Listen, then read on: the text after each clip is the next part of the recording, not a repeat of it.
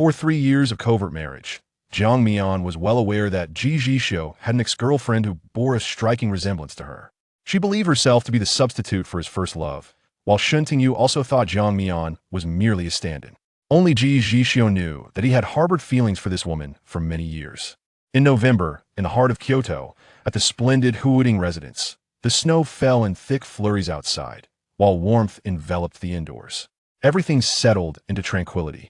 Despite the heating, Jiang Mian felt a chill and instinctively sought warmth by snuggling into Ji Zhixiu's embrace.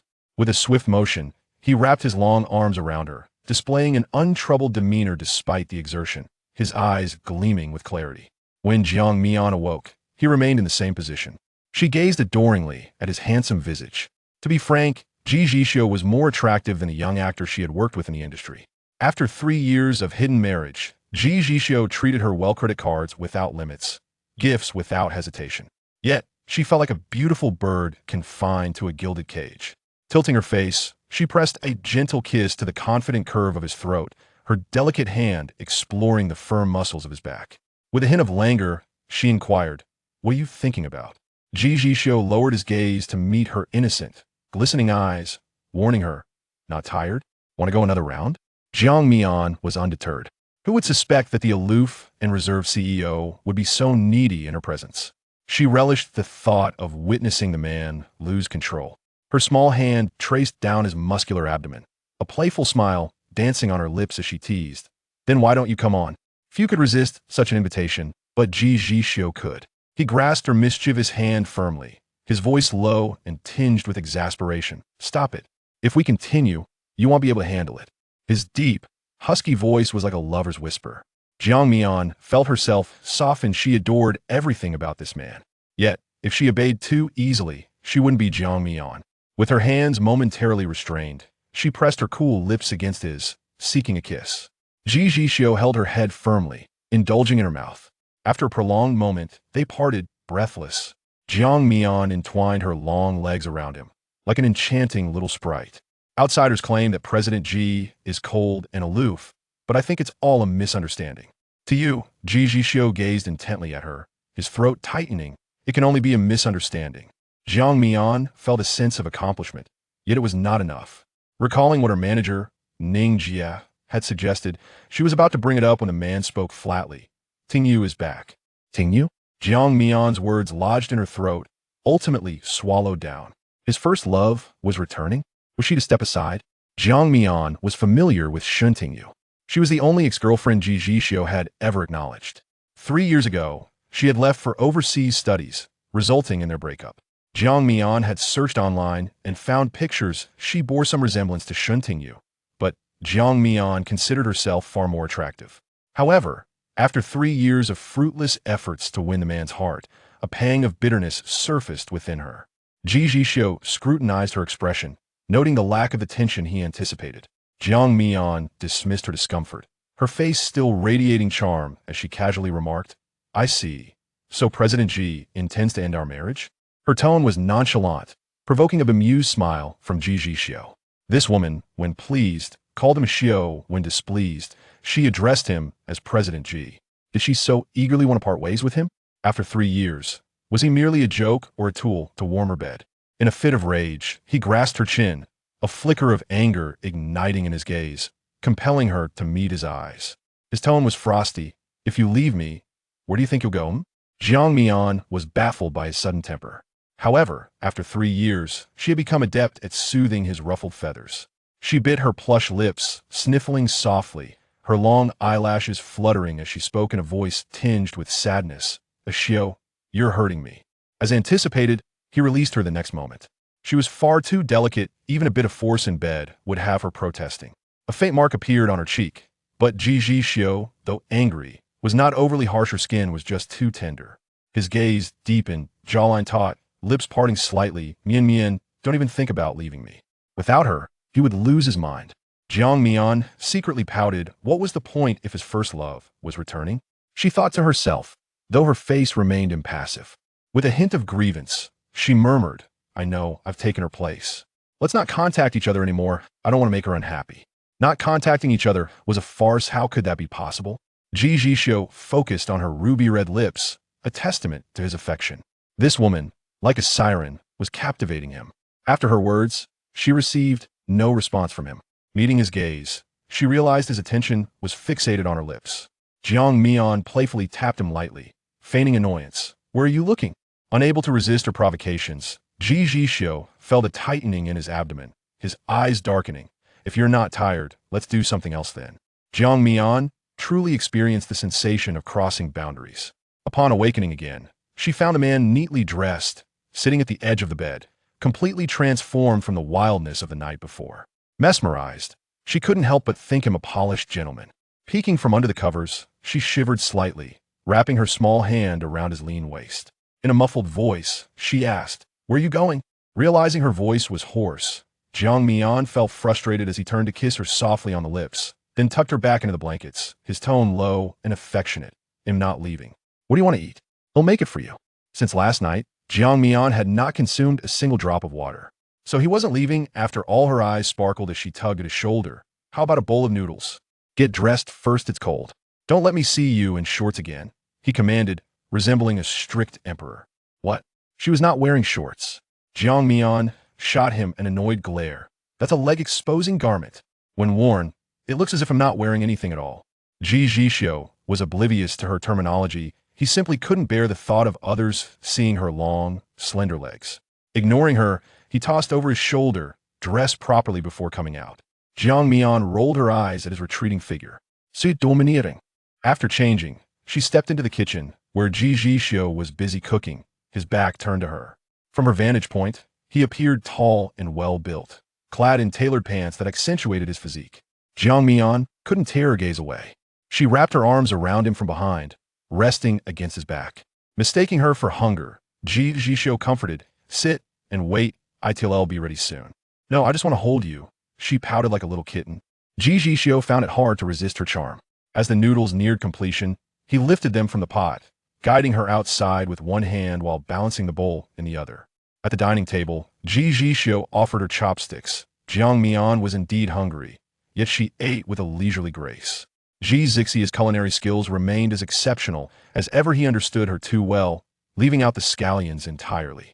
After finishing her meal, she dabbed her mouth with a tissue and leaned back in her chair, resembling a contented little kitten. Ji Zhixiu placed the bowl into the dishwasher and casually remarked, "Chongqing has organized a gathering at Yin Wangfu and asked me to stop by." Chongqing, a childhood friend of Ji Zhixiu, was also one of the few who knew about their covert marriage. Hearing this, Jiang Mian pouted and whined, "I want to go too."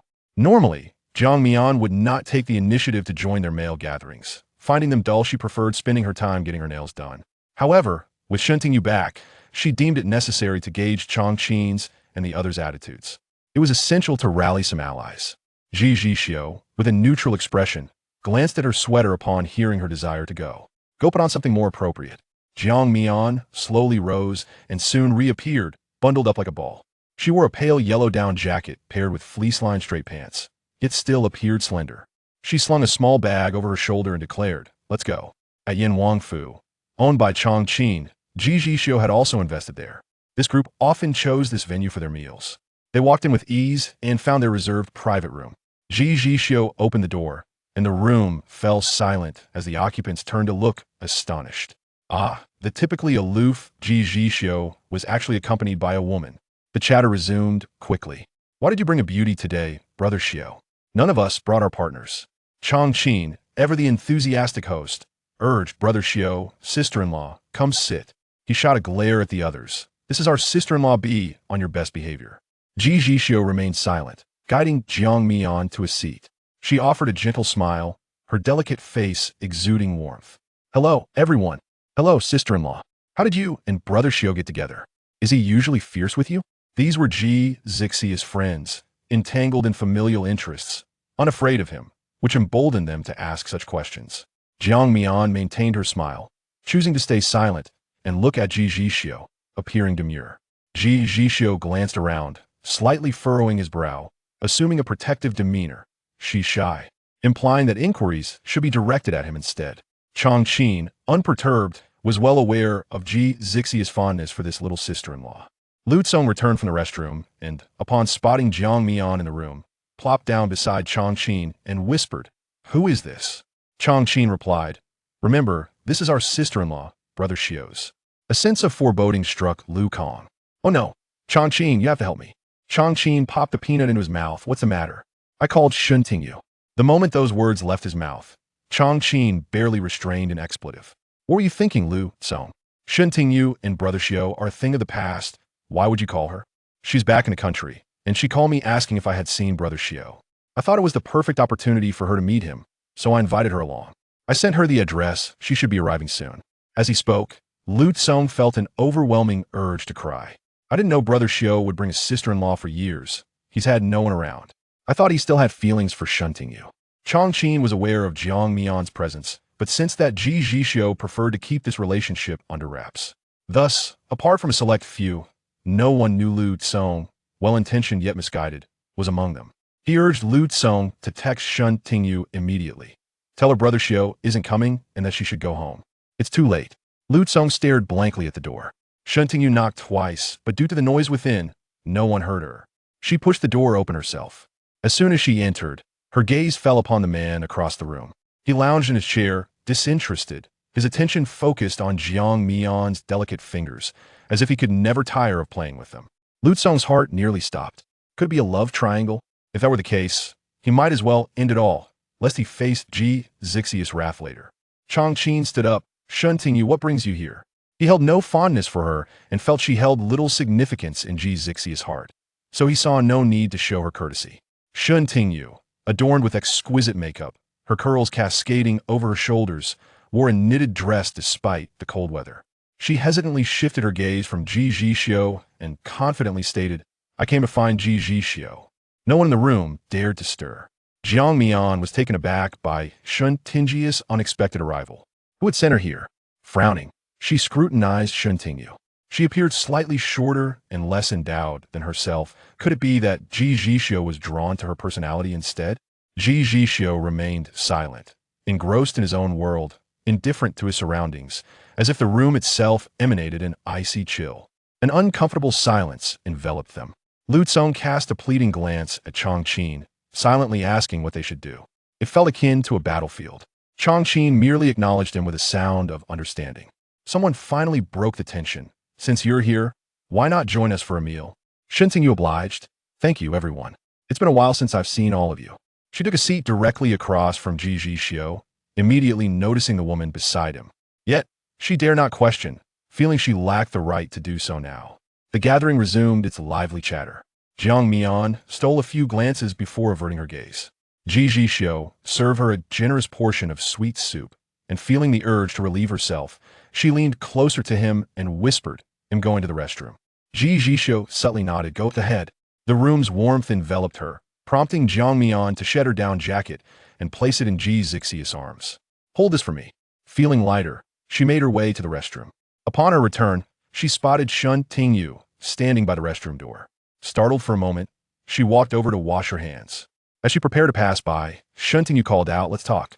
Jiang Mian looked at her with wide, glistening eyes and nodded. "All right, let's move to the hallway." They walked to the far end of the corridor, a seldom-traveled area.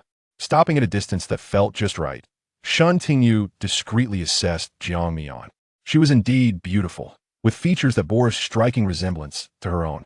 A stranger might even mistake them for sisters. An ache pierced Shen Tingyu's heart. Ji Zhixiu must be seeking revenge for her sudden departure all those years ago. Otherwise, he wouldn't be with someone so similar to her. Shen Tingyu took a deep breath, summoning her courage to ask, "Are you Ji Zhixiu's girlfriend?" After posing the question, she fixed her gaze on Jiang Mian, fearing the answer she dreaded to hear. Jiang Mian shook her head. She exhaled deeply, a sense of relief washing over her, and when she turned her gaze towards Jiang Mian, a hint of disdain flickered in her eyes. "You're not even his girlfriend?" Without even a title, Zhixiu, I knew you still harbored feelings for me. Jiang Mian nodded slightly. "Not just a girlfriend, but a wife." Suddenly, Shen Tingyu found her confidence. "I believe you have noticed our slight resemblance. I suspect Zhixiu is searching for my shadow in you." Jiang Mian felt a surge of displeasure the way she addressed Zhixiu felt too intimate for her liking. Seeing her change in expression, Shen Tingyu assumed she had struck a nerve. With a hint of pity and pride, she declared, "Now that I have returned, he no longer needs you." You may leave him. Jiang Mian shook her head. A pang of regret stirred within her. Shen Tingyu, eye makeup sparkled brilliantly. In her haste to leave home today, she had neglected her own appearance. Sigh, falling short in front of a rival. Shen Tingyu was taken aback by Jiang Mian's audacity to refuse her. Furrowing her brow, she asked, "Do you not understand my words?" Jiang Mian, with her fair and unadorned face, stood before her in flat snow boots, appearing slightly shorter and thus at a disadvantage. She took a small step back, as if intimidated. Shen Tingyu scrutinized her, and finally relented. "Fine, I will offer you 5 million. Leave him. Is that sufficient? Surely, you are with Ji Zhixiu for the money." Jiang Mian shook her head. 5 million? She could easily claim half of Ji Zhixiu's assets in a divorce, far exceeding that amount. Frustration welled within Shen Tingyu. She could be obedient, answering every question, yet defiant when it mattered. In a fit of anger, she grasped Jiang Mian's wrist, pleading, "I beg you, please leave him. I cannot bear to be without him." Her tone was urgent, her emotions heightened, and her grip tightened unconsciously. Ji Zhixiu silently counted the minutes since the young girl had stepped out. 5 minutes had passed. Why had she not returned yet? Chapter 3. Let us break up. He suddenly stood up, draping his clothes over a chair, and I headed to the restroom. Jiang Mian felt a bit restless. Why hadn't Ji Zhixiu come to find her yet? When Ji Zhixiu returned from the restroom and didn't see anyone, he found Jiang Mian entangled with someone else. Jiang Mian had her back to him. "Mian Mian," he called, his voice carrying a hint of fear known only to himself.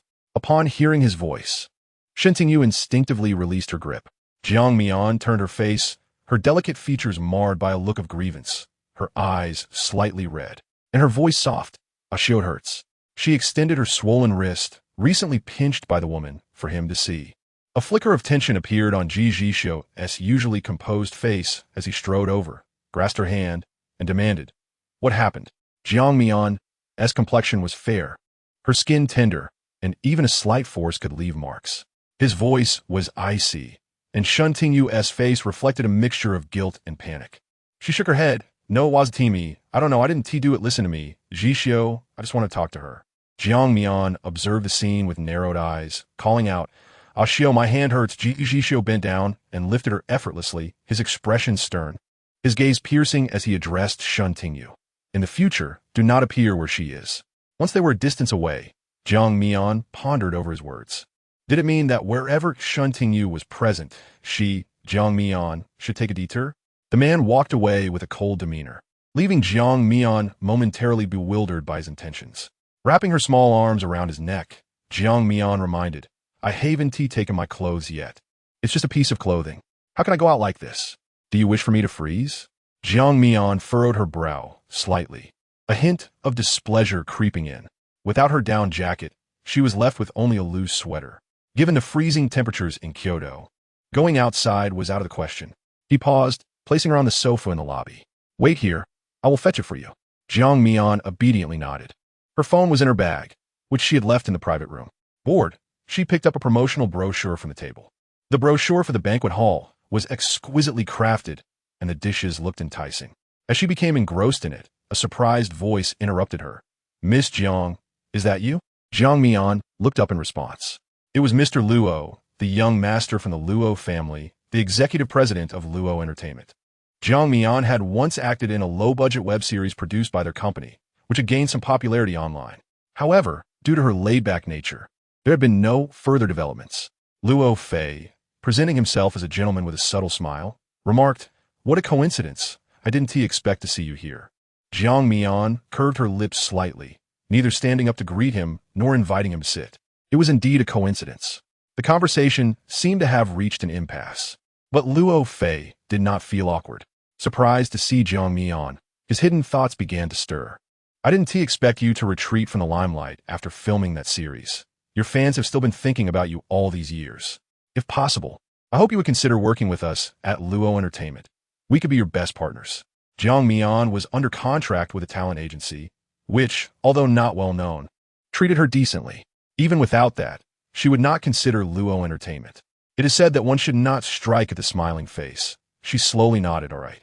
Upon Ji Zhixiu's return with the items, he spotted Jiang Mian conversing with a man. His brow furrowed, a flicker of displeasure crossing his mind. Jiang Mian, noticing him, rushed over. Xiao, why did you take so long? I've been waiting for ages. Her voice was sweet and soft, instantly dissipating Ji Zhixiu's annoyance. He gently helped Jiang Mian into her down jacket and removed the scarf from around his neck, draping it around hers. The deep gray scarf accentuated her small, delicate face. Ji Zhixiu's voice carried a chill. Who was that? With the warmth still lingering on the scarf, Jiang Mian comfortably squinted her eyes, aware that he had seen the interaction, and replied, an unimportant person. This answer greatly pleased him. Ji Zhixiu ceased to inquire further and guided her out. Luo Fei watched the pair as retreating figures, and his assistant urged, President, Mr. Wang, and the others have arrived. Luo Fei remained unhurried, asking, was that girl pretty? Based on his years of experience in the industry, the assistant nodded, very beautiful, but it seems she has a boyfriend. Due to obstructing guests, Luo Fei hadn't clearly seen the man's face, but a hint of amusement flickered in his eyes. So what if she has a partner? Can anyone compare to me? The assistant chuckled. Who could compare to you, President? At 20, you took over Luo Entertainment, and within 2 years, made it the leading entertainment company in the country. If anyone could rival you, it would only be Ji from Ji Enterprises, a commercial genius who resurrected his company and ascended to the pinnacle of power in Kyoto, feared by all for his iron-fisted methods. Of course, he would not dare to voice that opinion. Luo Fei turned to enter, let us go inside. After Ji Zhixiu left, Chang Qin lit a cigarette. Lu Tsong, what on earth have you been doing? Lu Tsong recalled Ji Zhixiu's cold expression, and the warning to stay out of Shen Tingyu's affairs echoed in his ears. He couldn't help but shiver. Chang Qin, what do you think is going on between Brother Xiao and Shen Tingyu? Chang Qin brushed off the ash from his cigarette. That's none of your business. Just remember, Jiang Mian is our sister-in-law. Lu Tsong nodded vigorously. Don't worry. From now on, if Shen Tingyu greets me, I won't even acknowledge her. It's best that way. Shen Tingyu was still immersed in Ji Zhixiu's earlier warning. He must be angry, blaming her for being gone for 3 years. She forced a smile, realizing he had every right to be upset. After all, she had returned to reconcile, hadn't she? He must be punishing her for her absence, she thought. As for Jiang Mian, she was merely a substitute. Shen Tingyu steeled herself. Upon returning to the private room, Ji Zhixiu and Jiang Mian had already vanished. She absent-mindedly greeted everyone, losing the desire to linger, and left. In the car, Jiang Mian climbed onto the man's shoulder, whispering sweetly in his ear, Xiao. This man had not spoken a word since getting into the car. Was he still upset about seeing his old flame? Before Ji Zhixiu could respond, his phone rang. He answered, and, after a brief exchange, he said, I'll be there shortly. What's wrong? Jiang Mian asked, noticing his somber mood. Ji Zhixiu's brow furrowed. Jilan has been hospitalized. I need to check on her. Jiang Mian was aware of his sister, though they had never met. She nodded. You go ahead. I'll take a taxi back. I'll drive you home, he insisted, not allowing her to argue. He took Jiang Mian back to Shengshe Huading before instructing the driver to head to the city center hospital. On the 36th floor of the VIP ward, Ji Zhixiu found his sister lying on the bed, her delicate face pale. She resembled Ji Zhixiu to some extent, though their temperaments differed significantly. She had not dared to tell anyone about her situation, only confiding in her brother. Upon seeing Ji Zhixiu enter, the little girl burst into tears. Ji Zhixiu's icy gaze swept over the bruises on her face, his voice as cold as ice. What happened? Speak. His frightful expression seemed to drop the temperature in the room several degrees. Even in front of her brother, Ji Zhilan did not dare to act spoiled. She held back her tears, sobbing, Jiang Chung hit me. He had seen her boyfriend once. The boy had trembled in fear before him and struggled to speak. But Ji Zhilan liked him, so Ji Zhixiu had let it slide. He never expected the situation to escalate to domestic abuse. He let out a cold snort. Ji Zhilan, is your brain grafted? Rest assured, I will make him taste the same agony you feel. No, brother, please don't. Ji Zhilan sat up in bed, terrified. She knew her brother all too well, if he desired. He had countless means to make Jiang Chung wish for life and death. After all, they had been together for 5 years. And Ji Zhilan could not bear to let go. Ji Zhixiu narrowed his slanted eyes. What? Ji Zhilan, spare him, and I promise I won't have any further dealings with him. I will never let myself get hurt again. She pleaded. Ji Zhixiu exhaled a breath of frustration. As you wish. I'll leave Xiang Long to take care of you. Xiang Long was his bodyguard. Ji Zhixiu sighed in relief, with her brother saying so. He would not pursue the matter further. Thank you, brother. Just as she spoke, her phone rang. Glancing at the caller ID, Ji Zhixiu hesitated to answer. Ji Zhixiu looked at her. Who is it? It's Jiang Cheng, she replied with difficulty. Answer it. Put on speaker, he commanded. Ji Zhixiu sluggishly answered the call, and immediately, a man's voice came through. Alon, where are you? I was wrong. Will you forgive me? I promise this is the last time. I love you so much. Alon, please forgive me. Ji Zhixiu listened intently. He shot a glance at Ji Zhixiu. She took a deep breath. Despite the feelings she harbored, she dared not look back. In front of her brother, she coldly responded, Jiang Cheng, let us break up. After saying that, she blocked the man's number. Ji Zhixiu stood up. Rest well. If you need anything, contact Xiang Long.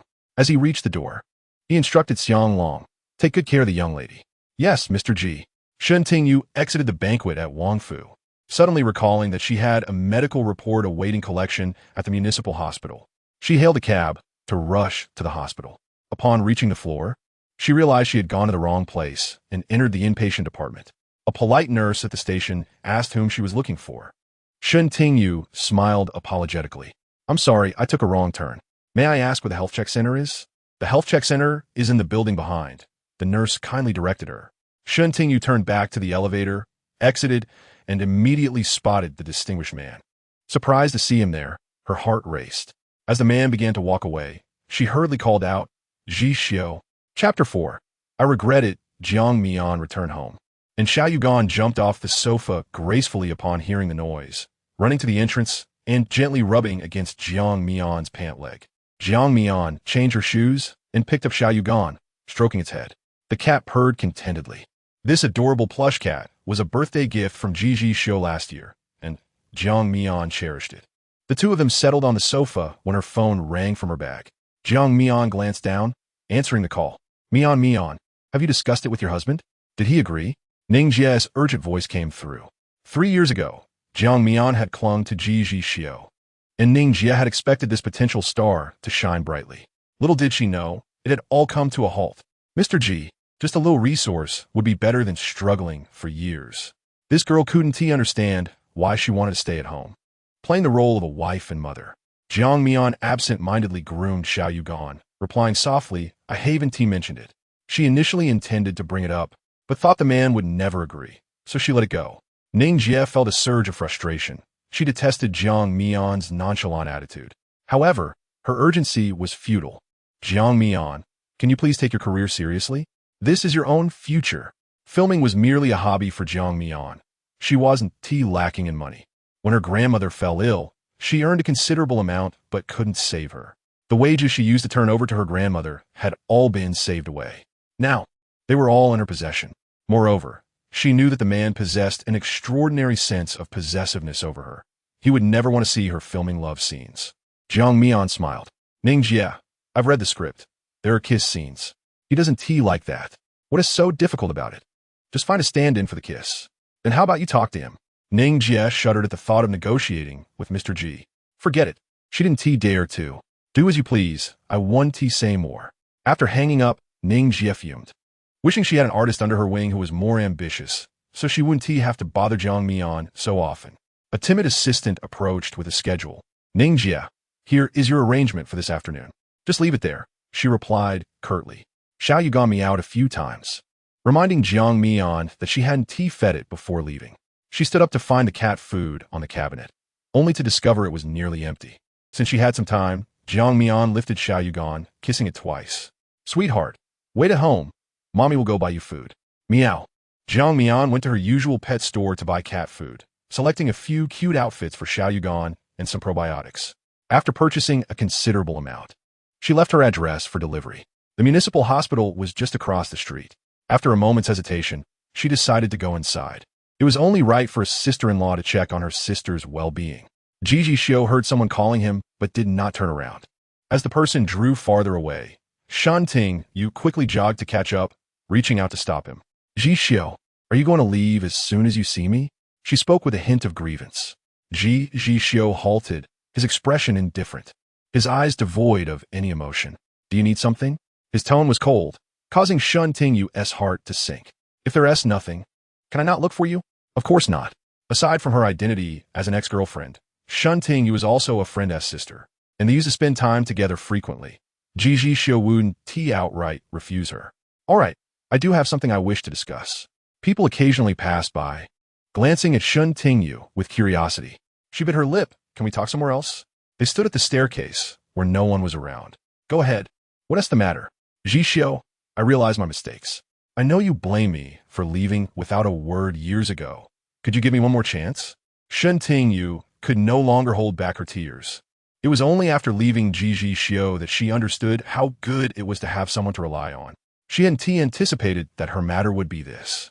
Ji Zhixiu frowned, speaking in a flat tone. Those things are in the past. No, they haven't passed. The realization that he dismissed their past so lightly struck Shen Tingyu hard. All these years, I have never forgotten you. Zhixiu, I regret it. I truly regret it. Have I committed a single mistake that I can never earn your forgiveness again? Were the feelings we shared fabricated? She retorted, unwilling to accept this. Ji Zhixiu paused for a moment. We were together for only a month. Jiang Mian had no idea which floor Ji Zhilan was on in the inpatient department. Upon entering the elevator, she decided against calling a man. Exiting the crowded elevator, she opted for the stairs, meandering down, merely hoping for a stroke of luck.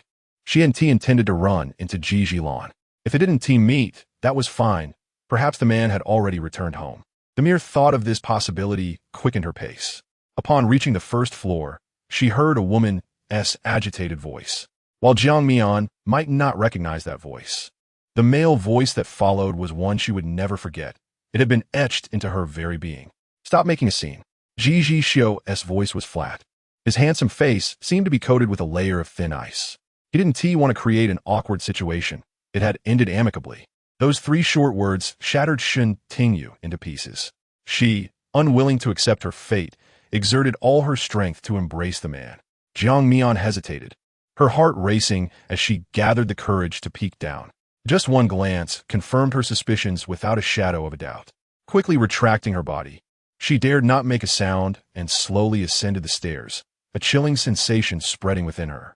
Wasn't she supposed to be at the hospital visiting her sister? Why was she entangled with Shen Tingyu? She should have rushed out to confront them. Confusion enveloped Jiang Mian. She feared shattering the fragile peace. What if Ji Zhixiu intended to end things? The mere thought was unbearable. From the very beginning, Jiang Mian knew she was determined to have this man. Yet, after 3 years, it seemed futile. Almost the moment she stepped away, Ji Zhixiu brushed aside Shen Tingyu, his voice as cold as ever. Tingyu, I'm sorry, but we've already broken up. The past is the past. Discussing it now serves no purpose. He paused, adding, you used to be so docile. Being persistent isn't your style. Leaning against the wall, Shen Tingyu felt that the physical pain was nothing compared to the anguish in her heart. For a moment, she didn't know whether to feel happy that he had noticed her previous demeanor or to be disheartened.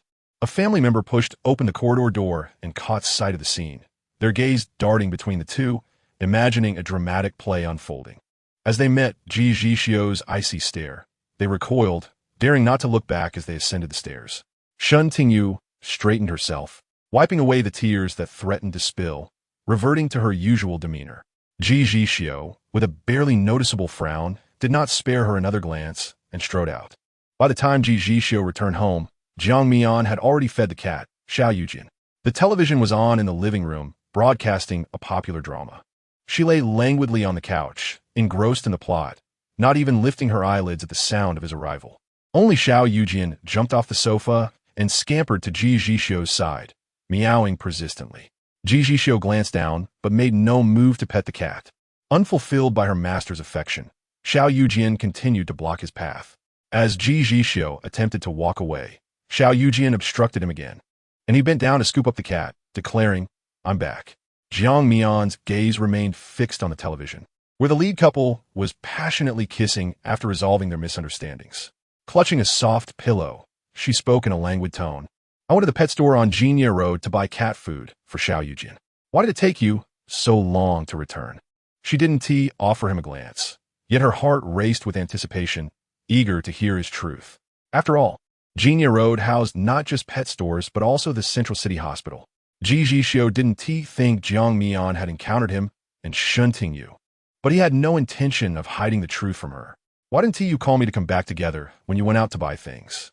He removed his coat and sank into the couch. Xiao Yujian instinctively jumped down, returning to her cat tree. Throughout his time there, Jiang Mian had not once looked him in the eye. Ji Zhixiu cupped her face, forcing her to meet his gaze. Jiang Mian pouted, her large, expressive eyes tinted with annoyance. What are you doing? I'm trying to watch television.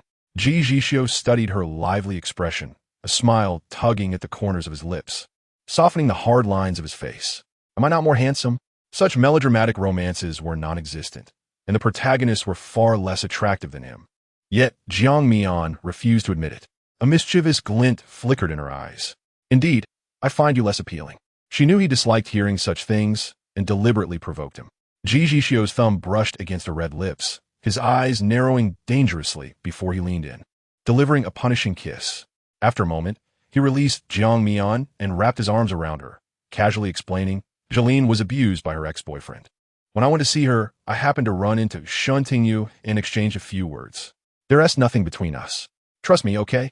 His voice was low and magnetic, clarifying the situation in just a few sentences. Jiang Mian felt as though her heart had been flooded with sweetness. Her alluring eyes widened. Her cheeks flushed. The earlier annoyance vanished without a trace. She seemed more concerned about the first part of his explanation, exclaiming, Jeline was abused? What kind of man does that to a woman? Her indignation was palpable, and Ji Zhixiu chuckled. I'm trying to explain, and this is what you focus on? Nestled in his embrace, Jiang Mian replied, Isn't it normal for a sister-in-law to care for her sister-in-law? How could I not trust you? Her lips involuntarily curved upward. Ji Zhixiu playfully pinched her soft cheek. You're being contradictory. Does Jeline have someone taking care of her? Should I go check on her? Jiang Mian asked tentatively. Having been married for 3 years, she had never met Ji Zhixiu's family. During holidays, Ji Zhixiu would only make a brief appearance at the Ji family home before hastily returning to her. It was both comforting and unsettling, leaving her with a sense of unease. Ji Zhixiu changed the channel to a financial news broadcast. No need. I left Xianglong to look after her, to prevent her ex-boyfriend from bothering her again. Expectedly, Jiang Mian showed no signs of disappointment. Oh, she picked up her phone, snapping a picture of her newly done nails to upload to Weibo. Jiang Mian, V. New nails? Do you think they're pretty? Refreshing the page, comments quickly poured in. A river flows eastward. Beautiful, my wife. More updates. Loving the whole world. When will my wife come out to film? Oh yeah, oh no. They suit you perfectly. Whose coat is that beside you? Seeing this comment, Jiang Mian thought to herself how observant this person was. Ji Zhixiu's coat had inadvertently appeared in the photo when she took it, but she was too lazy to edit it and simply sent it out, letting others speculate. She set down her phone and turned to embrace Ji Zhixiu, calling hubby. Her voice was soft, intentionally sweet, laced with a hint of flirtation. Ji Zhixiu raised an eyebrow. Today, who invited Shen Tingyu over? She asked, feigning casualness. Ji Zhixiu paused for a moment before answering truthfully. It was Lu Tsong who invited her. I've already spoken to him about it. Ji Zhixiu had initially intended to say that there would be no opportunity for another encounter, but given their small circle, he thought better of it. He composed himself and continued. Shen Tingyu is the stepdaughter of Uncle Shen. His family has some connections with ours. Shen Tingyu's mother brought her into the Shen family when she was 18, and we all know each other. Ji Zhixiu refrained from mentioning his past with Shen Tingyu. To him, the past was the past. Jiang Mian nodded, understanding. Oh, so wasn't he you who invited her? Her heart felt light, as if a magnificent display of fireworks had erupted within. With her arms draped over Ji Zhixiu's shoulders, they were mere inches apart, their breaths mingling, causing her heart to race inexplicably. From now on, you are not allowed to meet her alone. A hint of arrogance colored her face as she spoke, her words dripping with authority. Ji Zhixiu found this side of her endearing. The girl leaned in too closely, her nightgown's neckline dangerously low, revealing smooth, delicate skin. Ji Zhixiu's breath hitched as he gazed at her chest, responding, all right. The following day, Jiang Mian slept in until she naturally awoke. The previous night, the man had been rather insatiable, indulging himself in her several times. He seemed to be in good spirits, while Jiang Mian grumbled in annoyance, having claimed only a sliver of the blanket, wishing she could be 8 feet away from him. In the end, Ji Zhixiu pulled her back into his embrace, and she drifted back to sleep in a daze. As daylight broke, Jiang Mian reached for her phone and saw it was 9:30. She got up, washed up, and sat at the table, where she found a sticky note left by the man. In bold, flowing handwriting, it read, "The porridge is in the pot. Serve yourself." Jiang Mian stretched her soft waist, tore off the note, and placed it in a box atop the refrigerator. Then she went to the kitchen to serve herself a bowl of the millet porridge Ji Zhixiu had made. On the steamer, there were walnut buns still steaming with warmth. She carried everything back to the table and took a photo to send to Ji Zhixiu on WeChat. When Ji Zhixiu arrived at the company, he was preparing for the morning meeting. Hearing the notification sound, he pulled out his phone to take a look. In the photo, the young girl's face appeared slightly hazy, holding the bowl of porridge beside her cheek. A small face seemed scarcely larger than a bowl. Ji Zhixiu's lips curled into a slight arc as he replied, "Is it delicious?" After sending the message, he reopened the image to save it. Fancheng, trailing behind the man, suddenly halted. Confused, Fancheng looked up and was met with Ji Zhixiu's lingering smile. Without a doubt, it was a message from his wife. "Not bad," Ji Zhixiu replied instantly, and Jiang Mian reciprocated just as quickly. However, after that message, there was no further response from her. Jiang Mian set her phone down, lowering her head to finish her porridge. After the meal, she contemplated whether to inquire about something from Chongqing when he called her, addressing her as sister-in-law. Lu Gong, sitting beside him, gestured with his lips, asking if she picked up. Chongqing shot him a glare, holding his phone at a distance. "Stop being annoying." He then leaned closer to the microphone. "Sister-in-law, are you free this afternoon? I miss you, and was wondering if you could join us for a gathering." Jiang Mian was aware that Chongqing was Chongqing's wife. They had met a few times, neither too familiar nor too distant. Jiang Mian smiled. "Sure, I'm free. Can you send me the address?" "All right, I'll send it to you on WeChat shortly. See you this afternoon." After hanging up, Lu Tsong eagerly asked, "So, did sister-in-law agree?" Chongqing crossed his legs. "Of course she agreed. I mean, you're such a blockhead for thinking she wouldn't tea. What were you thinking inviting Shen Tingyu?" Lu Tsong felt wronged. How was I to know that Brother Xiu would bring sister-in-law along? He kept it so well hidden. Besides, Shen Tingyu begged me. How could I resist such a beauty? Chongqing rolled his eyes. "I've never liked Shen Tingyu. I've always found her too pretentious." Lu Tsong smirked. "I see you have a soft spot for Qingqing and can't tolerate anyone else. Naturally, someone like me, who is married, is incomparable to a single dog like you." Chongqing flicked open a lighter and lit a cigarette, his addiction evident. Lu Tsong didn't engage in a banter. "Anyway, thanks. I'll invite sister-in-law tonight to make amends. I'll cover all expenses." After finishing her meal, Jiang Mian spent some time reading by the floor-to-ceiling window. Halfway through her book, she placed a bookmark and practiced yoga for a while, eventually opening her phone to live stream with her fans. Although she hadn't acted in years, she consistently shared her daily life on Weibo, garnering more fans rather than losing them. "Please don't waste your stunning looks. Come back to acting. Your figure is amazing. After being a long-time fan, will we ever get to see you in a new drama?" The comments flooded in. The primary concern among fans was why Jiang Mian had withdrawn from the entertainment industry. Her past performances showcased both talent and beauty, and had she continued, she would likely be a major star by now. Jiang Mian addressed the camera without any filters, speaking directly. "Thank you all. If I receive a good script, I will consider it. Oh, milk like skin. Wifey, you're so beautiful. Lo Fei has sent a carnival to your live stream." Jiang Mian glanced at the screen and promptly ended the stream. In the office, Lo Fei gazed at the now-closed live stream, feeling a tingle of intrigue. Jiang Mian was indeed quite captivating. The address Chongqing sent was to a bar not far from the Shengshi Huiding. Observing the weather, Jiang Mian chose a black coat, donned a pair of knee-high boots, applied light makeup, and prepared to leave. She took a taxi to her destination. The bar was named Seattle. Upon her arrival, a doorman approached her. "Are you Miss Jiang? Please follow me." Jiang Mian followed him inside. The establishment played soft music, with a large stage in the center where someone was adjusting musical instruments. It was only 4 or 5 in the afternoon, and the place was sparsely populated with staff scattered around. Behind the U-shaped bar was an entire redwood display cabinet, exuding a sense of quality, stocked with rare liquors.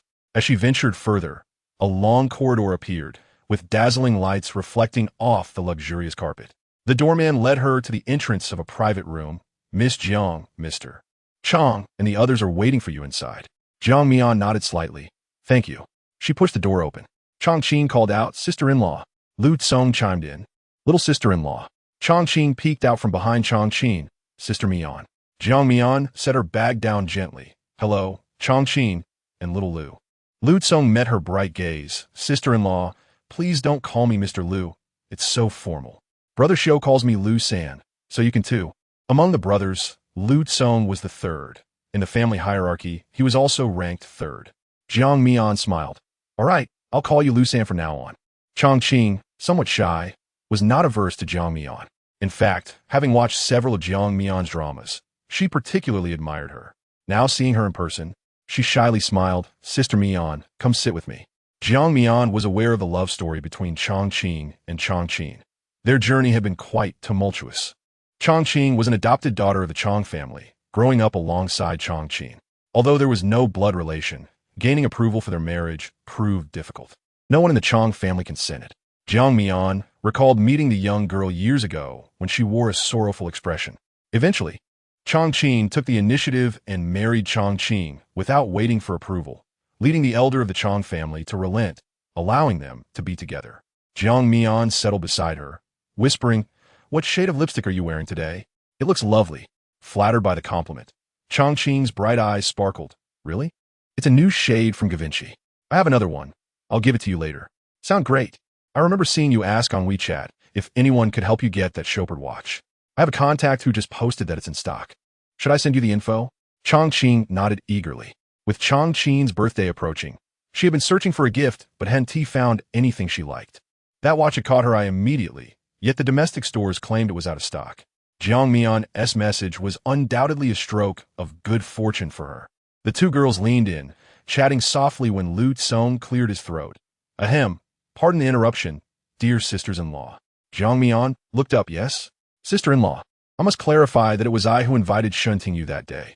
It was not my intention. She said she needed to find Brother Xiu for something, and that is why I let her in. Please don't let this cause any arguments between you and Brother Xiu. I would feel terrible. He clasped his hands together, his expression earnest, genuinely worried that she might quarrel with Ji Zhixiu over the incident. If Brother Xiu were unhappy, how could they enjoy their lives? Lu Tsong felt a wave of anxiety just thinking about it. Jiang Mian maintained a serious expression, appearing somewhat displeased. Lu Tsong thought to himself, oh no, they wouldn't have quarreled, would they? Sister-in-law, please listen to me. Shen Tingyu can never compare to you. Truly, he stammered.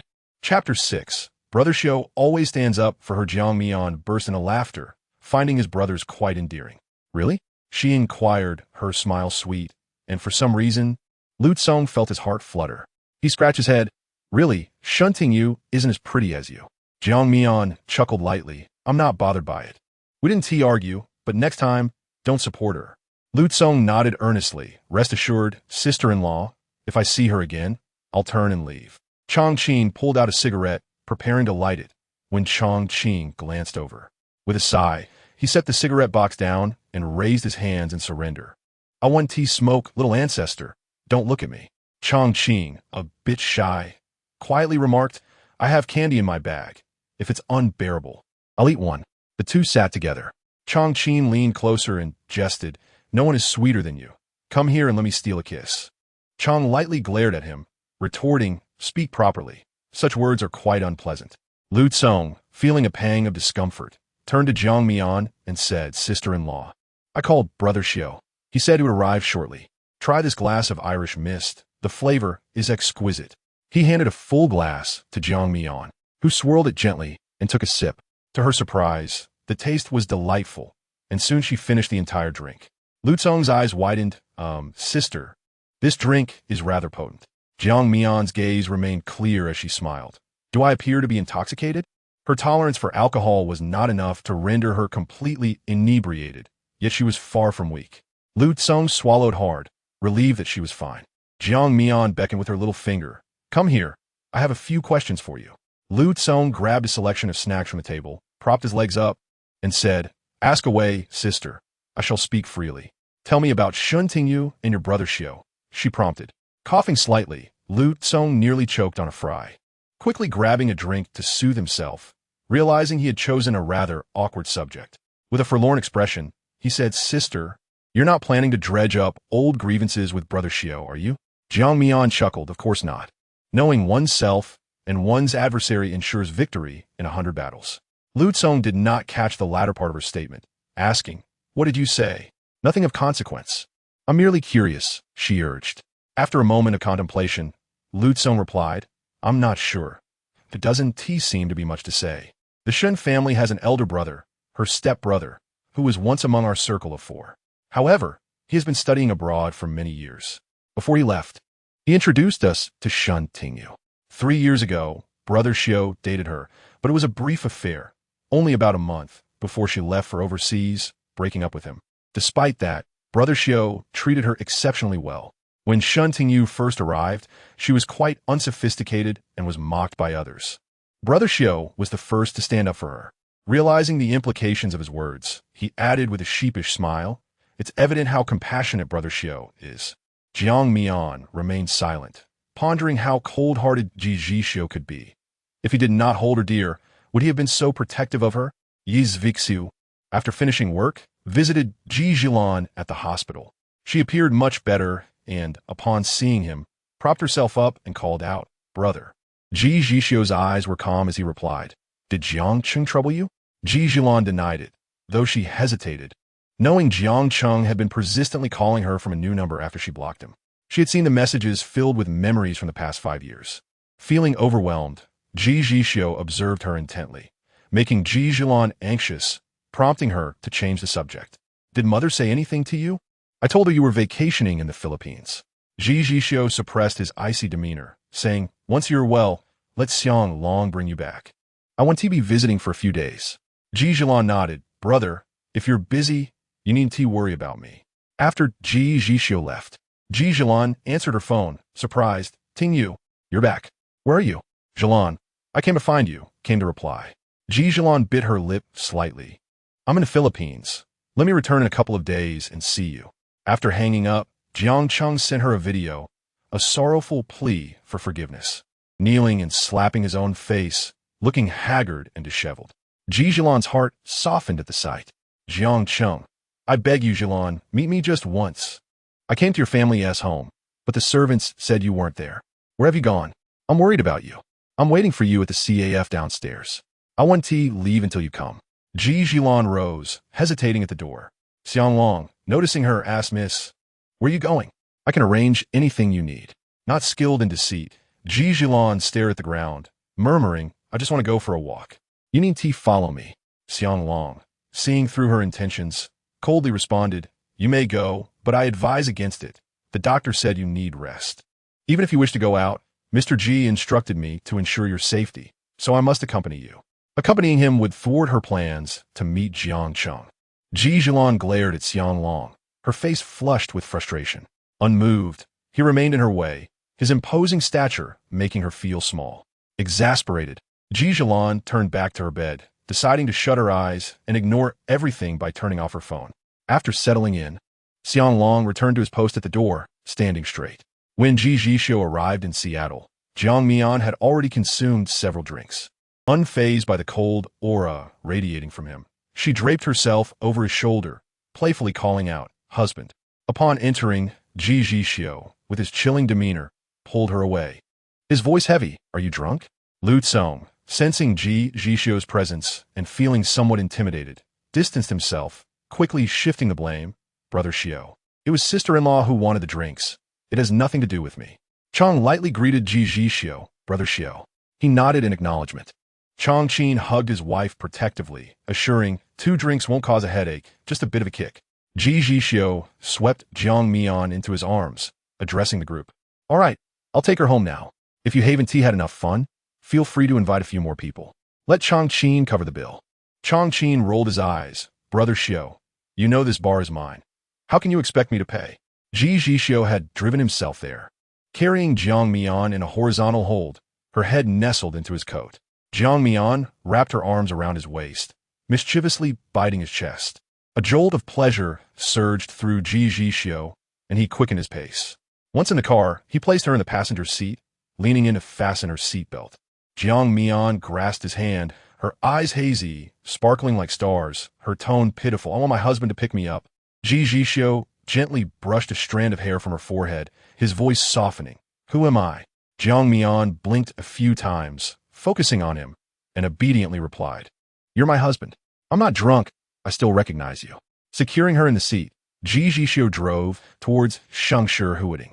He sped along the road while Jiang Mian remained restless, her small hands exploring his chest, occasionally demanding a hug. With coaxing and persuasion, he finally brought her home. Their pet, a small fish, peeked out curiously before retreating back into its nest, embodying a languid demeanor. Ji Zhixiu loosened his tie and gently tossed Jiang Mian onto the bed. She murmured, Husband, it's so hot. Ji Zhixiu resignedly removed her coat, gripping her chin, his voice hoarse, not pleased. A few drinks were insufficient to render Jiang Mian inebriated to such a state. Ji Zhixiu keenly sensed her distress. Yet he remained unaware that the drinks had not been intended for her. The bartender had mixed them with a high alcohol content for Chongqing and the others. Jiang Mian truly felt her head spinning, more so than when she was in the private room. Her vision blurred, and Ji Zhixiu appeared as multiple figures. Feeling aggrieved, she lamented, Why are you scolding me? Ji Zhixiu frowned, responding softly, I am not scolding you. You are. Isn't this scolding me? She protested. Ji Zhixiu fell silent for 2 seconds, questioning the purpose of explaining anything to a drunkard. Upon entering, he had turned on the heating, and now the room was pleasantly warm. Jiang Mian, in front of Ji Zhixiu, began to undress, declaring her intention to take a bath.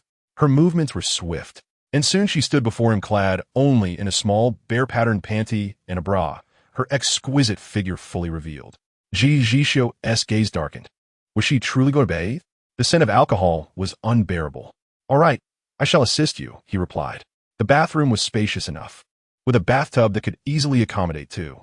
Jiang Mian stepped inside, turned on the shower, and looked at Ji Zhixiu with her doe-like eyes, appearing innocent and bewildered. I'm going to shower now. You should leave. Ji Zhixiu slightly narrowed his elongated eyes, desire simmering within, and coaxed softly. Would you not like to bathe with your husband? Jiang Mian, in a compliant mood, replied sweetly, I want to bathe with my husband. Ji Zhixiu took her small hand and guided it to his abdomen, helping her to unbuckle his belt. Jiang Mian's delicate hand fumbled with the buckle, and after a moment of anxious contemplation, she looked up. I can't undo it. Ji Zhixiu, nearly on the verge of explosion, watched her every enticing move. He patiently taught her how to unfasten it, and finally, with his guidance, the belt clicked open. Drunk, Jiang Mian became particularly affectionate, and Ji Zhixiu, cherishing her body, refrained from indulging too much. However, once they emerged from the bathroom, Jiang Mian clung to him persistently, seeking him out twice again. Chapter 7. Why aren't you responding to my messages? The following day, when Jiang Mian awoke, she found Ji Zhixiu at home rather than at work. She gazed at her freshly laundered pajamas, memories from the previous night flooding her mind. Oh dear, Lu San was indeed correct. One should never underestimate the effects of alcohol. Jiang Mian felt a tinge of shame recalling her actions from the night before, releasing a gentle sigh. As she opened the door, she was greeted by the sight of Ji Zhixiu, resembling a celestial being, leisurely trimming the nails of a small fish. He turned his head. Awake?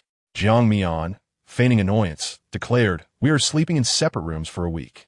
You are not to touch me during this time. As she rose, she felt as though her waist no longer belonged to her. Ji Zhixiu, who had initially worn a smile, grew serious. I can refrain from touching you, but sleeping separately is not an option. Jiang Mian sniffled softly, complaining, My back hurts and my legs are sore. Come here, let me massage you. The little fish had already scurried away when Ji Zhixiu spoke. Jiang Mian nestled in his embrace, savoring his gentle massage. This year, shall I take you to Ireland for the new year? Ji Zhixiu inquired. He owned a manor in Ireland, specifically designed to her tastes, wishing to surprise her. Once the new year had passed, they would embark on the 4th year of their clandestine marriage. Jiang Mian, eyes closed, murmured in agreement, her heart a mixture of sweetness and bitterness. Is it convenient for you over there? Ji's family was large, with numerous relatives who would flock to see Ji Zhixiu during the New Year festivities. While he could ignore them, he could not afford to be absent. I have already discussed it with grandfather. As long as he agrees, all is well. Jiang Mian wrapped her arms around his waist. I've heard December is quite lively there. I've always wanted to see it. Ji Zhixiu had been hospitalized for half a month, during which she received no messages from Jiang Cheng. Upon her discharge, Xiang Long had packed her belongings, prepared to escort her back to the Ji residence. Ji Zhixiu contemplated for a moment and said, "I am well now. You may return to my brother. I wish to go back alone." Xiang Long stood behind her like a stoic guardian. "President Ji instructed me to ensure your safe return home." Ji Zhixiu sighed, realizing Xiang Long was unyielding. Nevertheless, she had just returned from a vacation on a Philippine island and indeed needed to check in at the Ji residence first. Upon arrival, without her prompting, Xiang Long handed her belongings to the servant and departed. The Ji residence was expansive, and it took her a good 10 minutes to walk from the front gate to the entrance. A servant brought a nanny car, and Ji Zhixiu comfortably settled in. Rubbing her back, as she reached the living room, she found her mother engaged in a game of mahjong with a few other ladies. Upon her return, her mother's well-maintained face lit up with joy. "Lan, you have finally returned." Ji Zhixiu kissed her cheek and greeted her mother as companions before inquiring, "Where are Dad and Grandfather?" Her mother, discarding a tile, replied, "Your grandfather is in the garden, and I'm not sure where your father has gone." Yizvilan nodded. "Then you continue playing. I just got off the plane and need a rest upstairs." After she left, Mrs. Wang remarked enviously, "Your Zhilan is beautiful and obedient. I wonder if she has a boyfriend?" Ji's mother stiffened momentarily before casually denying, "My Zhilan has never been in a relationship. If you have any good young men in your family, please do introduce them to her." "Rest assured." "Absolutely." Mrs. Chang glanced at Ji's mother, but remained silent, having heard from her son Changqin that Ji Zhixiu had been dating someone for several years. After returning home, Ji Zhixiu enjoyed a good sleep. Although she had been in a VIP hospital room, she still felt uncomfortable. Not thinking much of Jiang Cheng, she realized that she did not find this relationship particularly hard to let go of. In a pleasant mood, she grabbed a handbag and prepared to go shopping. The largest shopping mall in Kyoto offered a plethora of dining and entertainment options, all under the Ji Family S banner. Sporting sunglasses, Ji Zhixiu set her sights on the jewelry section on the 10th floor. Entering a high-end jewelry store closest to her, the staff, upon seeing her attire, recognized her as someone of distinction and promptly greeted her with a smile. "May I assist you, madam? What are you looking to purchase?"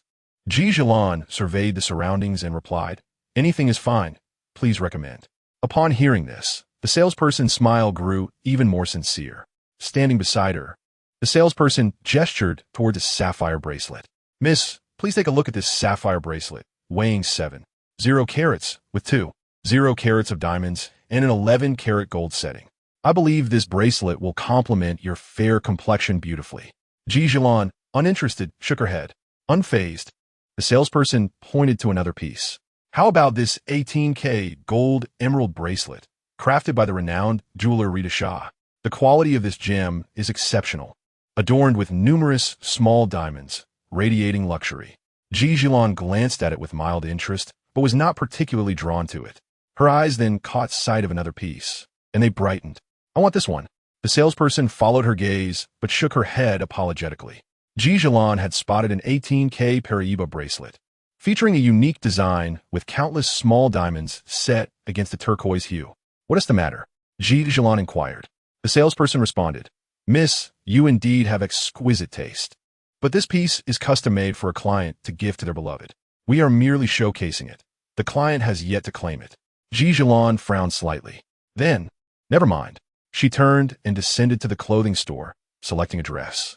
The salesperson, with a welcoming demeanor, suggested, "Since you like it, why not try it on in the fitting room to see how it looks?" Ji Zhixiu, her mind racing, agreed. As she entered the fitting room, a man unexpectedly followed her inside. Before she could exclaim, he covered her mouth. Jiang Cheng closed the fitting room door behind him, his eyes bloodshot and filled with rage. "Finally out, Ji Zhixiu. After following you for so many days, you have finally emerged." He had inquired with the Ji resident servants and learned that she had left home, but he was skeptical and had waited at the entrance for days. Ji Zhixiu had not anticipated it would be him. She shook her head furiously, regretting not having brought Xiang Long along. Biting her lip, her mind raced, attempting to persuade Jiang Cheng to release her. His greedy gaze swept over her form. "If I let go, can you promise not to scream?" Ji Zhixiu nodded. He released his grip, and she gasped for breath, her eyes filled with caution. "What do you want from me?" Lan, Please don't break up with me. I cannot bear to be without you. Jiang Cheng pleaded, wrapping his arms around her waist. It's impossible, Jiang Cheng. Stop being so persistent. Have you forgotten how many times you've said that? Ji Zhixiu firmly rejected him. Although she had been indecisive before, Jiang Cheng's current demeanor only strengthened her resolve to end their relationship. After all, this romance had never been favored by her family. Ah, so you choose to turn your back on me, Ji Zhixiu? After all these years of dating, when you expressed a craving for the wontons from Su Fuzhai, I queued up at midnight just to bring them to you, enduring the humiliation from your family. And now, you say we should break up? On what grounds? Jiang Cheng pushed her pants aside, taking advantage of their long separation. No, don't. Jiang Cheng, please stop. What's with the act? This isn't our first time, he said, urging her to comply. Ji Zhixiu felt humiliated, her stomach churning with nausea. Her eyes glared at him with a ferocity that could devour a person. Jiang Cheng scoffed. Enough with the pretense of virtue. If you want to report me, go ahead. Let us see if your family can afford the scandal. Having dressed, he casually remarked, I've laid my cards on the table. You should discuss my desire to marry you with your family soon. With that, he waved goodbye and left without a care. Ji Zhixiu surveyed the disarray of the fitting room, quickly dressed and marched out, disregarding the stares of others as she declared, Sales assistant, I'll take this dress. Once outside, she tossed the $18,000 dress into the trash. Jiang Mian was in high spirits, unaffected even by the humiliation from Shen Tingyu earlier that day. Ji Zhixiu had promised her a bracelet. He intended to deliver it himself, but due to his busy schedule, she volunteered to pick it up. Upon arriving at the jewelry store and stating her name, the attendant prepared to package it. Jiang Mian smiled and said, No need for packaging, just put it on me. As the attendant fastened the bracelet, she couldn't help but compliment, This bracelet looks stunning on you. Thank you, Jiang Mian replied, pleased. This bracelet was a unique design drawn by Ji Zhixiu himself, crafted by a jeweler. She sent a picture of it to him. In a vast conference room, a phone rang unexpectedly, drawing the attention of everyone present. The supervisor, who was in the midst of presenting a report, paused, intrigued to see who would be so reckless as to leave their phone on during a meeting. Oh, it's President Ji. That is fine then. Ji Zhixiu, maintaining his composure, glanced at his phone. Under the light, the image of the young woman's fair arm adorned with a bracelet shimmered like jade. She was beautiful. He didn't reply.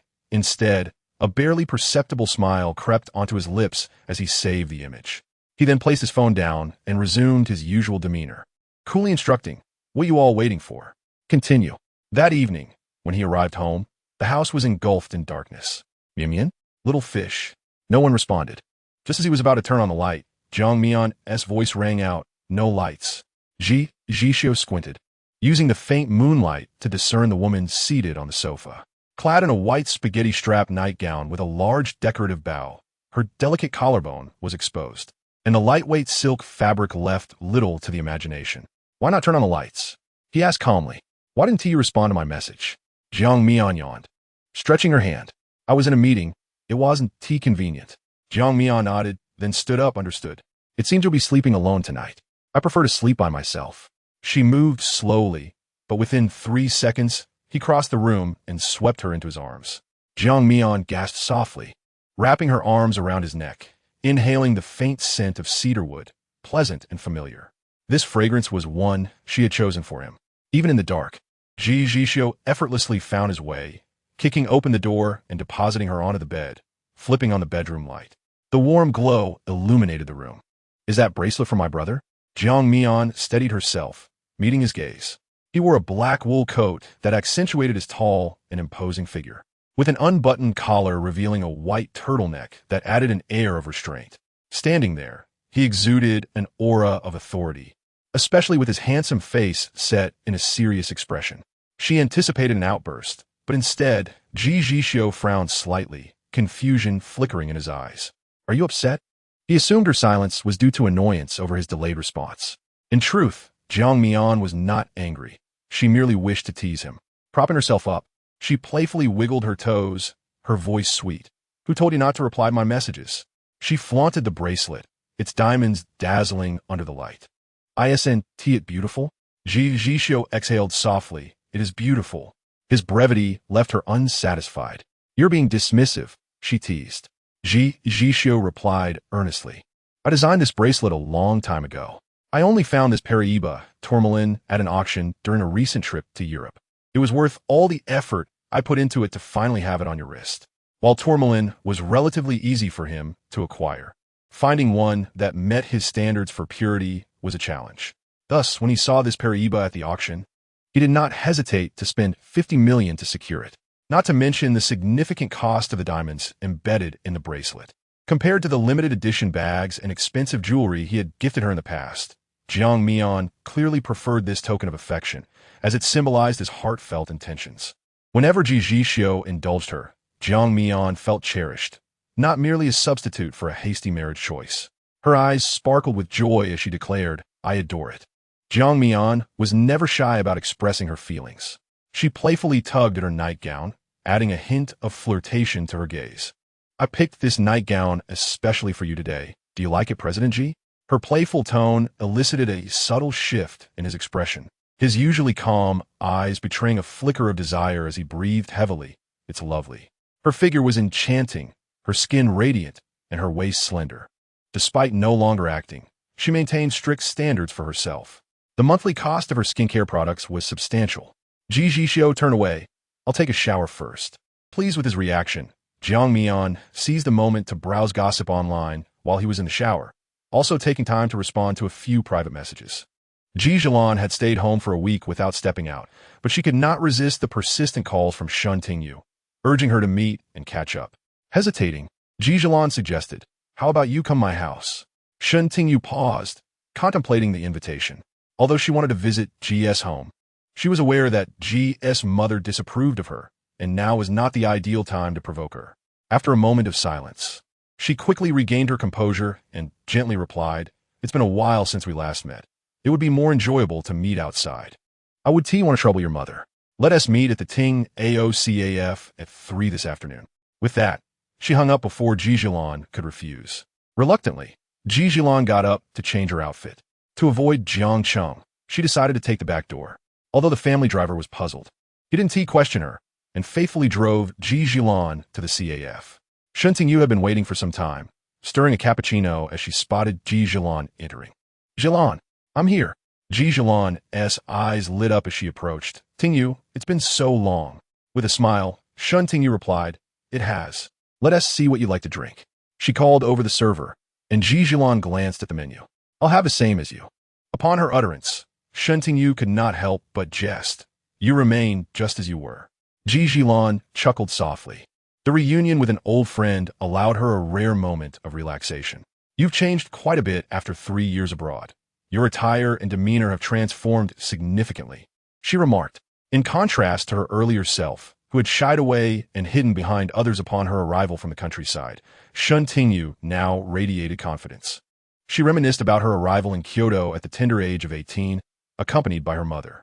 Her father had passed away early, and her mother, having caught the eye of Shen's father due to an unfortunate incident, faced the hardships of life in the mountains as a widow with her only child. After much hesitation, her mother ultimately dialed the number left by Shen's father, and the following day, they were brought to Kyoto. Upon her initial arrival, she was not dazzled by the city's splendor. In fact, she scarcely dared to lift her head. However, the Shen family treated her with remarkable kindness, particularly her stepbrother, who inadvertently introduced her to Ji Zhixiu. Gradually, she adapted, even adopting the surname Shen. Reflecting on that individual, a complex array of emotions swirled within her. She raised her face, her eyes shimmering with a hint of melancholy. "After 3 years abroad studying performance, I have gained much, yet lost the most vital thing." Ji Zhixiu tilted her head. "Are you referring to my brother?" Her brother was not one to flaunt his romantic relationships. In fact, she had only discovered their connection through happenstance. Shen Tingyu tightened her grip on the spoon. "After I left, was your brother disappointed in me?" Ji Zhixiu pondered for a moment. She had always found it challenging to discern her brother's emotions. Ji Zhixiu often wore a stoic expression that left others guessing. Was he truly heartbroken? Perhaps not. Had she not stumbled upon their relationship, he might have never mentioned it at all. Yet, this was his first love in over 20 years, so he must have held some affection for her. Meeting Shen Tingyu's expectant gaze, Ji Zhixiu nodded. "I cannot say for certain whether he was disappointed, but it is true that he seemed rather troubled during that period." Shen Tingyu felt a bittersweet joy, confirming her place in his heart through Ji Zhixiu's words. The harsh remarks she had endured from him previously seemed inconsequential now. Grasping Ji Zhixiu's hand, she exclaimed, "I wonder if my return is too late, and if there is still a chance for us to become family." Her excitement caused her to reveal a bracelet on her wrist, prompting Ji Zhixiu's eyebrows to rise in surprise as her gaze fixated on it. She barely registered Shen Tingyu's words, exclaiming, "Is that bracelet a gift from my brother?" It was identical to one she had recently admired in a jewelry store. Could it be that her brother was the one who had commissioned it? Did they rekindle their romance? Shen Tingyu was taken aback by Ji Zhixiu's recognition of the bracelet, and, with a fleeting glimmer in her eyes, countered with a question, "Do you think it is beautiful?" Ji Zhixiu, with a hint of envy, replied, "It is beautiful, but—" She hesitated, sensing that something about it was different from the one she had seen in the store. After a moment of contemplation, she could not articulate what that difference was. "What is it?" Ji Zhixiu shook her head. "It's nothing. It seems like you and my brother are nearing a good outcome. Your return might have secured his heart." Shen Tingyu's cheeks flushed with shyness, yet her heart swelled with happiness, knowing Ji Zhixiu was on her side. She shyly remarked, "Not at all. The last time I saw your brother, he was quite cold towards me." Ji Zhixiu shrugged. "That's just how he is, consistently aloof and unapproachable. I don't understand what you see in him after all these years." She was among the first to know of Shen Tingyu's affection for Ji Zhixiu, as girls often possess a keen sensitivity to such matters. Moreover, Shen Tingyu's eyes betrayed her feelings unmistakably. Even if she attempted to conceal her emotions, they would shine through her gaze. Ji Zhixiu had once quietly inquired about Shen Tingyu's feelings, and she had blushed and confessed, requesting her to keep a secret. Shen Tingyu had never considered herself to be seeking something beyond her reach. Merely gazing at someone like Ji Zhixiu brought her satisfaction. Who would have thought he would eventually express a desire to be with her? Elated, Shen Tingyu pretended to be reserved, claiming she needed to think it over for a night. That entire night, she lay awake, staring at the ceiling as if caught in a dream. Such a beautiful occurrence was indeed happening to her. The next morning, she could hardly contain her excitement and eagerly arranged to meet Ji Zhixiu to convey her agreement. Thus, they embarked on a brief romance that lasted less than a month. While others speculated that Shen Tingyu ended things due to her impending departure abroad, only she knew the truth. It was Ji Zhixiu who had initiated the breakup. A gentle smile graced Shen Tingyu's face, her eyes brimming with profound affection for him. He may appear cold, but he is truly a wonderful person. Ji Zhixiu refrained from commenting. Shen Tingyu's smile carried a tinge of bitterness. "Your brother seems still to be upset over my abrupt departure." When Ji Zhixiu had suggested ending their relationship, she had been taken aback and confused, wondering if she had erred in some way. Given that the Shen family had arranged for her to study in the United States, she could immediately pursue her education upon arrival. After a moment of hesitation, she made the decision to go alone to the U.S. She feared that if she confided in Ji Zhixiu, she would be unable to bear leaving him behind. Simultaneously, she harbored a hope that perhaps her significance in his heart warranted a transcontinental reconciliation. Yet, it turned out she was merely indulging in wishful thinking. Over the span of 3 years, Ji Zhixiu had not sent her so much as a word. Ji Zhixiu considered the situation from another angle, concluding that his anger was understandable. After all, she had departed without so much as a farewell. Shen Tingyu asserted, "You are right, Zhixiu. Therefore, this time I must win your brother back. You must assist me." Ji Zhixiu took a sip of her coffee. "What can I do to help you?" "I don't need you to do anything specific. Just keep an eye on your brother's romantic pursuits. I fear Mother may try to introduce him to someone." Ji Zhixiu thought to herself that it was probably their mother who would interfere with her brother's love life, but she nodded in agreement. "All right. So what are your plans moving forward?" Shen Tingyu exhaled in relief. "I wish to join an entertainment company and enter the acting industry." Nowadays, wealthy families do not harbor biases against actors. In fact, they often relish the idea of producing a glamorous star. Ji Zhixiu felt she could not assist with this endeavor, as she knew little about the entertainment industry. "Well then, allow me to congratulate you in advance on your future stardom." The two women exchanged smiles. Chapter 9. If one overlooks their lack of affection during her leisure, Jiang Mian contemplated starting a Weibo live stream, but recalling the incident with Luo Fei, she hesitated momentarily before navigating to his Weibo profile to remove him from her followers and block him in one swift motion. While she was lazily petting her cat, her phone rang.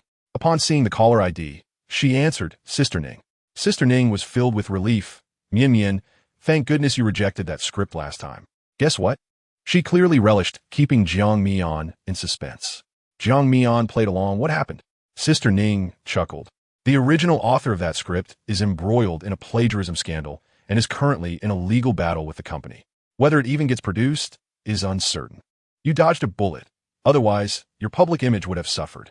The script had been exceptionally well written, but now, with the lawsuit looming, its production seemed bleak.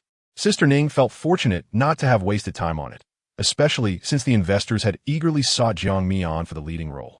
After she declined, she had felt a twinge of guilt. Jiang Mian absent-mindedly scratched her chin, responding lazily, "Oh, that was quite the twist of fate." Sister Ning then asked seriously, "Do you have any thoughts about your future? Are you truly not considering a comeback?" The notion of not returning had not crossed Jiang Mian's mind. During her years in the entertainment industry, she had fought tirelessly, having been discovered at 15 and marrying Ji Zhixiu in secret at 20. After stepping back to focus on her studies for 3 years, she found it difficult to completely sever ties with her acting career. After a moment of hesitation, she replied, "I have no such intention." Sister Ning interjected, "You, my dear, are simply avoiding commitment. New talent emerges in this industry daily, like the relentless growth of chives. If you do not step forward, who will remember you? It would be a sheer waste of your beauty and talent. At merely 23, you have ample time to pursue your ambitions. Why allow your youthful spirit to fade prematurely? While Mr. Ji is indeed admirable, you must not forsake your career for a man."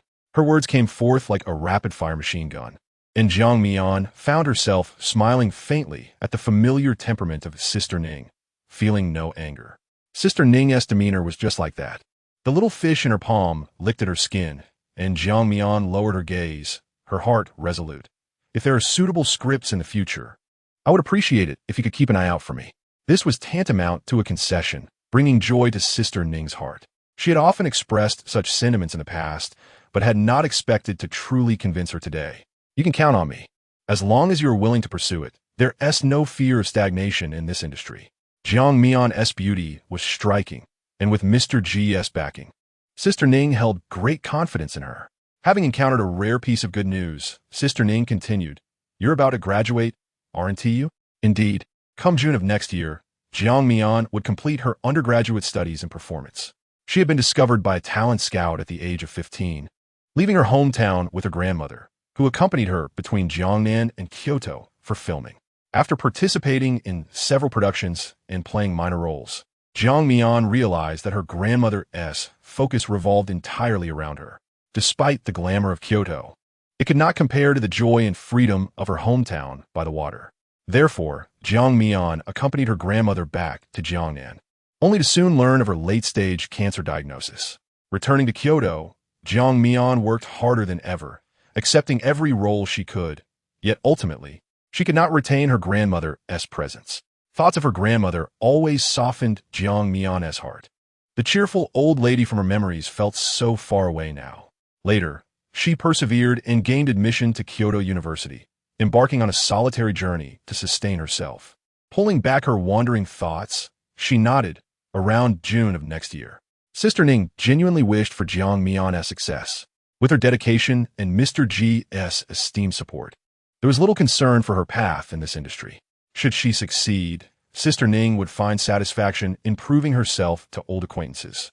You ought to carefully consider your future plans, especially if you wish to continue down this road. I want to say more.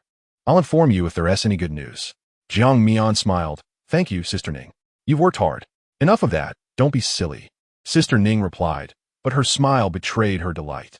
After hanging up, Jiang Mian searched for a few high-rated films from this year to study others' performances, as it served as a valuable learning experience. By the time Ji Zhixiu returned from work, she had already dozed off on the sofa, her sleeping visage peaceful and gentle. The little fish curled up beside her, alert and aware. Upon the door opening, it recognized Ji Zhixiu's return, leaping off the sofa with a flick of its tail. Ji Zhixiu hung his coat on a rack, approached the sofa, and gently cradled Jiang Mian's head in his large hand, mischievously pinching her delicate nose. Short of breath, Jiang Mian awoke within moments, blinking her drowsy eyes to find Ji Zhixiu had also come to. Nestling against his chest, she playfully admitted, "I fell asleep while watching the movie. Have you eaten?" He inquired. Initially, a nanny had been hired for this purpose, but Jiang Mian disliked having strangers in the house. Thus, Ji Zhixiu had dismissed her. Generally, he prepared the meals, though Jiang Mian occasionally cooked for herself. For cleanliness, he had hired a part-time worker. Jiang Mian shook her head. I haven't tea. Have you?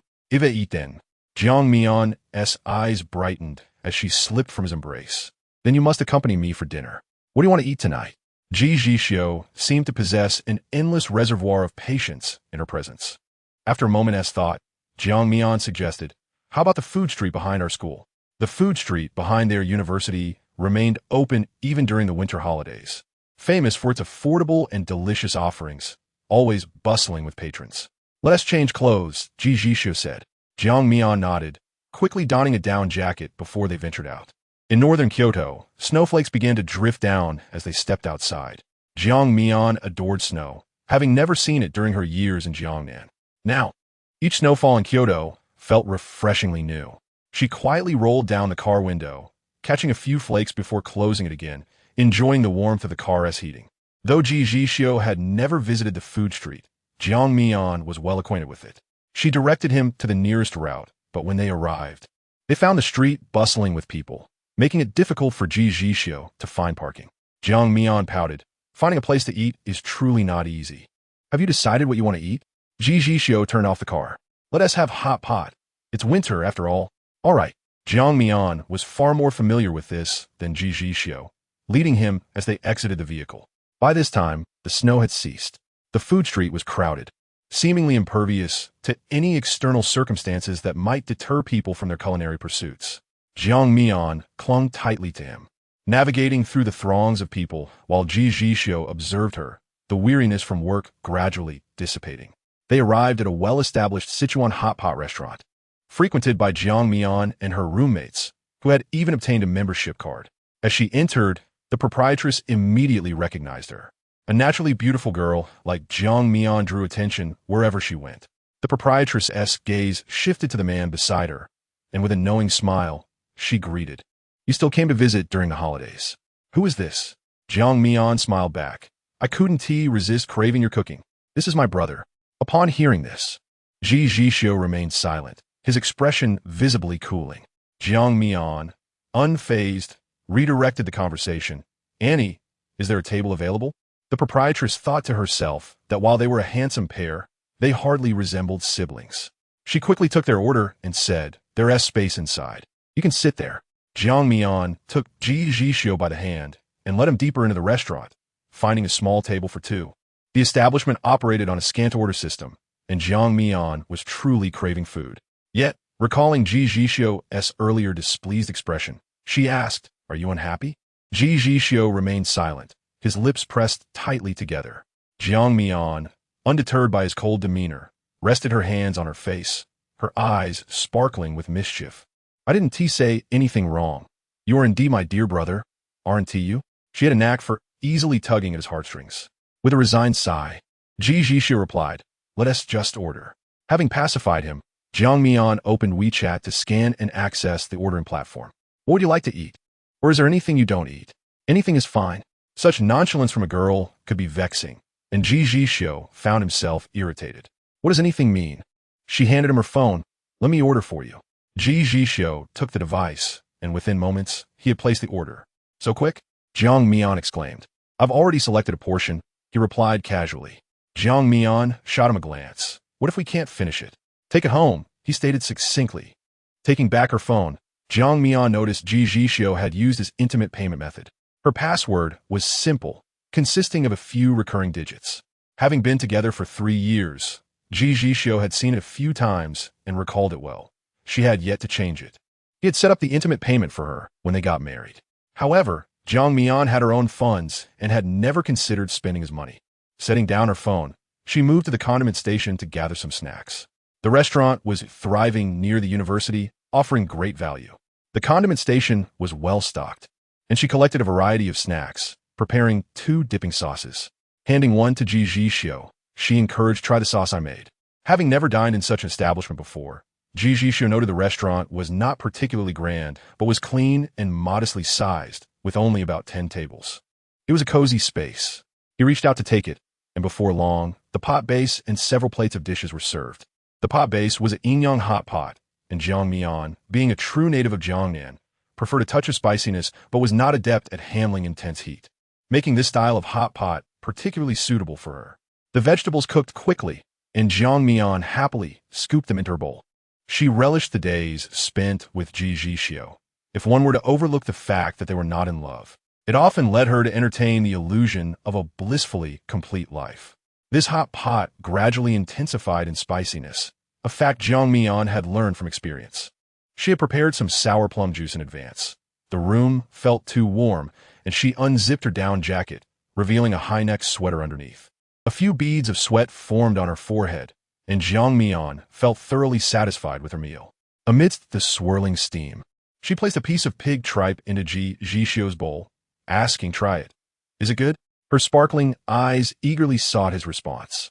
Ji Zhixiu obligingly took a few bites and candidly replied, "Not bad." Chapter 10. Rarely in a hurry, Jiang Mian was not surprised by his words. As a distinguished Theo, he had likely tasted countless delicacies. It would indeed be a marvel if he were to be swayed by this hot pot. The atmosphere here was imbued with the warmth of everyday life.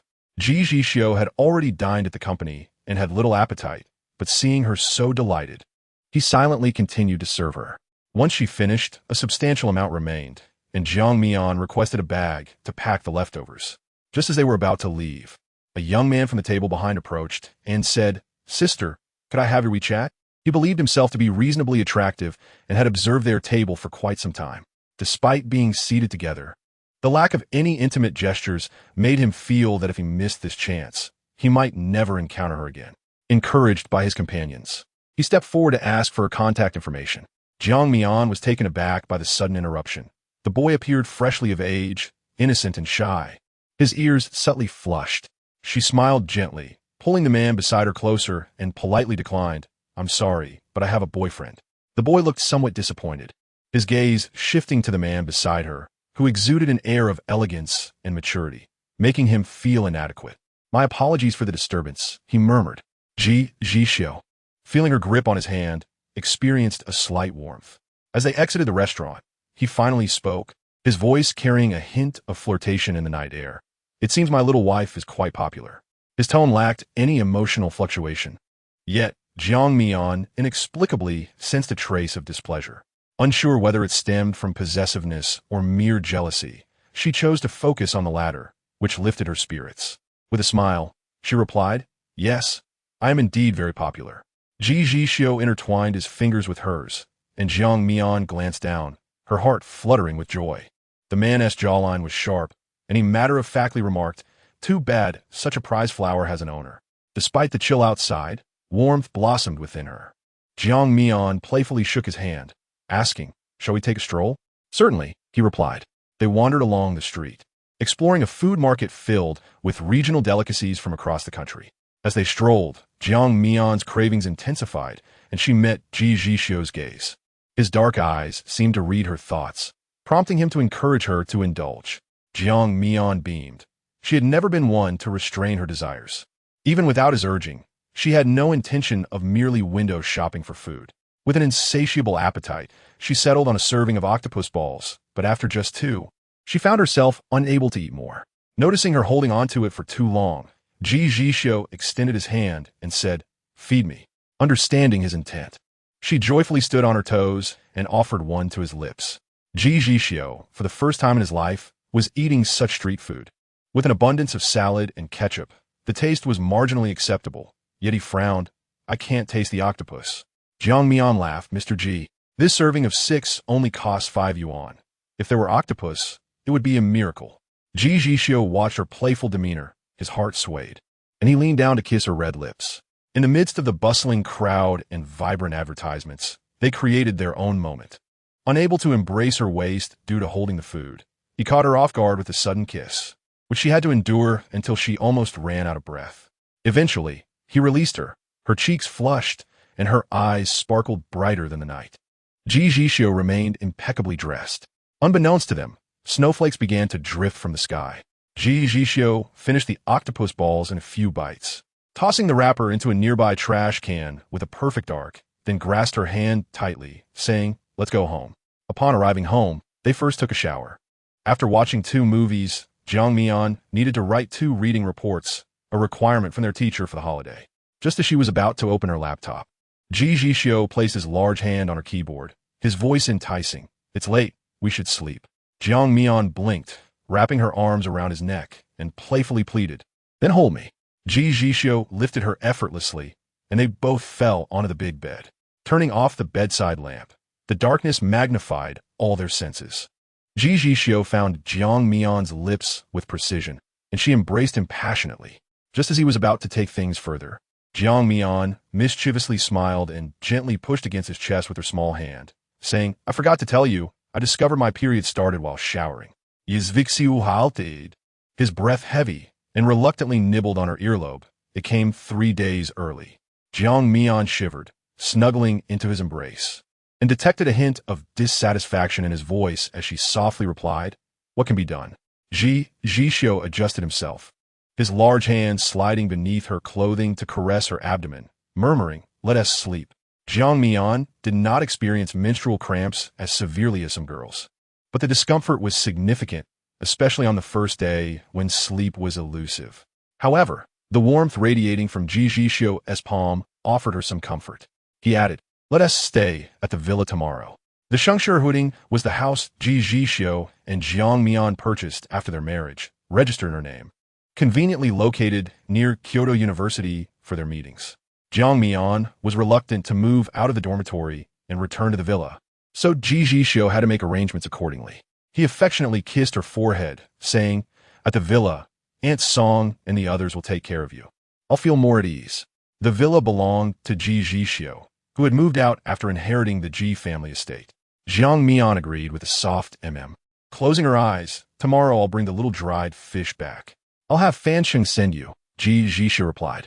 Jiang Mian tightened her hold around him, feeling a sense of security. At 1 o'clock in the morning, Ji Zhixiu was awakened by the ringing of the bedside phone. Glancing at the caller ID, a flicker of surprise crossed his face as he got out of bed and moved to the living room to answer. "Mu Yuan, what has happened? Is it you, Zhixiu? My sister has encountered some trouble. Could you help me handle it?" On the other end, Shen Mu Yuan's usually gentle voice carried an unusual urgency. "I just called her. She was in a car accident. I called an ambulance, but I'm not in the country and thought of asking you to check on her." Shen Tingyu was his sister, the beloved darling of the family, and he did not wish to worry them by revealing the incident, which was why he turned to his good friend. Ji Zhixiu frowned slightly without a hint of hesitation. He responded, "Give me the address.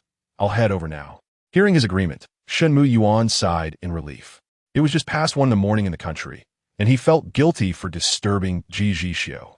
At the city center hospital, "Thank you. Once my research yields results, I'll return to the country and treat you all to a meal." Shen Mu Yuan spoke warmly. "Let us talk about that later. I'm going to the hospital now," Ji Zhixiu said before hanging up. By the time Ji Zhixiu arrived at the hospital, Shen Tingyu was already settled in a patient room. Upon seeing him, she exclaimed in surprise, "Zhixiu, did my brother send you?" Ji Zhixiu nodded in acknowledgement.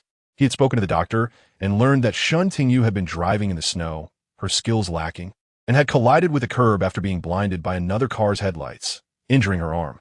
It was expected that she would need to stay in the hospital for about a month. In the ward, there was a sofa where Ji Zhixiu sat. His eyes gently closed as he spoke softly. "If you're feeling well, send a message to Mu Yuan." Shen Tingyu felt a surge of happiness. It seemed Ji Zhixiu would not leave tonight. Her patience in enduring the pain to call her brother was not in vain, as she was certain he would have Ji Zhixiu come to see her. Shen Tingyu gazed greedily at the man, her eyes lingering on his face. He appeared weary, yet his innate charm remained utterly captivating. She bit her lips slightly and whispered, "I have already spoken to my brother." Once she finished speaking, there was no response from the man, leaving her uncertain if he had fallen asleep. However, Shen Tingyu chose not to disturb him further, snuggling into the blankets, feeling that the cast on her arm no longer pained her. Ji Zhixiu was not asleep. He longed for Jiang Mian. Over the years, unless he had business or Jiang Mian was unavailable, they had shared every night together. When he left, the young girl was still sound asleep. Ji Zhixiu took out his phone, dimmed the brightness to the lowest setting, and began to peruse Jiang Mian's social media. He followed all her platforms, having created a special account just to learn more about her. Jiang Mian slept soundly, awakening at 6 in the morning, habitually reaching out to the side of the bed. She found only cold emptiness jolting her awake. No one was in the bathroom. Had someone left so early? Or had they departed after she had fallen asleep the previous night? Shaking off her thoughts, Jiang Mian got up to prepare breakfast. At 8 o'clock, Fan Sheng arrived to take her to the villa.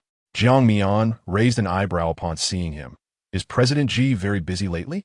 Fan Sheng hesitated, responding cautiously. Not too busy, but not entirely free either. Jiang Mian refrained from asking further. She had little to take with her, as the villa was fully equipped. She simply needed to bring some dried fish and her laptop.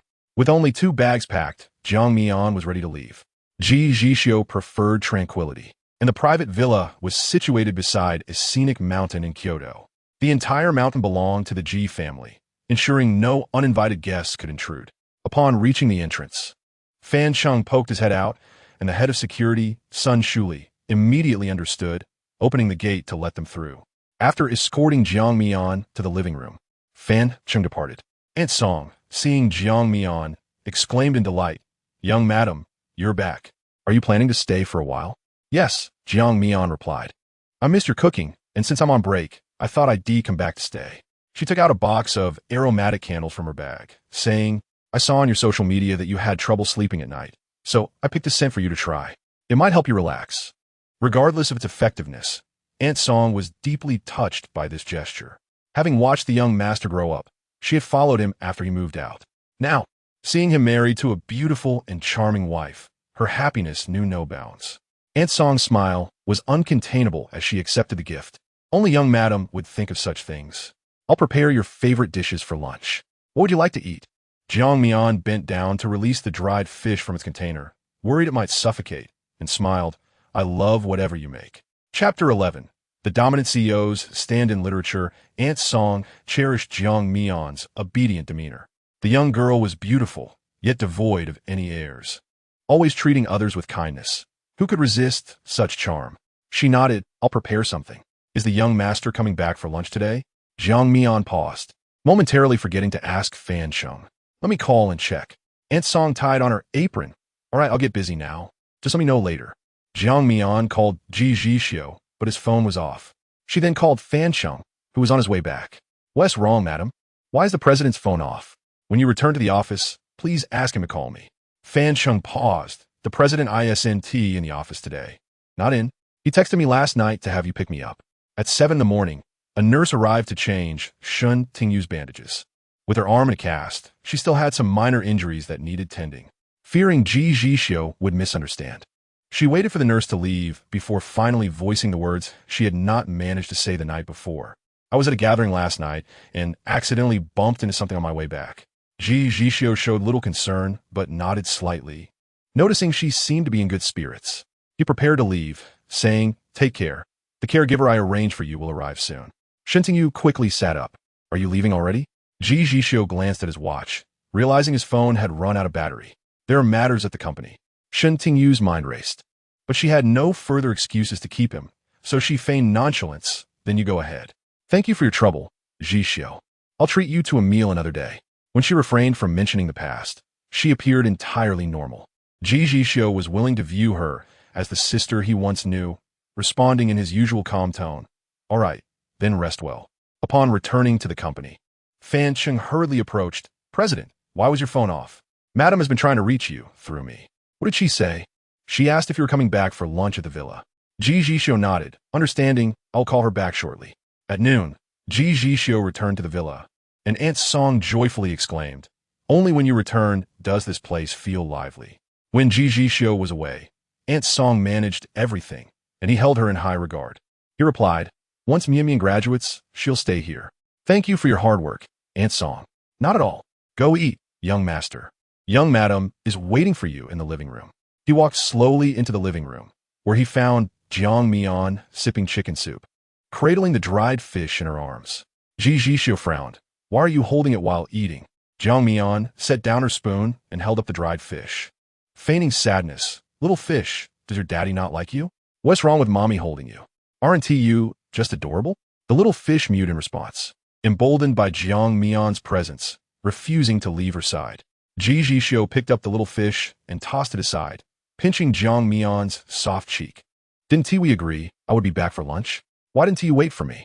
Jiang Mian licked her lips, glistening with the broth. I haven't tasted Aunt Song's cooking in a while. I was hungry, so I started eating. Where did you go last night? He asked casually, observing her expression. Is the missus checking up on me? Jiang Mian shot him a playful glance. Is that wrong? Let us eat first. Aren't you hungry? He shifted the topic. After they finished eating, Ji Zhixiu lingered, and Jiang Mian looked up at him. Aren't you going to the office? I'm not going. There's nothing pressing right now. I've left it to Fan Sheng. Then I'll go upstairs to read for a bit. Ning Jie had sent her 2 books, which she hadn't had a chance to look at. Ji Zhixiu furrowed his brows slightly. Come here. Jiang Mian, puzzled, walked over. Ji Zhixiu wrapped his arms around her waist. I've created a rose garden for you in the backyard. Would you like to see it? Jiang Mian, sitting on his lap, exclaimed in delight. A rose garden? Ji Zhixiu leaned closer and gently kissed her ear. Yes, let us go take a look. This gift had been long in the making. Jiang Mian immediately sprang to her feet. Let us go. The private villa was expansive, with ample space in both the front and backyards. The front yard was primarily for the security team. The backyard featured a swimming pool and a garden. Jiang Mian had not taken the time to appreciate it before. Ji Zhixiu held her hand as they walked. The rose garden was a separate area adjacent to the garden. As they approached, the scenery unfolded before them. An elaborate Roman-style fountain surrounded by a sea of flowers, complete with a long corridor, night lights, and 2 swings. In winter, when everything withered, cultivating this vast expanse of deep purple roses must have required immense effort. Jiang Mian blinked. The scene before her was so dreamlike. It was utterly astonishing, almost beyond belief. Wasn't it snowing? How could they still be blooming?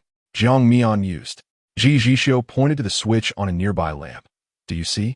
Just press the button, and a transparent outdoor canopy will appear immediately. Jiang Mian gave a thumbs up, marveling at the power of technology. No, it was the privilege of wealth that allowed such whims. Jiang Mian found it difficult to refute this statement, and turning on her toes, she planted a couple of kisses on Ji Zhixiu, exclaiming, It's beautiful. I really like it. A fleeting smile danced in Ji Zhixiu's eyes. As long as you like it. Why are the roses purple? What variety is this? Louis XIV, he replied enigmatically. This touched upon Jiang Mian's area of ignorance. Although she didn't understand, it didn't diminish her affection. We could place 2 lounge chairs here for stargazing at night. How romantic. Let us talk about that in summer. Hand in hand. They walked back, and Ji Zhixiu remarked, I need to go upstairs for a video conference. Then, I shall head upstairs to read. However, Jiang Mian ultimately found herself unable to concentrate on her book. Her university roommate, Ji Lanruo, called her. They arranged to meet at the milk tea shop by the school gate. When Jiang Mian arrived, Ji Lanruo had already ordered 2 cups of milk tea. As she spotted Jiang Mian, she gestured, Your sweet potato ball milk tea is heated with extra sugar. Jiang Mian sat across from her. Thank you. What made you think of inviting me out today? Ji Lanruo, a wealthy heiress with 3 older brothers, was extremely pampered at home. Resting her chin on her hand, she frowned. I have a question that I can't seem to wrap my head around. Su and Duo have both returned to their hometowns. And with no one to talk to, I thought of you. Among their dormitory of 4, only Ji Lanruo and Jiang Mian were from Kyoto. Jiang Mian took a sip of her milk tea. Do tell. My mother wants to arrange a marriage for me. Can you believe it? What era are we in? Still pushing for such things? It's so outdated. Jiang Mian adjusted her scarf. Have you met him? Is he handsome? Wealthy? Ji Lanruo stuck out her tongue. I haven't seen him, but my mother says his family is quite well off. I suppose I'm on the list because of some past connections. Then perhaps you can meet him first and decide later. You're right. I'll have my mom set up a meeting. Jiang Mian smiled. It's still in the early stages. Don't overthink it. Ji Lanruo chuckled. Actually, I just wanted to see you since it's been a while. The new year is just a month away. Do you have any plans? Speaking of the new year, Jiang Mian replied, I might spend it abroad. Ji Lanruo's eyes lit up. Darling, let me know where you're going. I might need you to help me buy something nice. Jiang Mian was momentarily speechless. My dear lady, do you truly lack for anything? Please don't burden me. Actually, I do lack a man. Ji Lanruo was beautiful, and she certainly didn't lack admirers at school. Why do you think no one is pursuing me? Jiang Mian mused inwardly. Perhaps you should ask your brothers. During the school's arts festival, Jiang Mian had seen Ji Lanruo's 3 brothers. all impeccably dressed in suits and ties. However, she also witnessed one of them delivering a couple of punches to a suitor of Ji Lanra. It's likely that her brothers played a significant role in keeping admirers at bay. All right, enough about me. Let's talk about your mysterious husband. Haven't you captured him yet? The entire dormitory knew that Jiang Mian had entered a secret marriage with a mysterious figure. It was both a flash marriage and a concealed one. Jiang Mian yawned, feeling perpetually drowsy lately. The latest news was that her ex-girlfriend had returned home. Have you seen her? Once, she's stunning. Ji Lanra couldn't help but cluck her tongue. Just don't let her steal you away. Jiang Mian shrugged, burying her head in her scarf in evasion. It's been 3 years. If my charm hasn't won her over by now, there's nothing I can do. If he doesn't like you, why marry you? Jiang Mian found it difficult to respond. She couldn't very well admit that she was merely a stand-in in a wealthy man's narrative. Perhaps he just thought I was pretty and wanted to take me home as a decorative piece. Ji Lanra was oblivious to the intricacies of their relationship and couldn't comment further. She quickly finished the pearls in her milk tea. You shouldn't hang yourself on one tree. There are plenty of men out there. Let us see how it goes, Jiang Mian replied. As long as Ji Zhixiu didn't suggest breaking up first, she felt she wouldn't bring it up. The weather outside was too cold, so they lingered in the shop, chatting. After a while, Ji Lanra received a call and needed to head home. They bid farewell at the milk tea shop, promising to meet again when school resumed. When Ji Lanra arrived home, her second brother, Ji Lanyu, was also back to pick up some documents. Seeing his younger sister return, he poked his head out from the second floor. Where have you been playing? Ji Lanra took off her coat. I just met with my roommate. Ji Lanyu, deep in thought, asked Jiang Mian. How do you know her name? Ji Lanra eyed her brother, her suspicions deepening. You can't possibly have a crush on Jiang Mian, can you? It wasn't entirely impossible, considering Jiang Mian's beauty. If she were a man, Ji Lanyu would certainly be smitten. With a furrowed brow, Ji Lanyu recalled the first time he saw that girl. Such a beauty, unforgettable upon first sight. Do you think I have a chance? Ji Lanra shrugged. Not likely. Why not? If I say there's no hope, then there's no hope. No need for so many reasons. You should hurry to the company, or Dad will have more to say. All three of her brothers worked in the family business, starting from the bottom. Her eldest and youngest brothers had already become managers, while Ji Lanyu remained at the lowest level. Feeling somewhat defeated by his younger sister's words, he ruffled her hair. I'm off. I'll bring you back a small cake tonight. Chapter 12. Worthy of you. After Ji Lanra left, Jiang Mian sat alone in the shop for a while longer. Initially, she had thought that when Shen Tingyu was absent, she might still have a chance, even as a stand-in. Even if it had to come to an end one day, she could leave gracefully. However, the longer time passed, the more Jiang Mian realized that she had become enmeshed in Ji Zhixiu's exclusive tenderness. Finding it hard to extricate herself, she recalled 3 years ago when Jiang Mian was an insignificant actress, neither hot nor cold. She had filmed several dramas, but had never played a leading role. Her public appeal was decent, and there were hints of support, but Jiang Mian was unwilling. Her agent, Sister Ning, had scolded her repeatedly, saying that if she had just played nice with any executive, she wouldn't have ended up in such obscurity. Yet Jiang Mian paid no heed, until one fateful evening at a party, where a real estate magnate made her an unpleasant proposition. Either spend the night with him or drink a line of high-proof alcohol in front of her. There were over 10 cups lined up, and even a few sips would lead to drunkenness. Not to mention, it was the time of the month for her. Maintaining a poised smile, her small hand tightened beneath the table. She still attempted to reason with the executive. Someone like Mr. Zhang, a dragon among men, can have any woman he desires. I am hardly worthy of Mr. Zhang. Mr. Zhang, with his protruding belly, let out a cold laugh, detesting Jiang Mian's facade of innocence. It sounded nice to call her a star, but in reality, she was merely a target for bullying. What's wrong? Not drinking is disrespecting me? Indeed it is. Jiang Mian narrowed her eyes, thinking to pour the drink over him. Just then a low voice, tinged with disdain, interrupted. What is Mr. Zhang's face worth? Mr. Zhang turned to see who had spoken, nearly knocking over his chair in his eagerness to rise. Ji Zone. What a coincidence. You're here too? I didn't hear you were coming. Zhang, with his pudgy hands, remarked, Didn't you say Ji wouldn't attend the banquet? Yet here stood Ji Zhixiu, accompanied by 2 assistants, clad in a finely tailored suit, his expression icy and stern, exuding an aura that suggested he owned the venue rather than being merely a guest. The mere sight of him was enough to render others hesitant to approach. Upon hearing this, a barely audible chuckle escaped Ji's lips, though it did not reach his eyes. What? Must I report my whereabouts to you, Jiang? Detecting the mockery in his tone, Jiang shook his head fervently.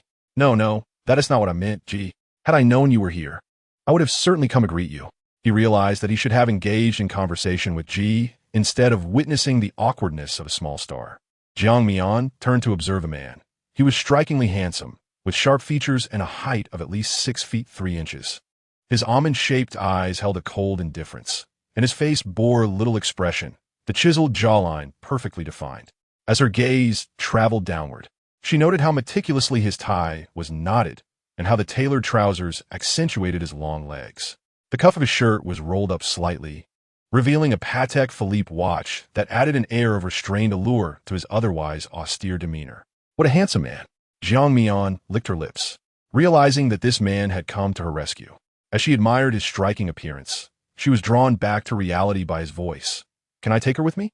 His question, devoid of inquiry, came across more as a statement of intent. Jiang paused for a moment before realizing he was referring to Jiang Mian, and he hurriedly nodded. Please, go ahead, Ji. How could I possibly contest your claim? Then why are you still here? Jiang Mian snapped back to her senses, realizing he was speaking to her. She followed him, her 9-centimeter heels making it difficult to keep pace. The shoes were uncomfortable, and she felt a sharp pain in her feet, causing her to bite her lip, realizing she might have blistered her skin. She lamented internally. If not for Ning Jie encouraging her to participate in social gatherings, she wouldn't be in this predicament. Lost in thought, she inadvertently bumped into the man before her. Covering her nose, she winced at the pain, tears welling in her eyes.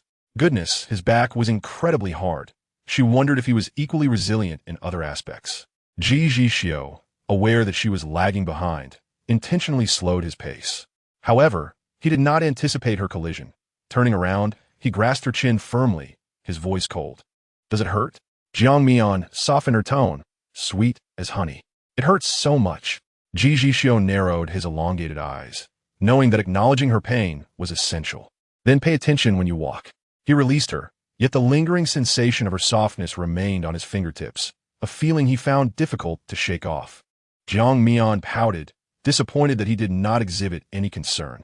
Ji Zhixiu chose not to speak further, walking alongside her instead. Upon reaching the entrance, he inquired, Shall I take you in my car? Jiang Mian blinked, attempting to decline politely.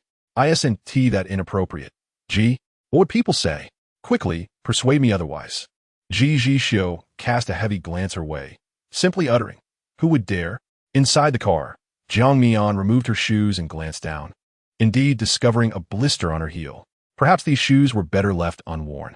The man's gaze drifted over her luminous thighs, lingering for a moment. Jiang Mian wore a high-slit satin dress, her makeup understated yet exquisite. Confident in her appearance, she smiled at his prolonged stare. As they passed a pharmacy, Ji Zhixiu calmly instructed, Fan Sheng, go buy a couple of Band-Aids. 3 minutes later, Jiang Mian applied the Band-Aid, her eyes sparkling as she looked at Ji Zhixiu. Thank you, Ji. Where do you live? He asked. She provided an address, one notorious for its dubious reputation and poor security. Ji Zhixiu frowned slightly, displeased. You live there? Yes, what can I do? I'm not famous, so I can't afford better, she sighed, her expression one of feigned innocence. Ji Zhixiu strot bolbet. His expression a mix of shadows and light in the night. Jiang Mian, marry me. Use my card as you wish. Later, as Jiang Mian reflected on why she agreed to Ji Zhixiu's clandestine proposal, she realized it was perhaps due to her attraction to his beauty. Her thoughts returned to the present. She simply liked Ji Zhixiu, liked him to the extent that even upon learning she was merely a substitute for Shen Tingyu, she still wanted to explore this connection, eager to see him again. When Jiang Mian returned to the villa, Ji Zhixiu was in the living room, speaking fluent French on the phone. Upon noticing her, he ended the call swiftly. Back so soon? As she removed her scarf, she softly replied, I missed you, so I came back. Ji Zhixiu found this sentiment pleasing. Perfect timing. Tomorrow I need to visit the Ji family. If you need anything, contact Fan Sheng. Understood. Ansong timely offered her a warm drink. It's quite cold outside. Jiang Mian accepted the cup with both hands. Indeed, I saw Captain Sun leading the security team in drills when I came in. I should prepare something delicious for them as a treat, she declared, watching Aunt Song head to the kitchen. Alone, she leaned against Ji Zhixiu, playfully asking, when shall we go to Ireland? Next week. This week is Changqing's birthday.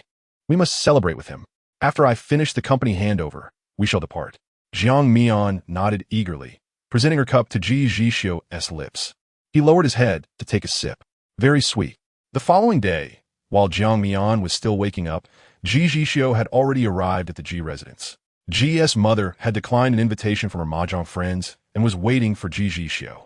She sat in the living room, inquiring of the servant. Are all of my son's favorite dishes prepared? Everything is arranged, madam. A rare feeling of anxiety bubbled within her. Over the years, she and her son had grown increasingly distant. Ji Zhilan descended the stairs in slippers. Mom, why are you up so early? Your brother will be back soon. I wanted to wake up early to wait for him. Ji Zhilan opened the refrigerator, unscrewing a bottle of soda. He is coming back, so what? You seem a bit anxious. Zhilan, your brother is getting older. Don't you think it's time for him to find a sister-in-law? Ji Zhilan swallowed her sip of soda, recalling Shen Tingyu, and casually replied, There's no rush.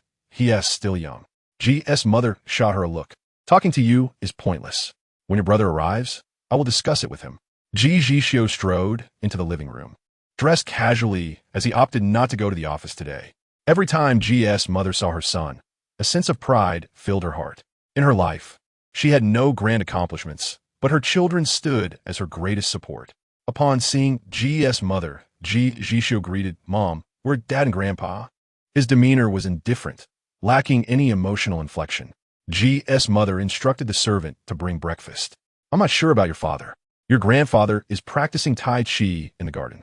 Ji Zhixiu interjected, No need. I've already eaten. It's all right. I haven't eaten yet. Ji Zhilan greeted him as she sat at the table. Ji Zhixiu nodded slightly. I'll go check on Grandpa. Not yet, Zhixiu. Let us talk first. Ji's mother stopped him. Ji Zhixiu glanced at her. What do you wish to discuss? Ji's mother replied, You are a year older after the new year, and you've only dated one girl. Do you have any thoughts on this? Leaning casually against the sofa, Ji Zhixiu responded lazily, No particular thoughts. Ji's mother, caught off guard, decided to be straightforward. I've arranged for you to meet a young lady from the Ji family. Find time to see her. They're in the fast food industry, and they are quite respectable, worthy of you. Does Grandpa know about this? He interrupted his mother's lengthy explanation. Ji's mother was momentarily taken aback. As long as you desire it, your grandfather would not object. I do not wish to. He coldly interrupted her reverie. With that, he stood up and headed straight for the back garden. Ji Zhilan listened intently, not daring to interject, and once he had left, she said, Mom, why the hurry? I don't think brother is interested in marriage at all. Her well-meaning suggestion was met with unyielding rejection, causing Ji's mother to feel a pang of frustration in her chest. Did I say he should marry immediately? I merely suggested he meet her first. What is that attitude? Ji Zhilan replied softly, Brother doesn't need it. Ji's mother was irked.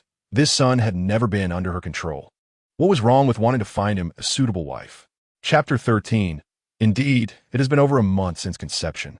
Ji's grandfather had cultivated the habit of morning exercises for many years. When Ji Zhixiu arrived, he did not interrupt, waiting for the old man to finish his set of Tai Chi before handing him a towel. The old man looked up and was pleasantly surprised. Xiu'er, what brings you back today? Ji Zhixiu replied straightforwardly, Mom asked me to come. The old man frowned slightly. What does she want? She wants me to meet the girl from the Ji family. The old man was aware of the Ji family's young lady.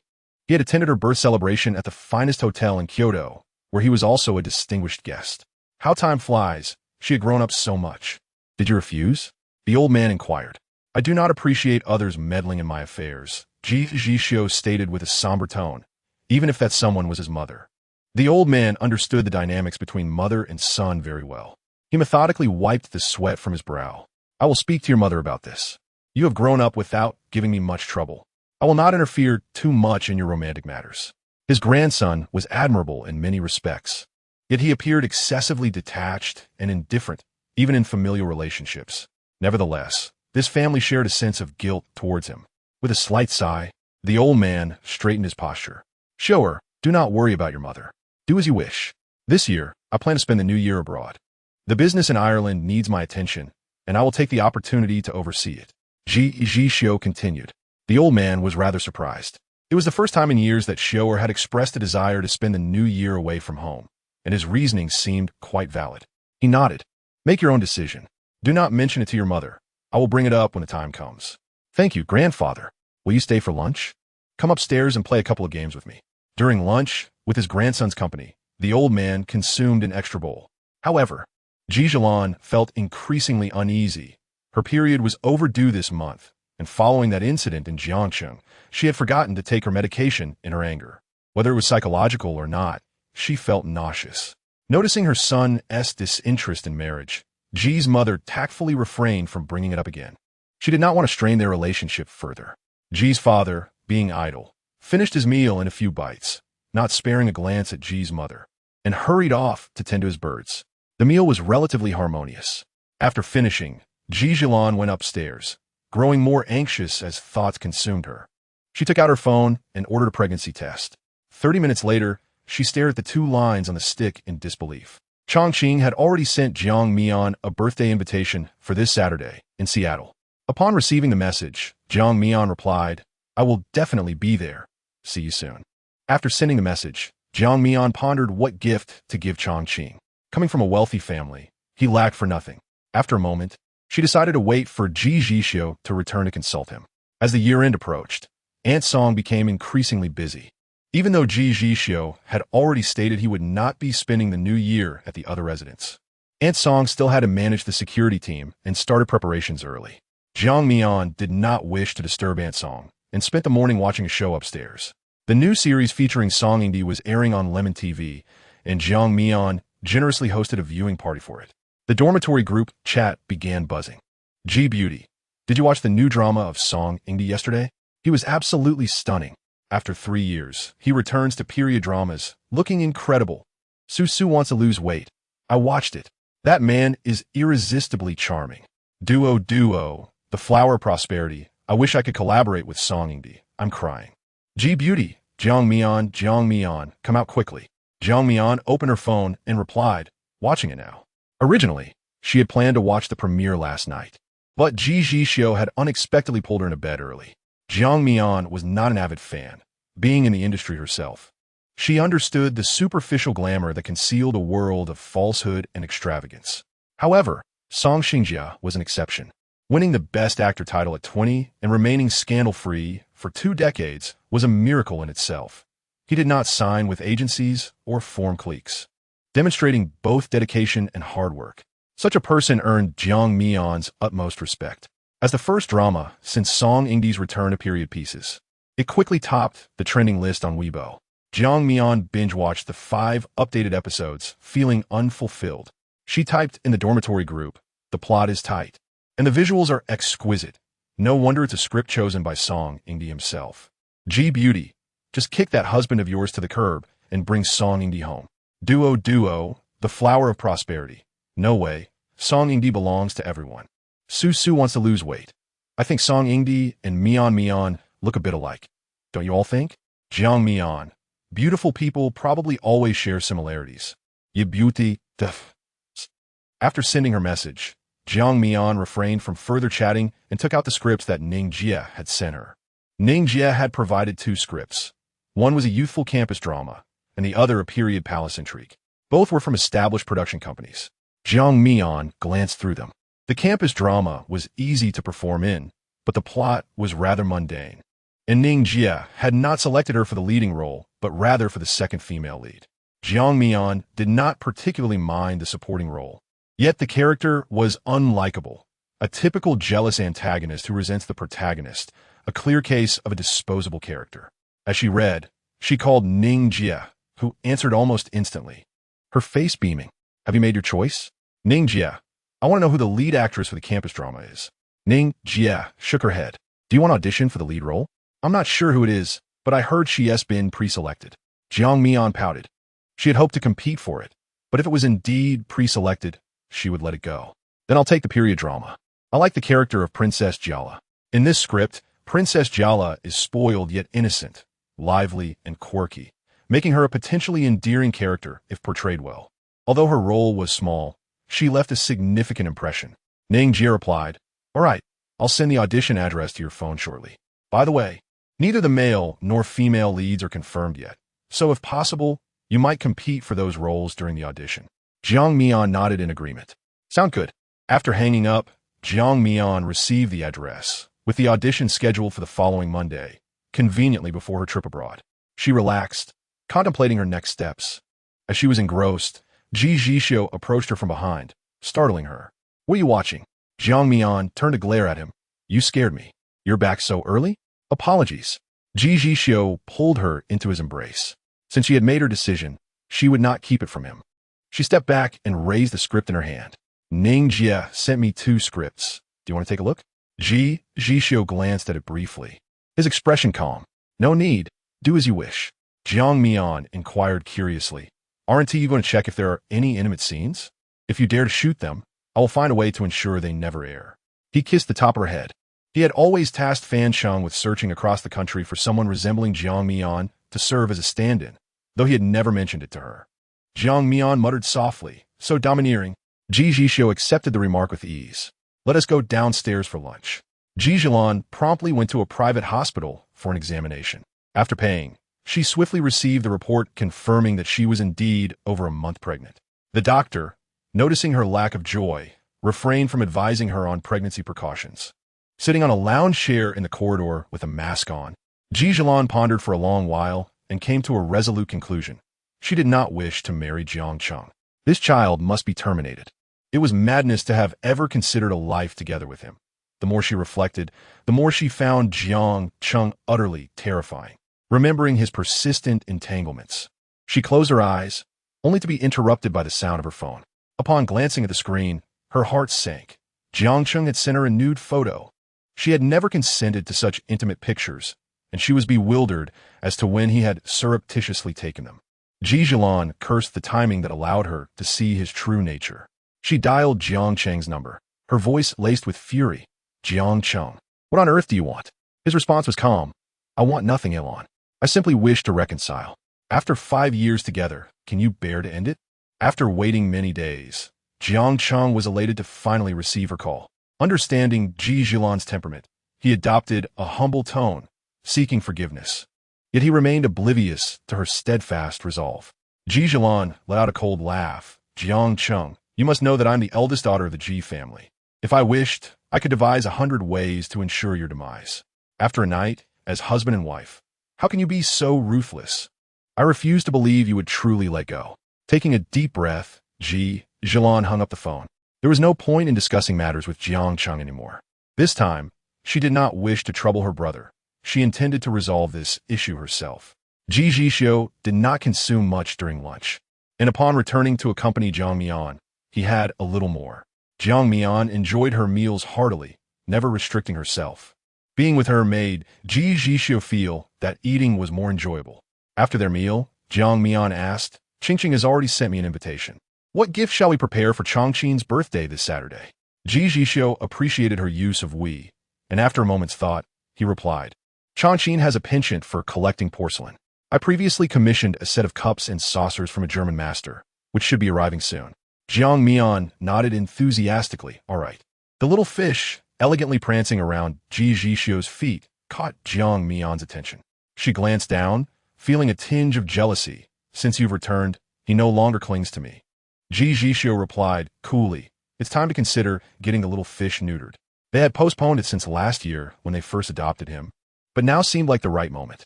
Oblivious to the fate that awaited him, the little fish lay comfortably on Ji Zhixiu's shoe, soon to become a little eunuch. Jiang Mian laughed, her eyes sparkling. "Will neutering him make him stop clinging to you?" Ji Zhixiu pondered, "He'll probably blame me for it." Chapter 14. Jiang Mian thought to herself, "She truly is amusing." In the blink of an eye, it was Chongqing's birthday. Chang's mother had initially planned a grand celebration at home, but Chongqing, lounging with his legs crossed, rejected the idea. "Mom, I'm not turning 100. Why make such a fuss?" Chang's mother frowned at his insolence, casting him a disapproving glance.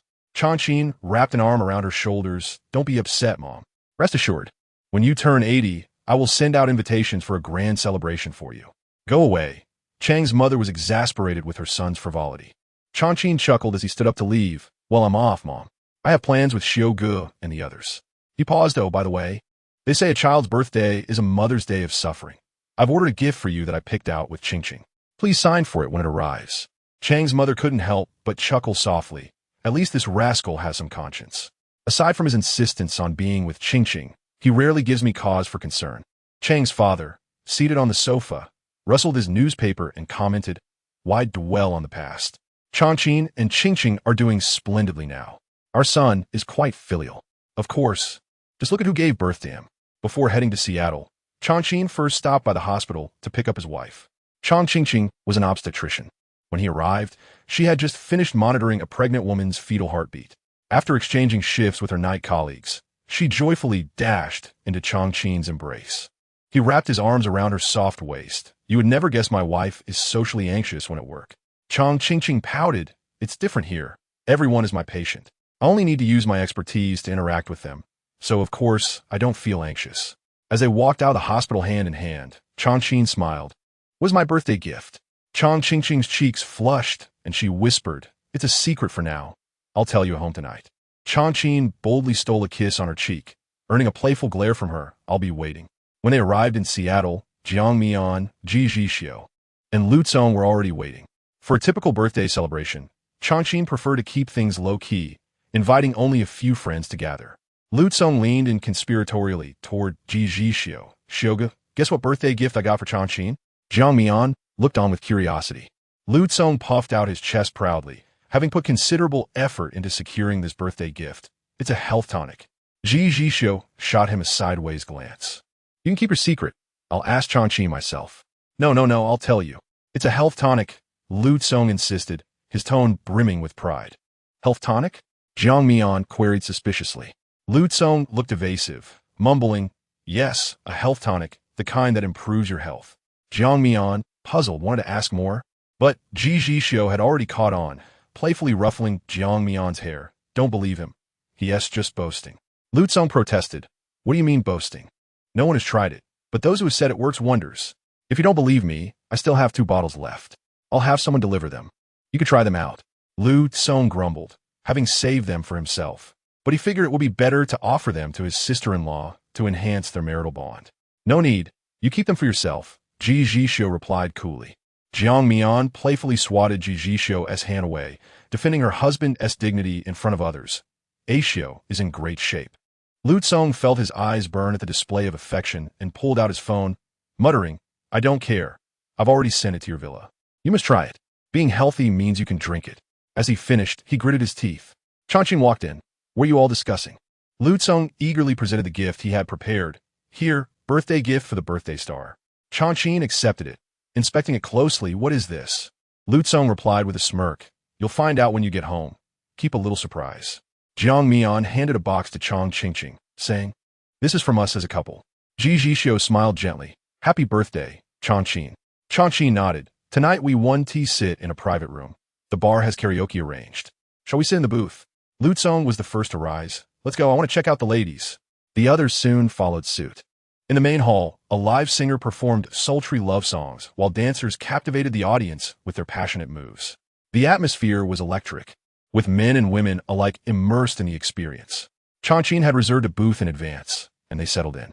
Lu Cong remarked, next time, let's sit in the hall. It's livelier with more people. Changqing casually called over a staff member to take the gift to his car, then turned to the group, drink as you like. It's on me. Ji Zhixiu cast a meaningful glance at Jiang Mian, who responded with an obedient cough, her demeanor particularly demure. Changqing leaned in and whispered something in Changqing's ear before she stood up and returned moments later with a cake. A small 6-inch cake adorned with the image of Changqing's favorite anime character. Gently placing on the table, her voice soft, she said, I made this. Impressive, isn't it, sister-in-law? Lu Cong watched with envy, his eyes glistening. Changqing pulled her down into a seat, feeling a pang of concern. Did you not work all day today? When did you manage to do this without my knowledge? I utilized my lunch break to prepare it. As soon as it was finished, I had someone deliver it here for safekeeping. As she spoke, Chang lightly nudged Changqing, eager for him to make a wish. Just then, a melodious female voice chimed in. I knew you would be here. Shen Tingyu. With her left arm in a cast and her right hand carrying items, didn't even glance at Ji Zhixiu, but smiled warmly at Changqing. I hope I'm not late.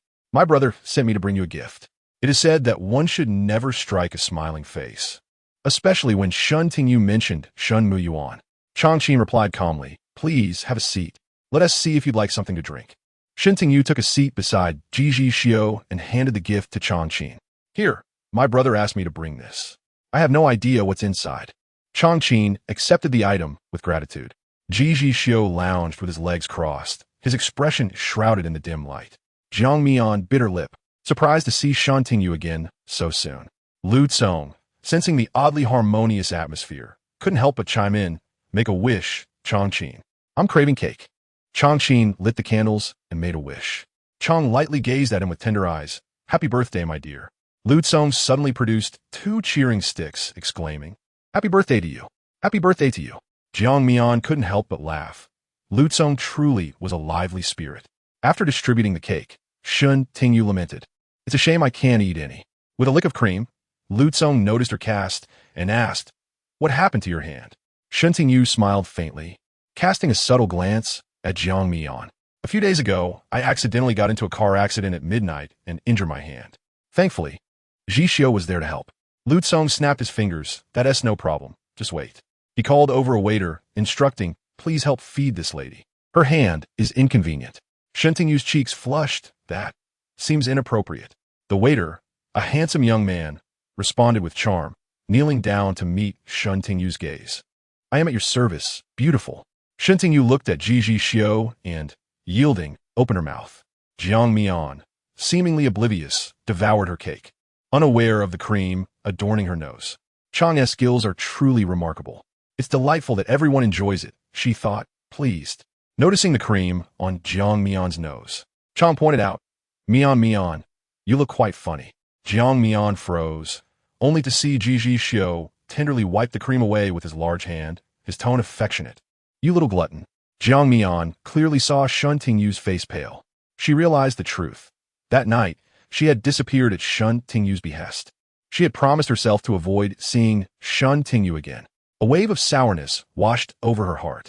Unsure if she was more hurt by Ji Zhixiu's betrayal or Shen Tingyu's presence. Jiang Mian forced a smile, feeling it was futile. What right did she have? Ji Zhixiu did not harbor feelings for her, nor had he mistreated her materially. It was her own greed that yearned for everything. A multitude of emotions surged through her mind. Suddenly, she stood up. I need to use the restroom. Cold water splashed on her face, and Jiang Mian felt more awake. She could endure Ji Zhixiu's white moonlight. She could accept that he did not like her. Yet, she could not bear the thought of being a mere vessel in his relationship with Shen Tingyu. Taking a deep breath, she touched up her lipstick. When she returned, Shen Tingyu had already left. Lu Tsong was busy flirting with a beautiful woman. Upon spotting Jiang Mian, Ji Zhixiu remarked to Changqing, It's getting late. We should head back. Changqing nodded. See you later. On the way back, Jiang Mian remained silent. Upon arriving at the villa, she hurriedly exited the car.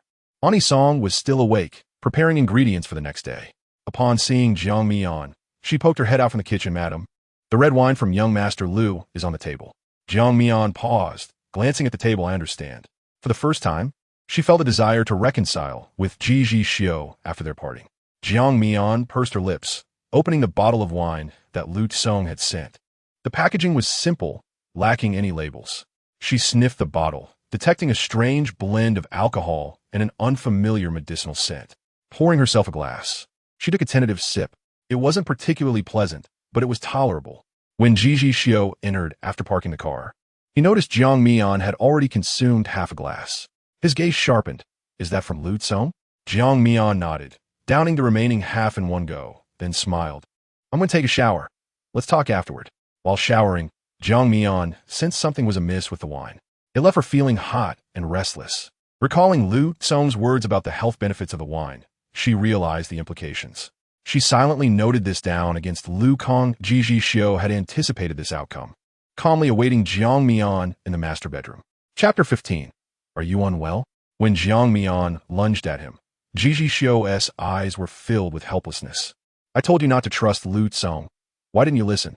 Feeling utterly wronged, Jiang Mian's eyes glistened with tears as she trembled, clinging to his shoulder as Xiu. Hold me. I feel awful. That night, Jiang Mian fought like a fierce general on the battlefield. Meanwhile, Chang lightly cursed Lu Tsong for the birthday gift he had sent. It wasn't until 2 in the morning that Jiang Mian finally fell asleep. Ji Zhixiu called Lu Kong. In the hotel, Lu Tsong glanced at the caller ID and chose not to answer. At this hour, a call could not be trivial. A female companion emerged from the bathroom, puzzled, and handed him the phone. "Third young master, why don't you answer?" Lu Tsong gritted his teeth and picked up the phone. "Xioge. Lu Gong. What on earth did you put in that wine?" Lu Tsong stammered. "Angelica, ginseng, deer antler, goji berries, tiger whip. Is my sister-in-law all right?" All were nourishing ingredients. And if Jiang Mian didn't have a nosebleed, it was already a miracle. The man exhaled sharply. "Get lost." After hanging up, Lu Tsong hurriedly transferred money to his female companion and kissed her cheek. "Darling, I have urgent matters to attend to. I'm leaving now. I've sent you the money. Enjoy yourself here and stay the night." He needed to pack quickly. Judging by Ji Zhixiu's tone, his sister-in-law had been through quite a bit. Lu Tsong boarded a flight to Bali that night. The next day, upon waking, Jiang Mian felt utterly drained. She had intended to drink a little to bolster her courage for a serious talk with Ji Zhixiu, only to discover that Lu Tsong had sent her a tonic wine. Covering her face in despair, she thought, "What a fool I am." She rose and headed downstairs, where Anisong greeted her cheerfully. "Madam, what would you like to eat today?" "Just some eggs, 2 slices of toast, and a bowl of porridge. Also 2 meat buns." Given her exhausting night, she needed to replenish her energy. Anisong brought the food over. "Young master asked me to tell you to rest more today and not to overexert yourself. He has gone on a business trip and won tea return for a few days. When he does, he'll take you abroad." Jiang Mian took a bite of toast. "Oh, so this business trip means he is avoiding me?" She opened her phone to find a message from Ning Jie, stating that the audition for the period drama had been rescheduled to today, with the location unchanged. In an instant, she couldn't afford to think about anything else. Finishing her breakfast quickly, she changed clothes and rushed to the hotel. The audition was set in a hotel, and when Jiang Mian arrived, she found a long line of people waiting. Upon learning that today's audition was solely for the role of Princess Jiala, she noted her position as number 28 and decided to read through the script while waiting. When her turn came, it was evident that the people in the room were showing signs of fatigue. After a long morning of auditions, anyone would feel utterly drained. However, as Jiang Mian entered, she seemed to infuse the space with a refreshing vibrancy. The director's spirits visibly lifted, and his eyes sparkled. "You must be Jiang Mian, right?" "Yes, hello, director. And greetings to all the esteemed teachers," she replied. "You will portray the beloved vase of Princess Jiala, which is shattered by her maid. Let me see your performance." The character of Princess Jiala is willful and headstrong, but does not disregard human life. Punishment is certain, yet the maid's life will not be forfeit. After a moment of contemplation, Jiang Mian lifted her gaze, her expression a tumult of urgency and anger, painted with anguish. When she concluded, she noted with satisfaction that several directors bore expressions of approval. She exhaled a sigh of relief. Barring unforeseen circumstances, this role was hers. "All right, you can return and await further notifications." Upon returning to her quarters, Jiang Mian cheerfully indulged in some dried fish. She mused that if she were to divorce Ji Zhixiu, she could forsake many things, but she must take the dried fish with her. 2 days later, Ning Jie called Jiang Mian. "The casting for Princess Jiala has been finalized, and it is not you." Jiang Mian was taken aback. In this industry, it was not uncommon for roles to change even after contracts were signed, and she had let her guard down this time. She refrained from inquiring about who had been cast as the princess and quickly regained her composure. "Are there any new dramas in preparation that I might qualify for? Please show me." Ning Jie sighed, feeling exasperated. The 2 scripts she had secured for Jiang Mian were not chosen at random. The historical drama was introduced by a friend who had connections with the director. After Jiang Mian's audition, she informed Ning Jie to provide her with some assurance. Ning Jie had inquired with the director, who had not explicitly stated anything, yet the implication was nearly certain. She had hoped to surprise Jiang Mian and had not rushed to disclose the news. However, today the official announcement for the drama revealed that someone else had been chosen for the role. Fortunately, Jiang Mian did not seem overly disheartened. Ning Jie hesitated. "Director Wang, the one whose film was a box office hit last year, has a youth-oriented art film in the works. Would you like to audition?" Jiang Mian was familiar with director Wang, a renowned filmmaker acclaimed for his nuanced portrayals of emotion. Last year's Profound Love, which depicted a family with a disabled father and a mute mother raising their daughter, had captivated audiences and achieved remarkable box office success, becoming the highest-grossing film of the year. Jiang Mian had watched it and was moved to tears, having never experienced parental love herself, which attested to the film's excellence. It was said to be nominated for international awards this year. One advantage of working with director Wang was his integrity. He despised deceitful behavior, regardless of one's status. Poor performance would earn scorn from him. Yet, there was a minor drawback. Art films often struggled to attract large audiences. For this project, the female lead would be auditioned by director Wang himself, while the male lead was rumored to be favored by him, with talks ongoing regarding Song Xingjia. Ning Jia lowered her voice. Jiang Mian's heart leapt with excitement. If she could secure this role, she would be acting alongside the esteemed Song. Collaborating with him would undoubtedly enhance her own skills. Jiang Mian nodded decisively. I want to audition. I knew you would say that. I have already sent your materials to his assistant's email. Now we wait for news. Ning Jia earnestly advised her. Only a few people know about this for now, so prepare yourself well. I estimate that news will emerge from director Wang's side after the new year. Jiang Mian nodded eagerly, acknowledging her understanding.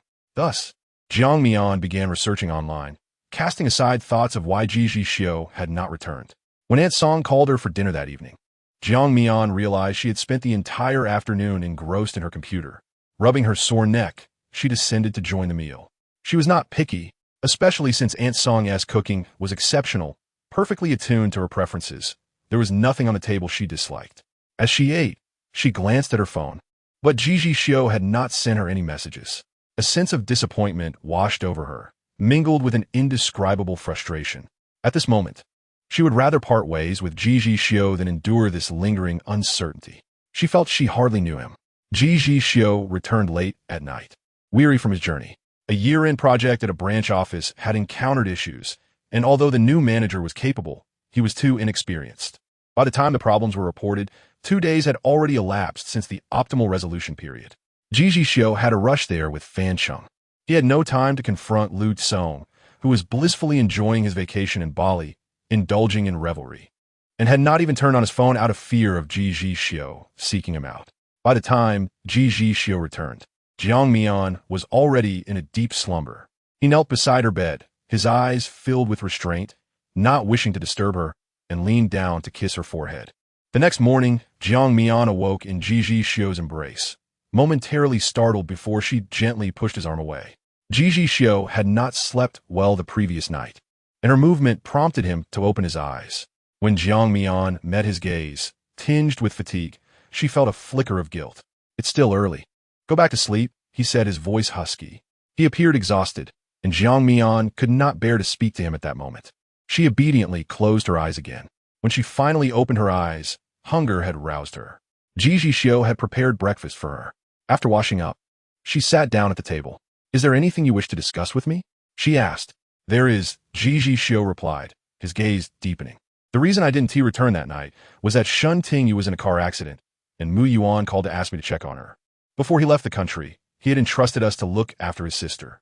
He hesitated. I didn't tell you because I thought it unnecessary and I was afraid it would upset you. Jiang Mian pouted. Did he think that by not mentioning it, she wouldn't be upset? She had learned about it from Shen Tingyu, which made her even angrier. With a huff, she lowered her head to eat.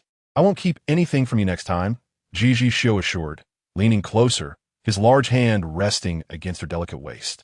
To be honest, Jiang Mian found it difficult to be angry with Ji Zhixiu, given his striking features. She tilted her head thoughtfully. Ji Zhixiu, if you still have feelings for Shen Tingyu, just say the word, and I will leave immediately. Ouch! The moment the words slipped out, she felt a sharp pain at her waist. Ji Zhixiu's expression turned icy, his voice laced with frost. Jiang Mian, I've told you before. Do not think of leaving me. Jiang Mian remained unfazed, lightly responding, what? Do you enjoy keeping me under house arrest?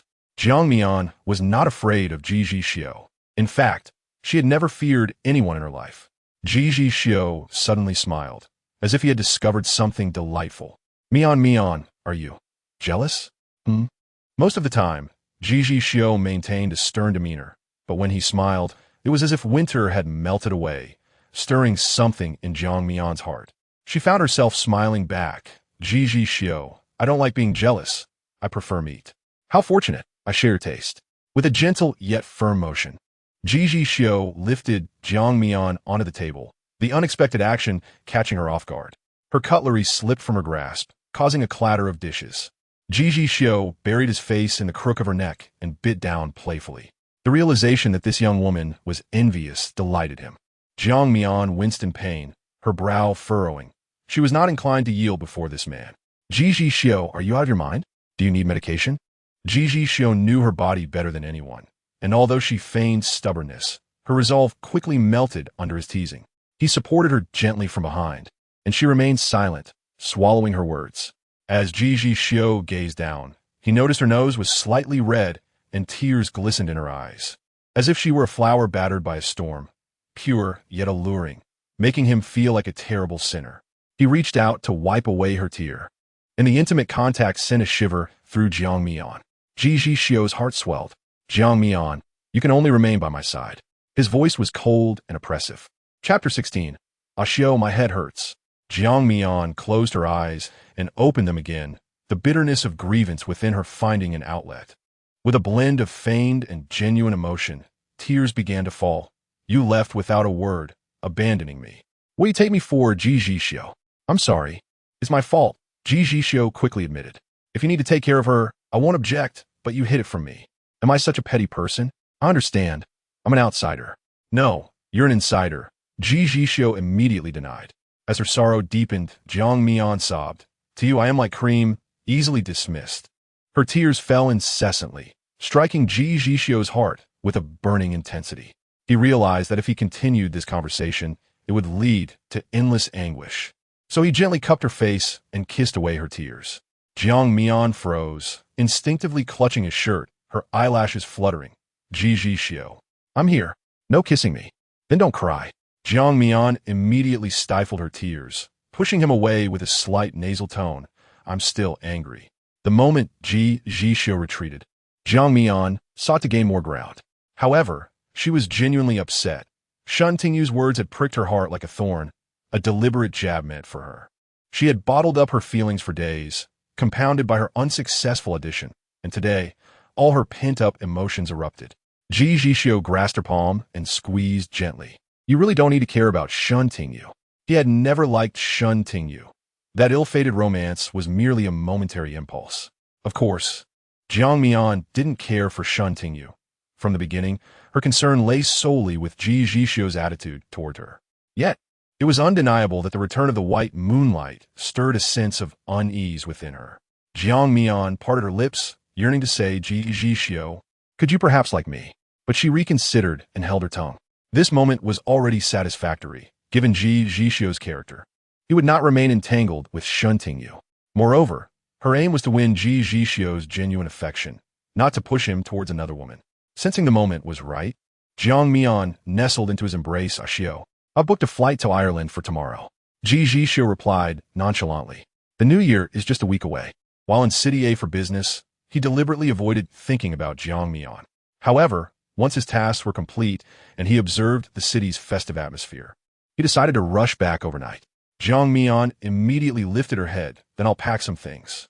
The next day, they boarded a private jet to Ireland, arriving by 3 in the afternoon. Upon exiting the airport, Ji Zhixiu's arranged personnel were already waiting at the entrance. Upon seeing Ji Zhixiu, Xianglong greeted him with his usual stoic demeanor. Mr. Ji, madam. He had been prearranged by Ji Zhixiu. Another middle-aged man, dressed in traditional attire, stood behind him, tall and robust with deep-set eyes. He exuded warmth. Upon spotting Ji Zhixiu, he promptly bowed at a 90-degree angle, speaking in somewhat clumsy Chinese. Welcome back, Mr. Yi. The car is ready. Please this way. This was the butler of Ji Zhixiu's estate in Ireland. Jiang Mian linked her arm with Ji Zhixiu's as they entered the vehicle. She had visited Ireland a few years prior for an advertisement, but had only stayed for 2 days, accomplishing little. Resting her head on Ji Zhixiu's shoulder, Jiang Mian watched the scenery rush by, her mind elsewhere. Her voice was muffled. Xiu, my head hurts. Jiang Mian was not prone to motion sickness. Ji Zhixiu's brow furrowed slightly as he turned away from the documents on his laptop to place his palm on her forehead. No fever, Just a simple headache? In truth, the pain had begun the previous night, but she thought a good night's sleep would remedy it, only to find it lingering. It wasn't unbearable, yet she didn't want to endure it in front of Ji Zhixiu. With her eyes closed, she murmured, "Yes, just a headache." The butler, Stephen, a mix of 3 nationalities and raised in Ireland, spoke in English through the rearview mirror. "Do you need to find a family doctor for your wife?" Ji Zhixiu nodded slightly. "Yes, it can be arranged now. I hope to see them upon arrival." Stephen was efficient. By the time they reached the estate, the doctor was already waiting in the living room. Ji Zhixiu had only visited this place twice, but under his guidance, the estate had undergone significant renovations. At this moment, no one was in the mood to appreciate the surroundings, and Stephen refrained from seeking praise, as it was evident to all that Ji Zhixiu bore a look of tension. Jiang Mian nestled in his arms, truly in pain, feeling as though every nerve was being pulled, which provoked an urge to slam her head against the wall. Soon, the doctor examined her and prescribed medication. After taking the medicine, Jiang Mian lay down to rest. The doctor, a Chinese man, spoke in Chinese before Ji Zhixiu. "Mr. Ji." Ji Zhixiu gestured for silence as they stepped outside to talk. Before the doctor could speak, Ji Zhixiu interjected. "I know her head must have suffered some impact or stimulation in the past, resulting in memory loss. Is this headache related to that?" The doctor nodded, explaining that her head had endured harm, leading to a self-defense mechanism that caused her to forget certain memories. While her mind was now healthy, residual effects remained, manifesting as migraines. Factors such as emotional stress and fatigue could trigger pressure in her head. Observing her emotions and medication would be the only recourse. Ji Zhixiu felt as though a bucket of ice-cold water had doused him, enveloping him in a shroud of chill. He had only discovered Jiang Mian's past head trauma when they obtained their marriage certificate and underwent a physical examination together. Yet, Jiang Mian was completely unaware of this. Ji Zhixiu had once tried to probe, but she had no recollection of any issues with her head, nor did she remember him at all. Pressing his fingers to his temples, Ji Zhixiu instructed, "If she asks, you need not mention her past injuries. Just say it's a common migraine. Additionally, prescribe a bit more medication for emergencies." "Understood," the doctor replied, following Stephen out. Ji Zhixiu had long arranged for Fan Cheng to investigate Jiang Mian's past. He knew she had been raised by her grandmother, but could not uncover why the once lively and adorable little girl had forgotten him. Gently pushing the door open, Ji Zhixiu sat by the bed. Jiang Mian had not fallen asleep. Upon seeing him, she rubbed her head against him, her voice weak. "What did the doctor say?" "He said your recent fatigue and emotional fluctuations caused a migraine, and some medication will help." Ji Zhixiu gazed down at her, a warmth in his eyes reminiscent of the way their little fish would act when seeking affection. Jiang Mian huffed. "It's still your fault for making me angry." Although she had taken the medication, its effects were not immediate. Jiang Mian kept her eyes closed, conversing with Ji Zhixiu to distract herself. Ji Zhixiu understood, his gaze filled with unprecedented tenderness. Unfortunately, Jiang Mian did not see it. "It's my fault. I won't do it again." "I don't believe you. Why does my head hurt so much?" Ji Zhixiu's fingers gently kneaded her temples. "Let me massage it for you. Harder. And this side too." "Read me a book," Jiang Mian requested. "What should I read?" The books here might not suit her taste, so Ji Zhixiu pulled out his phone, planning to search for an electronic version. Jiang Mian raised her chin. "The Runaway Sweetheart of the President" by Xia Xiao X. Ji Zhixiu's hand froze, his gaze flickering as he doubted his hearing. "What book?" Jiang Mian stifled a laugh, her voice soft and tinged with disappointment. "Is that not allowed? Then forget it. I don't want to hear it. My head hurts so much." "All right."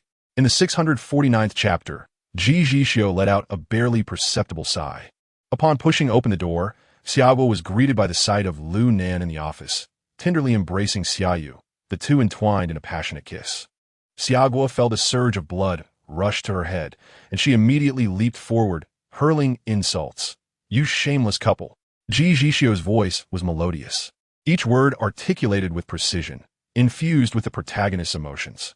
Jiang Mian felt a sense of satisfaction, her headache alleviating. 10 minutes later, Ji Zhixiu glanced over to find the young girl had fallen asleep. He exhaled in relief, setting aside his phone.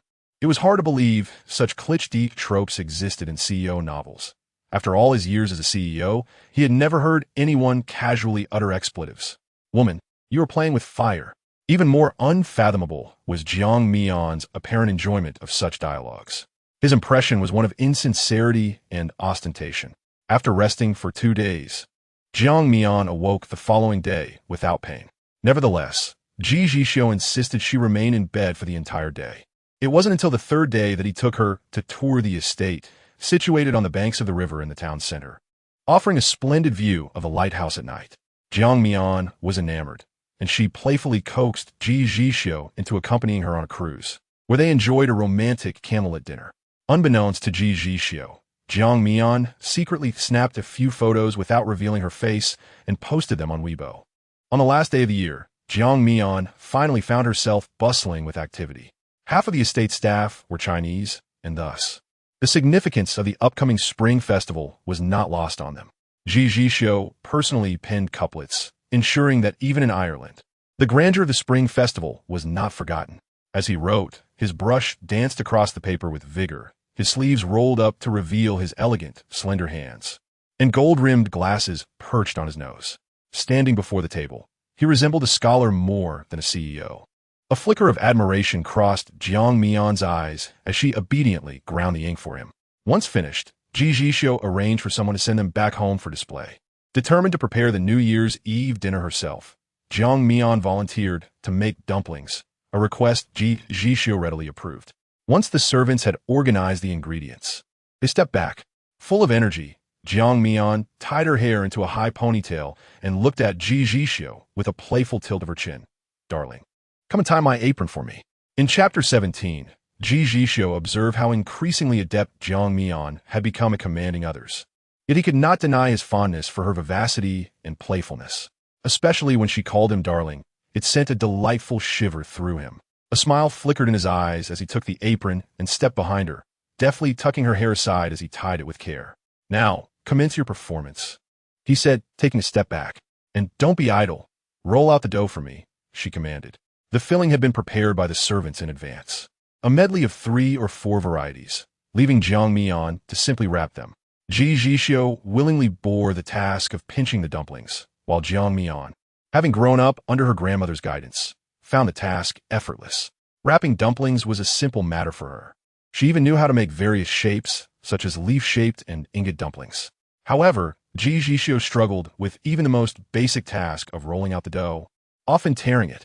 Yet, he remained unfazed, responding with a calm demeanor after yet another mishap. "I lack the skill.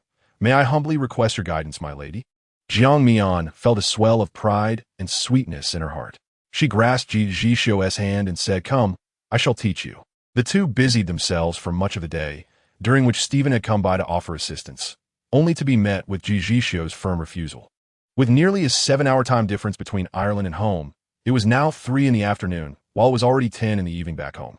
Once the dumplings were ready, Jiang Mian instructed the servants to take them for boiling. Scrolling through her social media, she stumbled upon her roommate's lavish New Year's Eve dinners, showcasing a plethora of regional specialties, creating a lively atmosphere online. Meanwhile, at the Ji family home, Ji's mother found the New Year's Eve dinner tasteless. "Dad, why isn't Shio a home for the new year? Why am I only hearing this now?" she asked, visibly upset. The elder replied, "I sent him to Ireland for inspection on short notice. Is that a problem? You hold the most authority at home. Who would dare oppose you?" Ji's mother murmured to herself, "I'm just saddened that on such a family reunion day, my son is working outside. How hard it must be for him.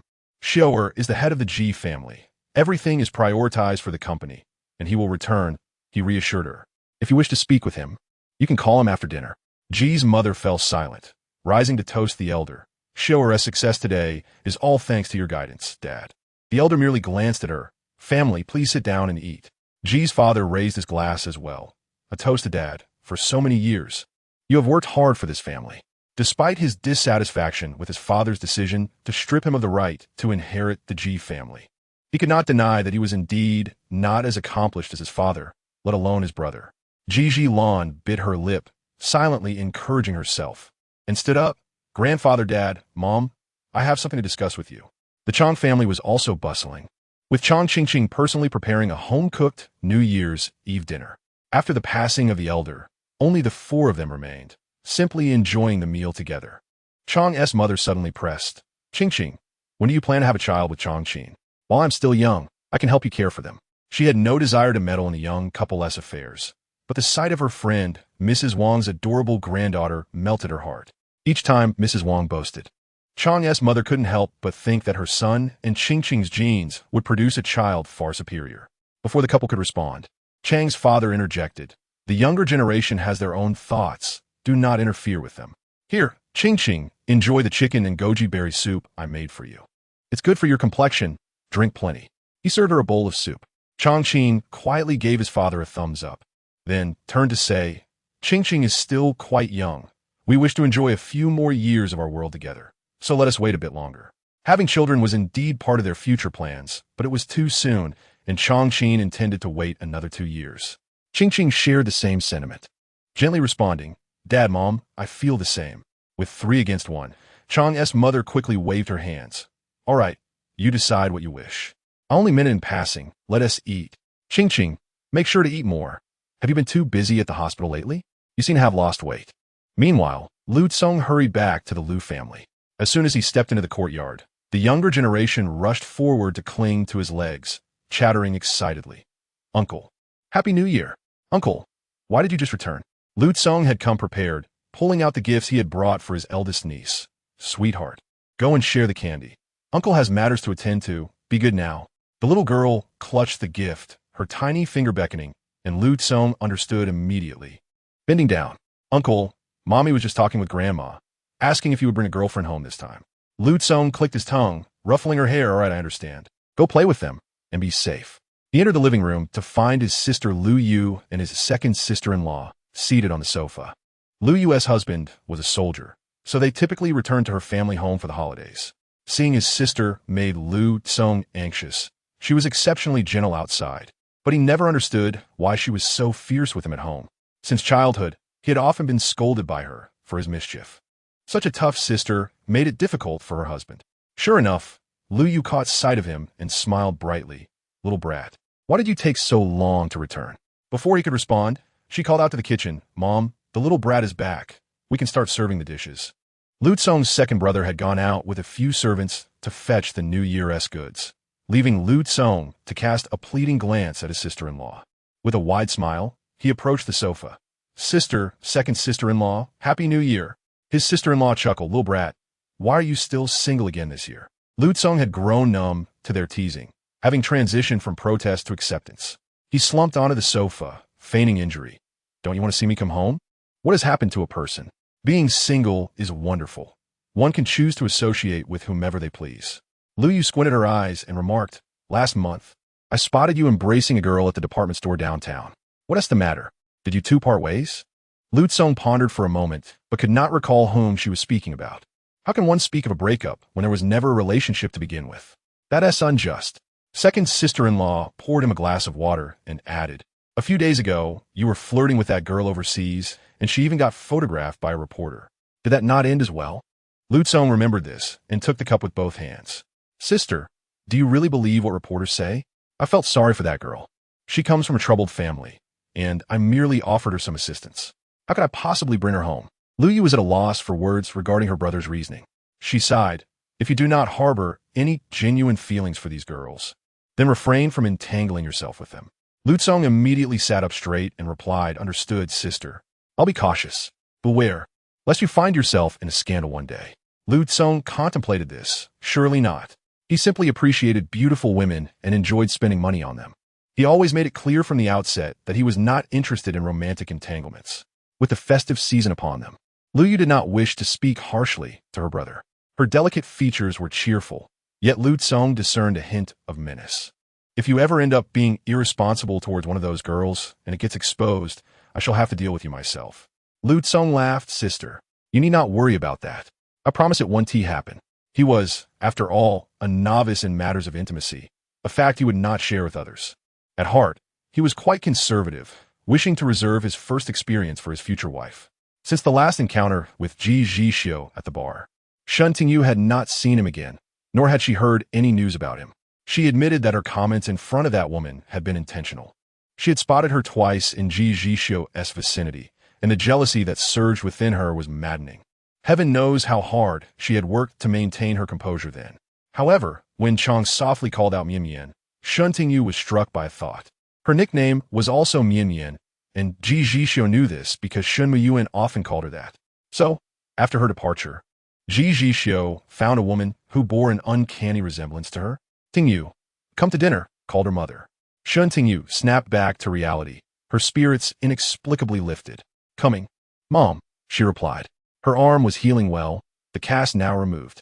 Shen Tingyu stood to serve her father, but her mother quickly took the bowl from her hands. Let me do it. You shouldn't strain your arm. Sit down. You too. You should have told us when you were injured, her mother chided. Shen Tingyu smiled and obediently sat down. I was worried about you and Dad.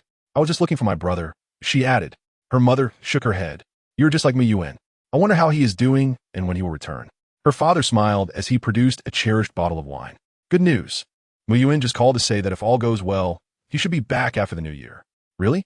Her mother's face brightened. Although Shen Mian was not her biological son, he was courteous and considerate, never causing her trouble, and she held great affection for him.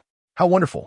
When he returns, our family will finally feel complete, Shen Tingyu said with a beaming smile. As the family gathered for dinner, small talk ensued. Her father inquired, have you secured a position at a company upon your return? No need, Dad. I've already signed with the company, she replied, having chosen an entertainment firm. Oh, which one? Don't go for small company, Tingyu. I don't want you to be deceived. It's Luosher Entertainment. Have you heard of it? Her father thought for a moment. The Lu family's enterprise? The current president is Luo Fei, right? He was aware of the Lu family's complicated lineage, knowing that Luo Fei was a recognized, illegitimate child who was acknowledged at the age of 15. Yes, that's him, she confirmed. Her father frowned slightly.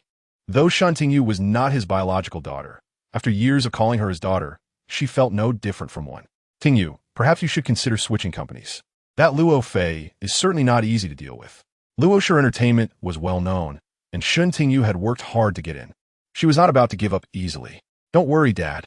I'm just a minor artist in his company. I hardly have any contact with the president. There is no chance for interaction. Chapter 18. Do you like him?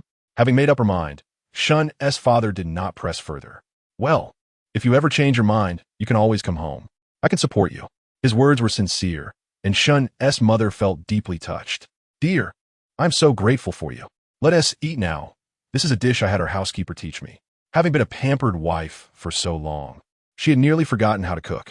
Fortunately, her foundational skills remained. Shen's father patted her hand. You shouldn't trouble yourself with so much. What if you wear yourself out? I just wanted to surprise you. It's your fault for spoiling me, she replied. Shen Tingyu fell silent, focusing on her meal. The dumplings were ready, and Jiang Mian personally served 2 bowls. The table was filled with various dishes prepared by the servants. Ji Zhixiu was on a call, and Jiang Mian glanced over to set the table. He spoke briefly, and upon seeing Jiang Mian had everything arranged, he finished his call and approached. Dinner is ready. Jiang Mian rested her chin on her hand, her eyes sparkling. Try it. Is it delicious? Her dumplings were quite petite. Ji Zhixiu ate them in one bite, savoring the flavor. Very tasty, he confirmed. Jiang Mian responded with a soft hum and suggested, shall we have some red wine to celebrate? As soon as the words left her lips, she recalled the last time they had drunk, and her ears flushed uncontrollably. Ji Zhixiu's gaze deepened, and he did not object. We can have a little.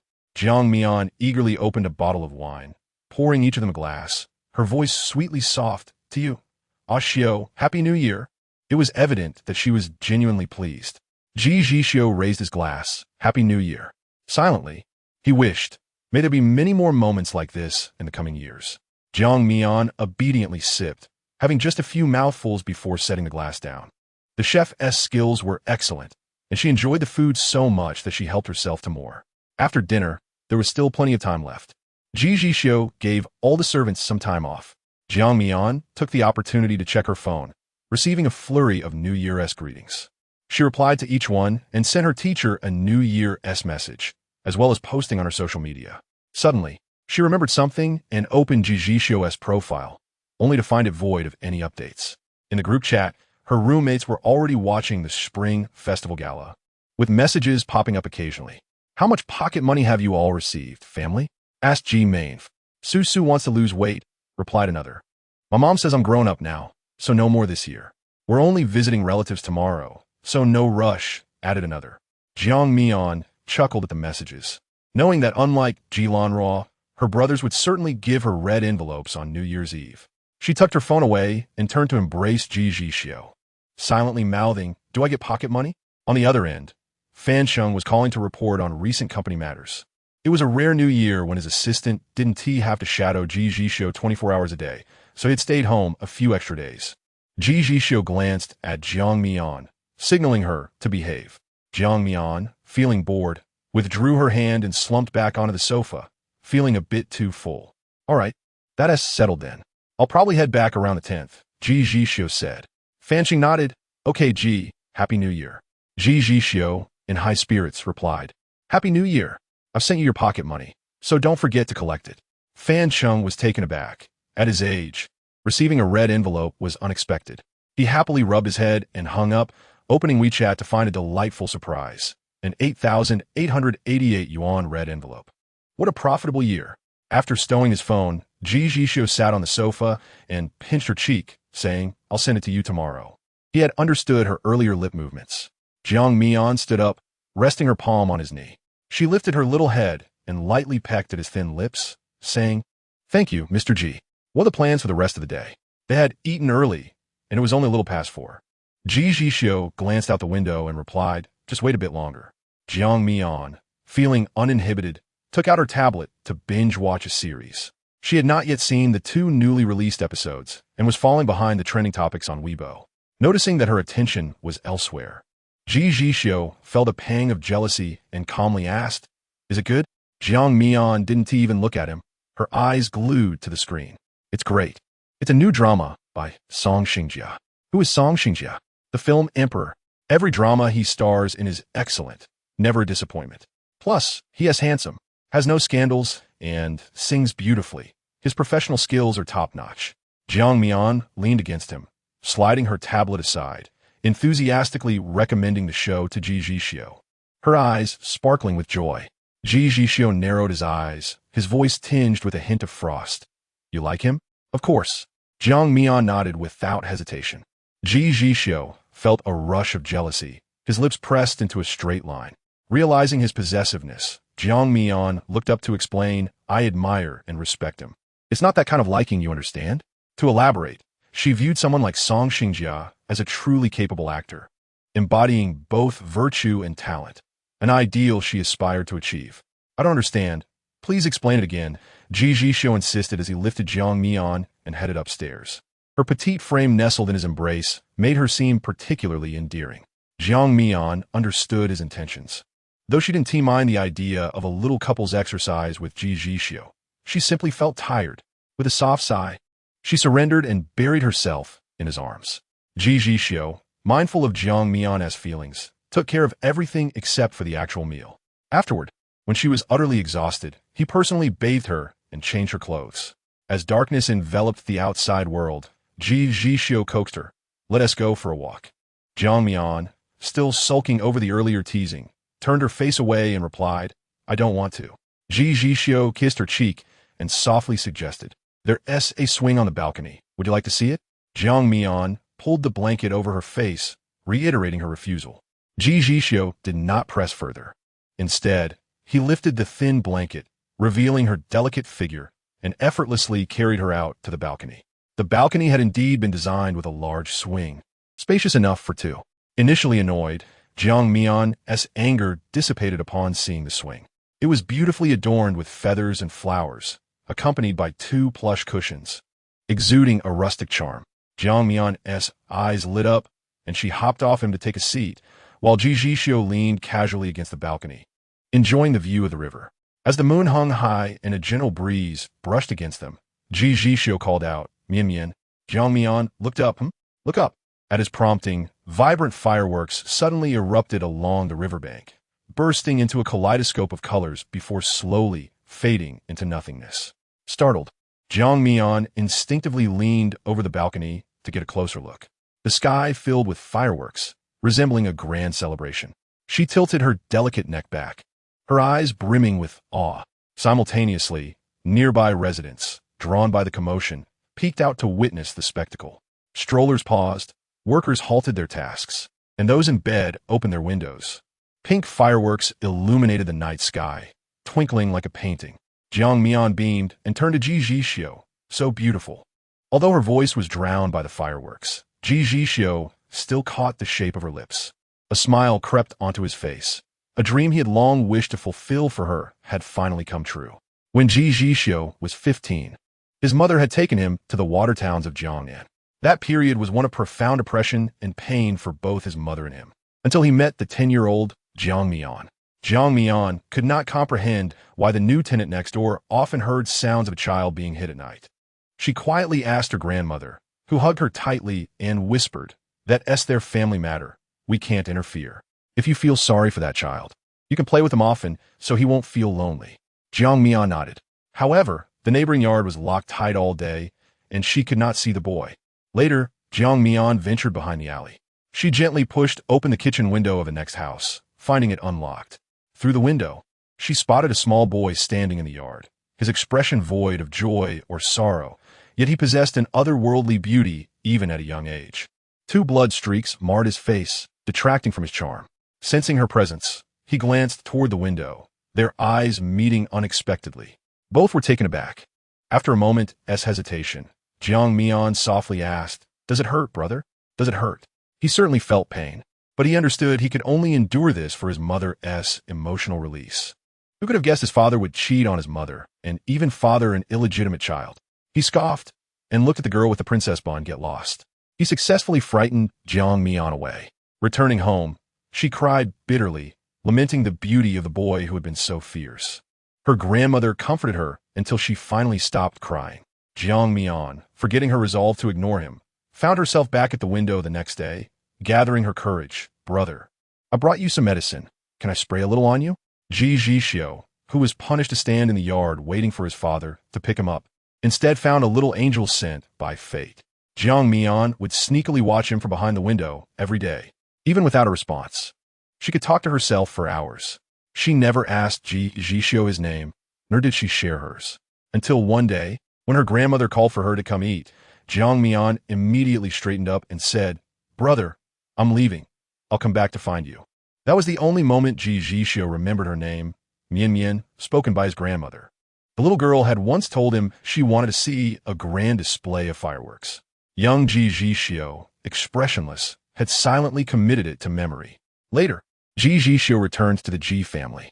No one knew how long he searched for Jiang Mian afterward. No one knew the joy that surged within him upon seeing her at the party, the familiar feeling confirmed after thorough investigation. This time, he would not be mistaken. Ji Zhixiu embraced Jiang Mian from behind, determined never to let go, even if only he remembered this memory. Chapter 19. A New Year.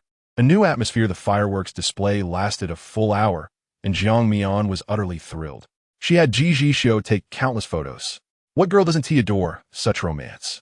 She turned her face away from him, her heart racing at the tenderness in his gaze. Jiang Mian's heart skipped a beat and then raced like a drum. She wrapped her arms around his slim waist, nuzzling against him like a kitten.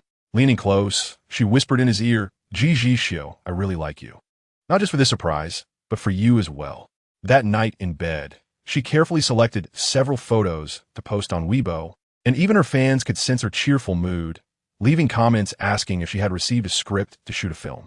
The next morning, when Jiang Mian got up, she accidentally knocked her pillow off the bed and discovered a red envelope hidden underneath. Her eyes lit up as she picked it up. It felt quite thin. Curiously, she opened it to find that Ji Zhixiu had gifted her a bank card. Wow, how extravagant. After changing her clothes, she headed downstairs and noticed that the servants all wore smiles. Stephen greeted her with a beaming face and asked in English if she wanted anything. Jiang Mian inquired, "Why is everyone so happy today?" The joy felt like they had found money. Stephen pulled out an envelope from his pocket, beaming. "Mr. Ji gave this to everyone." Indeed, Jiang Mian smiled faintly. Ji Zhixiu had arranged their itinerary for the next 2 days. He had booked a 3-day, 2-night stay at a hot spring resort, intending to take Jiang Mian on a vacation. However, he was unable to follow through as he received a phone call that required him to return home. He embraced Jiang Mian, resting his chin on her forehead, his voice laced with regret. "Mian Mian, why don't you wait for me here for a few days? I will return once I finish my work. I can have Stephen take you to the resort. Everything is already arranged." Jiang Mian shook her head, her bright, almond-shaped eyes sparkling. "I wish to return with you." Coincidentally, Sister Ning had informed her that director Wang's film had new developments and urged her to return promptly. She was contemplating how to communicate this to Ji Zhixiu. She was quite satisfied with the trip abroad and desired to accompany him. Ji Zhixiu expedited the arrangements. On the second day of the Lunar New Year, Stephen drove them to the airport, and Jiang Mian and Ji Zhixiu returned to Kyoto. Upon seeing Jiang Mian enter the villa, Ji Zhixiu then drove back to the Ji family home. Aunt Song was surprised to see her return so soon. Did the young couple have a quarrel? She cautiously scrutinized Jiang Mian's expression. Young madam, did you return alone? Jiang Mian slumped onto the sofa. No, we returned together. Xiao went back to the Ji family. There must be something important. She straightened up suddenly. Aunt Song. Happy New Year. Relieved to know that the couple was fine, Aunt Song smiled. Happy New Year. I also wish young madam and President Ji a swift arrival of children. Jiang Mian's face flushed. She had not yet considered that. She opened her suitcase, and although her stay had been brief, she had purchased quite a few items. One by one, she took them out. Aunt Song, please call the security team. I have a gift for you all. Shortly, 20 members of the security team stood upright in the living room, 5 in a row. In unison, they exclaimed, Happy New Year, young madam. Wishing you and President Ji eternal love and a harmonious union. Sun Shu stood at the front, beaming with pride, having taught them these greetings on their way. As it was the new year, auspicious phrases were a must. Jiang Mian chuckled at their enthusiasm. They were simply adorable. Nevertheless, she relished their words. Clearing her throat, she responded, Thank you all. I wish everyone a happy new year as well. Here are gifts I selected for you all from Ireland. Feel free to choose. Given the varied tastes of the security personnel, Jiang Mian had opted for an assortment of consumables. Each took their turn, selecting items with decorum and restraint, moving on to the next without hesitation. Sun Shu, satisfied with their behavior, chose to pick last. When his turn arrived, only one item remained, a bag of unidentifiable milk candies. Sun Shu grinned, appreciating the thoughtfulness of his comrades for leaving it for him. After they had all collected their gifts, Jiang Mian produced the red envelopes she had prepared earlier, smiling brightly. One for each of you, a fresh start for the new year. May you all share in the joy. Although Ji Zhixiu always treated them well, providing triple pay during holidays, no one would ever complain about receiving more money. Laughter filled the room, and in unison they expressed, Thank you, madam. You are truly generous. Jiang Mian bestowed an extra envelope upon Sun Shu, as well as one for Xiang Long, who had returned to the Ji family with Ji Zhixiu. She instructed Sun Shu to pass it to Xiang Long upon their return. Once the distribution was complete, everyone returned to their duties. Jiang Mian retrieved her laptop and dialed Sister Ning, while Ji Zhixiu leaned back in his seat, his eyes closed, his countenance inscrutable. Xiang Long, glancing in the rearview mirror, had accompanied Ji Zhixiu for many years and could sense that the president was in a foul mood. The call was from Ji's mother. She said little, her voice calm yet firm, urging him to return promptly. Ji Zhixiu had a foreboding feeling, suspecting it was related to his sister. Upon arriving at the Ji family home, he found several family members gathered in the living room. Only upon facing his mother did he realize how grave her expression was, though she had managed to maintain her composure considerably over the past 2 days, especially with the elder Ji present. Ji Zhixiu nodded slightly. Grandfather, father, mother, I'm back. Ji Zhixiu sat at a distance, her face revealing a hint of pleading, hoping her brother would side with her. Ji Zhixiu's gaze swept over her as he inquired gravely, Mother, why the urgency in your call? What has transpired? The elder Ji, despite harboring immense anger, remained outwardly calm, while Ji's father chose silence. Ji's mother, her chest rising and falling, was the first to speak. Dropping a bombshell, your sister is pregnant. This revelation was utterly unexpected. Ji Zhixiu's expression darkened. Is it Jiang Cheng's? As soon as the words left his mouth, his penetrating gaze fell upon Ji Zhixiu. Didn't you two break up and cease contact?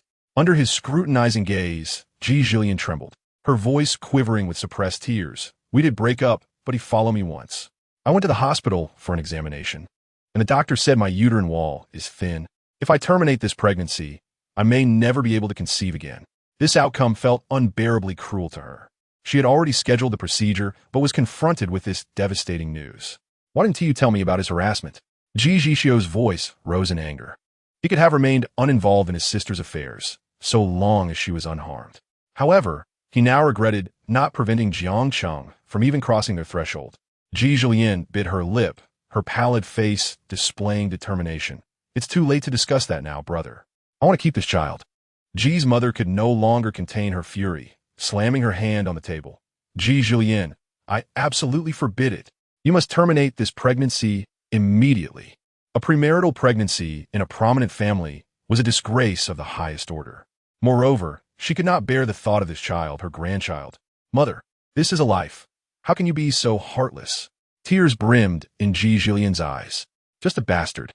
Do you want our Ji family to be ridiculed for eternity? You are still so young. Do you have any idea how much it costs to raise a child? Ji's mother ground her teeth in frustration. Enough. Ji's father interrupted. Xiao, what is your stance? Ji Zhixiu turned to the elder Ji. Grandfather, I wish to hear your perspective. The elder Ji sighed. Zhixiu is an adult now. Adults must take responsibility for their actions and be prepared to face the consequences. He slowly rose, waving his hand. I shall not involve myself in this matter. I will accept whatever outcome arises. Ji Zhixiu watched his grandfather ascend the stairs, his jaw clenched, his brow furrowed in fury. I do not support Zhixiu keeping this child. If his brother did not support her, she would have little chance of success.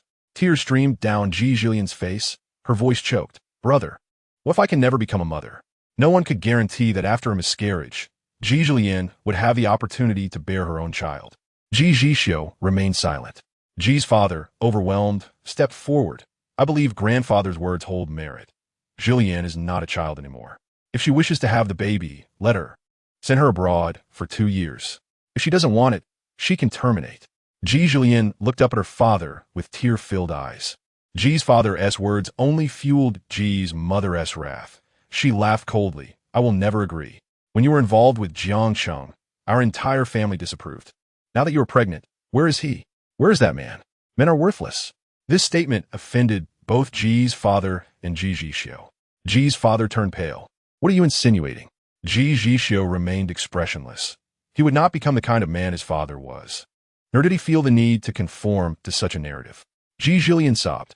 I didn't tell him. If Jiang Cheng knew, he would surely insist on marrying me. Yet, she no longer wished to marry Jiang Cheng. With such a significant matter, he remains absent. You still want to bear his child? Ji Zhixiu retorted. How could I have such a foolish daughter? Ji Zhixiu found it exceedingly difficult to voice her concerns. She dared not disclose to her mother the domestic abuse inflicted by Ji Zhixiu. Were her mother to learn of her pregnancy, it would inevitably lead to a marriage certificate being signed with him. Ji Zhixiu rubbed his temples, genuinely reluctant to involve himself in such troublesome matters. Casting a cold glance at Ji Zhixiu, he solemnly presented her with 2 options. If you truly wish to keep the child, I shall send you abroad. If you do not wish to carry the child, I can discreetly arrange for an abortion, and no one would ever know. Going abroad? In a foreign land devoid of family and friends, where no one knows her. The very thought of leaving home filled Ji Zhixiu with despair. Was this not tantamount to being cast aside? She shook her head, tears streaming down her cheeks and pooling in her neck. Brother, I do not want to go abroad. Chapter 20. I wish to marry Ji Zhixiu. And what is it that you truly desire, if you neither wish to leave nor to terminate the pregnancy? Ji Zhixiu spoke with chilling indifference. No one could fathom the tempest of rage swirling within him. He yearned to rid the world of Ji Zhixiu. This scoundrel at that very moment. Ji Zhixiu stifled her sobs. Brother, please do not force me. Let me think it over. Her voice was weak and weary. And Ji Zhixiu, not inclined to say more, replied curtly, do as you wish. Finally, he turned to inquire of their mother. Is there anything else you wish to discuss with me? With a deep sigh, Ji mother replied, no, to stay a while to rest. You must be exhausted from rushing back. Thinking of Jiang Mian at home, Ji Zhixiu decisively declined. No need, I shall return. If Zhixiu comes to a decision, you may contact me. Hearing his refusal, Ji mother did not press further. At this moment, she wished for nothing more than to persuade her daughter to terminate the pregnancy. Ji father remarked, Zhixiu, please assist your sister with this matter. Ji Zhixiu fixed his gaze upon his father's face, a cold scoff echoing in his heart. Without further acknowledgement, he stated, I am leaving. He turned and stepped out the door, where Xiang awaited him. Upon seeing him emerge, Xiang silently followed behind, head bowed. Jiang Mian was engrossed in reading a script. The director, impressed with her credentials, had decided to grant her an opportunity through her agent. The exact audition date was yet to be determined, so Ji Mian aimed to make the most of this time to prepare. The film was tentatively titled Class 3 of High School, a poignant coming-of-age story. After the college entrance examination, some students entered their dream universities, while others relinquished their academic pursuits, and some never found the courage to confess their feelings. Ji Mian resonated deeply with the protagonist's emotions. She understood the heartache all too well. The male lead was exceptionally kind and gentle, compelling the impoverished female lead to suppress her true feelings. He never pressured her, but at their graduation gathering, he finally resolved to express himself, only for the female lead to fail to show up due to an unforeseen accident, leaving her forever trapped in that moment. Ji Mian felt heartbroken. What could be more tragic than two lovers destined to remain apart? As tears streamed down her face, she realized that her foundation was surprisingly resilient, prompting her to check her reflection in the mirror, which uplifted her spirits. When Ji Zhixiu returned, she approached him, asking, "Is something wrong?" His hurried return suggested an urgent matter had arisen. Ji Zhixiu did not conceal the truth from Ji Mian, stating plainly, "HLN is pregnant." Ji Mian was taken aback. While pregnancy was significant, did she not recall that HLN had already broken up with her previous boyfriend? Was it now the case that she wished to keep the child despite being unmarried? Ji Mian poured a glass of watermelon juice and handed it to him. Does she want to keep the child? Yes, he replied, his displeasure evident. Ji Mian discerned his discontent and embraced him, saying, "Do not be upset. We are all adults now, and we must take responsibility for our choices." Ji Zhixiu gazed down at the woman nestled against him, gently lifting her chin, and narrowed his eyes. "Have you been crying?" Ji Mian, flustered, explained, "The new script is just so moving." He tenderly caressed her cheek, and his anger dissipated. "You are right. She is an adult, and I have no right to interfere with her choices." Their conversation lightened Ji Zhixiu's mood considerably. It was Ji Zhixiu's decision on how to proceed, and he would respect and support her, not wishing to go abroad or terminate the pregnancy. Ji Zhixiu contemplated how to remain here and still give birth to the child. The next day, she ventured out for a prenatal checkup at the same private hospital as before. After a smooth examination, as she descended the stairs, she was suddenly seized by the wrist, followed by a questioning voice. "ZHLN, what are you doing here? Are you unwell?" Upon hearing the voice, Ji Zhixiu stiffened. "What does it matter to you?" Jiang held a bag of medicine. His mother suffered from hypertension and diabetes, necessitating regular medication. He had not anticipated encountering Ji Zhixiu while picking up her prescriptions. Ji Zhixiu remained silent, and he, undeterred, glanced at the prenatal checkup report in her hand, his eyes widening with delight. "ZHLN, you are pregnant. Our child?" Ji Zhixiu tightened her grip on the report, cursing herself for not having hidden it sooner. "Let's discuss this in a different location." At the CAF, Jiang suppressed his overwhelming joy. It was an unexpected turn of events. He had thought he had lost all chances with Ji Zhixiu. Yet here they were, expecting a child. Ji Zhixiu's emotions were conflicted. Jiang's happiness was genuine. Could it be that for the sake of this child, he could become a good father? Jiang cautiously said, "This is our child, right? ZHLN. Let us marry and provide our child with a legitimate identity. If you are unwilling, I will still be there for you both." Pregnant women should not drink coffee. "Waiter, please bring a glass of orange juice." Ji Zhixiu observed him bustling about, wiping the table and fetching her juice. In truth, Jiang had always been attentive. Despite her often irritable nature, she had playfully teased him into fetching milk tea on scorching summer days, and he had complied without a word of complaint. As she reflected on these moments, tears began to flow from Ji Zhixiu's eyes. Her feelings for Jiang were sincere. Even in the face of family opposition, she had never considered breaking up with him. Upon seeing her cry, Jiang instantly panicked, pulling out tissues to dry her tears. "Do not cry. ZHLN, please do not cry. I know I have been a fool and have hurt you. If you do not wish to see me, I will leave immediately. Please do not be angry. I cannot bear to see you upset." Ji Zhixiu wiped her tears and declared, "The child is yours, Jiang. But with things as they are, we cannot be together. Upon hearing this, Ji Zhixiu's demeanor shifted to one of urgency. "ZHLN, grant me another chance. I swear there will be no next time. I will be a competent father. Please allow me the opportunity to care for you both. If you agree, we can obtain a marriage certificate." Ji Zhixiu's desire to keep the child took him by surprise. However, realizing the opportunity before him, he would not let it slip away. Ji Zhixiu furrowed her brow, genuinely contemplating the feasibility of such an arrangement. If she married Ji Zhixiu, she could keep the child openly and avoid going abroad. She grasped the cup tightly, her heart in turmoil, before raising her chin and stating, "Let me think it over." Ji Zhixiu was driven back to the J family home by Ji Zhixiu. Ji mother, having spent the previous day trying to persuade her, was now ignoring her, knowing she had a prenatal checkup that day. The atmosphere at home was particularly oppressive.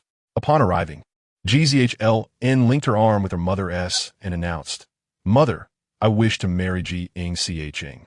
"Very well," Ji mother replied, her expression unreadable. Her agreement was so swift that Ji Zhixiu felt a flicker of joy, only to realize something was amiss. This was not typical of her mother.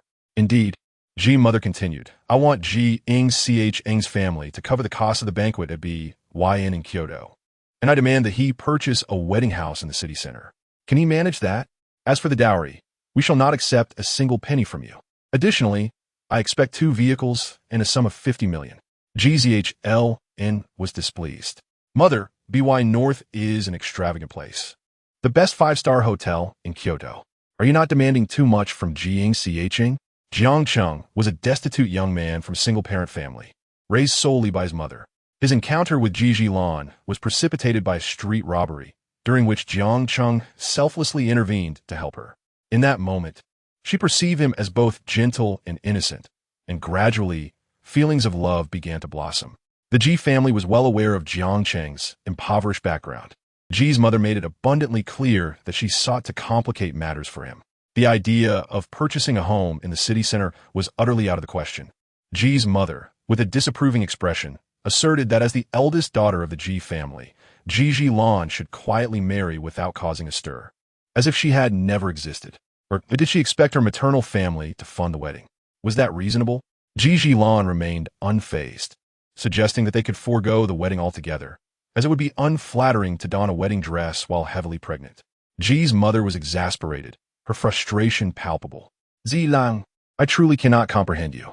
With so many admirable young men around, why must you choose Jiang Mian?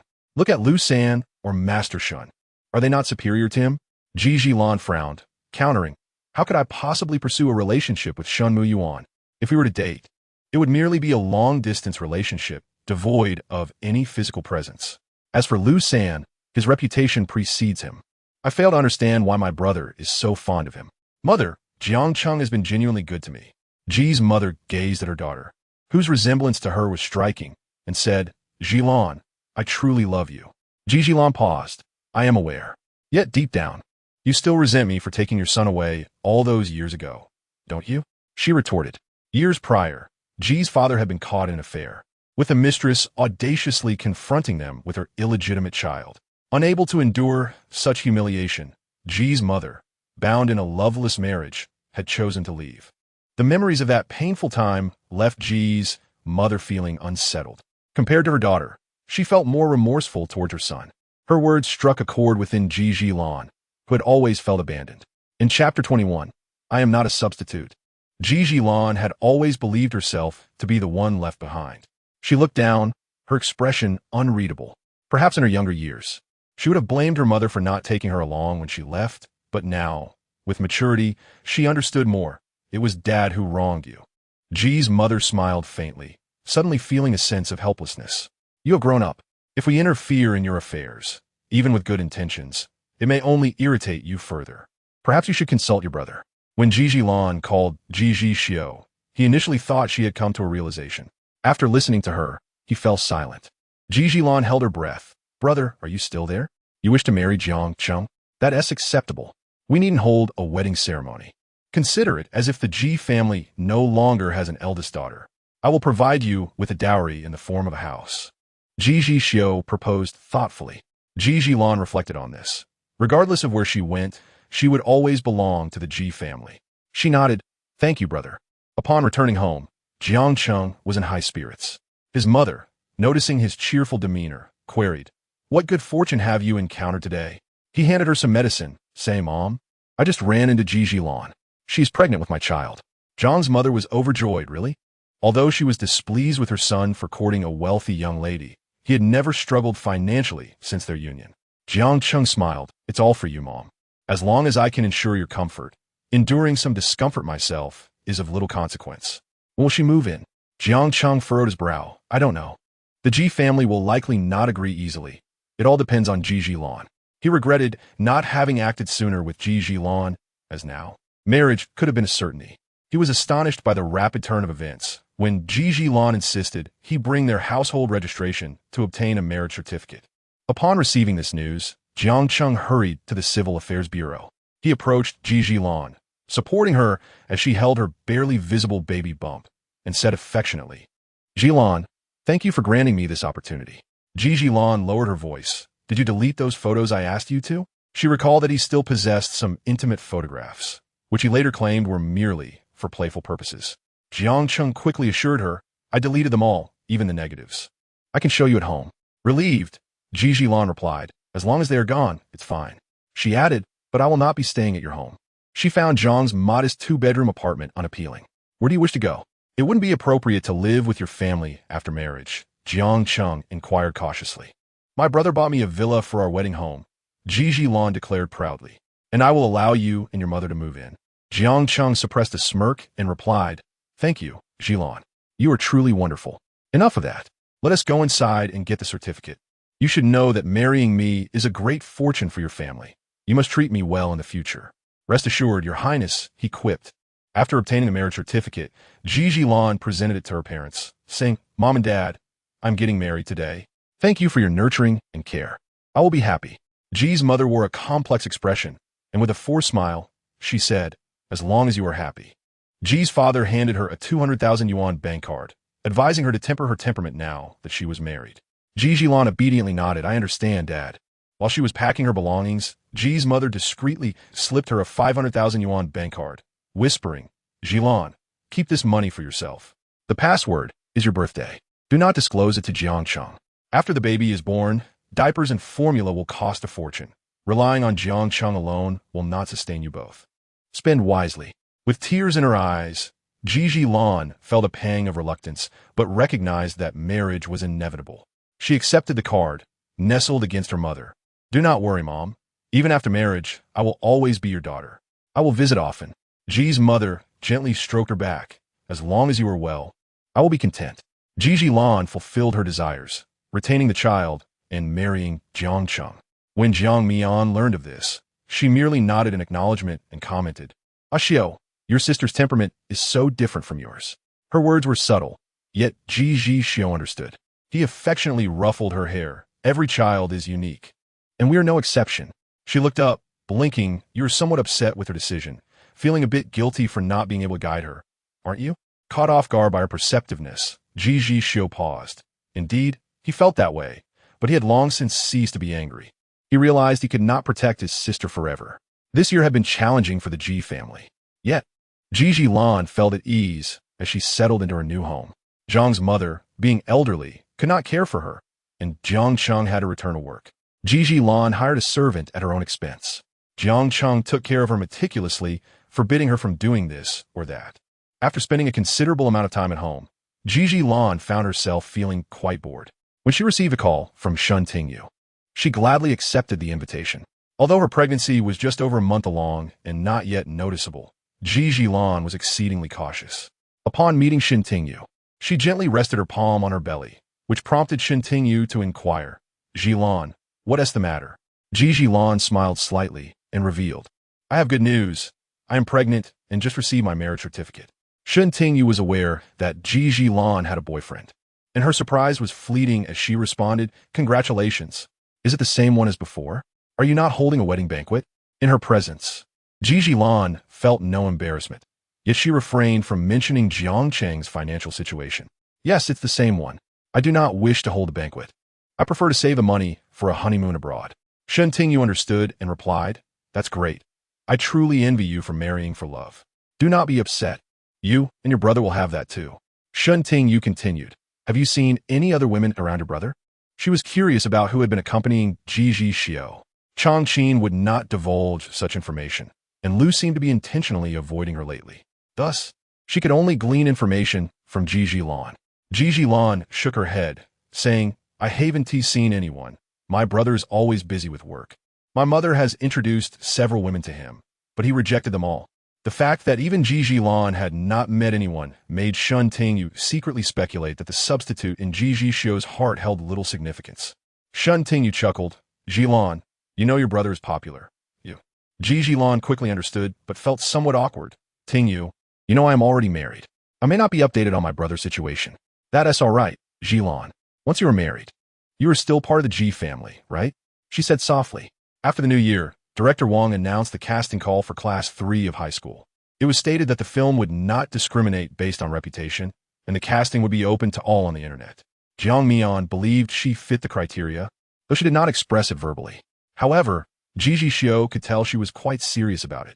Every night before bed, she would read the script, and tonight was no exception. After showering, Ji Zhixiu took the script from her hands, his tone calm. It's getting late. Time for bed. Jiang Mian tilted her head. A hint of worry in her voice. Ah Xiu, what if I don't pass the audition? Before Ji Zhixiu could respond, she muttered to herself, never mind. The auditions haven't even started yet. I cannot simply give up. Ji Zhixiu held her tightly, his hand sliding beneath her nightgown, his voice low and husky. Let me teach you a way to relieve your emotions. Aziyu. Jiang Mian encountered Shen Tingyu once again on the 10th day of the new year. She had to return to school to retrieve some items and saw Shen Tingyu as she exited. After a moment of thought, considering their previous unpleasant encounters, she felt no inclination to converse with her. After all, Ji Zhixiu was not present, and there was no need to spare any regard for her white moonlight. She calmly walked past Shen Tingyu, pretending not to notice, only to be called out, let us talk. Jiang Mian shook her head, I refuse. She had no desire to discuss anything with a rival. Shen Tingyu seemed taken aback for a moment before mockingly retorting. You certainly know how to play hard to get. If you don't want to talk, then let's just say it here, after meeting twice. You still don't even know my name? Well, why would someone like you, a mere substitute, even have a name? Perhaps it belongs to someone else? Jiang Mian was baffled by Shen Tingyu's sudden outburst. Although she appeared delicate and beautiful, the cold outside made her stomp her feet and warm her hand with her breath. My name is Jiang Mian. Jiang from Jiangmian, and Mian meaning sleep. She continued, I'm not a substitute. Of course, she could never admit to being one in front of the actual person. This was her final act of defiance. Shen Tingyu had spotted her and hurriedly instructed the driver to stop the car. She wanted to confront Jiang Mian directly. Yet, it seemed Jiang Mian was unfazed by the notion of being a substitute. Shen Tingyu furrowed her brows, realizing the gravity of the situation for the first time. This beautiful girl before her was not to be underestimated. Since reasoning was futile, she looked up at the name of the university and scoffed. I've seen too many college students like you, selling themselves for money. One day, I will expose your true nature in front of Ji Zhixiu. Jiang Mian nodded. Oh, I'll be waiting. She truly could not comprehend what Ji Zhixiu found appealing in Shen Tingyu. Jiang Mian felt a mix of emotions. After saying this, she hailed a taxi and departed. Shen Tingyu watched her retreating figure, seething with anger. If she had known that one day her position beside Ji Zhixiu would be usurped by Jiang Mian, she would never have gone abroad. Jiang Mian returned home feeling despondent, wondering why everyone seemed to remind her that she was merely a substitute. It was truly disheartening. Chapter 22. Who is her financial backer? Aunt Song noticed her gloomy mood and brought her a warm bowl of snow fungus and lotus seed soup, asking, What's wrong? Is it because your school doesn't allow you to go in during the holiday to retrieve your things? Jiang Mian accepted the bowl with both hands, quickly flashing a sweet smile. Thank you, Aunt Song. No, I got it. I was just thinking about the script. Their school was quite accommodating. As long as one had a student ID, they could enter. Even during the holidays, many students stayed behind. Jiang Mian took a spoonful of the sweet soup. And on such a cold day, it was simply delightful. Aunt Song smiled. Young madam, you love everything I make. You're always my biggest supporter. That's because Aunt Song's cooking is simply the best. Jiang Mian drank the entire bowl in one go and handed it back to Aunt Song, asking for another. By the way, please make a bowl for Sun Shu and the others too. It's freezing out. Aunt Song nodded. Sure, there is plenty left in the pot. I made extra. The young master will have some when he returns. With so many bowls, Aunt Song certainly could not serve them all by herself. She called Sun Shu and 2 bodyguards to help. They took turns enjoying the warm soup. Although it was cold outside, the bowl of soup warmed their hearts. One of the bodyguards, Xiao Bai, smacked his lips. Young madam is really wonderful. Beautiful and kind-hearted. Xiao He saw through him. You are just buttering her up because you've benefited from her. Xiao Bai puffed out his chest. Then you should say something nice about her too. All right. Sun Shu walked past them, and both men immediately straightened up, tense all over. Sun Shu smiled. You've been slacking off, huh? You can each have another bowl. Shen Tingyu's thoughts grew increasingly unsettled. Why was it that Jiang Mian could take advantage of her absence? What was Jiang Mian after all? No wonder during her 3 years in M country, she received not a word from any man. It turned out she had been hindered by Jiang Mian. A shadow crossed her eyes. Shen's mother knocked on her door with a plate of fruit. Tingyu, I'm here. She opened the door. Shen's mother's gaze swept over the photo on her desk, which featured Shen Tingyu with Ji Zhixiu and Shen Muyuan. She placed the fruit on the bedside table. Here's some fresh fruit sent over. Your father asked me to cut some for you. Shen Tingyu took her mother's arm. Thank you, Dad and Mom. Please sit. The bond between the mother and daughter had always been strong. Even when Shen's mother decided to marry Shen's father, it was with Shen Tingyu's approval. Tingyu, tell Mom the truth. Do you still have feelings for Ji Zhixiu? Her tone was gentle, devoid of reproach. Despite being over 40, a few wrinkles at the corners of her eyes did not diminish her former beauty. Shen Tingyu nodded, admitting, Mom, I have always liked him. Do you feel unworthy? She hesitated. Silly child, how could I ever think you unworthy? In her mother's heart, Shen Tingyu was the best. Over the years, she had worked hard to gain the recognition and care of the Shen family. Shen's mother's eyes were filled with affection as she gently patted Shen Tingyu's shoulder. Shen Tingyu's heart trembled. Mom, already know? She smiled gently. Of course I know. Even at such a young age, you understood the importance of being obedient and never causing trouble. You never contested with your brother over what he liked. Shen Xian enjoyed copying literature, and you borrowed his books to read. You have always been diligent and ambitious. Tingyu, sometimes I wonder if bringing you into this wealthy world was a mistake. But then I see your sincere smile, and I feel it's all worth it. I say all this to hope my daughter does not feel inferior. You must be brave in pursuing what you desire. Ji Zhixiu is a wonderful person, and my daughter is not any less. Shen Tingyu felt a pang in her nose. Thank you, Mom. I have never blamed you or regretted that Dad passed away too soon. I have always known that the village chief had his eyes on you. Once, I saw him pulling at you in the back mountain, and you scared him away with a brick. Honestly, seeing Shen Xian treat you so well makes me genuinely happy. The struggles of the mother and daughter were understood only by them. They embraced each other. I am very happy now, so you must also find happiness, Tingyu. Jiang Mian received the audition notice only after the small year celebrations. Sister Ning was to accompany her. The audition was set at a luxurious mansion belonging to Director Wang, and Sister Ning was certain that entertainment reporters would be waiting outside. She advised Jiang Mian to dress beautifully, as even a casual glimpse could land her on trending searches.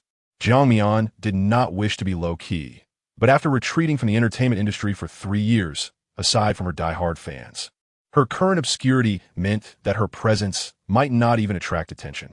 Indeed, when Jiang Mian arrived at Director Wang's home, several leading actresses were already there, all impeccably dressed. The flashes of cameras were incessant. Director Wang did not allow multiple people into his villa at once, requiring them to audition one by one while everyone waited in a nanny van. The audition order was randomly drawn, and Jiang Mian was neither at the front nor the back. Sitting in the car, she sighed, I never expected Liang Xiao would come to audition too. Who is Liang Xiao? Sister Ning inquired. A popular actress who has starred in 3 historical dramas, each more successful than the last. It's surprising she won audition for director Wang's youth film, as it doesn't suit her style, said Jiang Mian. Sister Ning chuckled. That's because her financial backer is no longer supporting her. Who is her backer? Jiang Mian asked curiously. Luo Fei from the Luo family. Sister Ning shared eagerly. It said that Luo Fei is currently focusing on promoting a newcomer. Her resources have significantly declined, which is why she's competing for this script. Jiang Mian blinked. Sister Ning, did I ever tell you that Luo Fei once asked me to switch to their company? Sister Ning was not surprised at all. Instead, she became furious. Isn't that just a drunken man's intentions? Jiang Mian, don't believe his nonsense. He approached me before you married Ji, asking me to give you to him for a night in exchange for arranging a leading role for you. Jiang Mian felt both speechless and disgusted. Why didn't you mention this to me? Sister Ning replied, her expression as if she had eaten a fly. Do I not know your character? I outright refused. I didn't mention it because I was afraid it would disgust you. Jiang Mian cupped her face, smiling sweetly, her eyes sparkling with a hint of flattery. Sister Ning, you are so kind. Stop flattering me. I don't care. You need to showcase your talent. You must secure this role, Sister Ning commanded. Jiang Mian sat up straight, looking pitiful. Sister Ning, I want to, but you think too highly of me. Liang Qiao is here. How can I compete with her? Not necessarily, Sister Ning analyzed. Liang Qiao has never played this type of role before. I remember you had 2 roles in school dramas previously. Moreover, Director Wang is known for not fearing to offend anyone. Jiang Mian nodded. Okay, I understand, Sister Ning. I will do my best. If all else fails, let your husband Ji step in.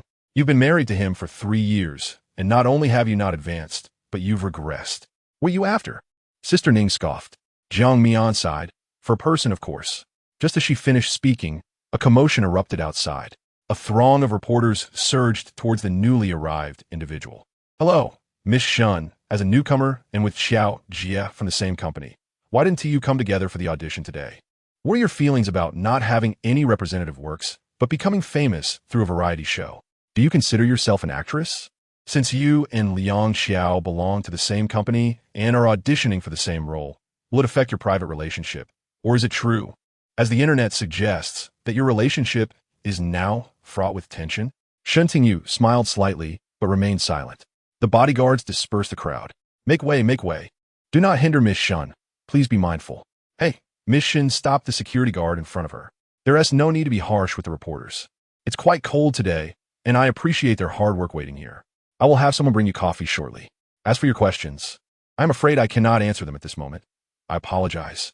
Liang Xiao witnessed this scene through the car window, gritting her teeth. That wretched girl. Her manager reminded her, this is public. Reporters are everywhere.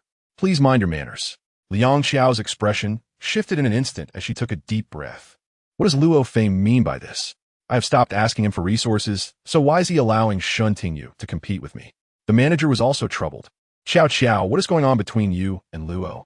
He was perfectly fine before your business trip. Why has he changed upon your return? You are stubborn. Perhaps you should soften your stance in front of Luo and let it go. Liang Xiao's chest heaved with anger, yet she remained stunningly beautiful. How should I know what happened? I only found out that Luo signed a newcomer upon my return, giving her the best treatment. I don't understand what Shen Tingyu did to win his favor. Perhaps her talents in bed charmed him. Her 2 assistants lowered their heads, pretending not to hear. The manager advised her, regardless, you don't need to compete with her. You are a leading star, and she is just a novice. Don't lower yourself. But she has been trending frequently, and the variety show resources that Luo originally intended for me are now hers, Liang Qiao said, displeased. Securing Luo is the key. Xiao, after being with Luo for so long, you should understand. Liang Qiao grabbed her manager's hand. Tell me, do you think Luo is tired of me? Her manager reassured her, absolutely not, Xiao. You are far more beautiful than Shen Tingyu, and in terms of acting, you surpass her by a mile. Don't panic. Just secure this role. Even if Luo stops promoting you, you won't need to fear. Liang Qiao nodded. You are right. I shouldn't compete with her over fleeting fame. She took a deep breath. I have invested so much for this role. I cannot afford to fail. In the past, she would have regarded Director Wang's type of film with disdain. Art films are far less popular than commercial films. But now she could only hope that this film would elevate her career further. The manager smoothed her skirt, reminding her that compared to Shen Tingyu, she had no disadvantages, only the potential for self-humiliation. Chapter 23. Don't blame her for being rude in the back seat. Jiang Mian watched the entire scene with astonishment. Why is she here? Sister Ning followed her gaze. Do you know her? The artist Luo Fei just signed as her. Luo arranged for her to appear in a variety show, and after it aired, her gentle nature and high emotional intelligence made her a trending topic. Please don't tell me you haven't seen it, Jiang Mian said, feeling guilty as she shook her head. I've been too busy reading scripts and following Song Ingdi's new drama to pay attention. Sister Ning was speechless. Jiang Mian furrowed her brow. So it's Shen Tingyu. It makes sense. I heard from Lu Tsong that she was studying acting abroad. Sister Ning turned on her phone and searched for the video to show her. Take a look for yourself. The video was merely an edited clip from a marketing account. Yet it was evident that Shen Tingyu, as a resident guest of the variety show, adeptly catered to everyone's emotions. Outsiders might remain oblivious, but insiders could easily discern that these events were scripted, a result of capital manipulation. Jiang Mian remarked, regardless of the truth, Shen Tingyu has already garnered a modicum of fame, and this show still has several episodes to record. I heard that Liang Qiao lost face in front of her. Jiang Mian's gaze shifted to Liang Qiao in the car across from them. Her window rolled down halfway, revealing her beautiful face. Sister Ning scrutinized Liang Qiao's attire and frowned. I told you to dress attractively today. Why did you choose that outfit?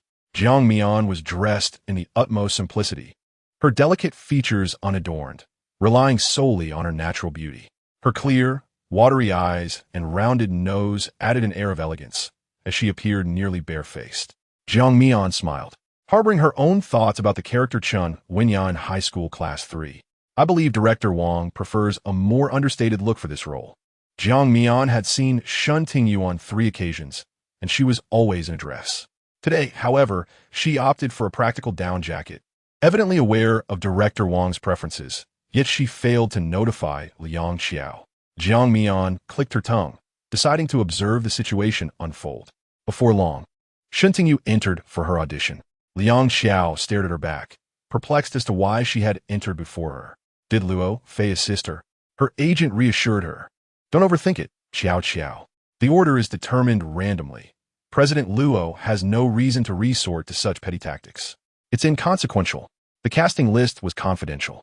Had Shen Tingyu not appeared unexpectedly today, Liang Qiao would have been unaware of her participation. Shen Tingyu emerged swiftly, a subtle smile gracing her face, leaving her results ambiguous. She greeted the reporters with grace, finally departing amidst a throng of bodyguards. The assistant at the entrance called the next name on the list. Jiang Mian checked her reflection in the mirror, ensuring everything was in order. She opened the car door, smiling gently. I'm going in now, Sister Ning. Sister Ning was taken aback. Jiang Mian's demeanor reminded her strikingly of the character Chen Wenya from the script. Jiang Mian was led inside by the assistant. Director Wang's residence was spacious, yet Jiang Mian refrained from looking around, focusing solely on her footsteps. The assistant brought her to the living room, where 5 or 6 individuals awaited, presumably members of Director Wang's team. Director Wang, appearing quite amiable, gestured for her to sit. Upon exiting, Jiang Mian was scarcely approached for interviews. Only one reporter, round-faced and rather charming, fixated on her, seemingly searching his memory, before suddenly exclaiming, "Aren't you Ning Yao?" At 18, she had starred in a period drama portraying a bold and passionate princess named Ning Yao, earning widespread adoration. Surprised that she was still remembered after all this time, Jiang Mian nodded. Yes, thank you for recalling me. The reporter quickly waved his hand. No need for thanks. I adored your portrayal of that princess. His eyes sparkled with anticipation. I didn't expect you to audition for Director Wang's project. I wish you success. Jiang Mian's eyes sparkled in return as she noticed the logo on his chest, Jianbing Entertainment. Thank you. I will do my best. My name is Jiang Mian. I hope we meet again. After returning to the car, Sister Ning inquired, how did it go? Jiang Mian contemplated. Director Wang only asked me a few questions. The audition was surprisingly straightforward, as he posed rather ordinary inquiries. Sister Ning handed her a bottle of water. Forget it. It's done now. We just wait for the news. The following day, Jiang Mian discovered she had made it to the trending topics. It turned out that during the audition, Liang Qiao and Shen Tingyu's tension had inadvertently brought her into the spotlight. Director Wang's new drama Liang Qiao and Shen Tingyu auditioned together high school class. 3 many netizens chimed in with comments. Can someone tell me who the woman in the white outfit is? She's stunning. Clearly, the person above us ISNT of our generation. She's Princess Ning Yao. Also the fierce and taciturn Qin Xing. Oh my, after all these years, I can't believe I'm seeing her audition. Liang Qiao is truly beautiful. I'm so annoyed with Shen Tingyu. Could she please stop buying trending topics? As a newcomer, how dare Shen Tingyu? Jiang Mian's fans were ecstatic. They had long awaited her return to the spotlight. To their delight, they rallied to boost her presence on social media. leading to a trending topic titled Jiang Mian's iconic roles over the years. When Sister Ning saw it, she called Jiang Mian, her tone tinged with a hint of regret. I hadn't even gotten around to trending you. Your fans have already accomplished it. Jiang Mian was surprised but felt predominantly joyful, touched by the affection she received. By the way, the trending video featured clips of her roles since her debut, edited by an entertainment account. Sister Ning remarked, in a Luo Corporation building on the 32nd floor, Liang Xiao regarded the woman opposite her with a flicker of disdain. Shen Tingyu, what is it that you wish to discuss with me? Earlier, she had approached Luo Fei but was intercepted by Shen Tingyu, who insisted on speaking with her. Shen Tingyu observed Liang Xiao's expression, unfazed, and smiled. Sister Qiao, we are from the same company. We will inevitably cross paths. Why must you regard me with such hostility? I have always held you in high esteem. Liang Xiao pulled out a chair and sat down. If you respect me, you should know better than to encroach upon my territory. This isn't about me trying to steal from you. There are others attempting to do so. Liang Xiao frowned. Others? Haven't you seen the trending topics lately? There's also Jiang Mian wedged between us, who has been trending for 2 days due to you. Liang Xiao thought for a moment, but couldn't recall who Jiang Mian was. Just a nobody, she scoffed. I couldn't care less. Liang Xiao smirked condescendingly. Shen Tingyu, I'm not concerned about Jiang Mian or anyone else. If you had any sense, you wouldn't contest this role with me. Shen Tingyu sighed. Sister Qiao, I advise you not to underestimate Jiang Mian. It is possible that Director Wang has already cast you as the lead, only to have Jiang Mian swoop in and take it from you. Shen Tingyu was more than willing to create trouble for Jiang Mian, especially since she hadn't anticipated seeing her at the audition. Now that they would all be navigating the same industry, she felt no remorse in being forthright. Liang Xiao raised her elegantly manicured finger and glanced at Shen Tingyu. Whoever it may be, as long as it's not you, I'm fine. You're not just opposing me, you're opposing yourself. Sister Qiao, you don't believe the rumors, do you? Luo Fei and I are innocent. Shen Tingyu was uncertain why Luo Fei treated her with such leniency, but she knew that if presented with an opportunity, she must seize it. Liang Xiao was clearly skeptical. If you two were innocent, why were you the guest on that variety show? It was originally meant for me. If you truly have nothing going on, then prove it. Withdraw from the remaining episodes of the show, and I'll cover your breach of contract fees. Shen Tingyu was taken aback. If she withdrew from the variety show now, how would she continue to build her popularity? She had only just begun to emerge. Relinquishing this opportunity was unthinkable. She hesitated to respond. Liang Xiao let out a knowing laugh. See? You're reluctant, aren't you? Just moments ago, you were so adamant.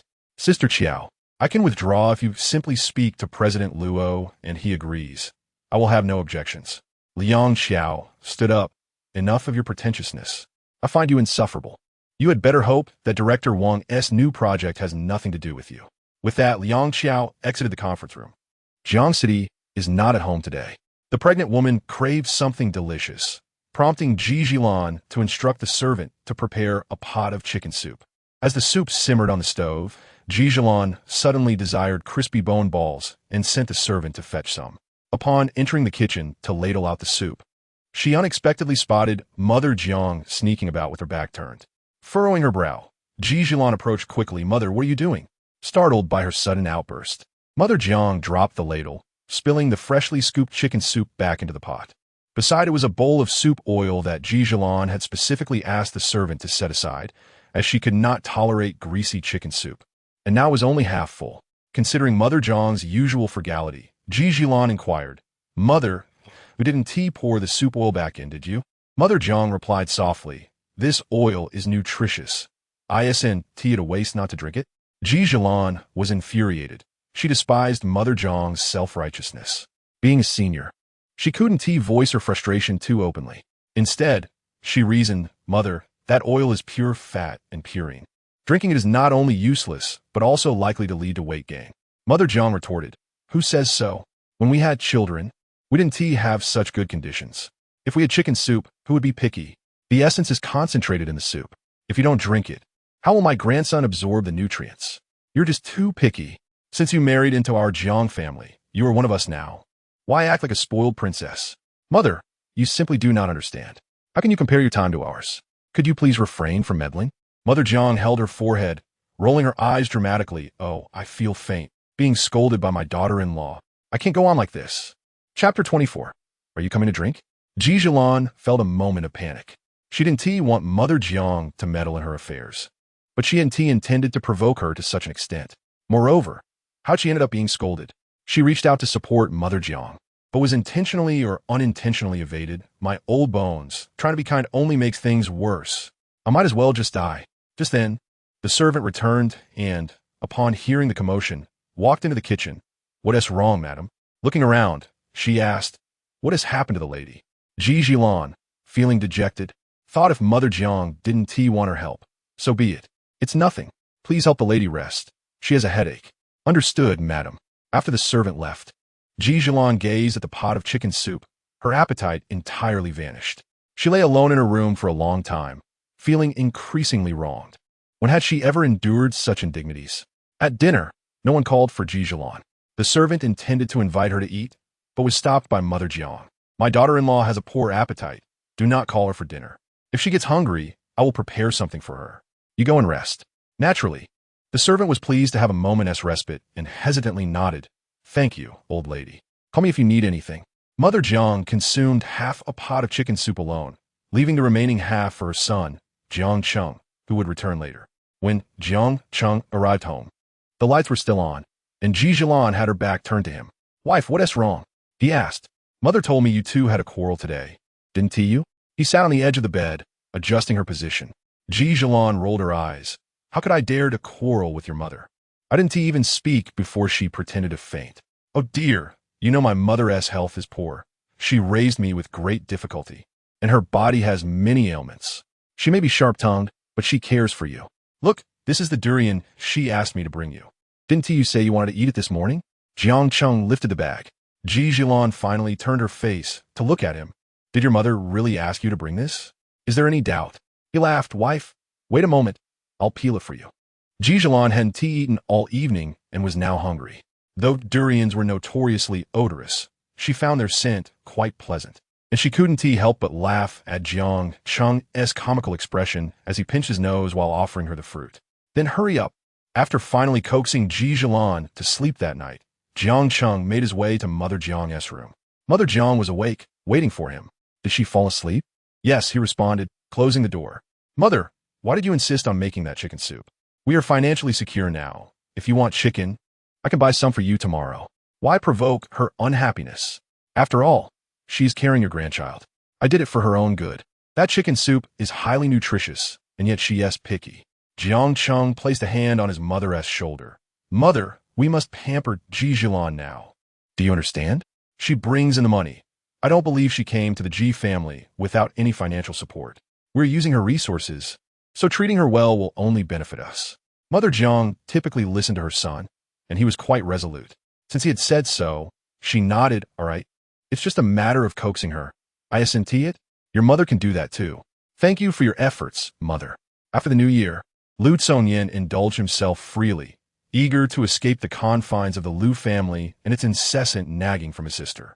In Seattle, upon seeing him, the waiter greeted him with a broad smile. Young Master Lu. Lu Tsong raised an eyebrow. Is there a good table available today? Lead the way.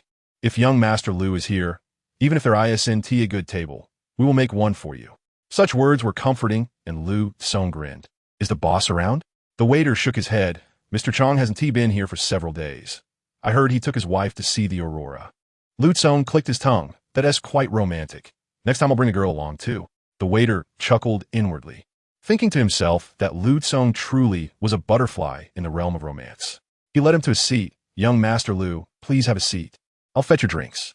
Lu Tsong nodded, handing him 2 bills as a tip for you. Thank you, young Master Lu. The bar was particularly lively that night. With music blasting, Lu Tsong lounged with his legs crossed, tossing peanuts into his mouth with precise accuracy.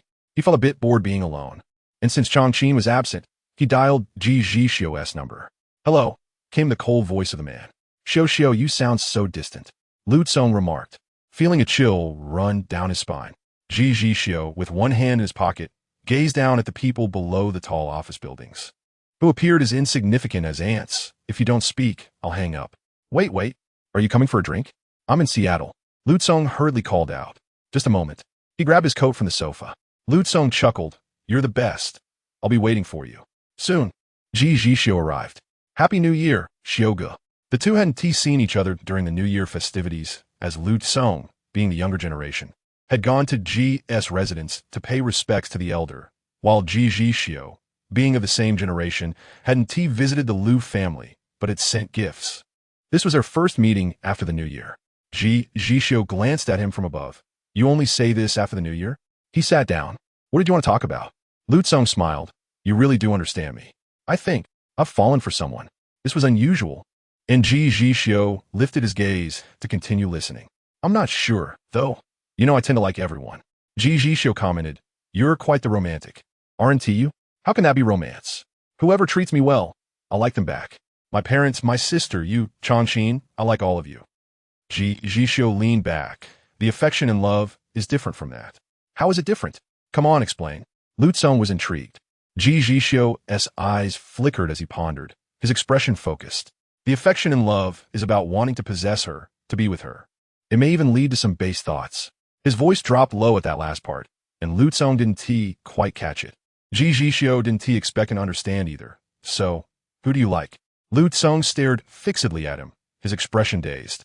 Ji Zhixiu frowned. What are you looking at me for? I'm a straight man. Even if I weren't, I wouldn't like someone like you. Lu Tsong nearly spat out his drink. Who said I liked you? As Ji Zhixiu's thoughts stirred, he pondered whether Lu Tsong harbored feelings for Ji Zhilan. Lu Tsong remained silent. To his astonishment, Ji Zhixiu had guessed correctly, yet he found it perplexing how Lu Tsong could be fond of Ji Zhilan. Ji Zhixiu scrutinized him. Are you certain you genuinely like Ji Zhilan? Lu Tsong offered a bitter smile. Xiuge, you truly do not regard me as a brother. You didn't even inform me that Zhilan is married. Ji Zhixiu was taken aback, feeling there was nothing to say. An unwed pregnancy was hardly respectable. Lu Tsong was stunned. In my heart, she's still that little sister in a princess gown. And now she's about to become a mother? How did you find out she got married? Ji Zhixiu inquired. I encountered her at the supermarket one day, overhearing her refer to the man beside her as husband.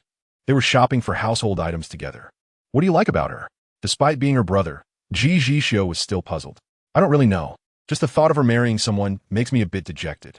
She once said she wanted to marry me, Lu Tsong replied. What does that have to do with liking her? If you truly liked her, shouldn't you want to win her back? To fight for her? Ji Zhixiu remarked, recalling that he had never seen Lu Tsong pursue Ji Zhilan. Upon hearing this, Lu Tsong realized he might not actually like her. Perhaps at ISNT love, he denied. Ji Zhilan felt a surge of panic.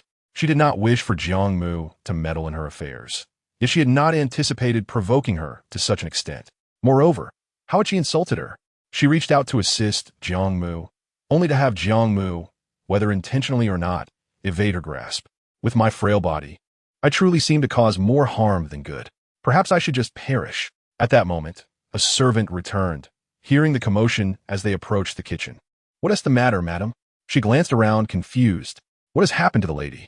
Ji Zhilan, feeling dejected, thought that if she didn't want her support, so be it. It's nothing. Just help the lady settle down to rest. The old lady has a headache, she said softly, deciding not to call her mother. Understood, madam. Once the servant departed, Ji Zhilan gazed at the pot of chicken soup. Her appetite entirely vanished. Lying alone in her room for a long while, she grew increasingly aggrieved. When it came time for dinner, no one called for Ji Zhilan. The servant intended to fetch her for dinner, but was stopped by Jiang Mian. My daughter-in-law, isn't feeling well, so don't call her for dinner. If she is hungry, I'll prepare something for her. You go rest. Naturally, the servant was happy to take a break and hesitantly nodded. Thank you, old lady. Let me know if you need anything. Jiang Mian consumed half the pot of chicken soup, leaving the remainder for her son, who would return later. When Jiang Cheng arrived home, the lights in the room were still on, and Ji Zhilan had her back turned to him. Wife, what is wrong? Mother told me you had a quarrel today. Is that true? He sat at the edge of the bed, turning her body to face him. Ji Zhilan rolled her eyes. How could I dare to argue with your mother? I hadn't even spoken, and she was ready to faint. Oh, dear wife, you know my mother. Her health is frail. She has endured so much to raise me, and she is left with many ailments. She may speak harshly, but she does care about you. Look, she asked me to bring you durian.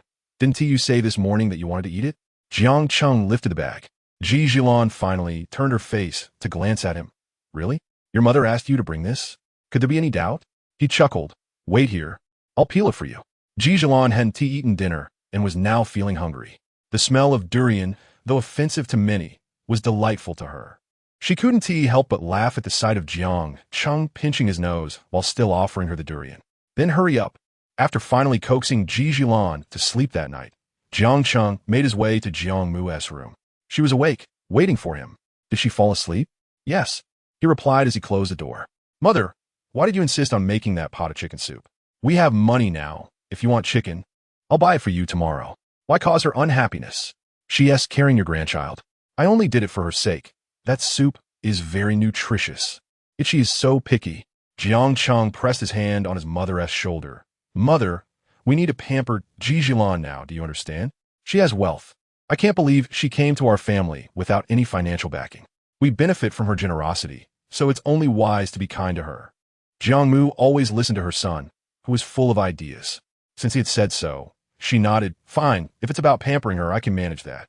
Thank you for your hard work, mother. As soon as the New Year festivities concluded, Lu Tsong threw himself into a wild lifestyle, hastily escaping the confines of the Lu family to evade his sister's nagging. In Seattle, the waiter greeted him with a bright smile. Young Master Lu. Lu Tsong raised an eyebrow. Is there a good spot available today? Lead the way. With young Master Lu here, even if there isn't a good spot, we shall make one. Such words were pleasing to hear, and Lu Tsong grinned. Is your boss around? The waiter shook his head. Mister Chong hasn't been here for several days. It said he took his wife to see the aurora. Lu Tsong clicked his tongue. How romantic. Next time, I'll take his sister along. The waiter chuckled inwardly, recognizing him as a true butterfly in the realm of romance. He led him to his seat. Young Master Lu, please take a seat. I'll fetch you a drink. Lu Tsong nodded and handed him 2 bills. This is for you. Thank you, young master. The bar was particularly lively that night, with music blaring. Lu Tsong lounged with his legs crossed, tossing peanuts into the air and catching them effortlessly with his mouth. Although feeling a bit bored without Chongqing, Lu Tsong smacked his lips and dialed Ji Zhixiu's number. Speak, came the cold voice of the man. Xiu, you're so aloof, Lu Tsong replied, shivering at his own words. Ji Zhixiu, with his hands in his pockets, gazed down at the people below, who appeared as insignificant as ants. If you don't speak, I will hang up. Wait, are you coming to drink? I'm in Seattle, Lu Tsong hurriedly called out. Hold on. Ji Zhixiu grabbed a coat from the sofa. Lu Tsong smiled. You're the best. I'll be waiting for you. Soon, Ji Zhixiu arrived. Happy New Year. See you ye. The two had not encountered each other during the New Year celebrations. Lu Tsong had gone to the Ji residence to pay respects to the elder. Although Ji Zhixiu had not visited the Lu family to offer greetings, he had sent gifts. This was their first meeting after the New Year. Ji Zhixiu glanced down at him. You only mention this after the New Year has passed? He sat down. What did you want to discuss with me? Lu Gong Sai. You understand me well. I think I might have developed feelings for someone. This piqued Ji Zhixiu's interest. That's quite rare. I'm not entirely certain. After all, you know I'm fond of many. Ji Zhixiu assessed him, affectionate and broad-minded. How can that be affection? I like whoever treats me well. My mother, father, sister, you. Chongqing, I like them all. Ji Zhixiu reclined slightly. Love is different from that kind of fondness. In what way is it different? Pray tell. Lu Tsong was intrigued. Ji Zhixiu's gaze shifted, deep in thought, his expression focused. To love someone is to desire to possess her, to be with her. It may even lead to unseemly thoughts. His voice dropped low, and Lu Tsong struggled to catch it. Ji Zhixiu held no expectation that Lu Tsong would comprehend. So, who have you taken a liking to? Lu Tsong stared at him, lost in thought. Ji Zhixiu frowned. What are you looking at me for? I'm straight. Even if I weren't, I wouldn't like someone like you. Lu Tsong nearly spat out his drink. Who said I like you? Ji Zhixiu's thoughts shifted. You don't mean you like Ji Zhixiu, do you? Lu Tsong fell silent. To his surprise, Ji Zhixiu had guessed right. Yet he could not fathom where Lu Tsong's affection for Ji Zhixiu stemmed from. Ji Zhixiu scrutinized him. Are you certain you truly like Ji Zhixiu? Lu Gong Juka bit de li. Xiu Ge, you truly do not see me as a brother. You didn't even inform me that Zhilan is married. Ji Zhixiu was momentarily stunned, finding himself at a loss for words. An unwed pregnancy was hardly something to celebrate. Lu Tsong was taken aback. In my heart, she remains a little sister in a princess dress. Is she truly about to become a mother? How do you know she is married? Ji Zhixiu inquired. One day, I ran into her at the supermarket and heard her refer to the man beside her as husband. They were shopping for items for their home. What do you like about her? Although she is my biological sister, Ji Zhixiu remained perplexed. I don't know. I just feel a bit disappointed knowing she is married. She once said she wanted to be my bride, Lu Tsong replied. What does that have to do with liking her? If you truly liked her, shouldn't you want to reclaim her? To pursue her? Ji Zhixiu remarked. Upon hearing this, Lu Tsong felt a flicker of realization. Perhaps at ISNT love, he denied. Chapter 25. Madam, what brings you here today? At 11 o'clock, Jiang Mian was still awake, engrossed in a drama on the sofa, occasionally glancing toward the entrance.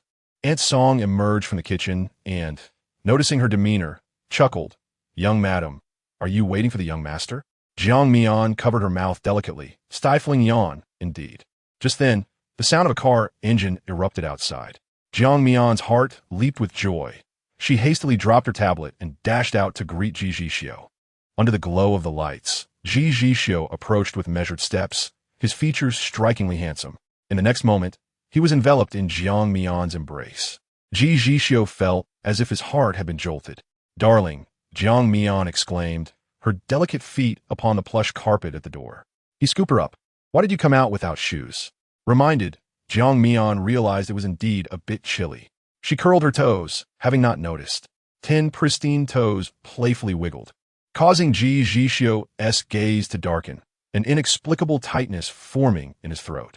Be careful next time, he added as they moved inside. Jiang Mian wrapped her arms around his neck. Why are you so late returning? It seemed she was concerned about his return time. Ji Zhixiu's brows furrowed slightly. I was drinking with Lu Tsong, he explained. The words slipped out effortlessly. Jiang Mian pinched her delicate nose, sniffing, and indeed, detected the scent of alcohol on him. What happened? Nothing much, just a little drunk and acting foolishly. Recalling Lu Tsong's call of husband before he left, Ji Zhixiu's expression darkened. Did you take him home? No need. He has his own compartment in Seattle. Jiang Mian nodded in understanding. She feigned a move to jump from his arms. You should wash up first. I'll go put on some shoes. Ji Zhixiu glanced at her bare feet before returning his gaze and gently setting her down. All right. That night, Ji Zhixiu was particularly intense. Jiang Mian was unsure of what was amiss, but did her utmost to accommodate him.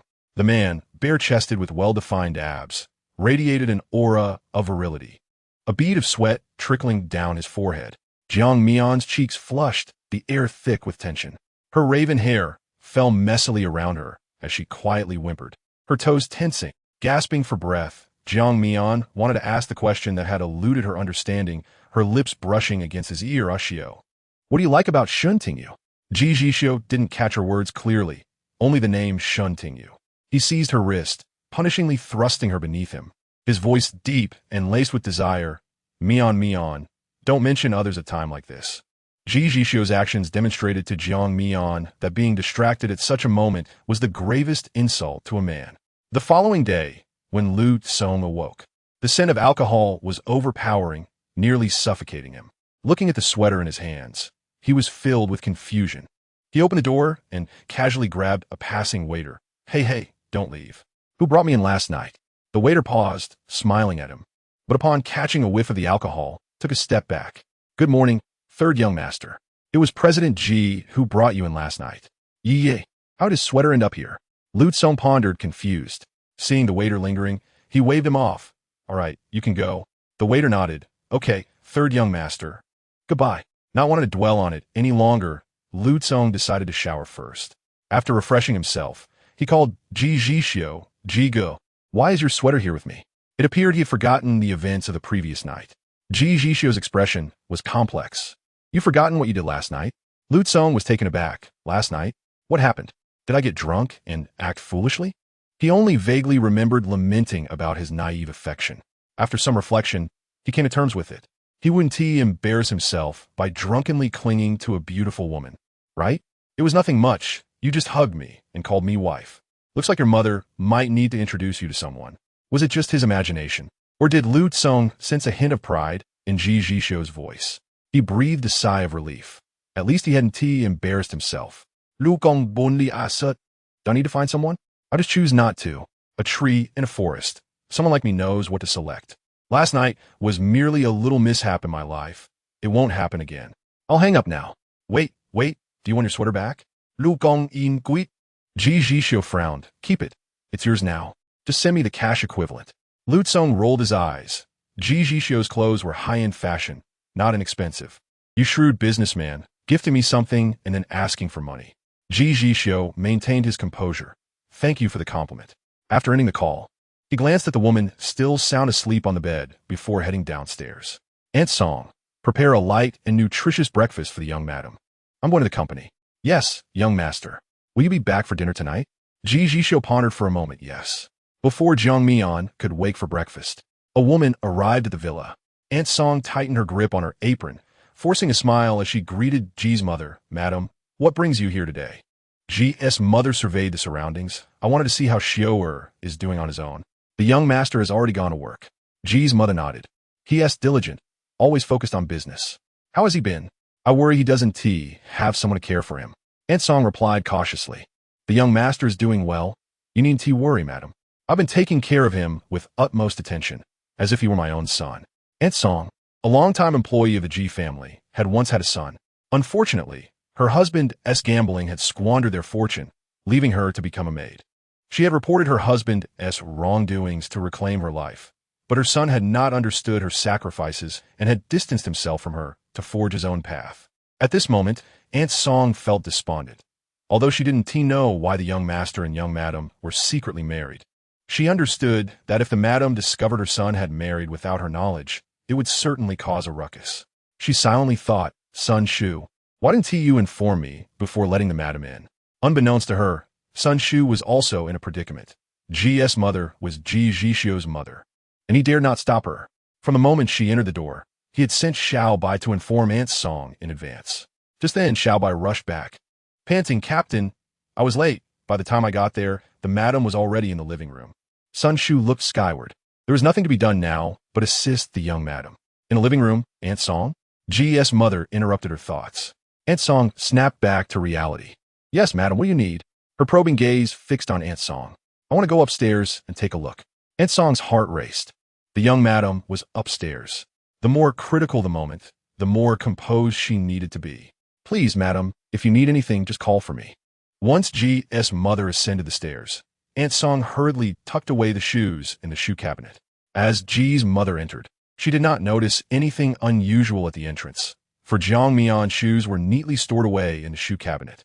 As she merely glanced into the cabinet, the situation might have unraveled. Aunt Song could only silently pray that the young mistress would remain hidden, as the absence of the young master made any potential conflict decidedly unfavorable for her. Anxious, she abandoned her tasks and awaited developments in the living room. On the second floor, Ji's mother searched for the master bedroom, only to find it locked.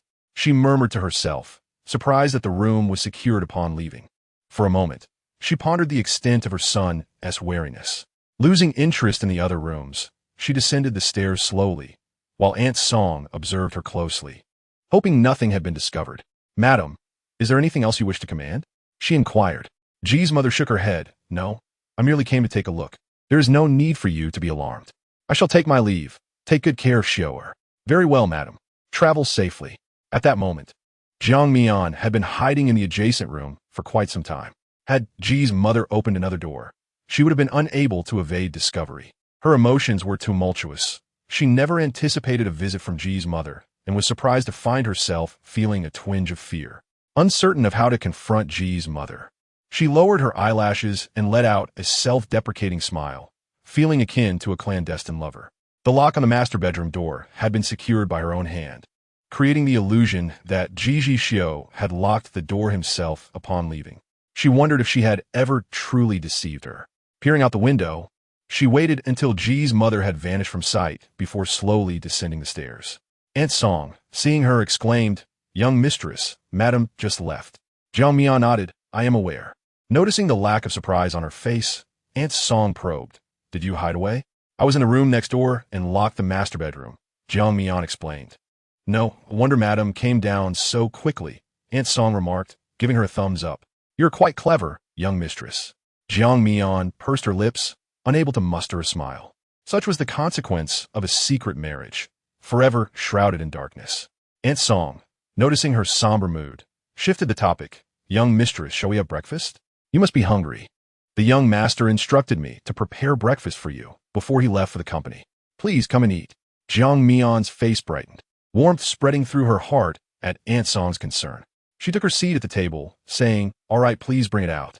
Ji's mother had whimsically decided to visit the villa. Ever since Ji Zhixiu had moved out, he seldom returned to the Ji residence. Occasionally, Ji's mother would think of him in his absence. After her visit today, she felt reassured, especially knowing Aunt Song had taken good care of things inside and outside the house.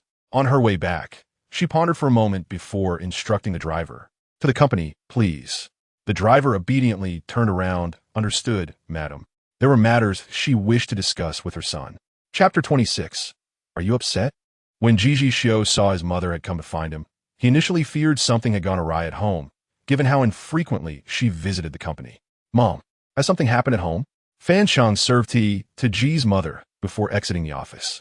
Ji's mother settled onto the sofa. "Nothing is amiss. I just returned from your place." Ji Zhixiu instinctively reached for the tea. "What prompted this visit?" "I thought I would check in on you, since you rarely return to the old residence. As your mother, I felt it necessary to come by," she explained. Ji Zhixiu nodded slightly. "You know how busy I am. I promise to visit more often when I have the time." It seemed his mother had not encountered Mian, he thought, feeling a wave of relief. If his mother had known about his hidden relationship, she would not have remained so calm. "I came to speak with you about something," she declared resolutely. "What is it?" he inquired. "From now on, I will no longer interfere with your choice of partner," she said, as if a sudden realization had struck her. She had genuinely come to understand that love cannot be forced. With her daughter's marriage already in disarray, she did not wish for her son's romantic affairs to disrupt the household further. Mutual affection and acceptance were far more significant than anything else. Ji Zhixiu speculated that his mother's newfound clarity might have stemmed from Ji Zhilan's own revelations, a serendipitous turn of events he considered a blessing. A sincere smile spread across Ji Zhixiu's face as he rounded the desk to embrace his mother. "Thank you, Mom." It had been years since Ji's mother had witnessed her son's unguarded smile, and it tugged at her heart. "Show her. Your mother loves you," she whispered. "I know, Mom." If Ji's mother truly did not care for him, she would have chosen divorce upon discovering Ji's father's infidelity, rather than remaining for the sake of family reputation. She had to balance preserving his position as heir while confronting the other woman, all the while navigating the turmoil within the Ji family. "Mom, you need not bear such burdens. If you still wish to divorce Dad, I will support you," Ji Zhixiu stated, wielding his influence with confidence. His mother took comfort in the fact that he did not urge her to reconcile with Ji's father. Ji's mother smiled through her tears. "I am of an age where divorce seems rather unbecoming." Neither of them pressed the issue, but as her son, he simply wished for her happiness. "If you do choose to divorce, I will care for you throughout your life. However, if you prefer not to, that is fine too. Perhaps you might enjoy traveling to ease your mind or playing mahjong with your friends." Ji's mother lifted her head, her eyes glistening. "Yes, you are right. I have lived long enough. I will cherish myself. I raised you in Jilan. My task is complete." Fan Sheng knocked at the door. "Mr. Ji, there is a document requiring your signature." Wiping away the tears from her eyes, Ji's mother said, "All right, I shall take my leave now and not interrupt you further." Ji Zhixiu nodded. "Fan Sheng, please escort Madam out." As the door closed, Ji Zhixiu dialed Jiang Mian's number. Mian. Jiang Mian anticipated his words and, before he could ask, interjected, "Do not worry, I did not encounter your mother. As agreed upon, even if I meet her one day, I will not admit to anything." Ji Zhixiu's brow furrowed, an inexplicable anger rising within him. He called her by her full name, Jiang Mian. Jiang Mian rubbed her ear. "Is there something you wish to convey, Mr. Ji? Are you upset?" he inquired. Jiang Mian replied, "Not at all. In all honesty, there was nothing for her to be upset about. She was quite self-aware in that regard. Moreover, she remained uncertain about how to interact with her mother-in-law. Not being upset was merely an indication that she did not care at all." Ji Zhixiu's expression darkened. "Moments later." Jiang Mian looked at the phone after the call had ended, contemplating the temperament of the young master. With a sigh, she scrolled through Weibo. Ever since Jiang Mian decided to return to the entertainment industry, she had not live-streamed. Just then, Ning Jie sent her a message, stating she had recruited a few assistants for her and suggested she visit the company to select them. Jiang Mian stood up. The company she belonged to was a relatively obscure entertainment firm, established by a wealthy second-generation heir as a pastime. Unexpectedly, It had prospered for years, investing considerable resources along the way. The talent scout who discovered Jiang Mian was from this company, although he had long since left the industry. It had been a while since Jiang Mian had visited the company. She suspected Ji Zhixiu must have reached out to them. Otherwise, they would not have allowed her to remain under contract for 3 years without any activity. Upon her arrival at the office, she found 3 young women waiting for her in the reception area. As she entered, Ning Jie stood up. "Now that you're back, I cannot oversee everything. I have several other young artists under my wing, so I applied for a small assistant for you. These girls have passed the initial screening. You may choose one you like for the second round," Ning Jie added. Jiang Mian nodded. "Thank you, Ning Jie. I will take a look." The 3 young women before her were vibrant and youthful. The girl in the middle had a round, charming face and greeted Jiang Mian cheerfully. "Hello, Sister Mian." Jiang Mian smiled. "Hello. What are your fields of study?" "Film and television. Music. Postpartum care for pigs." 2 applicants could not help but smile, laced with a hint of mockery. The girl in the middle was candid and unashamed. Jiang Mian nodded discreetly, having completed her interview. Notifications would be sent by tomorrow at the latest. Once everyone had departed, Sister Ning inquired about her choice. Jiang Mian asked, "What is the name of the girl in the middle?" "Ning repliet li laiki." This name, Jiang Mian frowned, immediately discerning the unfortunate background it suggested. She nodded, deciding to choose her. Ning was astonished. "Why her?" Jiang Mian smiled. "Although there are no restrictions on majors, hers diverges significantly from this profession. Yet, she has passed the preliminary assessment, indicating that you also hold her in high regard. Don't you?" Ning sighed. "Indeed. This girl is quite determined." Earlier, she openly stated her major without a hint of resentment, despite being ridiculed. She may seem indifferent, but she is clearly holding back her emotions. I noticed her hands tightly clenched by her sides, and her attire, somewhat worn and ill-fitting, appears to be borrowed. Coupled with her name, it suggests a troubled upbringing. Since she desires to escape so fervently, why not assist her? "You are quite kind-hearted," Jiang Mian replied with a smile. "A small act of kindness each day." Ning shrugged. "The most important thing is that you like her." "Very well, it's settled." When Li Lady received the message, she had just reached the alley's entrance. This area was a slum in Kyoto, teeming with all walks of life. The trash bin at the entrance exuded a foul odor, and the cold wind bit at her face. Yet, Li Lady remained unfazed. As she gazed at the message in her hand, a smile slowly crept across her face, eager to share the news with her family. Just as she approached the door, she heard a familiar barrage of insults. "You jinx. If it weren't for you, why would I still be childless? Wretched woman, working daily outside. How could you be broke? Are you out there whoring around? Speak."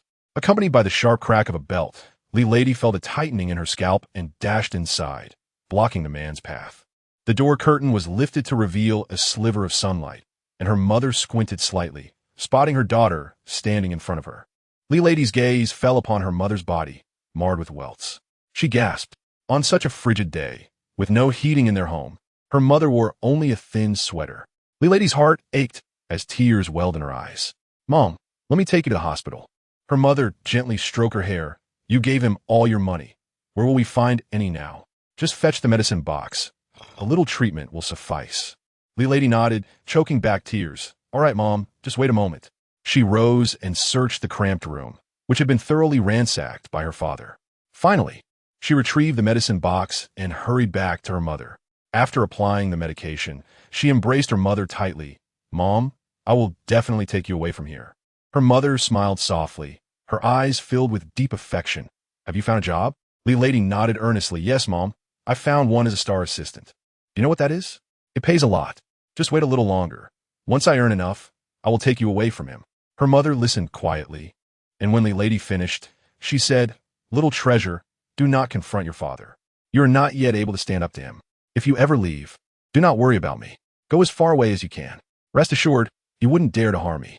Seeing her mother in such a state, how could Li Lady believe those words? "Mom, if I'm not here, he still beats you.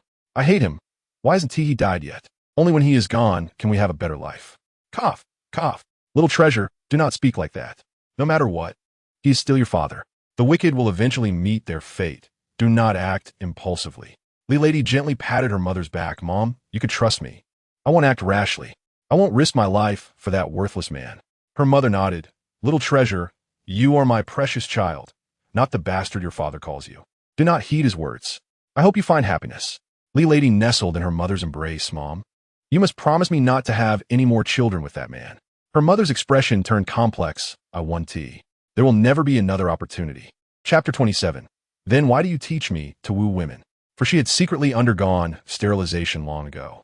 The status of her only daughter was already so low that her life was likened to that of Lady. Had she borne a son, the outcome for little Treasure could be imagined.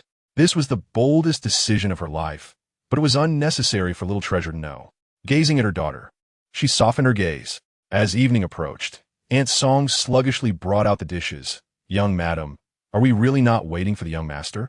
When Ji Zhixiu was busy with work, he often did not return for dinner, a routine Jiang Mian had grown accustomed to. As the clock struck 8 and the man had yet to arrive, Jiang Mian inquired, did he say he would return for dinner today? Aunt Song nodded. He mentioned it just before leaving. Then let us wait a bit longer, Jiang Mian replied, feeling no hunger.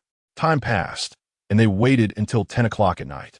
At G.S. Tower, Fancheng nervously held a stack of documents, asking, President Ji, shall we continue reviewing?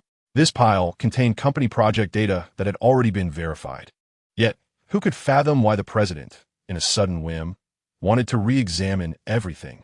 It had been a maddening day for him.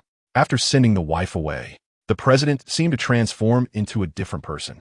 The secretarial department was rife with complaints, and no one wanted to deliver documents. Alice leaned her delicate arms on Fan Cheng's shoulder, purposely lowering her voice. Assistant Fan, could you help me deliver this document? On the surface, Fan Cheng appeared calm, but internally, he wished to dash away. Alice had approached him for assistance. Did this mean she had an interest in him? Even the typically serious and formal Alice did not want to deliver documents to the president, a testament to how foul his mood had been today. If I help you deliver the document, how will you thank me? Being so close, Fan Cheng could faintly catch the alluring scent of Alice's perfume, intoxicating and enchanting. Dressed in professional attire, her figure was perfectly sculpted. Casting a glance at her colleagues behind her, Alice lowered her voice further. If you help me deliver this document, I will treat you to dinner later. Given how cold it already was, she did not wish to face the chilling presence of the president again. Deal. Fan Cheng replied decisively. And so, it led to the current situation. Everyone else had left, leaving only the two of them. Finally, Ji Zhixiu lifted his head and asked, what time is it? Fan Cheng glanced at his watch. It's already 10 o'clock, President Ji. Are we still reviewing? He asked, his voice trembling. If we continue, we can only pull last year's data, he replied. No need, Ji Zhixiu said, his mind drifting. After a long day of work, the pent-up frustration within him began to dissipate. Has anyone called from the villa? Fan Cheng shook his head. The young madam hasn't called. Ji Zhixiu shot him a glance. Who asked about her?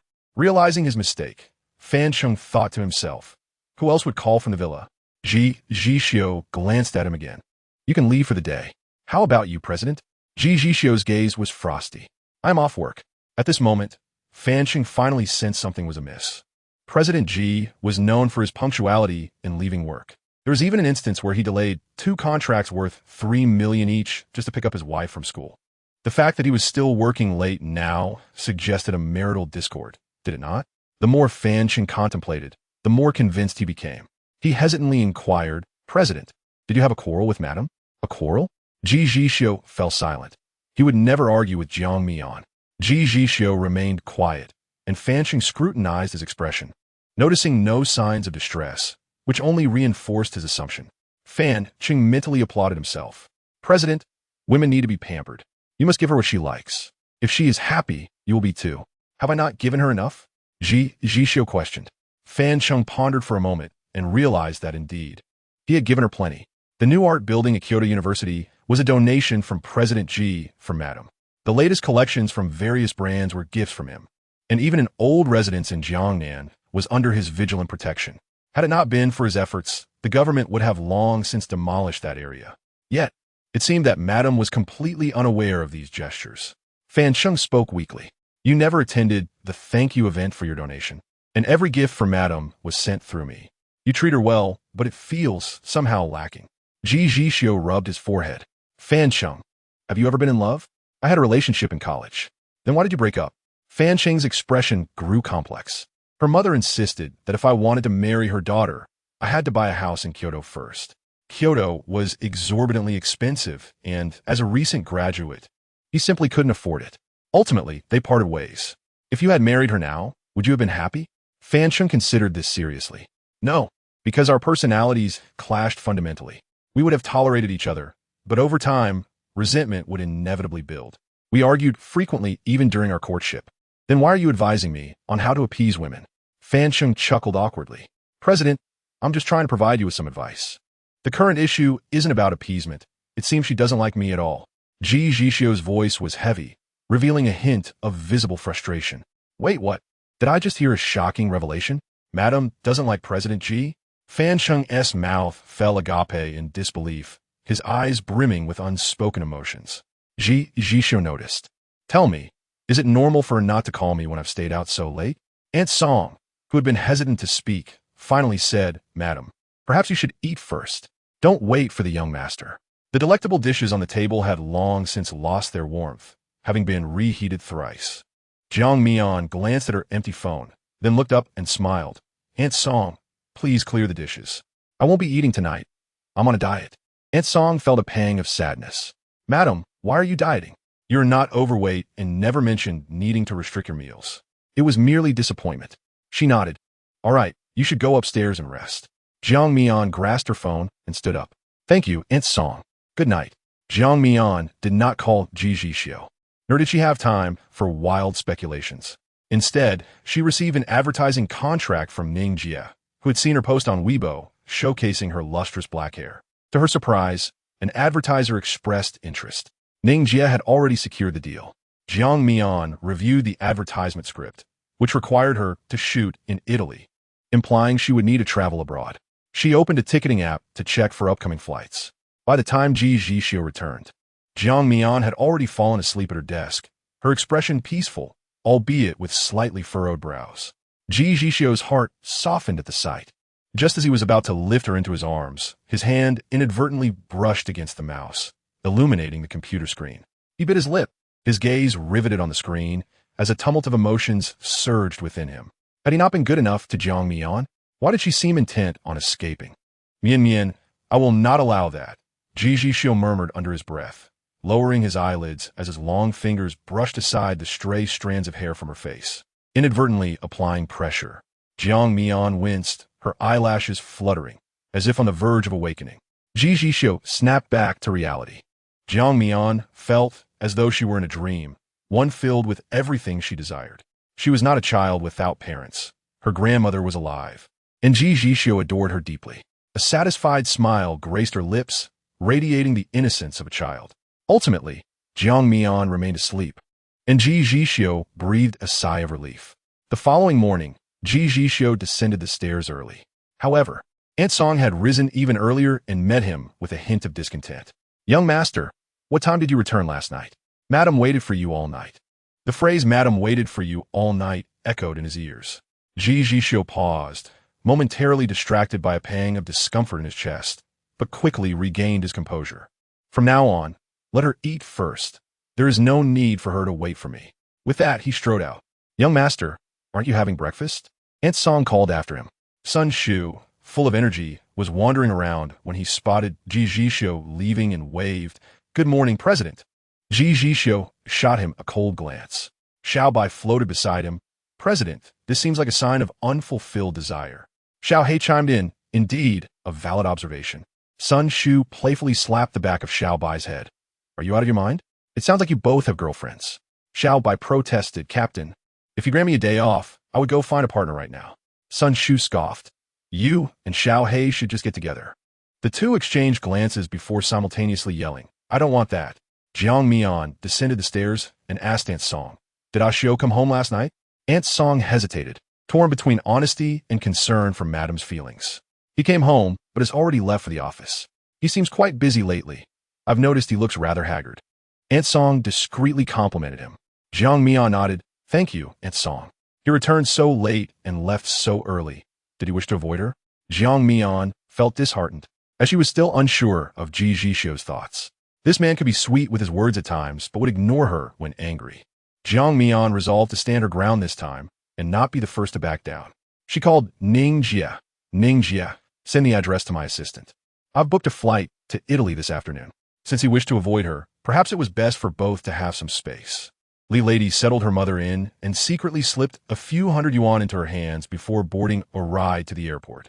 As she entered, she thought to herself how fortunate it was that the expenses were reimbursed. Otherwise, she wouldn't have been able to afford it. She had only 30 yuan left in her pocket. In the airport lounge, she located Jiang Mian, who handed her the ticket. "Long time no see, my little assistant."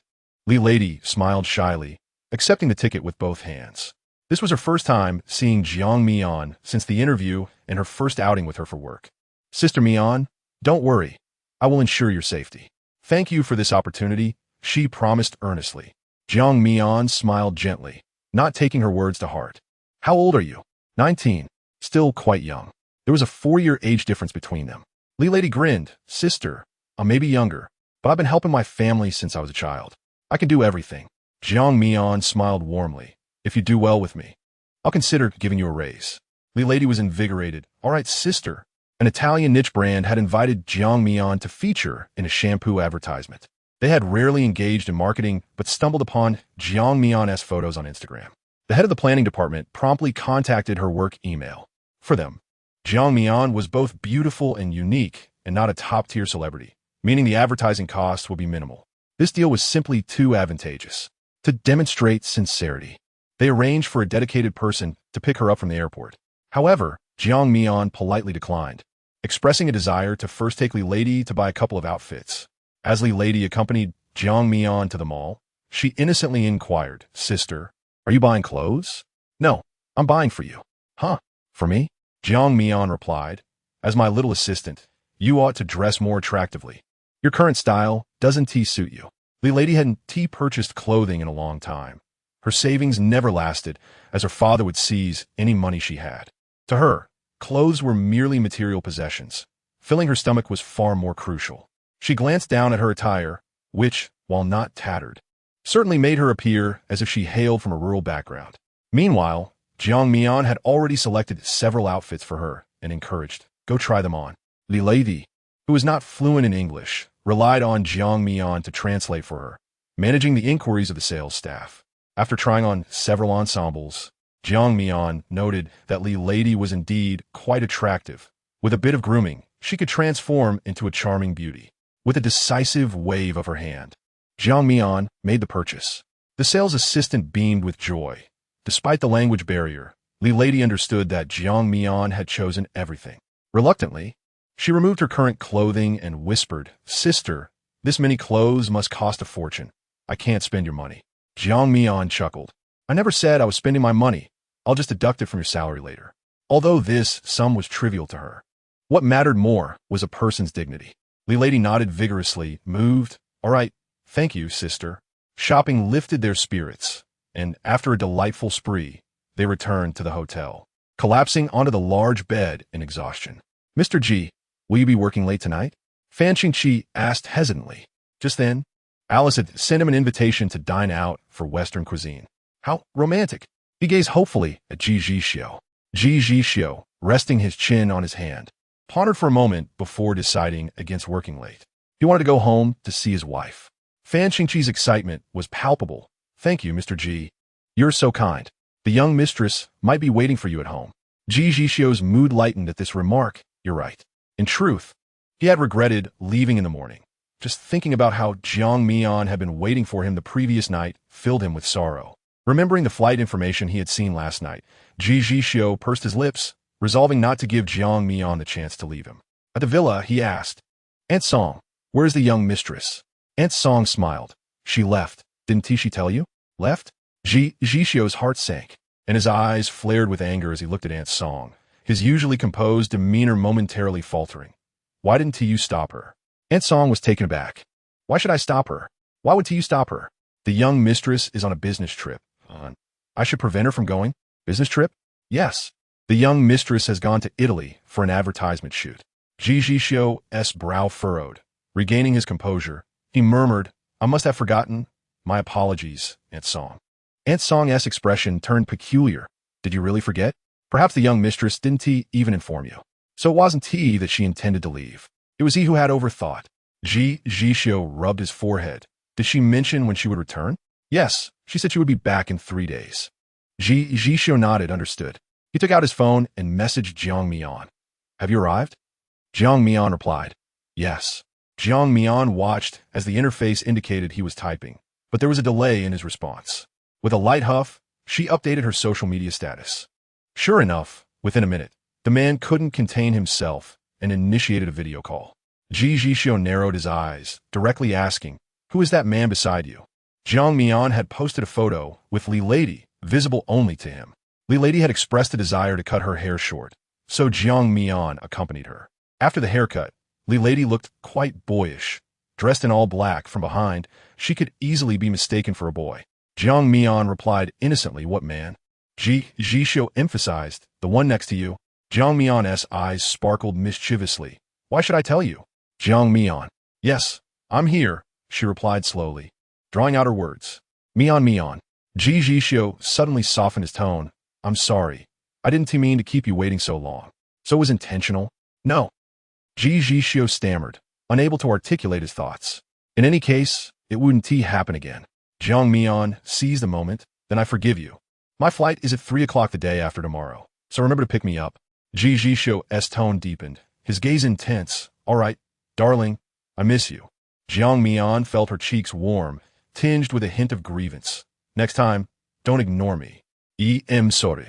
Ji Zhixiu longed to kiss the young girl, to press his lips against hers and whisper repeatedly, Jiang Mian, don't leave me. Now, can you tell me who that man beside you is? Jiang Mian, having achieved her goal, smiled playfully. He is not a man. He is a girl, my new assistant. Ji Zhixiu frowned at the thought of her returning to the entertainment industry, suggesting, how about I have Xiang Long accompany you in the future for your protection? Jiang Mian yawned, Xiao, I'm just a newcomer. I don't need that many people. Let Xiang Long stay by your side. She refused, and Ji Zhixiu didn't press further.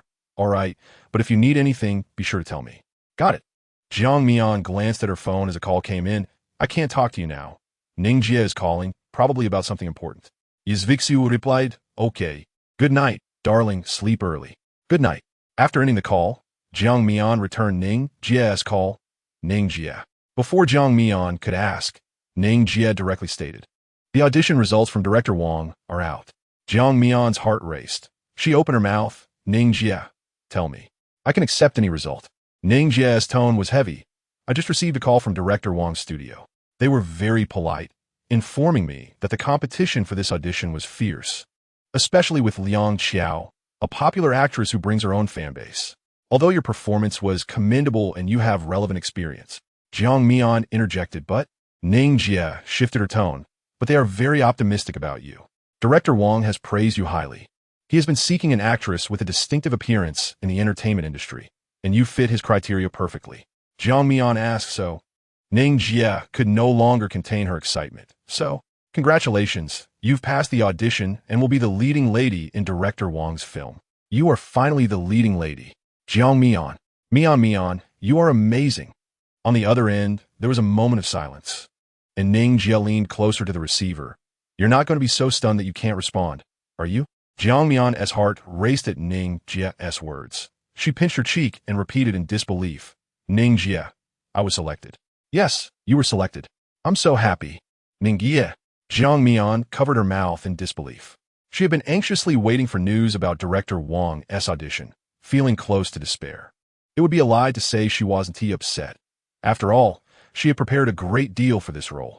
Yet now, a surprise had suddenly fallen into her lap. Jiang Mian joyfully ended the call and dialed Ji Zhixiu. Ji Zhixiu had just finished showering when he heard his phone ring. Wrapped in a bathrobe, he stepped out of the bathroom. What is wrong, Mian? He assumed Jiang Mian had some urgent matter. Jiang Mian's eyes sparkled with joy. Her lips curved into a radiant smile. Xiao, I passed the audition for Director Wang's new drama. You know, the one who won Best Director last year. Ji Zhixiu chuckled, pride swelling within him as he gazed at her. My Mian is truly remarkable. Jiang Mian's earlobes flushed with warmth as she finally noticed Ji Zhixiu had just showered. The bathrobe concealed the lower half of his body, revealing his sculpted upper torso with glistening abs. Drops of water trickled from his damp hair, tracing along his sharply defined features before disappearing into that enigmatic region. At this moment, a hint of a smile graced his lips, and his gaze was solely fixated on himself. Jiang Mian openly stared at him, inquiring if he had just emerged from a shower. As you can see, he replied. Jiang Mian pouted, noting that it was unwise to flaunt oneself without dressing properly, especially with her absent. Who are you trying to entice in such attire? She chided. Ji Zhixiu, bewildered by her thoughts, simply stated, I'll hang up to get dressed. Wait, Jiang Mian interjected, leaning closer to the camera, puckering her lips. Mua, good night, darling. With that, she decisively ended the call, leaving Ji Zhixiu to chuckle wryly. He glanced down at his aroused state, thinking to himself, it's only natural to be tempted by one's wife, right? After hanging up, Jiang Mian noticed several messages from Ningjia. Ningjia, why did you suddenly hang up? Ningjia, why is the line still busy? Ningjia, angry. JPG. Jiang Mian. Ningjia, you're not calling your husband, are you? Ningjia, could you show a bit more ambition? Ningjia, by the way, Director Wang wants us to keep this under wraps until he announces the lead role. Jiang Mian felt a twinge of guilt, realizing she had unintentionally ended the call in her moment of joy. She sent a hugging emoji in reply, saying, thank you, Ningjia, for the 2 boxes of shampoo. I'll drop them off at your place soon. Chapter 29. She and I bear a striking resemblance. Ningjia. Who needs shampoo? Jiang Mian. Hair growth kind. Ningjia. Delivered to my house, you have the address. Jiang Mian stifled a laugh, knowing Ningjia would accept it. After all, Ningjia had repeatedly lamented about her premature hair loss. She tucked her phone away, gleefully rolling on the bed. Ji Zhixiu spotted Lu Tsong at the intersection. With the maid on leave, Zhang's mother had suggested they take a stroll and perhaps do some shopping, considering that a pregnant woman should also engage in some exercise. Ji Zhixiu agreed. However, they ended up carrying a plethora of items, and Zhang's mother refused to take a taxi, stating it was a waste of money when they could simply walk. Ji Zhixiu was already at her limit, having never experienced such hardship. After placing their belongings down to rest, she coincidentally saw Lu Tsong driving by. Lu Tsong, I see you. I'm at the traffic light intersection. Please come back to pick me up. Thus, Lu Tsong turned around and, seeing the elderly and the frail, easily retrieved their bags and placed in the trunk while asking, Zhilan, don't you have a car? Why didn't you drive today? Ji Zhixiu muttered under her breath about Zhang's mother insisting on walking. Zhang's mother had never encountered Lu Tsong, who exuded an air of privilege, seemingly belonging to a different world. Although she didn't recognize the car brand, she could tell Lu Tsong was well-dressed. Cautiously, she inquired, who is this? My brother's friend. Zizilan Ziplit. Zhang's mother nodded in understanding. Ji Zhixiu hadn't seen Lu Tsong in a long time, since marrying Jiang Cheng. She had lost touch with many of her previous friends. Now, seeing Lu Tsong brought her joy, and she leaned forward from the back seat, asking Lu Tsong, what have you been busy with? It's been a while since we last met. Aren't you due for a serious relationship? Lu Tsong felt discomfort at her teasing glance, retorting, you're younger than me, yet you lecture me? You're already a mother, and still so reckless. C'est properly. Ji Zhixiu, feeling a bit miffed, asked, how did you know I was pregnant? Did my brother tell you? Lu Tsong avoided her inquiries, instead asking, which community do you live in? Ji Zhixiu mentioned the community name, and Lu Tsong questioned, how did you end up living there? Just as she was about to explain that her brother purchased the house, Zhang's mother interjected, this house was bought by my son. It's conveniently located near the city. Ji Zhixiu was speechless and reluctant to undermine her mother. Lu Tsong smiled, but remained silent. After dropping Ji Zhixiu off at home, he advised, once your belly gets bigger, stay indoors. Let your husband take care of things. Take care of yourself. Ji Zhixiu pouted, I know, Jiang Cheng treats me well. That's good. I'm off now. Once Zhang's mother changed her clothes and emerged, she noticed Lu Tsong had left. Why didn't you invite him in for a drink or a meal? She asked. Ji Zhixiu, lounging on the sofa, replied, we're familiar enough. There's no need for such formalities. Having grown up together, helping out was merely a small favor. Zhang's mother was momentarily taken aback, but chose not to press further. Next time, we could invite him over for dinner. But today you must be tired. What would you like to eat? I'll prepare it. Zhang's mother had been particularly kind to her lately, and Ji Zhixiu relished the attention. The day after Jiang Mian's business trip, Ji Zhixiu had a tightly packed schedule. Fan Cheng inquired, Mr. Ji, will you be working late tonight? Last night's date with Alice had gone splendidly. Who would have thought that the meticulous secretary could also be quite the temptress? Fan Cheng recalled Alice's sultry outfit from the night before, which had left him utterly astonished. Alice, exuding charm, had flirted while playfully tucking a stray lock of hair behind her ear, asking, "What's wrong? Can't recognize me?" Snapping back to reality, Fan Sheng contemplated asking Alice out again for further romance, but he was uncertain if Ji Zhixiu would approve. Ji Zhixiu scrutinized Fan Sheng through his thin glasses. Under Ji Zhixiu's penetrating gaze, Fan Sheng felt uneasy. "What's wrong, President?" "Fan Sheng, are you in a relationship?" Ji Zhixiu mused, stroking his chin. "You've never asked me about working late. You just follow my lead." Fan Sheng's heart raced. Was there a company policy against office romances? He pondered. "Mr. Ji, I'm still in the pursuit phase." "From our company?" Fan Sheng hesitated. Ji Zhixiu, deep in thought. Let me guess, is it Alice?" Fan Sheng was taken aback. "How did you know, President? You've been frequenting the Secretary's office lately, and you carry the scent of Alice. Just up as she brings files." Ji Zhixiu smirked. "I'll give you half a day off. You may pursue your wife." Fan Sheng was part of Ji Zhixiu's inner circle, having been personally promoted by him. When Ji Zhixiu took over the company, he had enacted a significant overhaul, and Fan Sheng had been instrumental in assisting him. Now he was his most trusted aide. Fan Sheng shook his head. "No need, President. I'm not in a hurry." Although he was eager to date Alice, he didn't want to leave Ji Zhixiu alone. Ji Zhixiu remarked. "Office romances are not prohibited, but they must not interfere with work." Fan Sheng felt relieved. "Rest assured, President, I understand."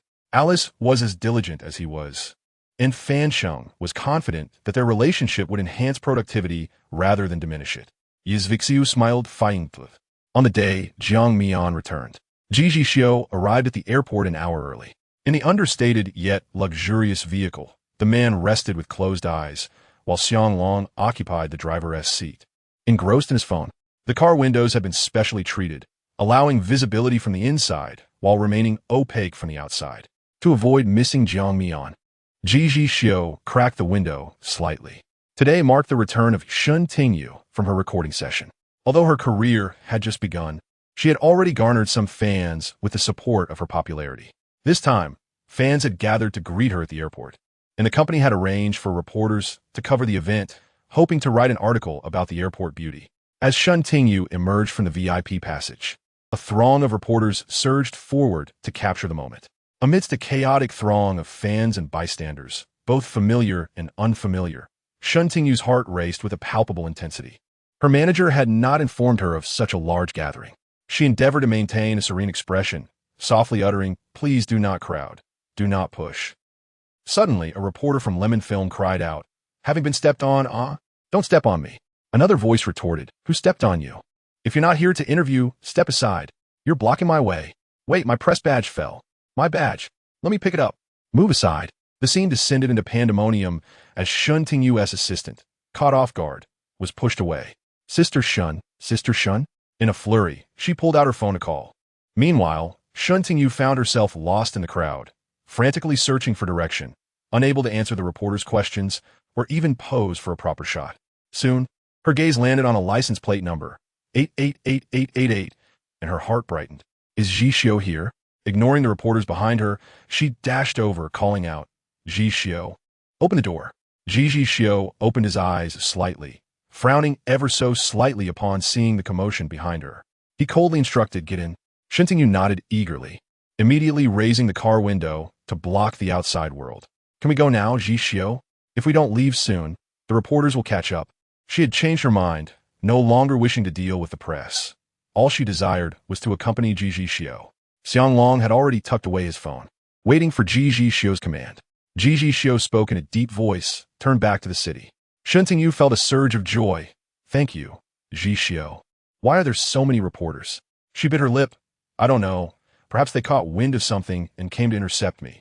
Ji Zhixiu merely grunted in acknowledgement, lapsing into silence. The atmosphere in the car grew heavy. Shen Tingyu glanced at him. "Zhixiu, I've entered the entertainment industry. Isn't that wonderful?" "It was once your dream," he replied without inflection. Just as Shen Tingyu was about to say more, she realized her phone in her bag had been ringing incessantly. Hesitating, she answered, "Hello? Hello, Sister Shen. Where are you? I can't find you." Her assistant's voice was frantic, nearly on the verge of tears. Shen Tingyu bit her lip. "I've sneaked back. You should take a cab back too. I'll reimburse you for the fare." Knowing she was safe and that her fare would be covered, her assistant instantly brightened. All right, I'll hang up, sister. After ending the call, Shen Tingyu regarded the man in the passenger seat, her voice soft as water. Ji Zhixiu, I didn't TC you when I visited the Ji family during the New Year. Grandpa Ji mentioned you were in Ireland. Ji Zhixiu nodded. Indeed. I saw Jiang Mian at my last audition. She looks quite a bit like me. Shen Tingyu ventured cautiously. Not at all, he replied coldly. Shen Tingyu smiled nonchalantly, amused by his stubbornness. Who do you think would pass the audition between us? I heard she has been in the industry for several years. It's not easy for a girl to make it on her own. Ji Zhixiu was hardly listening, lost in thoughts of the young girl, particularly the memories of last night. Shen Tingyu assumed he was engaged in the conversation, her heart buoyant, ready to say more, when Ji Zhixiu interjected. Where are we now? Xiang Long answered, Huanqing Road. Ji Zhixiu nodded slightly, then let us stop here. Confused, Shen Tingyu asked, Zhixiu, why are we stopping here? Get out. You'll wait for the car here. The reporters 1T follow. Shen Tingyu was incredulous. Aren't you going back? You're not taking me with you? Chapter 30. Change seats, I need to pick someone up at the airport, was his implied message that he would not be returning. Shen Tingyu was taken aback. Pick up whom? Is it Jiang Mian? She lowered her gaze to conceal the fleeting glimmer of emotion, then looked up again. Zhixiu, I can wait with you. No need. His words were firm, unyielding. Meanwhile, Xiang Long had already halted the car, his expression as impassive as Ji Zhixiu's. Please exit, Miss Shen. Shen Tingyu silently clenched her teeth, marking this humiliation in her heart.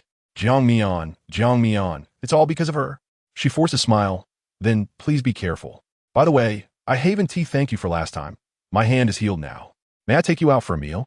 Sure, Ji Zhixiu replied swiftly. Shen Tingyu smiled gently, gathering her things as she exited. See you. The car sped away. As Jiang Mian exited the airport, she spotted the round-faced reporter from before, who was rummaging on the ground for something, looking quite comical. She approached him, giving a light tap on his shoulder. What are you looking for? Ji turned and stood up, clearly surprised to see her. Jiang Mian. Jiang Mian teased, good memory. You actually remember me. Ji scratched his head. I've always remembered you. Just had a hard time recalling your name. After you mentioned it last time, it stuck. By the way, I'm Ji. Li Lady curiously asked, what are you searching for on the ground like a dog? Ji felt a bit embarrassed. The editor sent me to the airport to take photos of Shen Tingyu, but there were too many people, and I couldn't get a shot before my press badge got knocked off. Before Jiang Mian could respond, Li Lady interjected. Then why not take some photos of our Mian Jia? You'd still have something to report back, and it would give her some exposure. Ji realized that without bringing back something substantial, he would face the editor's wrath.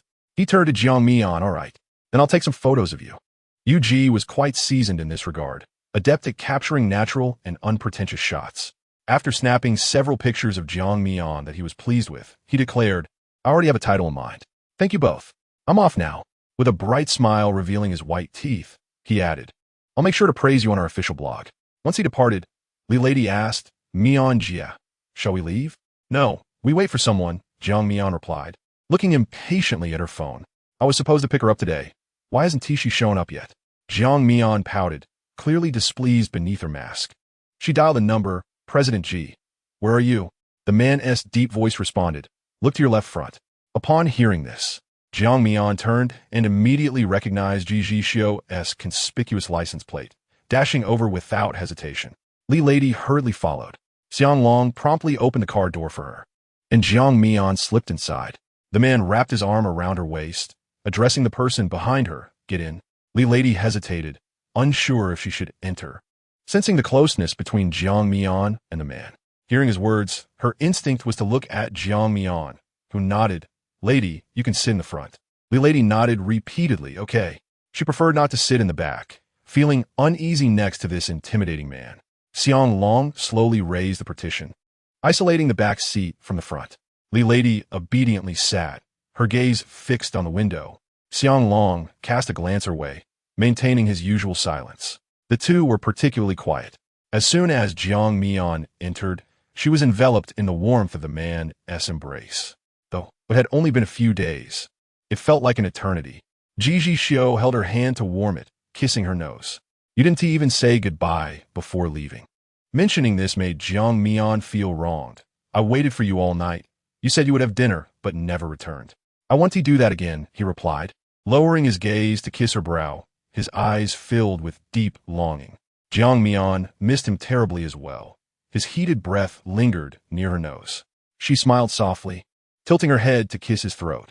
Although they had already discussed it over the phone, in his presence, Jiang Mian reiterated, Xiao, I passed the audition. Ji Zhixiu absent-mindedly kneaded her plump earlobe, and she breathed softly, I know. Jiang Mian understood him far too well, and with a slight gasp, she added, but I still need you to take my assistant home. As they drove into the city, Xiang Long asked Li Lady, where do you live? Taken aback, Li Lady replied, just drop me off at Sister Mian's company. Her impoverished dwelling was a considerable distance from there, and she felt embarrassed to have him escort her home. Moreover, should her father catch sight of it, he might mistakenly believe she had attached herself to a wealthy man. Xiang Long nodded, all right. Upon arriving at Jiang Mian's company, Ji Zhixiu remarked, your little assistant is about to get out. Jiang Mian called out, wait, there are her belongings in the trunk. Xiang Long would handle that. Outside the vehicle, he retrieved her suitcase, and Li Lady stood upright, bowing slightly. Thank you, big brother. Xiang Long was momentarily startled, replying, no need. In truth, he was merely 20 this year, the youngest in the bodyguard team, and being addressed as big brother felt rather peculiar. After dropping off Li Lady, Jiang Mian and Ji Zhixiu returned to the villa. From a distance, they spotted little dried fish wiggling its tail and rushing towards them. Jiang Mian exclaimed in surprise. Why do I feel like he has put on weight again? Ever since he was neutered, he had been rather despondent. Subsequently, Aunt Song prepared numerous delectable treats for him, perhaps to channel his sorrow into his appetite. Ji Zhixiu smiled. Jiang Mian scooped up little dried fish, saying, darling, Mommy missed you so much. The little creature excitedly wriggled in her embrace, barely sparing Ji Zhixiu a glance.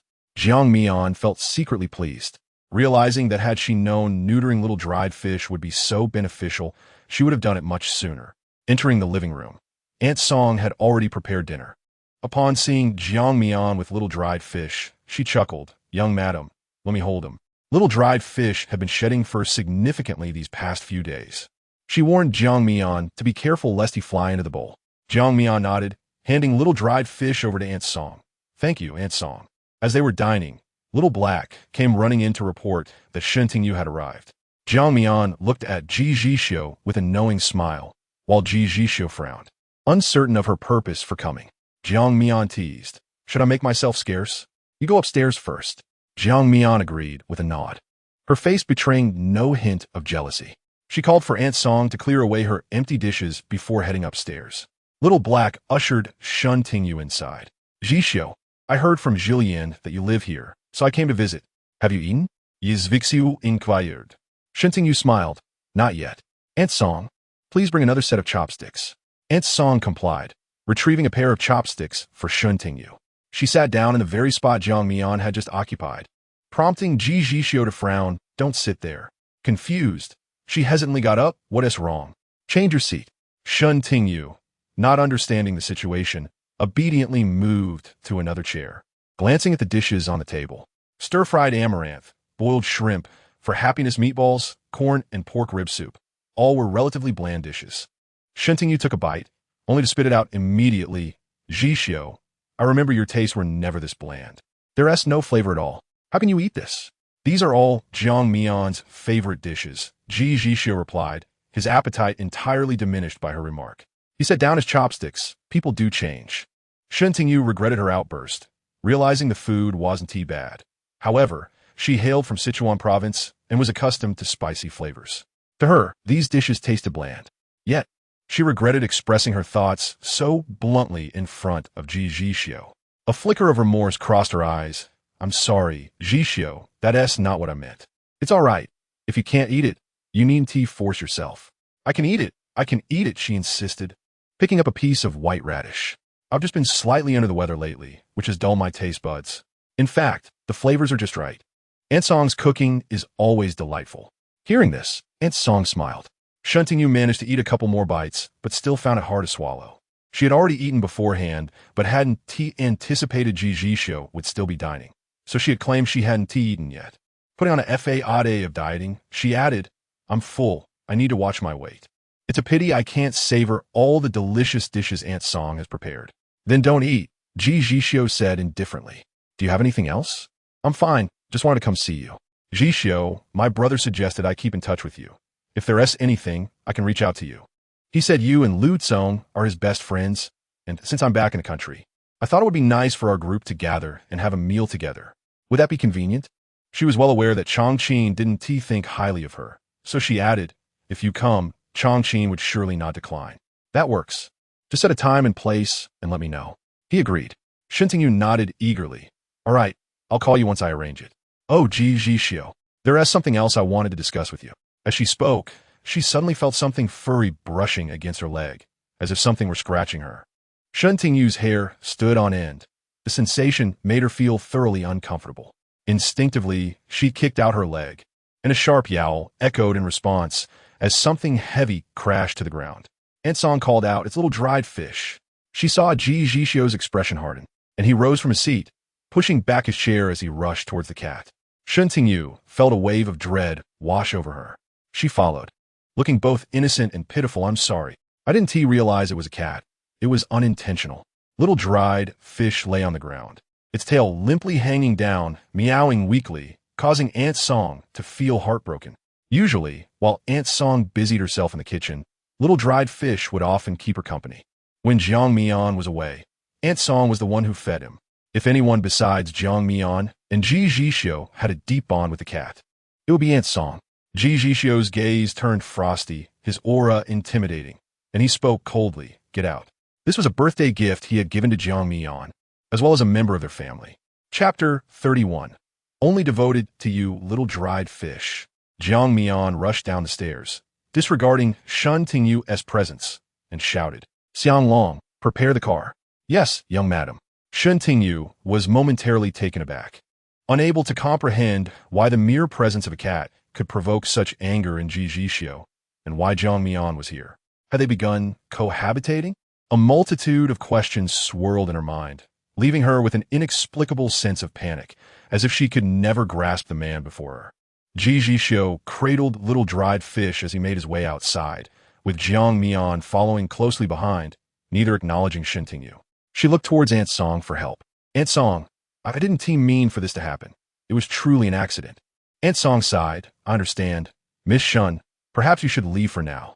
Little Black internally scoffed, thinking how easily frightened this Miss Shen was. It was just a cat, after all. Jiang Mian furrowed her brow as Ji Zhixiu instructed her to go upstairs, where she watched from the second floor. She never expected little dried fish would be playful enough to wander near Shen Tingyu's feet, nor could she have anticipated that Shen Tingyu would kick him so cruelly. Ji Zhixiu grasped her hand, soothing her, "It will be fine." Jiang Mian remained silent, gently stroking little dried fish's head, instructing Xiang Long to drive to the nearest veterinary clinic. The doctor conducted a thorough examination of little dried fish, took x-rays, and concluded there was nothing severe, just that the kick had impacted its internal organs, and it needed a couple of days to recuperate. "My suggestion is to keep it hospitalized for a couple of days for observation." Jiang Mian nodded. "Thank you, doctor. I'll follow your advice." As they exited, Jiang Mian realized she had broken out in a cold sweat. She couldn't bear to think about what might happen if anything were to happen to little dried fish. Ji Zhixiu cupped her flushed face in his hands, their skin touching, as he imparted warmth to her. Jiang Mian lowered her gaze, silently removing his hand and slipping into the car. Ji Zhixiu hurried after her. "Mian Mian," he called softly. Jiang Mian shot him a glance. What do you want to defend her for? Jiang Mian felt a surge of irritation. She understood that this matter was not Ji Zhixiu's fault. Yet an inexplicable frustration brewed within her. Perhaps it was misplaced anger that led her to find Ji Zhixiu bothersome. Ji Zhixiu remained innocent, as she had not uttered a word of reproach. Upon returning home, they found Shen Tingyu waiting anxiously in the living room. Upon seeing them, she rose and asked, "What about the cat? Is it all right?" Ji Zhixiu countered with a question, "Haven't you left yet?" Jiang Mian had no desire to see Shen Tingyu, and she ascended the stairs without a word. Observing her retreating figure, Shen Tingyu bit her lip, contemplating whether she should apologize. "No need, the cat is fine. You should go back," Ji Zhixiu said, watching her. "All right," she replied, turning to leave, harboring resentment, thinking that had she known the cat belonged to Jiang Mian, it might have been better to have dealt with it harshly. Moreover, were they truly living together now? Did her mother know? She gritted her teeth, determined that she would not let Jiang Mian have it easy. Jiang Mian kicked off her shoes and lay on the large bed, burying her head in the soft comforter, unwilling to move. Soon after, she heard the sound of the door opening. A warm and intense presence enveloped her from behind as Ji Zhixiu caressed her cheek. "You can leave now," Jiang Mian murmured, sitting up. "Let's take some time apart. I wish to return to Shengshi Huading." This was her carefully considered decision, as school was about to commence, and she had many pressing matters to attend to. Director Wang might also summon her to join the crew at any moment. Jiang Mian. He called her name slowly, but she sensed the underlying anger in Ji Zhixiu's tone. When he was upset, he often spoke in this manner. The name that usually flowed tenderly from his lips now seemed to carry a sharp edge. "Do not be willful," he said, his tone sharp. Jiang Mian looked down, insisting that she was not being willful, but serious. Life here was not unbearable, nor was she unhappy. Yet she felt the need to take time to ponder the path ahead. "I cannot allow that," he declared. Jiang Mian knew he would not acquiesce. She raised her chin defiantly. "Then I shall pack my things." A cruel smile curled at the corners of Ji Zhixiu's lips, devoid of warmth, and the oppressive aura intensified. "Without my consent, you shall go nowhere." Jiang Mian had hoped to negotiate this matter amicably, but Ji Zhixiu's demeanor infuriated her. She fell silent, gathering her belongings and making her way downstairs, with Ji Zhixiu not attempting to stop her. At the door, she called for Xiao He, who was on duty to open it for her. Xiao He hesitated. "Madam, the president just instructed us not to let you leave." Jiang Mian felt a headache coming on from the sheer obstinacy. "How unreasonable! Why should I be subjected to this?" Xiao He suggested. "Perhaps you should discuss it further with President Ji." Jiang Mian scoffed and turned back. Xiao He sighed in relief. This was more like it. Couples shouldn't just walk out on each other. Xiao Bai chimed in from behind. "Look at how furious our madam is. I bet the president will concede first. I bet the madam will win. 1,000 yuan? Deal." Jiang Mian did not return, and Ji Zhixiu did not see her until evening. He struggled to maintain his composure, instructing the security team to search the villa thoroughly. But no one reported seeing her. "Check the surveillance," he ordered. The footage revealed that Jiang Mian had headed towards the flower room. He released a sigh of relief and gestured for everyone to disperse. The flower room was air-conditioned and contained a small bed for the servants' convenience. Jiang Mian wandered about until she recalled the rose garden, making her way next door. The fragrant blossoms enveloped her, and she unconsciously slowed her pace. The roses bloomed vibrantly, unchanged since her last visit. Yet this time, she was alone. She settled onto a swing, contemplating the different varieties of roses. With a flicker of curiosity, she pulled out her phone to search. "What is the meaning of Louis XIV roses?" Your search query is, the meaning of Louis XIV roses. The answer is, to love only you. Jiang Mian's hand trembled slightly as she nearly doubted her own eyes. Why were they purple roses? What variety was this? Louis XIV, she mused. Jiang Mian stared at the response, uncertain of the possibility it suggested. Her heart raced. Could it be a coincidence? Perhaps even he was unaware of the meaning behind Louis XIV roses. Her fingertips quivered as she scrolled down, receiving the same answer repeatedly. She called Ningjia. Ningjia. Do you think Ji Zhixiu likes me? She desperately sought affirmation. Ningjia, taking a day off and still asleep, thought she had an urgent matter to discuss, only to find it was this. Isn't it obvious? If he didn't like you, would he marry you? Jiang Mian, anxious, insisted, Ningjia, that's not what I meant. Our encounter at the banquet was merely our first meeting. She struggled to articulate her thoughts. Aside from herself, no one knew she was merely Shen Tingyu's substitute. Ningjia dismissed her concerns, suggesting, that means he experienced love at first sight. No, it's not like that. She felt a wave of frustration, fearing she was being overly sentimental. Ningjia, you should go back to sleep. I won't disturb you any longer. Ningjia, having been roused, leaned against her pillow and rolled her eyes. What happened? Did you argue with President Ji? No, Jiang Mian está merev. Ningjia, the truth is, Ji Zhixiu doesn't truly like me. Ningjia, nearly spitting out her drink, retorted, he doesn't like you? Who does he like then? Jiang Mian hugged her knees, recalling their previous encounter with Shen Tingyu.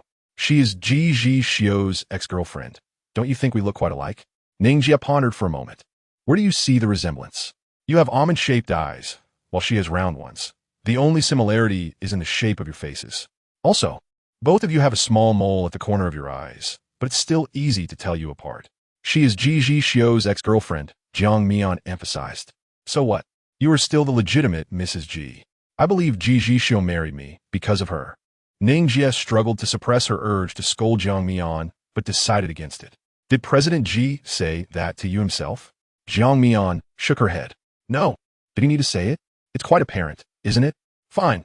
Why don't you come and write the script tomorrow? I'll have the company invest in it. And President Ji hasn't said a word. You seem to have quite the imagination. Ning Jie mokit. You should just ask him directly. Ning Jie continued to encourage her. I can't. Jiang Mian replied weakly. If you're afraid to ask, you won't know how to approach it, nor will you accept the answer. Ning Jie contemplated for a moment. How about I teach you a trick to see if President Ji still has feelings for his ex-girlfriend? What? Just say you want a divorce. If he doesn't want a divorce, he'll naturally comfort you. If he agrees, then you should just leave and focus on your career. Ning Jie reasoned that President Ji didn't seem inclined to support Jiang Mian anyway. Given Jiang Mian's potential, she would eventually shine. Why waste time on him when it was never made public? Jiang Mian hesitated. Is that really necessary? Many to be pushed, Ning Jie insisted earnestly. All right, I'll trust you. Ning Jie, you have experience. Ning Jie was a staunch advocate against marriage, having had at least 10 relationships. In matters of the heart, Jiang Mian felt Ning Jie understood far more than she did. Ji Zhixiu sat in the living room reviewing quarterly reports when Jiang Mian returned, letting out a heavy hum, which earned her a glance from him. He set aside his laptop, his expression softening as he called, Mian Mian, come here. Jiang Mian stepped forward and was suddenly pulled into his embrace. Ji Zhixiu buried his face in her neck, inhaling deeply. Mian Mian, don't always think about leaving me. Be good, he said in a melodious tone. I have something to discuss with you. All right, he released her. As long as it's not about wanting to leave, I will listen. Jiang Mian gazed into his eyes, struggling to find her voice. Help! Ning Jie's suggestion was utterly unreliable. Facing his handsome visage, she found her words stuck. Ji Zhixiu smirket, hi mim. Do you still have feelings for Shen Tingyu? Jiang Mian blurted out, her lips pouting defiantly. Such inquiries should suffice to achieve the intended purpose. Ji Zhixiu raised an eyebrow. And yet? Chapter 32. Never liked before. Ji Zhixiu was perplexed by her words, wondering when he had ever expressed affection for Shen Tingyu. His eyes were inscrutable, revealing neither joy nor anger. Jiang Mian's lips twitched, as if she had resolved to speak boldly. Is that not the case? It is well known that Shen Tingyu is your only acknowledged first love. If a month of dating qualifies, Ji Zhixiu found himself unable to refute this. He nodded, indeed. Lu Tsong remarked, you have cared for her. You were the first to stand up for her. Ji Zhixiu's brow furrowed slightly. There was truth in that statement. Jiang Mian scoffed softly, feeling an immense sense of loss, as if a substantial part of her heart had been hollowed out. Look, what can you possibly refute? Ji Zhixiu remained composed, a glimmer of amusement dancing in his eyes, admitting he had little to contest. Jiang Mian lowered her eyelashes, her voice tinged with disappointment. If that is the case, then. Her words were cut short as Ji Zhixiu lifted her chin, his handsome features looming closer, his icy lips gradually approaching hers. In that moment, she was momentarily taken aback. Seizing the opportunity while she was dazed, Ji Zhixiu pried her lips apart, indulging in the sweetness of her mouth. This sudden, somewhat forceful kiss compelled Jiang Mian to instinctively engage in playful pursuit, sensing her own emotions stirring. Ji Zhixiu's brow twitched, his heart lightened. It was not until he had drawn the last breath from her lungs that he released her, his voice husky. Mian Mian, do not listen to Lu Tsong's nonsense. His tone was imbued with tenderness, laced with a hint of reassurance. Jiang Mian's eyes glistened with unshed tears. It was indeed the truth. It is the truth, yet I have never claimed to like her. Ji Zhixiu felt a rare sense of helplessness. The young girl's expression drooped, looking pitiful as though bullied. Upon hearing this, a spark ignited in her eyes. You do not like her? Jiang Mian nearly burst into laughter. So all along, it had been her misunderstanding? Never liked her. His tone was flat, his voice calm. Their initial relationship had merely been a coincidence. He encircled Jiang Mian's soft waist, speaking leisurely. The reason I care for her is that I promised Mu Yuan to look after his sister within my capabilities. Jiang Mian gazed up, her eyes sparkling. So I'm not her substitute. Ji Zhixiu paused, denying, of course not. She is herself, uniquely herself. She secretly insinuated the last time she saw me. She claimed you married me because of her. I know, I am unworthy. It is I who have climbed too high for you. His voice dwindled further under Ji Zhixiu's penetrating gaze. Ji Zhixiu affectionately pinched her nose, forbidding her from speaking such words. For I do not wish to hear them. Jiang Mian's heart swelled with joy as she nestled into his embrace. Ah, Xiu. Then who do you like? She smiled mischievously, as lively as a little fox. Ji Zhixiu chuckled softly, his fingertip brushing her lips. I thought you knew. This remark was overly ambiguous, leaving Jiang Mian with much to ponder. She struggled to suppress her racing heart, playfully insisting, I do not know. You tell me. Just then, Ji Zhixiu's phone rang. Startling both of them, Jiang Mian licked her lips, suggesting, why not answer it? Ji Zhixiu took the phone, replying, all right, I understand. Jiang Mian's inquisitive gaze fell upon him. Ji Zhixiu frowned. Lutsong informed me that Ji Lan is drinking in Seattle and asked me to come over. Should I accompany you? She inquired. Ji Zhixiu ruffled her hair, instructing her to stay home and wait for his return. Jiang Mian nodded, okay. Lutsong felt overwhelmed. He was unsure what was wrong with Ji Lan. Upon arrival, she immediately demanded drinks from the bartender. She seized one bottle after another, earnestly advising, Ji Lan, you are a mother now. Can you not exhibit some responsibility? Can you drink while pregnant? Do you not want this child? Ji Lan chuckled. I want a drink. Hurry, bring it. Lutsong leaned across the table, casting a glance, and the waiter promptly took away all the alcohol. He poured a glass of orange juice and handed it to her, asking, so what happened? Ji Lan shook her head, insisting, it's nothing. I just want a drink. He was aware of Ji Lan's proud nature. Her reluctance to speak undoubtedly pertained to something unpleasant regarding Jiang Cheng. Lutsong did not press her, saying if you choose not to speak, that is fine, but do not drink. You are still pregnant. You should consider this child and not mistreat it. If it comes to this, go get an abortion. Ji Lan was taken aback, sitting upright, Brother Lu. Her eyes brimmed with tears. I did not mean to, I just feel upset. Lutsong nodded. If you wish to speak, I am here to listen. If not, do not force yourself. Just then, Ji Zhixiu approached from behind. Ji Lan stiffened, softly uttering, brother. Ji Zhixiu's expression was indifferent as he cast her a glance before sitting beside Lutsong with long strides. Ji Lan, you are over 20. You're not a minor. Have you considered the consequences of your actions? His deep, somber gaze bore into Ji Lan, tinged with a hint of anger. Ji Lan fell silent, ultimately saying, I am sorry, brother. Ji Zhixiu leaned back, massaging his brow. What has happened? My patience is limited. You should better disclose the truth. After a moment of silence, Ji Lan finally managed to say, Jiang Cheng seems to be bisexual. The other day, when I went to pick Jiang Cheng up from work, I saw his supervisor, a man in his 40s, behaving intimately with him. Lutsong was taken aback, quickly speculating. Could it be that he was sexually harassed by his supervisor? Ji Zhixiu took out his phone. If you want to know, call him right now and ask. Ji Lan shook her head. No, brother. Please do not do that. Ji Zhixiu ignored her protest, dialing Jiang Cheng's number, instructing him to come over immediately. His wife is heavily pregnant and should be watched over. Jiang Cheng arrived promptly after receiving Ji Zhixiu's call, surprised to see Ji Lan alone in the bar. Ji Lan, why are you here alone? Mother has been worried sick about your whereabouts. Ji Lan's eyes were red. This afternoon, I want to pick you up from work and saw managerly from your company. Jiang Cheng's expression shifted, realizing she must have seen something troubling. He licked his dry lips, urging, let me explain. Ji Zhixiu did not even spare him a glance. Lutsong smacked his lips, urging him to speak. We are all ears. Jiang Cheng glanced at the two beside him, feeling somewhat cornered. Ji Lan, can we talk at home instead? There are too many people here. No, we must discuss it here. She was resolute. Jiang Cheng, suppressing his irritation, sat down feeling quite wronged. Our supervisor is gay.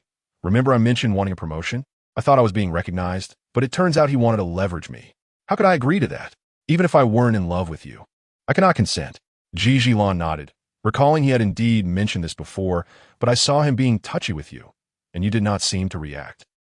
Jiang Cheng felt even more grieved, saying, as a man, when suddenly touched, I was surely stunned, unable to react at once. This explanation seemed reasonable. And before Lu Tsong could interject further, Ji Zhilan suddenly nestled into Jiang Cheng's embrace. I'm sorry, dear husband, I misunderstood you. Jiang Cheng cautiously glanced at Ji Zhixiu's expression, assuring, it's fine, it's just that I've burdened my brother-in-law with our troubles. Next time, do not involve him. Ji Zhixiu scoffed, his gaze icy, causing Jiang Cheng to shiver. He averted his eyes, carefully assisting Ji Zhilan to her feet. Shall we head home? Ji Zhilan stood up. Brother Lu, since the matter is resolved, we shall return now. Go on, be safe. Lu Tsong replied. Ji Zhixiu lazily hummed in response. After the two departed, Lu Tsong inquired, what are your thoughts on this matter? Do you believe it? Ji Zhixiu chuckled. Whoever believes it is a fool.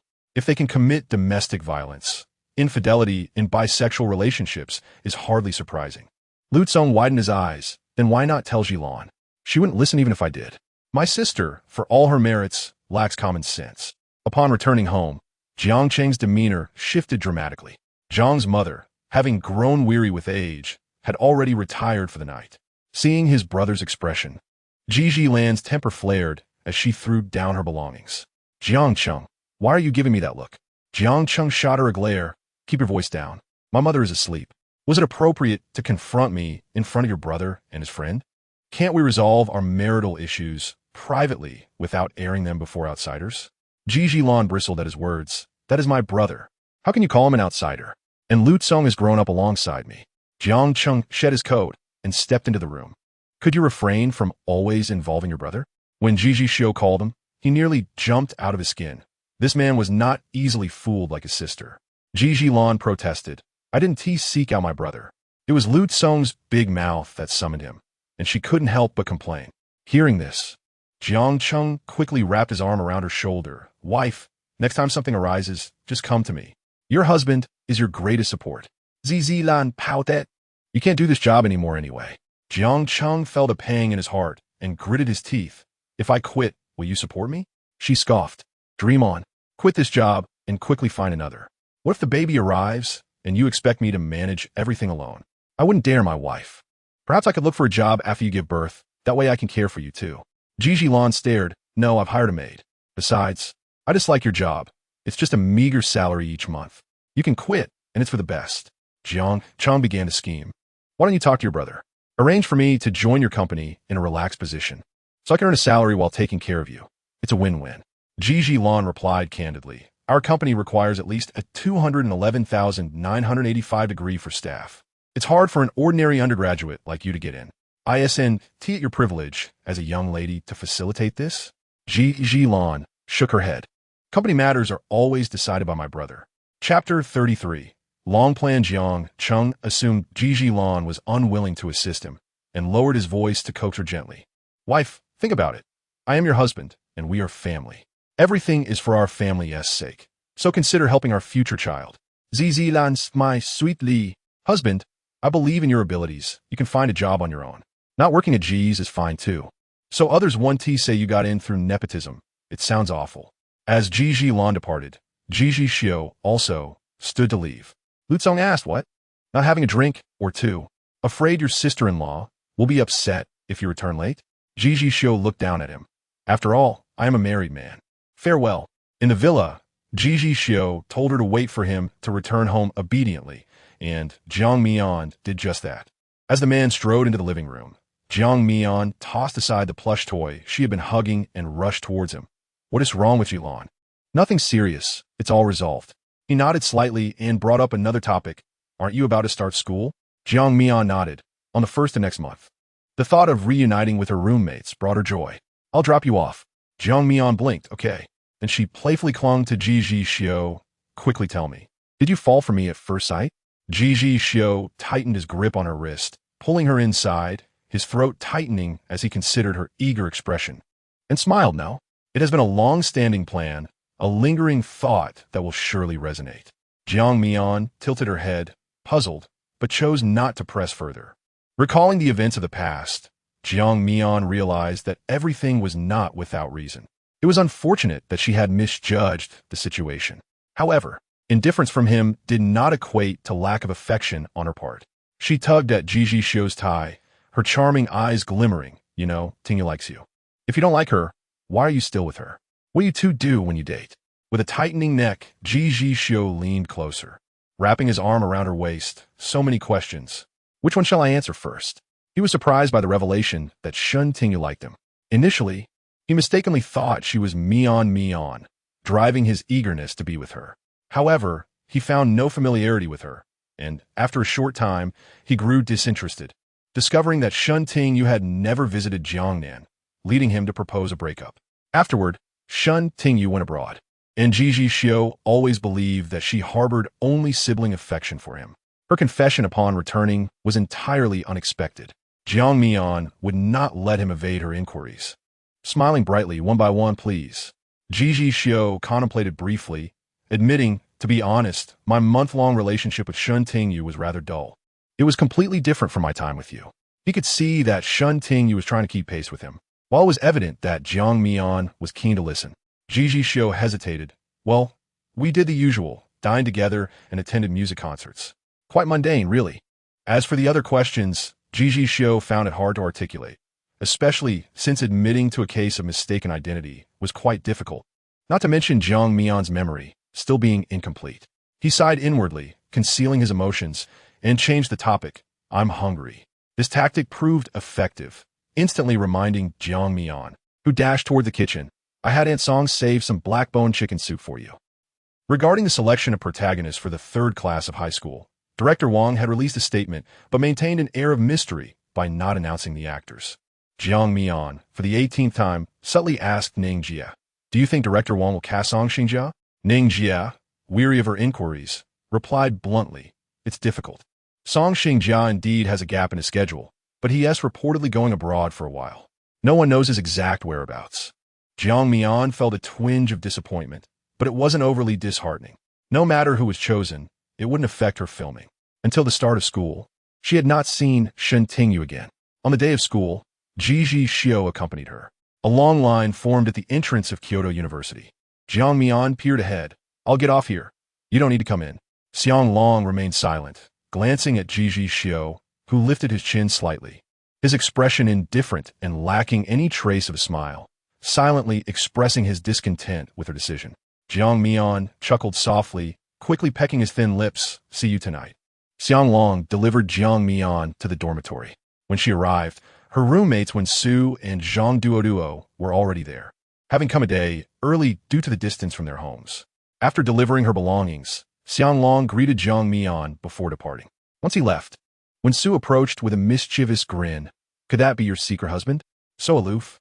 Jiang Mian recalled Xiang Long's demeanor and thought, indeed, he was a true reflection of Ji Zhixiu's subordinate, always maintaining a distant and unapproachable air in public. She shook her head, placing her belongings. No, just a bodyguard. Zhang Duoduo sat on the bed, munching on a packet of potato chips, exclaiming, I told you, during these 4 years at university, we won't get to see what Mian's husband looks like.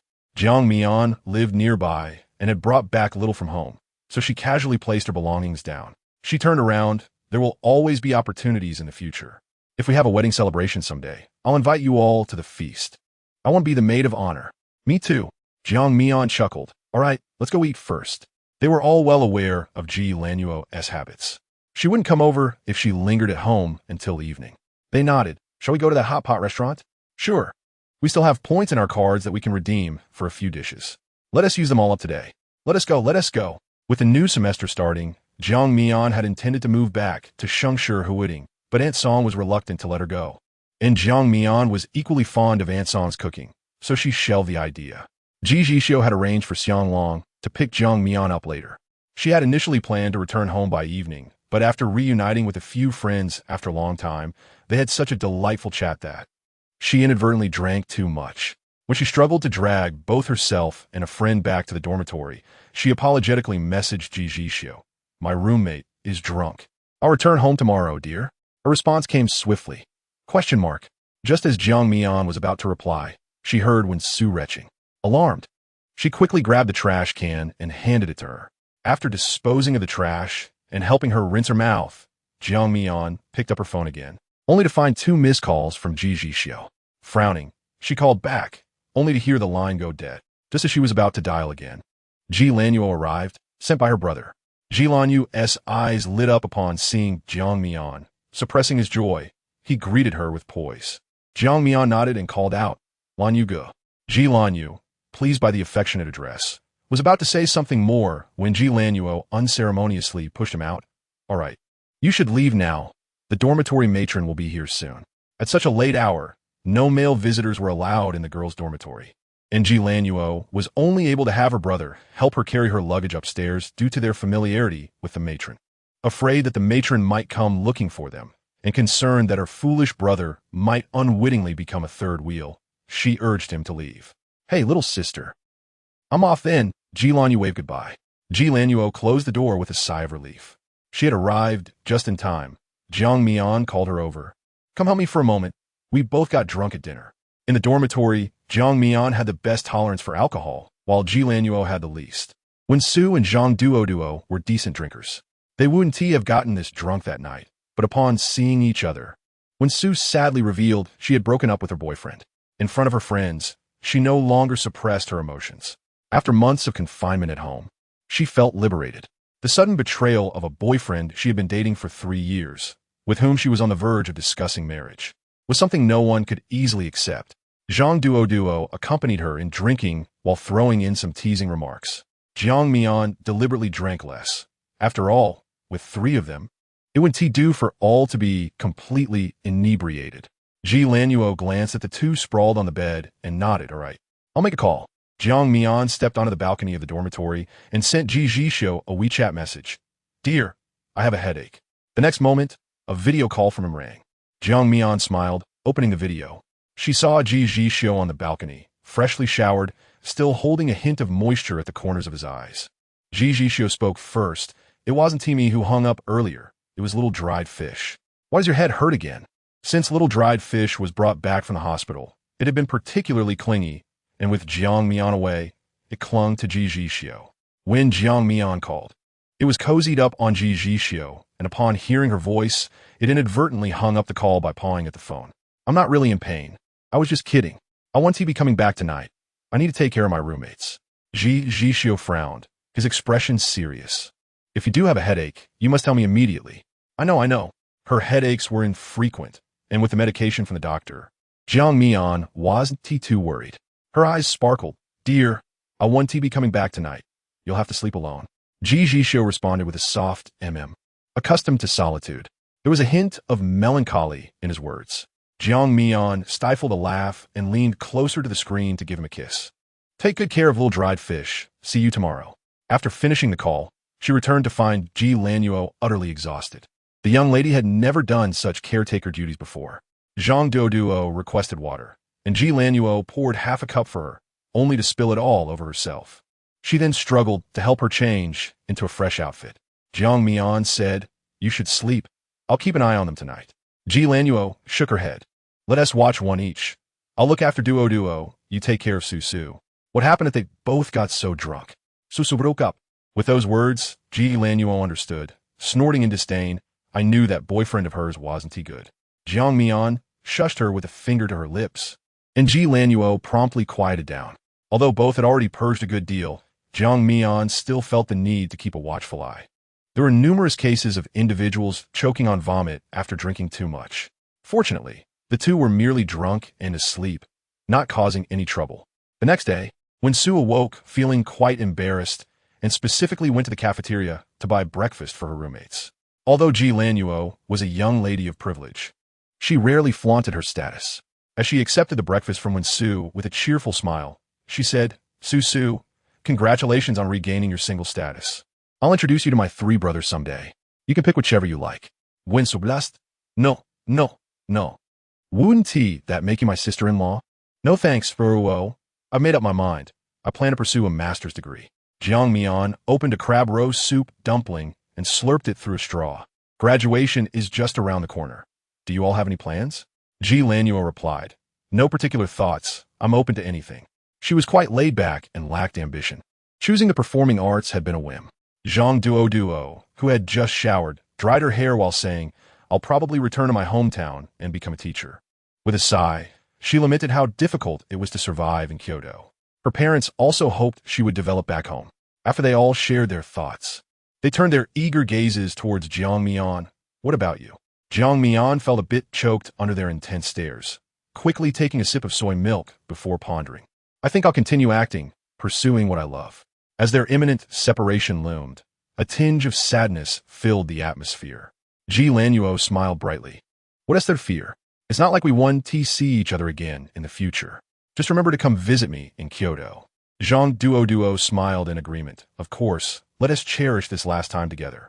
When Su also smiled, let us all work hard. With the start of the semester, there were numerous matters to attend to. Jiang Mian's final semester kept her busy, though she was still mindful of her previous promises.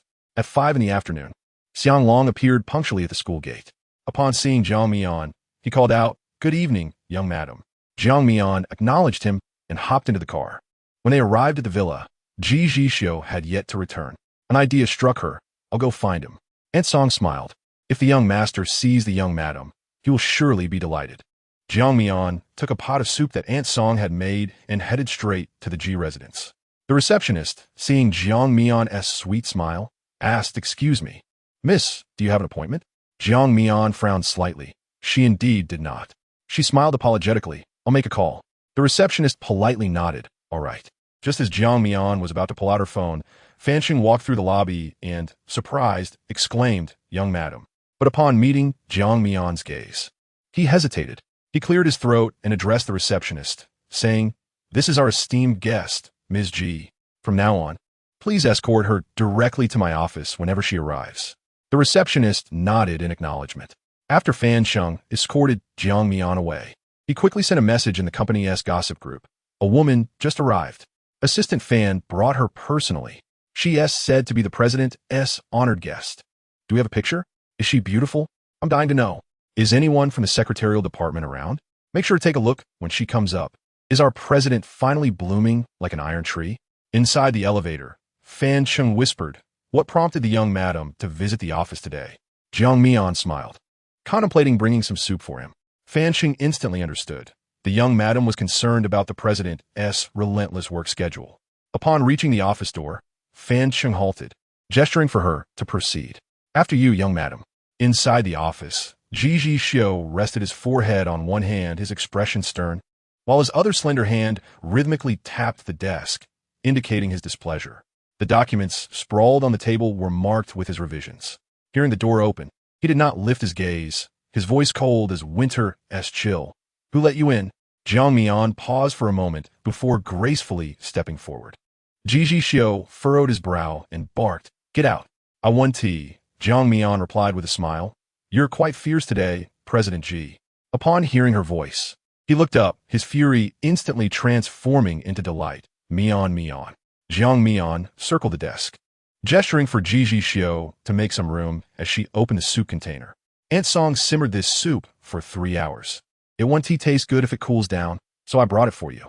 Once she opened it, Ji Zhixiu grasped her slender waist, applying just enough pressure to pull her onto his lap, prompting a playful glare from Jiang Mian. Ji Zhixiu's eyes sparkled with amusement. "Have you had any?" "Not yet. Shall we share?" Ji Zhixiu picked up a spoon and offered it to Jiang Mian, who calmly swallowed it all. Then she seized his wrist, stating, "Now it's my turn to feed you." As they took turns feeding each other, Jiang Mian decided to wash the lunchbox. Ji Zhixiu pointed towards the back. "You can wash it in the lounge through that door." Jiang Mian nodded. This was her first visit to Ji Zhixiu's office in the lounge. The entire office was adorned in cool tones, the lounge equally so, featuring only a coffee table, a bed, and a coat rack, minimalistic furnishings. She quickly rinsed the lunchbox and emerged, asking, "When are we heading back?" Ji Zhixiu pondered for a moment. "Give me 10 more minutes to finalize this plan. You can relax in the lounge." "All right." Jiang Mian entered and lay on the bed, with a lingering scent of Ji Zhixiu's cologne enveloped her. She closed her eyes and inhaled deeply, feeling drowsiness wash over her. She was not in a deep sleep when she was stirred by muffled voices outside. "Xue, you should return to the ancestral home for a while. Grandpa misses you." Jiang Mian could not catch Ji Zhixiu's response clearly, but she recognized the voice. It was his mother, who had come specifically to see him. Determined to dismiss her, Ji Zhixiu replied, "I'll come back for dinner tomorrow." "I'm busy now. Let us discuss it then." With his agreement, Ji Zhixiu's mother relented, nodding, "All right, I'll wait for you at home." Once the noise subsided, Jiang Mian stepped out, stifling yawn and pretending she hadn't heard anything, tears of fatigue welling in her eyes. Can we go home now? Ji Zhixiu was struck by her words and stood. Let us go home. As they left hand in hand, Jiang Mian wore a mask. Upon seeing her like this, Ji Zhixiu unhesitatingly clasped her fingers. Alice peeked out, then retreated to type on the computer. Can't see her face, but she seems to be a beauty. The president is holding her hand. After receiving a month's worth of bubble tea, one must share some intel in a group. Could the president be in love? Oh my, I'm so curious about the president's romantic life. What absurd speculation is this? Am I the only one who wants to know who this woman is? A user named Gossip Lover replied, she must be the president's wife. How do you know? Elaborate. The receptionist, not willing to let it go, chimed in. She could also be President Ji's sister. Someone smirked, knowing full well, and chose to remain silent, allowing the gossip to swirl without further comment. Aunt Song greeted their return with dinner. Jiang Mian, lacking appetite after a restless night, had only a couple of bites before setting her meal aside. She had never eaten so little before. Concerned, Aunt Song asked, is the young madam feeling unwell? Jiang Mian shook her head. No, Aunt Song, don't worry. I just don't feel like eating much tonight. Having experienced such matters before, Aunt Song's thoughts turned to another possibility. She lowered her voice. Has your period come this month? Her words were subtle, but Jiang Mian froze. Her period was 10 days late this month. Though she had never been very regular, she hadn't paid much attention. However, Aunt Song's mention suddenly opened up another possibility. In an instant, Jiang Mian felt her heart race. Noticing her reaction, Aunt Song suggested, should we take a test? Oh, wait. Glancing at the man returning from the kitchen, Jiang Mian licked her lips. I'll do it myself, Aunt Song. Aunt Song understood, all right. She had never considered such a possibility, especially since Ji Zhixiu and Jiang Mian had always taken precautions. But at that moment, Jiang Mian couldn't help but wonder, what if? Her distraction was quickly noticed by Ji Zhixiu, who grasped her arm and asked, what's wrong? Jiang Mian pursed her lips. My period is 10 days late. Ji Zhixiu, being more aware than she was, reassured her, I know. Don't worry, it's unlikely to be anything else. His certainty made Jiang Mian frown. What do you mean? Ji Zhixiu confessed. Have you forgotten? You took the pain medication prescribed by the doctor. Its side effects can indeed affect this. Reminded by him, Jiang Mian recalled and felt a mix of relief and uncertainty. She pressed on, but what if I really am? She noticed a fleeting moment of hesitation and conflict on Ji Zhixiu's face. But he ultimately stated, it wouldn't happen. He wouldn't allow a child to arrive unexpectedly. He envisioned the day when they would welcome a child together, filled with anticipation. But for now, the young lady was still young, and the future was wide open, so he hadn't considered that aspect at all. Jiang Mian nodded and shifted the topic. I'll be joining the crew next month. Director Wang had informed her she would start filming next month, with the male lead still shrouded in mystery. The shooting location was set at a high school in Kyoto, quite close by. Ji Zhixiu nodded. I'll visit the set then. Jiang Mian shook her head. No. I don't want others to see how close we are. It's close enough. I'll just come back afterward. Ji Zhixiu did not argue, saying, I'll have Xiang Long accompany you to ensure your safety. That's fine. Jiang Mian nodded. As night fell and stars twinkled, Aunt Song had long since retired. The living room was enveloped in silence. Ji Zhixiu's gaze darkened as he turned his attention to her. Have you eaten enough? I have. I have not. His blatant insinuation was immediately grasped by Jiang Mian. Remembering she had left this man hanging the previous night, her lips curled into a smile as she allowed him to scoop her up and carry her upstairs, her arms wrapping around his shoulders. Soon, the room was filled with a tender atmosphere. Chapter 35. The Master's fortune-telling. Jiang Mian rose early the next morning, enjoying Aunt Song's heartfelt breakfast. Thinking of the gluttonous girls in her dorm, she took some food from home to share. Then, with Xiang Long's assistance, she headed to school. Ji Zhixiu had promised to return to the Ji residence today, and he had already left early in the morning. When Ji Mu encountered him, she straightforwardly asked Xiu, do you have a woman outside?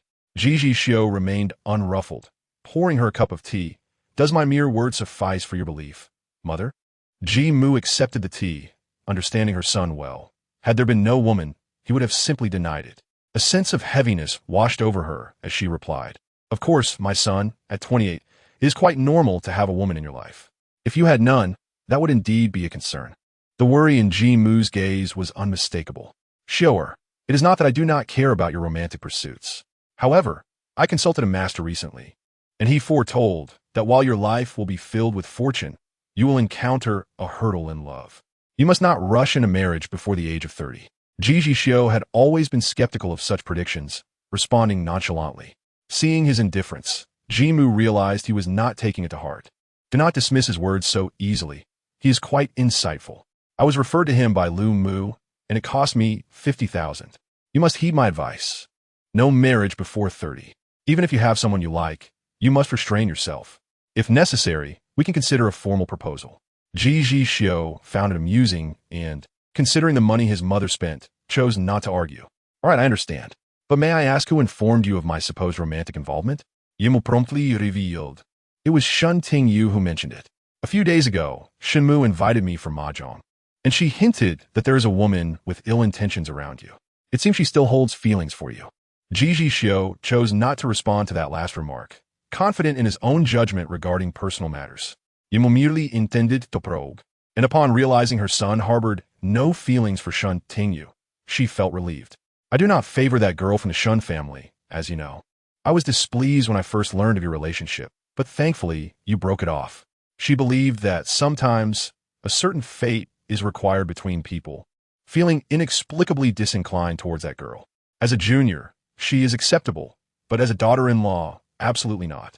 In Seattle, Lu Tsong lounged on the sofa, seething with frustration. My mother consulted a master who warned me that if I persist in my current ways, trouble is inevitable. To change my fate, I must marry immediately. The bride must be within 3 years of my age and a Pisces. My mother has already begun arranging blind dates. The more he spoke, the more he clenched his teeth, dating while factoring in zodiac signs? This is outright nonsense. Ji Zhixiu raised an eyebrow. Thanks to your mother. My own consulted a master as well, who advised against my marriage before 30. Chongqing shook his cup. If your mother discovers you have secretly married, wouldn't she be furious? I would never let her find out. Lu Tsong gritted his teeth. Tomorrow, I will report this master for being superstitious and dismantle his scam. You may find yourself at the receiving end of your mother's wrath upon returning home, Ji Zhixiu pointed out. Having heard that Lu's mother had donated $1 million to the master, Lu Tsong was at a loss for words. Isn't that just fraud? Chongqing interjected. But what if this master is indeed accurate? Seeing both their gazes turn to him, Chongqing's spirits lifted. My mother also consulted him, and he predicted good news for our family. Today, I took Qingqing for a checkup, and she's already pregnant. Lukong discovered. Pure coincidenza. It must be coincidence.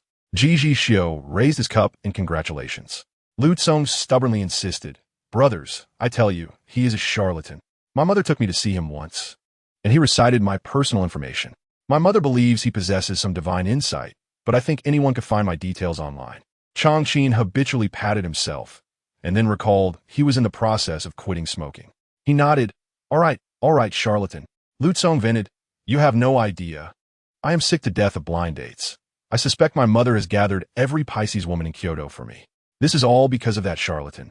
He felt utterly exasperated, having never encountered so many women in his life.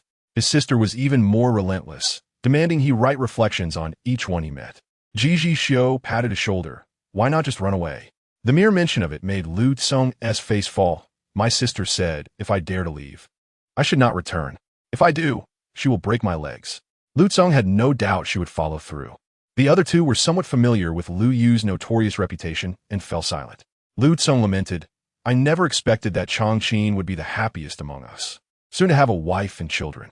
Chongqing, glowing with joy, stood up. I must go. Qingqing just messaged me, saying she craves peach blossom pastries. I shall fetch some for her. In elite families, it is generally taboo to announce good news before 3 months have passed. Only Ji Zhixiu and Lu Tsong were deemed close enough for Chongqing to share his news early. The three bid farewell. Lu Tsong looked at Ji Zhixiu with pleading eyes. Xiugu, you want to leave too, will you? Stay and have a drink with me. I won't. Jiang Mian is spending the night at school. Returning home alone seems dreary. Finally, Director Wang announced the cast of Class 3 in high school on Weibo. Amidst the public uproar, Jiang Mian directly brought Li Di and Xiang Long into the production. Upon seeing Li Di again, Xiang Long noticed she had lost even more weight since their last meeting. Initially, he thought she was simply a quiet person, but witnessing her chattering like a little bird in front of Jiang Mian made him realize that she simply did not wish to converse with him. When Shen Tingyu learned of the news, she shattered a teacup in anger. Her assistant silently picked up the shards, inadvertently cutting her hand. Glancing up, she met Shen Tingyu's fierce gaze, which prompted her to lower her head again, quietly saying, "Sister Yu." That was the television station's teacup. Shen Tingyu shot her a sharp look. "I know, but you should know what to do, right?" The assistant, startled, held back tears. "I understand. I will inform the director that it was my clumsiness that broke the cup, and I am willing to compensate." Good to know. Shen Tingyu did not comprehend how Jiang Mian had landed the role. Her audition was merely to increase her visibility. As a newcomer, she had not expected to secure the role. Clearly, Liang Qiao had the best chances. Yet now, it was Jiang Mian who had been cast as the lead. Her eyes narrowed slightly, her expression inscrutable, exuding a dark aura that was palpable to all. Since returning to the country, she sensed something was shifting, all because of Jiang Mian. Without this substitute, how could she and Ji Zhixiu have reached this point? She approached Liang Qiao's dressing room and knocked on the door. "Who is it?" "Shen Tingyu." Liang Qiao sent her assistant to open the door. Upon seeing Shen Tingyu, she smiled broadly. "What a surprise. Why didn't Luo Zong help you secure the role in Class 3 in high school?" After much effort to persuade Luo Fei to allow her a guest appearance, she had to cooperate with Shen Tingyu to create the illusion of a close sisterly bond. The thought of Shen Tingyu losing the lead role uplifted her spirits. Making the disappointment of being outshone by a fading celebrity seemed trivial. Shen Tingyu gradually revealed a smile. "Xiao Jia, we are from the same company. Why harbor such animosity towards me? This is a public space. After all," she maintained her smile, "I hope Xiao Jia wouldn't mind if I came in to chat." Liang Qiao gave her a sideways glance. "Come in." Once the door was closed, Shen Tingyu spoke candidly. "I suppose you are quite unwilling to have missed out on this role, right? All of this is due to that Jiang Mian." Liang Qiao was no fool. While Luo Fei had indeed assisted her to this point, much of it was her own doing. She crossed her legs and lit a feminine cigarette. "Why do you, a mere rookie, always find yourself at odds with Jiang Mian?" This was not the first time Shen Tingyu had mentioned Jiang Mian in her presence. Shen Tingyu smiled and confessed to Xiao Jia. "I do not harbor any fondness for President Luo.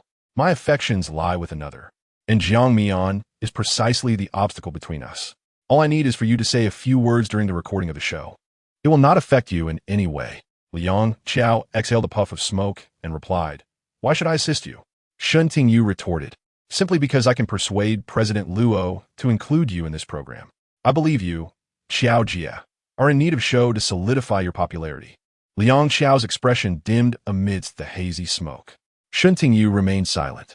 After a moment, Liang Qiao chuckled lightly. "What a trivial matter, I agree. Now, what would you like me to say? In this industry, there are neither eternal enemies nor lasting friends." Shen Tingyu smiled with satisfaction. "When the time comes, you merely need to say." After the recording concluded, Shen Tingyu invited Liang Qiao to return with her.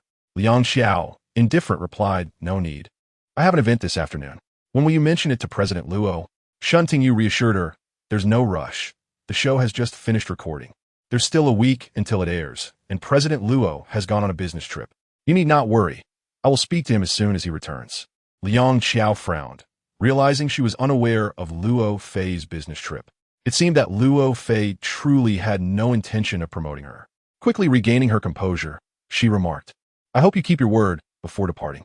As Shen Tingyu watched her leave, her spirits lifted at the thought of the potential outcomes post-broadcast. Climbing into the van, she noticed her assistant applying a bandage and casually inquired, "How did you injure your hand?" The assistant's fingers curled awkwardly as she replied in a barely audible voice, "I accidentally bumped it." "Oh, I have some ointment in my bag. You can use it," Shen Tingyu offered. "Thank you, Yu Jia," the assistant replied. Chapter 36. My leading lady Jiang Mian's entry into the cast was far quieter than anticipated.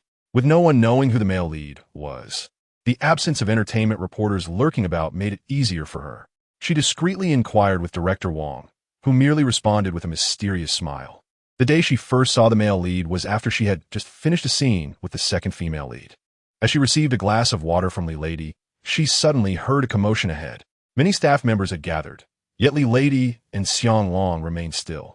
Jiang Mian looked towards the source of the noise with curiosity. Amidst the crowd, she spotted Song Xingjia immediately. In the chilly February air, he stood tall, clad in a black woolen coat, hands tucked into his pockets, his warm smile making him stand out among the throng.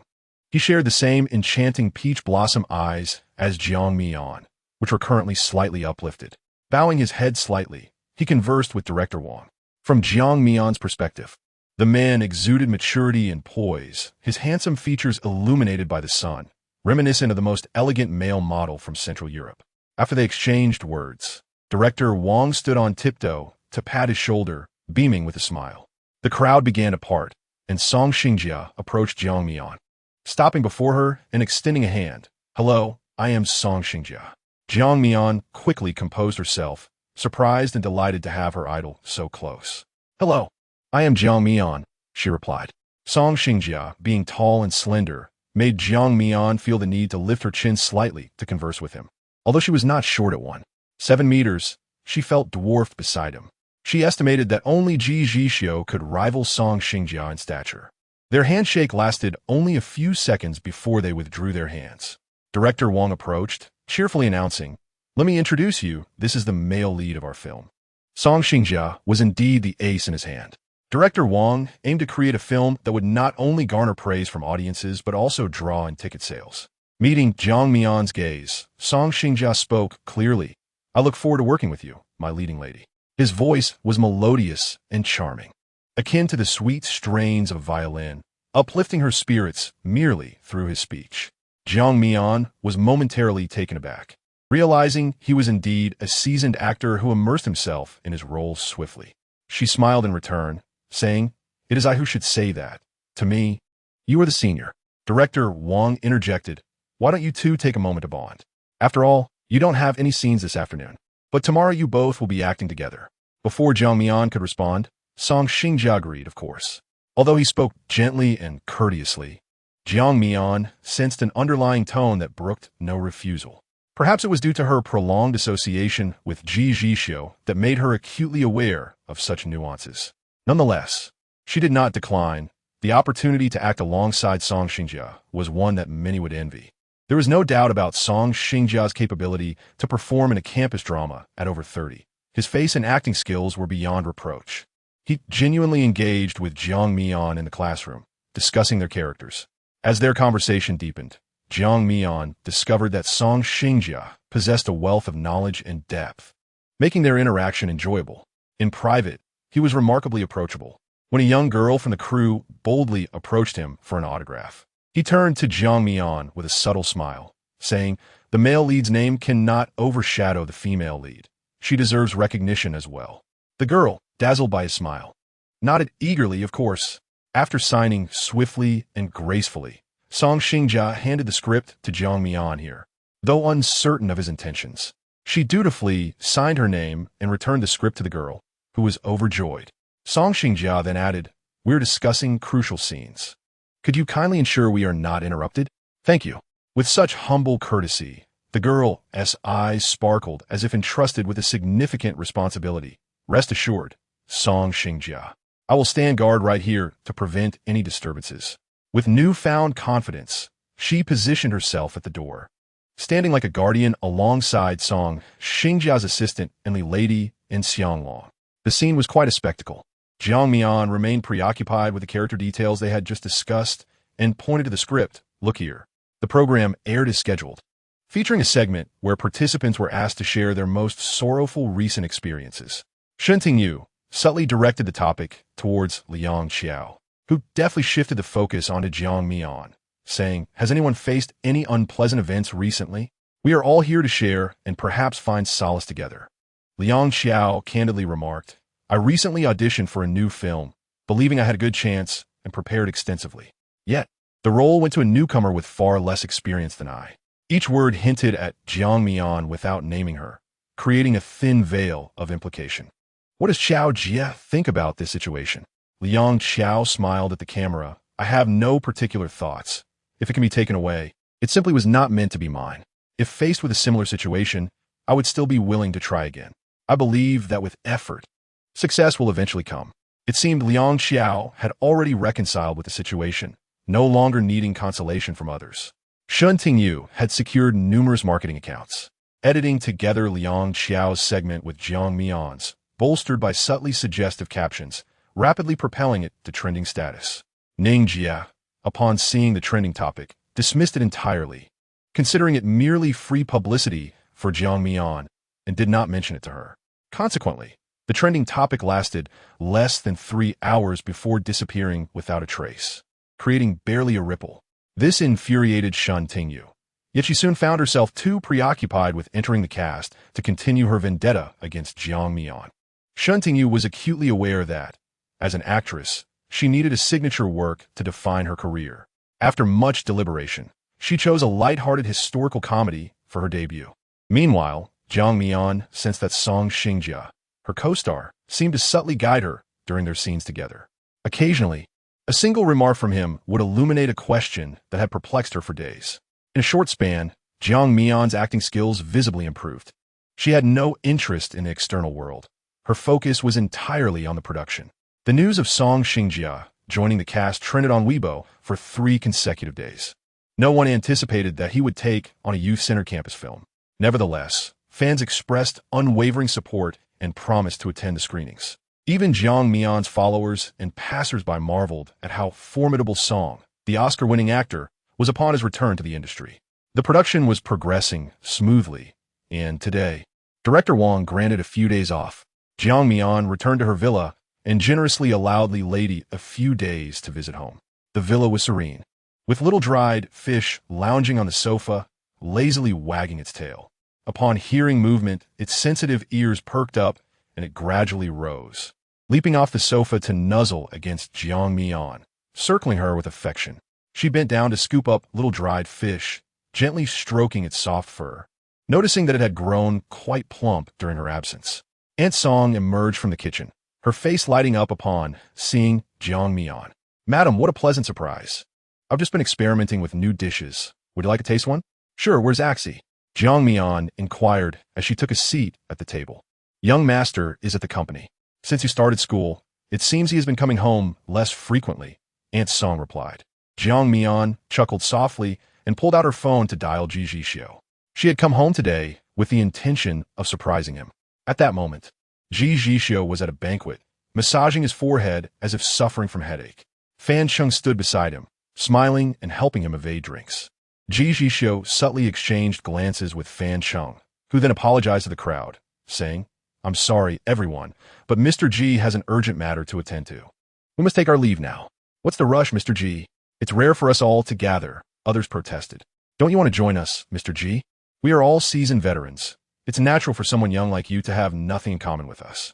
Such words, laced with veiled hostility, caused Fan Chung to clench his fists beneath the table, only to gradually release them.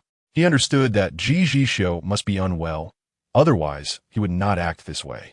Fan Chung calmly set down his drink and assisted Ji Zhixiu to stand. "Gentlemen, offending Mr. Ji will not benefit any of you." His words served as both a warning and a counsel. Indeed, many at the table suddenly changed their expressions upon hearing this. Without further ado, Fan Chung escorted Ji Zhixiu out of the private room, and this time, no one attempted to stop them. Once outside, Ji Zhixiu leaned against Fan Chung as if he had been drained of energy. "I've been drugged," Fan Chung exclaimed in shock, his anger flaring. "These old foxes." He supported Ji Zhixiu as they made their way out, gritting his teeth. "Mr. Ji, can you hold on?" The effects of the drug were swift. Ji Zhixiu felt a feverish heat engulfing him, yet he managed to endure. "Don't go back to the hotel. We need to head elsewhere." The hotel had been prearranged, and returning now would likely mean encountering those they had set up to await him. Ji Zhixiu's narrow eyes narrowed slightly, fury igniting within him. No one had ever dared to scheme against him. He would not let any of these individuals escape unscathed. Fan Chung helped Ji Zhixiu into the car, decisively stating, "Let us go to the villa." They could not risk going to a hospital. It was certain that someone would be lying in wait for Mr. Ji, ready to exploit the situation. As Fan Chung reached for his phone to make a call, he suddenly remembered that he did not have Madam's number. Just then, Ji Zhixiu's phone buzzed in his pocket. Fan Cheng's eyes brightened. He glanced at the barely conscious Ji Zhixiu in the back seat and said, "President, may I borrow your phone? It's for your own good." Chapter 37. capture evidence and file for divorce, carefully retrieving the phone from Ji Zhixiu. Fan Sheng was relieved to find the call still ringing. Zhixiu, are you busy? Before the other end could respond, Fan Sheng interrupted. Madam, where are you? I'm bringing Mr. Ji to you. He is not in good condition. Shen Tingyu's heart raced, her mind racing. Could this be Fan Sheng? What did he mean by not in good condition? What had happened? Regardless, her immediate priority was to see this man. Quickly formulating a plan, she replied. Take him to CG Chun. I have a private suite there. Room 5208. I'll be there shortly. Fan Sheng nodded. Understood. I'll take him there now. After hanging up, Shen Tingyu's heart raced even faster. She felt an inexplicable clarity. For some reason, Fan Sheng had mistaken her for Jiang Mian. Did he assume they had reached that level? Frustration and anger intertwined within her. Taking a deep breath, she instructed her assistant, cancel my afternoon engagements. If Luo Fei contacts you, tell him it's my decision. But sister, you still need to go to the set this afternoon. The little assistant was left with nothing but Shen Tingyu's retreating figure. She hailed a taxi, heading straight for CG Chun. CG Chun was the largest five-star hotel in Kyoto, where she had reserved a room year-round. Calculating the time, she estimated that Fan Sheng should have already delivered Ji Zhixiu by now. Upon arriving at the front desk, she inquired, could you check if anyone has checked in a room 5208 recently? The receptionist typed on her computer for a moment before smiling and confirming. Yes. Someone checked in 10 minutes ago. Shen Tingyu felt a wave of relief wash over her. Thank you. She opted not to take the elevator, wary of encountering Fan Sheng, and instead took the stairs, which took some time. Finally reaching the door, she sighed with relief. Pushing the door open, she found the man on the oversized bed, eyes closed and groaning in evident distress. His eyelids were flushed with color, and despite the chill in the air, beads of sweat had formed at his temples. His shirt lay open, revealing a chiseled collarbone, and his lips emitted sounds that stirred her heart. Fan Sheng, having delivered Ji Zhixiu, departed, leaving Shen Tingyu blushing. She recognized immediately that Ji Zhixiu had been drugged. A golden opportunity, she thought to herself. Taking a few bold steps forward, she daringly brushed her palm against his cheek. His skin felt feverishly hot. This intimate contact was akin to a refreshing oasis in a desert, more potent than any drug.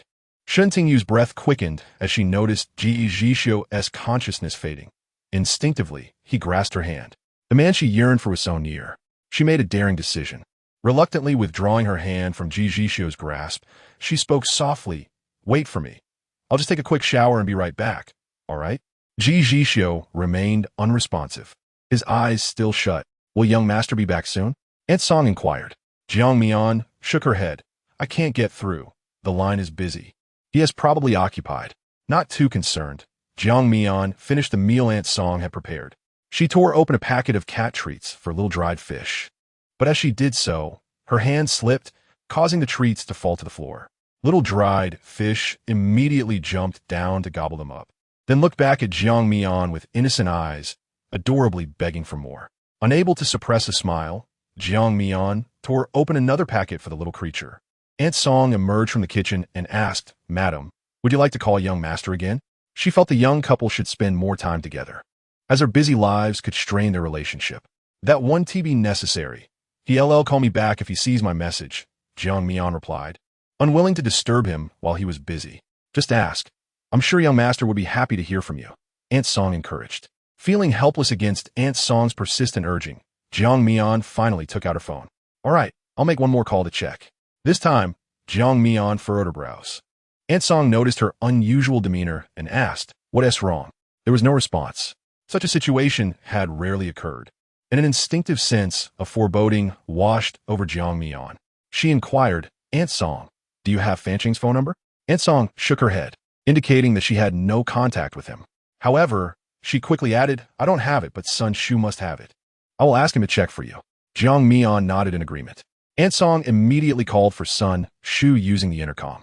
A few minutes later, Sun Shu jogged over, asking, what's wrong, young madam? Sun Shu, do you have Fan Sheng's phone number? Please help me find it.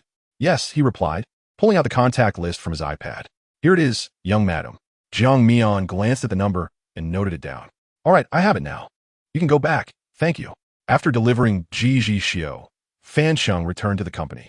Just as he arrived at the entrance, he received a call from an unknown number. Hello, who is this? Fan Sheng, it's Jiang Mian. Is Ji Zhixiu with you?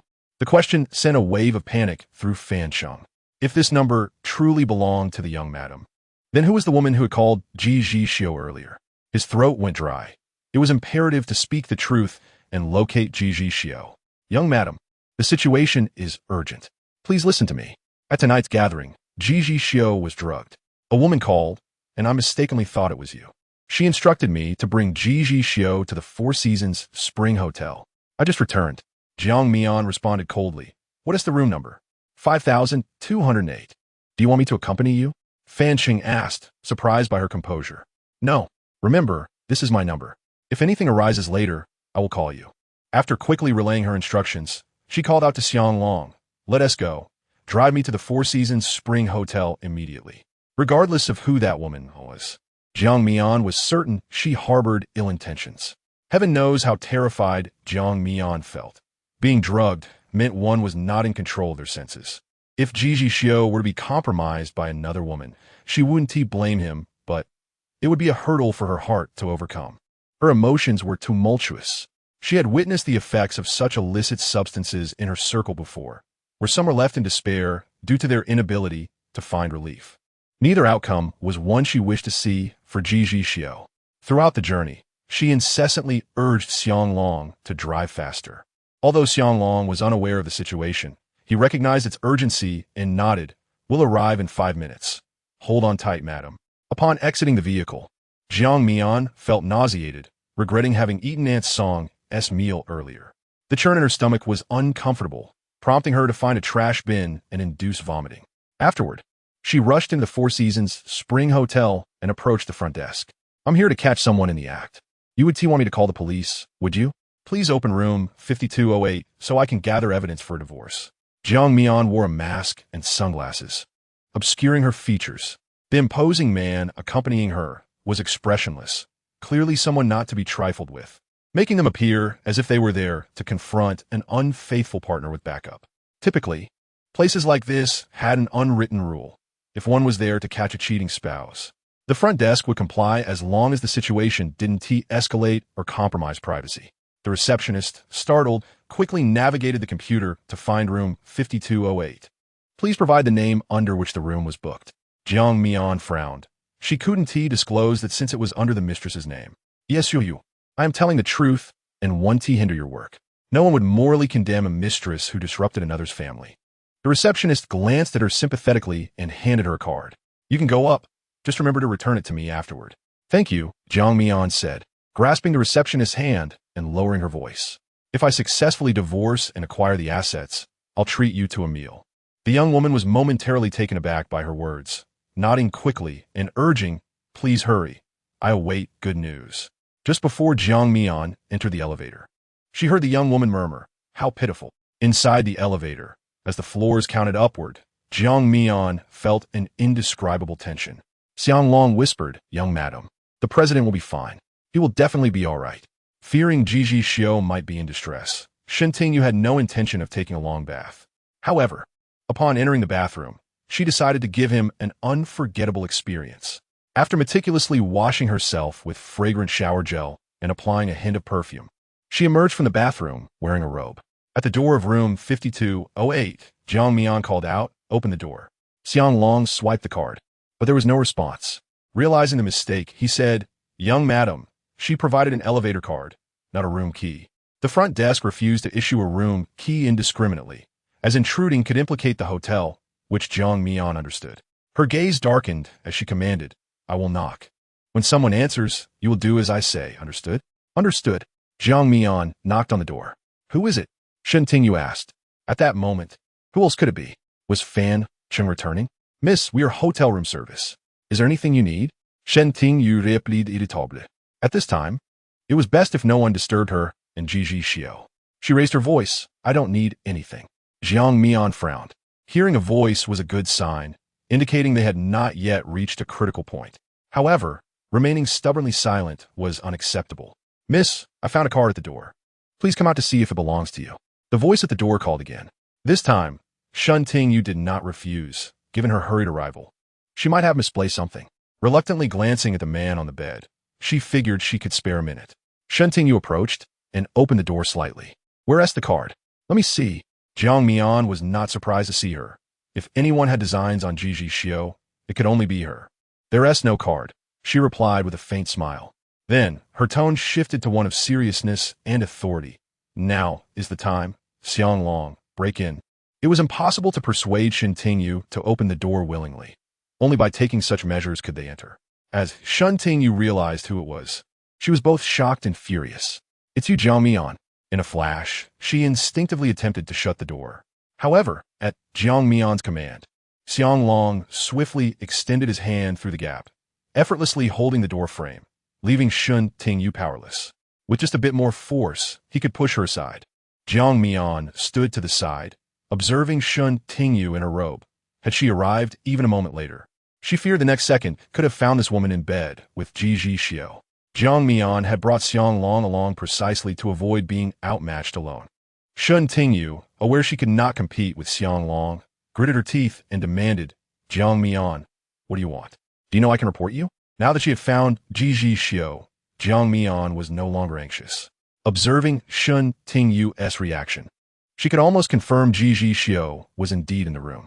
She smiled, unbothered by the threat. "Go ahead and report me. I will report you in return. I'm eager to see how you will navigate the entertainment industry after it leaks."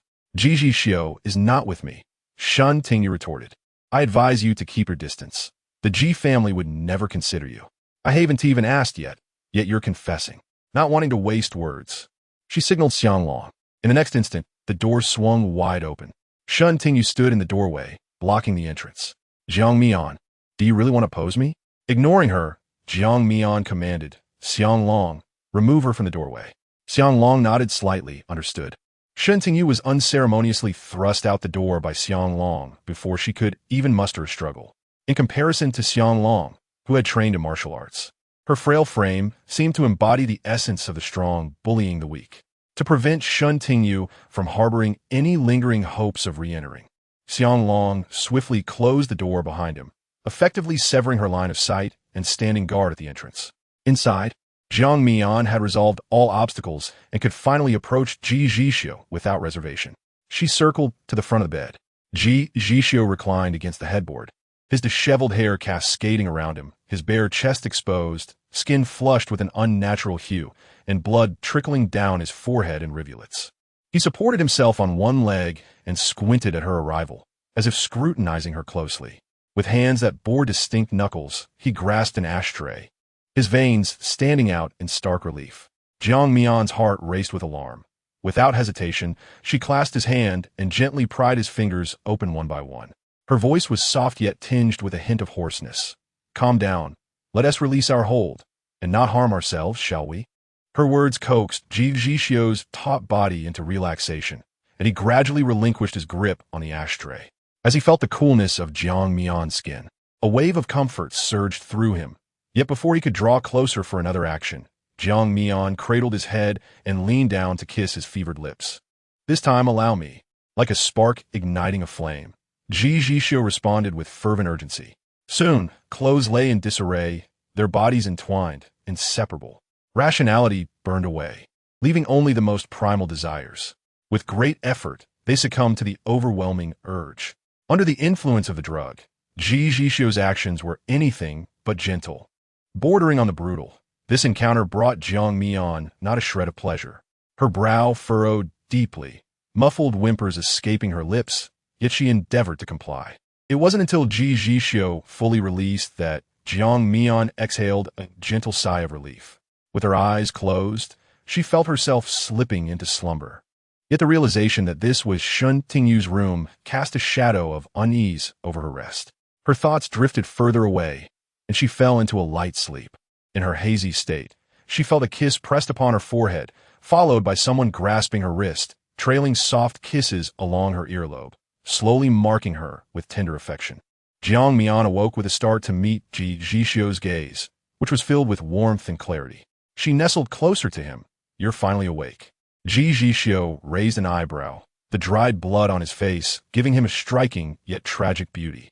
He enveloped Jiang Mian's hand in his own and pressed it to his lips. "You're awake now. Don't be afraid." Jiang Mian's nose tinged with emotion. nearly bringing her to tears. The fa-ade of strength she had maintained crumbled in that moment, and she embraced Ji Zhixiu. Do you know how frightened I was? She feigned anger. If you lose yourself, I'll divorce you immediately. Remarkably, upon her mention of divorce, Ji Zhixiu did not react with anger. Instead, he tenderly kissed her fingertips, fully aware that despite being under the influence of the drug, he remembered everything that had just transpired. He had heard the girl's voice at the door, and that was why he resorted to self-harm to maintain consciousness. The weight of his guilt was indescribable. Ji Zhixiu's eyes, deep as the sea, held Jiang Mian captive, and she shot him a glance, shimmering with determination. I'm serious. As she spoke, her lips brushed against his, and she inhaled sharply, realizing without needing a mirror that her lips must be swollen and red, a testament to Ji Zhixiu's earlier actions. A shadow of regret flickered in Ji Zhixiu's gaze. I'm sorry, I couldn't control myself just now. Can we try again? I promise it will be a different experience this time. Though his words were polite, they bore an unmistakable urgency. Jiang Mian's eyes widened in disbelief, feeling the undeniable arousal. You, Ji Zhixiu, you're in no condition for this. It's not allowed. Her protests were swallowed by their mutual desire. This time, Ji Zhixiu spoke the truth. It was an encounter solely meant to please Jiang Mian. She found herself softly weeping, feeling an embarrassing mix of shame and pleasure. Though she had initially refused, she now succumbed to the sensations, burying her face under the covers. Ji Zhixiu's brows furrowed in pain. My head hurts. Jiang Mian quickly threw off the covers, casting aside her modesty. We need to go to the hospital right now. Ji Zhixiu's lips curved subtly. I'll have Fan Chung bring some clothes. Jiang Mian did not object. Ji Zhixiu lay on his side, holding her close, idly toying with her palm. Jiang Mian recounted how she had managed to find him, and Ji Zhixiu responded with a nonchalant What are you planning to do? She inquired. Ji Zhixiu smiled broadly. Naturally, I will return everything. And Shen Tingyu? She pressed. Ji Zhixiu's brow knitted. My brother is returning soon. Once he is back, I will ensure Mu Yuan keeps her in check. Fan Chung arrived shortly, relieved to learn that Ji Zhixiu was unharmed. He brought a multitude of items and paused upon seeing Xiang Long still stationed at the door. They exchanged greetings, and Fan Chung refrained from entering, passing the items through the door. Why are you out here alone? He inquired. Guarding, Xiang Long replied succinctly. Why haven't you left yet? Fan Chung asked. Waiting for the CEO as punishment, Xiang Long responded, exuding a sense of defeat. He had nearly committed a grave error. Had the CEO been taken advantage of by another woman, the consequences would have been dire. Fortunately, it had not come to that. Jiang Mian trembled as she rose from the bed, shooting a glare at Ji Zhixiu before gingerly making her way to the bathroom for a shower. Upon emerging and donning her clothes, she opened the door to find Fan Chung looking down. "CO, madam." Ji Zhixiu responded with a stoic acknowledgement, then turned to Jiang Mian. I need to head back to the office briefly. I'll return in half an hour. You should go back with Xiang Long. Jiang Mian nodded, leading Xiang Long away. On the way back, Jiang Mian remarked, Did Shen Tingyu really just leave like that? It doesn't seem like her character. Xiang Long replied earnestly. She didn't want to leave, but I blocked her at the door. She was still in her bathrobe, afraid of being seen. I called to have her some clothes brought, and then she left. Before she departed, she asked me to tell you to be careful. In truth, Shen Tingyu had been driven away by her own anger.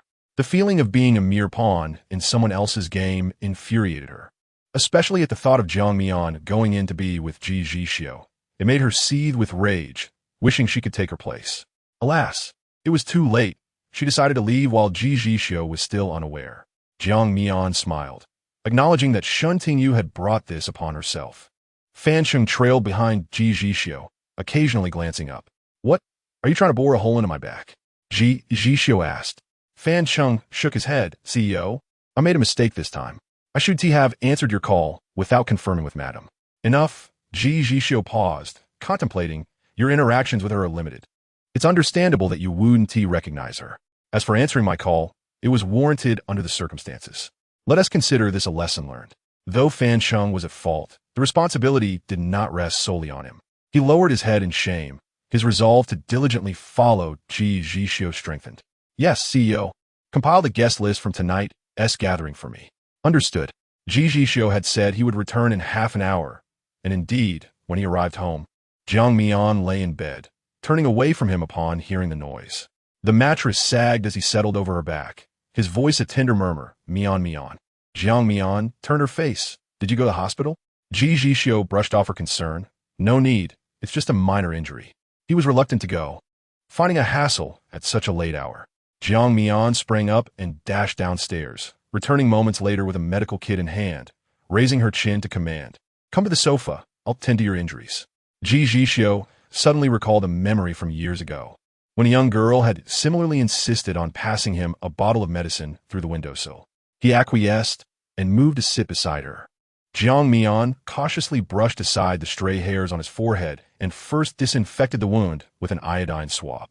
Noticing the injury, she pursed her lips. Ji Zhixiu. This requires a hospital visit. In a state of delirium, he had not controlled the force of his own actions. Jiang Mian glanced at the wound and knew immediately that stitches were necessary. Seeing the concern in the young girl's eyes, Ji Zhixiu rubbed his forehead. Then I'll call the doctor over. Ji Zhixiu had a private physician, though he had not required their services for quite some time. When the doctor emerged from his slumber, he assumed something grave had transpired.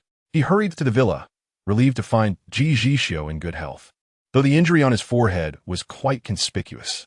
Chapter 39. You can visit us in Port City. Wiping the sweat from his brow, the doctor examined the wound, confirming that it was well managed but indeed required stitching. I brought my medical kit. Mr. Ji, just lie down for a moment. By the way, do you need anesthesia? The doctor inquired. Ji Zhixiu raised an eyebrow and declined. No need. Jiang Mian asked, It won't leave a scar, will it? The private doctor shook his head repeatedly. Not all. I'll leave some ointment for you, Mr. Ji. Just apply it regularly. That is good to hear. Jiang Mian accepted the ointments, her expression earnest. Thank you, doctor. You're welcome. Let Xiang Long take you back. The doctor expressed his gratitude. That would be wonderful. Thank you, Mr. Ji. He had arrived by taxi, and catching a ride back from Ji Zhixiu's place would not be easy. Having someone to drive him was ideal. Once the doctor departed, Jiang Mian nestled on the sofa, meticulously examining the instructions for the ointments. Shall I apply it for you now? Ji Zhixiu was indifferent to these matters. The stray hairs on his forehead concealed the injury. However, noticing Jiang Mian's concern, he gently pulled her into his embrace, teasingly asking, What's wrong? Afraid I'll be disfigured? His intention was to lighten the mood. Given the seriousness etched on her face, anyone unaware would think something dire had occurred. Yet, Jiang Mian shot him a glare and ignored his jest, squeezing out a bit of ointment onto her fingertip and gently applying it to the wound after parting his hair. Ji Zhixiu sheepishly rubbed his nose. Her focus was unwavering, her touch tender, prompting Ji Zhixiu to rest his head on her shoulder, weary. When are we leaving? The day after tomorrow, Jiang Mian replied, capping the ointment and placing it in the storage box on the coffee table. Don't forget to apply it. I've left it here for you. All right, he responded readily. With his eyes closed, his long, thick eyelashes cast a soft shadow on his eyelids, and when silent, he appeared quite aloof.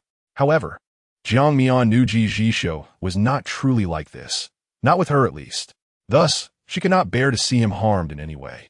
She simply would not allow it. After Jiang Mian returned from her break 2 days later, Ji Zhixiu had postponed his company affairs for the same duration, delegating everything to Fan Cheng. Observing their rekindled rapport, Xiao He asked Xiao Bai, So, who won our last wager? Xiao Bai remained silent. I'm not sure. It's unclear who conceded first between the CEO and the young madam. Why not ask? Xiao Bai regarded Xiao He as if he were foolish. I'm not going to do that. Let us just consider the bet settled. Xiao He conceded. Afterward, Shen Tingyu called. Ji Zhixiu, who had a habit of not saving contacts, had finally been corrected by Shen Tingyu. The previous miscommunication had occurred due to a lack of save numbers, which had led to Fan Cheng mistakenly identifying her. Subsequently, Jiang Mian took the initiative to save all the numbers in Ji Zhixiu's phone.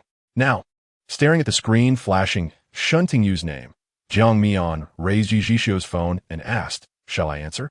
Ji Zhixiu turned a page of his book without lifting his gaze. If you want to answer, then do so. If not, hang up. Thus, Jiang Mian decisively ended the call. She had little to discuss with Shen Tingyu. This was the first time Shen Tingyu had been cut off by Ji Zhixiu. Clenching her phone, she redialed, only to find it go unanswered.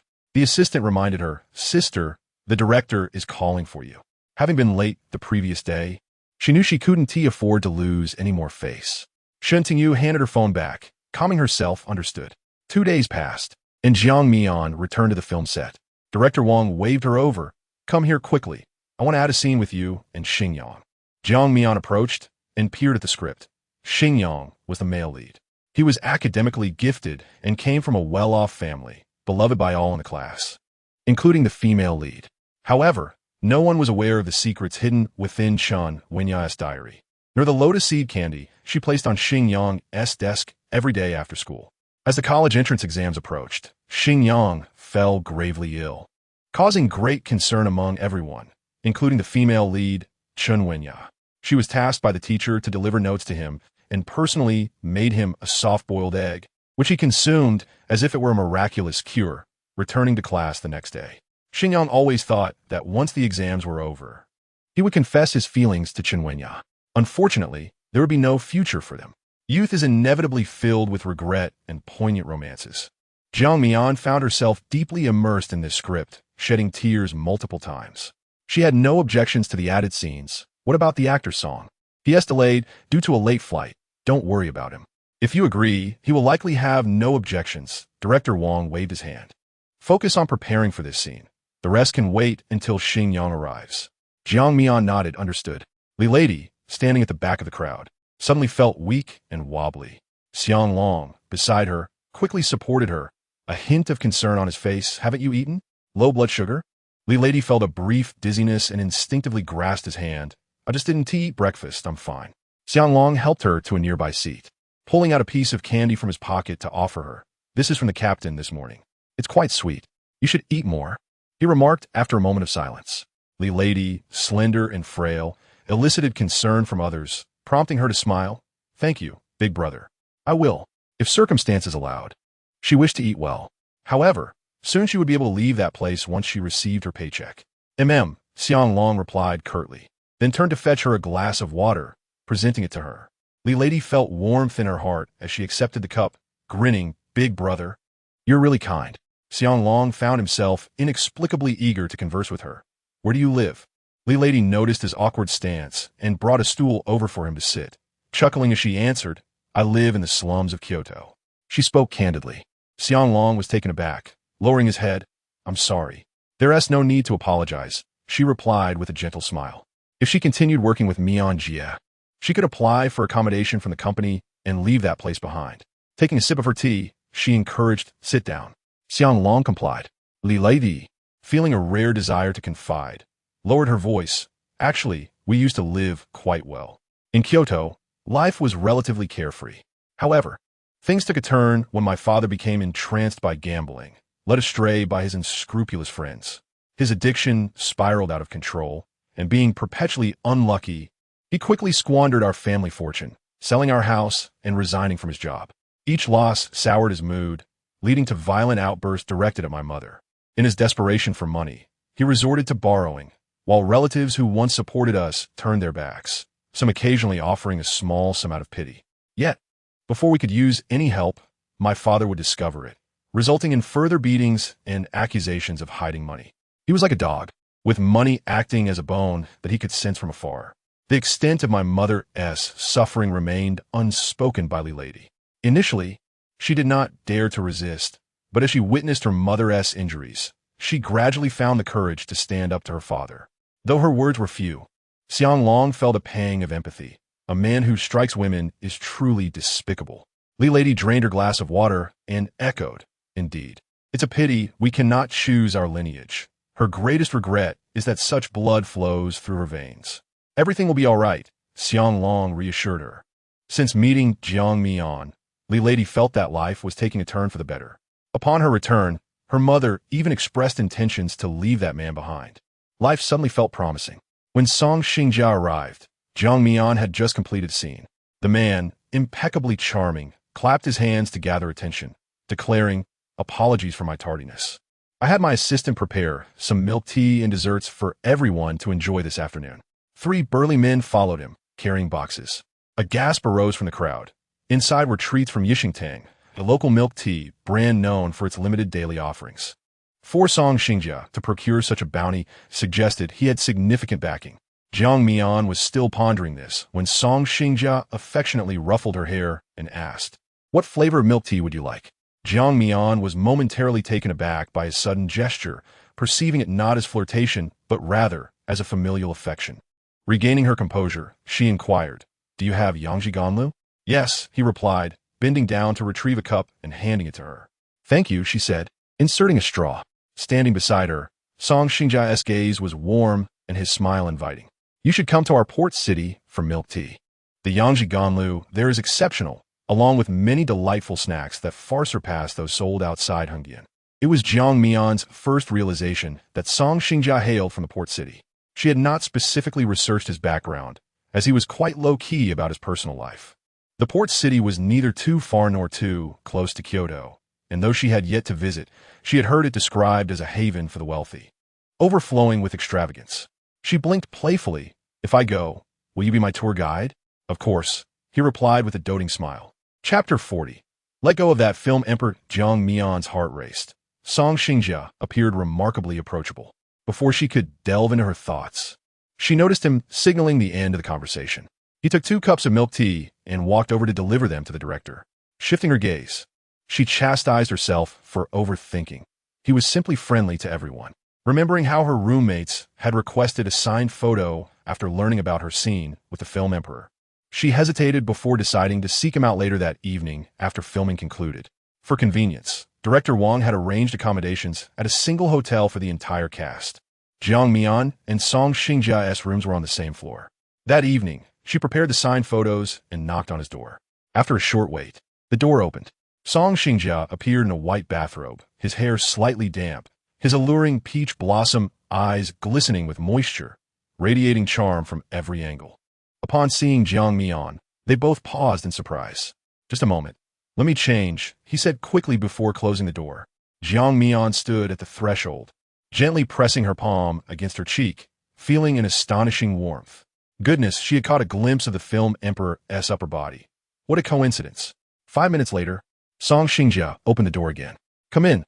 I hope you haven't been waiting long." "I apologize." Jiang Mian shook her head and stepped inside. The layout and furnishings of Song Xingjia's room were similar to hers, but it was adorned with numerous personal items, suggesting he often resided there. On the coffee table lay a script, a notebook, and an expensive-looking personal model. Jiang Mian glanced briefly before returning her focus. "My roommates are all fans of the film Emperor and would love to request a few autographs, if that is all right." Song Xingjia settled onto the sofa, leisurely pouring her a glass of water. "Please have a sip first." Jiang Mian hesitated for a moment before accepting. "Thank you." Noticing her hesitation, Song Xingjia smiled knowingly. "An autograph is no trouble at all, but how about I also gift them a few albums?" Jiang Mian pursed her lips. She knew Song Xingjia's voice was captivating, and many of the original soundtracks for dramas featured his singing. However, he had released fewer songs in recent times, making them quite valuable collectibles. "Isn't that too precious?" she asked.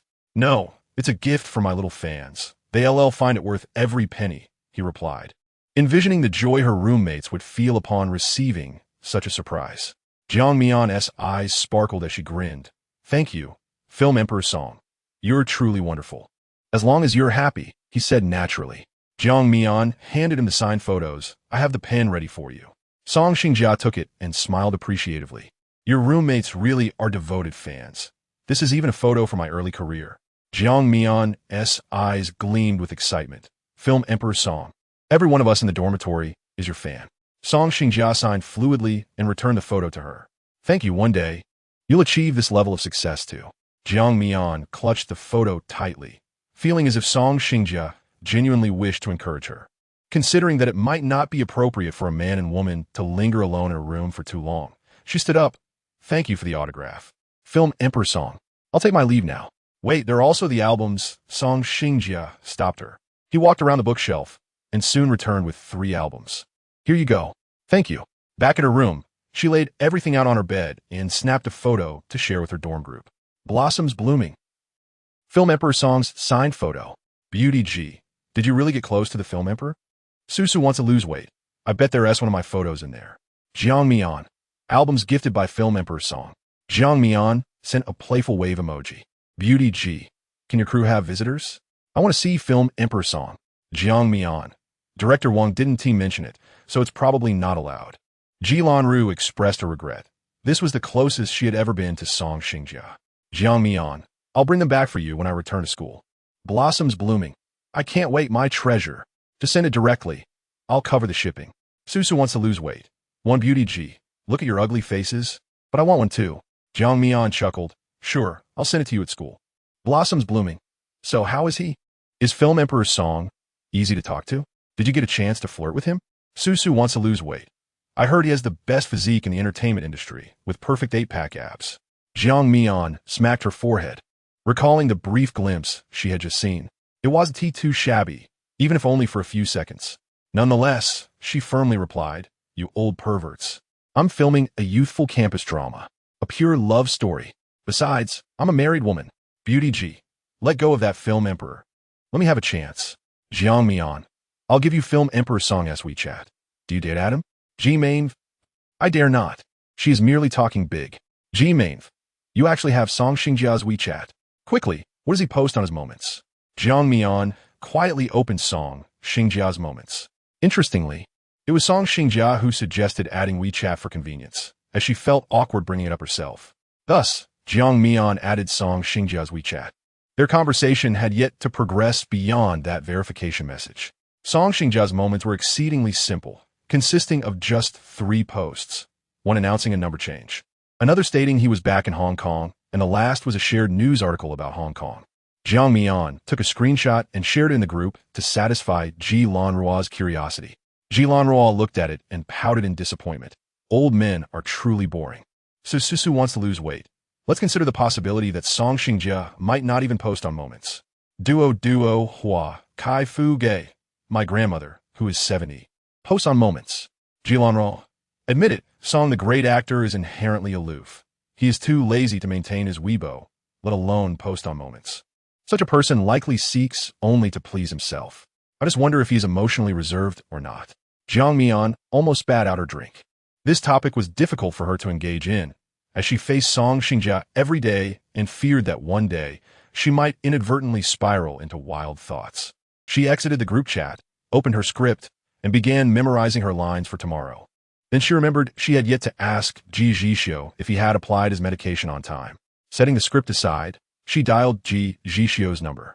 He picked up quickly. Mian. Jiang Mian lay on her bed, clutching a corner of her pillow, her lips involuntarily curling upward, checking if today he had applied his medicine. Ji Zhixiu relaxed in his office chair and replied, I did. He made a point to remember everything she said. That's good. Did Aunt Song prepare your meals on time? Before leaving, she had provided Aunt Song with a list of light meals, instructing her to prepare them for Ji Zhixiu to aid in his recovery. I did. Jiang Mian had no further questions. Satisfied with his answer, she prepared to hang up. Wait, Ji Zhixiu called to her. Also, I miss you. Jiang Mian hung up. Her face flushed and reopened her script. Days passed leisurely, with paparazzi frequently lurking around the set. Sometimes, Director Wang would be in a good mood and chat with them, but once the topic of film spoilers arose, he would promptly decline to discuss it. As they became more familiar, several reporters developed a fondness for Jiang Mian, as her screen time was remarkably high. Director Wang often praised her for her captivating presence, and Song Xingjia occasionally mentioned her, commending their chemistry. Consequently, all of Song Xingjia's fans learned of his satisfaction with his co-star, Jiang Mian. Jiang Mian's fans were equally pleased. The two fandoms reached an unprecedented consensus, with CP fans harmoniously supporting each other, engaging in mutual promotion and charting. Song the great actor had partnered with countless actresses, but Jiang Mian was certainly not the one with the most pronounced chemistry. Yet, she was undoubtedly the one Song Xingjia had mentioned most outside of filming. Additionally, with Ning Jie's encouragement, Jiang Mian maintained a balanced level of attention.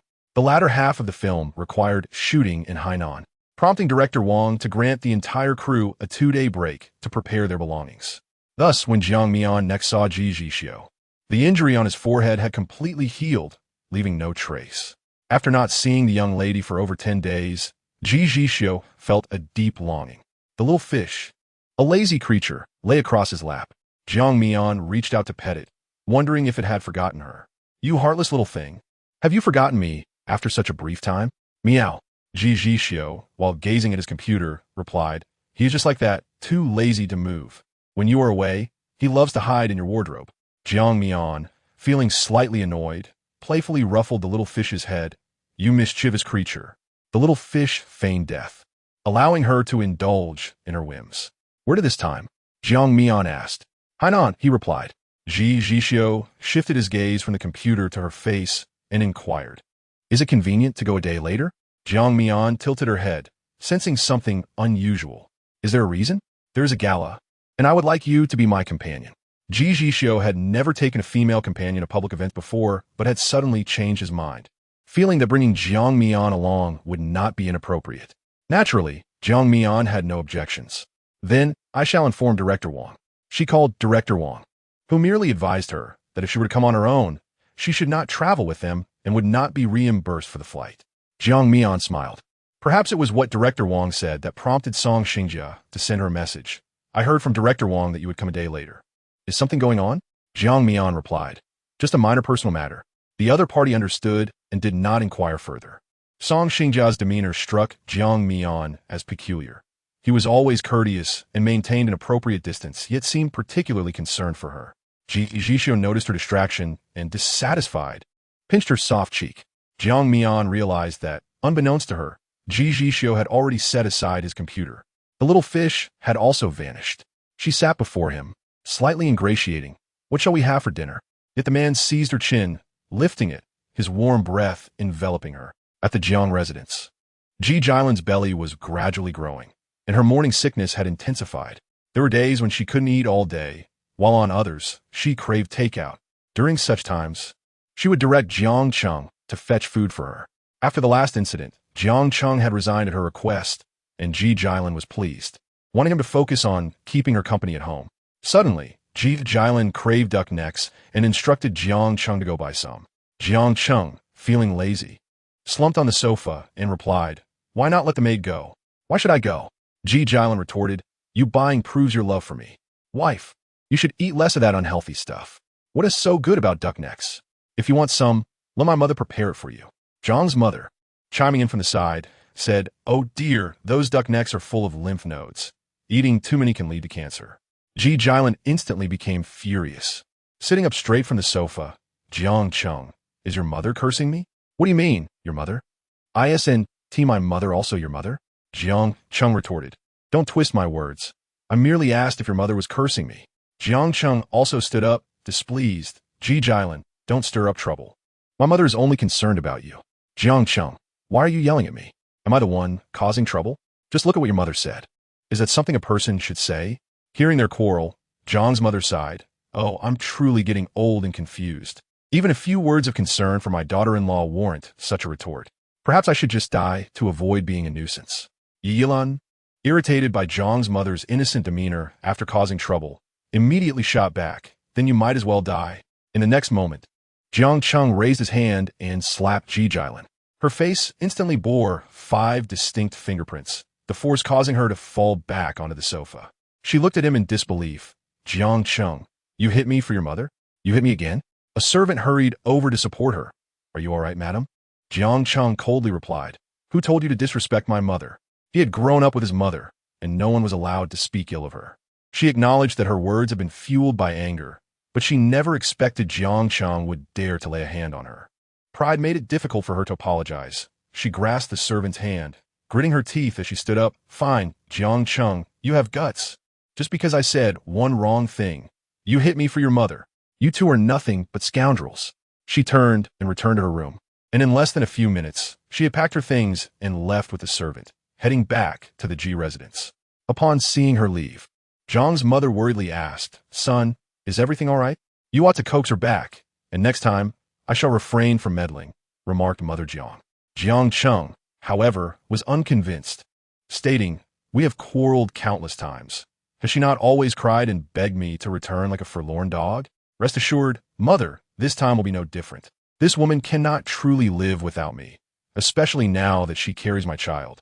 Seeing her son so self-assured, Mother Jiang felt reassured as well. My dear son, you must realize that her calling me mother does not diminish my worth. Why engage in arguments with her? While she spoke thus, a sweet smile graced her face. Jiang Cheng embraced her and settled down. Mother, you're my sole parent. Since father passed away when I was young, you have toiled tirelessly to raise me. You worked in restaurants during the bitter cold to support my education, your hands suffering from frostbite.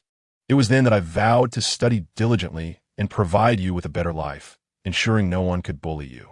Mother Jiang was deeply moved by his words, thinking to herself that she had indeed borne a remarkable son. Ji Zhixiu, on the other hand, did not bring the maid back home, as the chief family had plenty of servants and did not require this one. She had taken her out to prevent her from staying at the Jiang residence and taking advantage of the situation. Upon exiting the neighborhood, Ji Zhixiu dismissed the maid, sending her home while she herself took a taxi back to the Qi household. By the time she arrived, her mother was in the living room playing mahjong with several ladies, including Mrs. Liu. Ji Zhixiu narrowed her eyes and ascended to her room through the back door. It wasn't until the evening that Qi's mother learned from the maid that her daughter had returned. Once back at home, Ji Zhixiu instructed the maid to fetch a few eggs for her face, and as she gazed into the mirror, her heart grew increasingly unsettled. Why did Jiang Cheng have the audacity to yell at her? Hadn't he achieved his current status through his own efforts? Staring at her unchanged room and the absence of any missed calls, Ji Zhixiu felt a deep resentment towards the mother and son. The lingering pain on her cheek seemed to remind her of the day's events, solidifying her resolve to never forgive him easily. Comfortable in her own home, Ji Zhixiu slept soundly until the late afternoon when she finally descended the stairs. Her mother raised her chin and called out, "Come eat." "What about grandfather and dad? Did they win any money this afternoon? Your grandfather has gone to visit an old comrade, and your father has stepped out for a game of chess. No wins or losses to report." Ji Zhixiu nodded. The absence of family members was convenient for her. Her mother ladled a bowl of angelica and pork rib soup for her. "Drink up, I made it myself." The aroma indicated it was her mother's handiwork, and Ji Zhixiu took the bowl with both hands, smiling, "Thank you, mother." After her mother responded with a nod and added a piece of carrot to her bowl, she inquired, "Did you quarrel with Jiang Cheng?" Ji Zhixiu recounted the events of the afternoon. Her mother furrowed her brow, "Of course. He was in the wrong for hitting you. No matter the situation, physical violence is unacceptable. Can't you two live without his mother?" Although Qi's father was not a good husband, he had never laid a hand on her throughout their many years together. But Jiang Cheng has only one mother, and he wouldn't agree to that. Her mother was at a loss for words. Who has two mothers, anyway? Ji Zhixiu took a sip of her soup, regardless. "I have no intention of returning. At your age, you still act willfully. Living at home is one thing, but to reside here for eternity? Do not forget that you are now married." Suddenly, Ji Zhixiu regretted her decision, saying, "Mother, I've realized that marriage isn't all it's cracked up to be. The two of them are united against me." Given the circumstances, Qi's mother chose not to elaborate further. She simply served her daughter more food. "Stay here for now. You are pregnant, so don't let anger affect my grandchild." It was clear that her mother had initially opposed the child's arrival, yet now she seemed to anticipate it. Ji Zhixiu's heart warmed, and she looked up. "Mother, you are truly wonderful." Her mother, slightly embarrassed, urged her, "You should drink your soup." Ji Zhixiu indeed settled back into her home, and her father did not comment on her return. Jiang Cheng sent her a message on the first day, questioning whether she truly intended not to return. Ji Zhixiu coldly replied, "Let your mother apologize to me first. Then I will consider it." Jiang Cheng retorted, "You've truly been spoiled." Ji Zhixiu rolled her eyes, set her phone down, and accepted the nourishing soup her mother had prepared, refraining from further replies. As a result, Jiang Cheng came knocking in the afternoon, leaving Ji Zhixiu utterly astonished. He introduced himself as the young master at the door. Although the maid had never heard of him, after a brief exchange of glances, she sent someone to inquire about Ji Zhixiu. She was enjoying afternoon tea, having been treated to delicious meals by her mother since returning. In just a few days, she had gained 2 pounds. When a maid reported Jiang Cheng's arrival, Ji Zhixiu nearly dropped her bowl in surprise. She glanced at her mother, who nodded, "Let him in." Jiang Cheng entered without hesitation and knelt before Qi's mother. "Mother, I am at fault. I quarreled with Zhilan while she is pregnant and even laid hands on her. I truly regret my actions. I came today to seek forgiveness." Having tasted more salt than Jiang Cheng had rice, Qi's mother regarded him with a cold, discerning gaze. After he finished speaking, he struck his own face twice. "I am here to take Zhilan back home. She is my wife and part of the Jiang family. It would only add to your burdens if she remains here." Ji Zhixiu, having finished her afternoon tea, signaled for the maid to take her bowl away and wiped her mouth. I will not return. Upon hearing her refusal, Jiang Cheng grew anxious and turned to Chi's mother. Mother, please help persuade Jilan. I'm sure she has told you why we quarreled. It was merely a trivial matter. My mother, at her age, cannot bear to see her daughter-in-law sulking back at her parents' home, and she has hardly eaten these past few days. His urgency seemed genuine. Chi's mother furrowed her brow in contemplation. Ji Zhixiu muttered under her breath. What does her not eating have to do with me? Her mother shot her a stern look. Zhilan. Turning back to Jiang Cheng, she said, You may rise. Jiang Cheng stood. Mother, please speak kindly on my behalf. His demeanor suggested he was genuinely there to bring Ji Zhixiu back, adopting a sufficiently humble stance. Chi's mother motioned for the maid to pour him some tea before addressing him slowly. Jiang Cheng, I am not criticizing you, but as a man, do you think it is appropriate to lay hands on your wife? That is indeed inappropriate, he replied earnestly, especially since Jilan is carrying your child. It is only reasonable for her to have some demands, and you should assist her with even the smallest matters. She is experiencing nausea during her pregnancy, and it is a miracle if she can eat anything at all. Your mother, on the other hand, is making snide remarks. This life is meant for the two of you, and her interference is unwarranted. Jiang Cheng lowered his gaze, tracing the rim of his cup with his fingers. I understand my mother was in the wrong. She regrets her words. That is why she urged me to bring Jilan home. I assure you, there will be no repeat of this incident. Seeing his attitude was somewhat acceptable, Chi's mother felt a measure of relief. After all, these two were destined to share a lifetime together, and as her daughter's family, she could only offer gentle admonishments without being overly harsh, ensuring her daughter would not suffer in the future. Ji Zhixiu, bolstered by her mother's support, retorted, And what about the slap you gave me the other day? Before Jiang Cheng could respond, Chi's mother interjected, Jilan, you also have your faults. Was it right for you to speak to your mother-in-law in that manner? She is concerned for her grandchild. Chapter 42. The banquet. Ji Zhixiu remained silent, aware that her mother was rallying support for her. Jiang Cheng quickly interjected, Mother, rest assured. My mother will no longer comment on these trivial matters regarding Jilan. In fact, she treats Jilan very well. Anything she wishes to eat, my mother personally prepares for her. You can ask Jilan if you doubt it. Reluctantly, Ji Zhixiu nodded. It's acceptable, I suppose. Understanding the situation, Chi's mother decided, since you are here, why not stay for lunch before you leave? Jiang Cheng recognized this as an invitation to stay, and thus he shamelessly approached Ji Zhixiu and sat beside her. Thank you, Mother.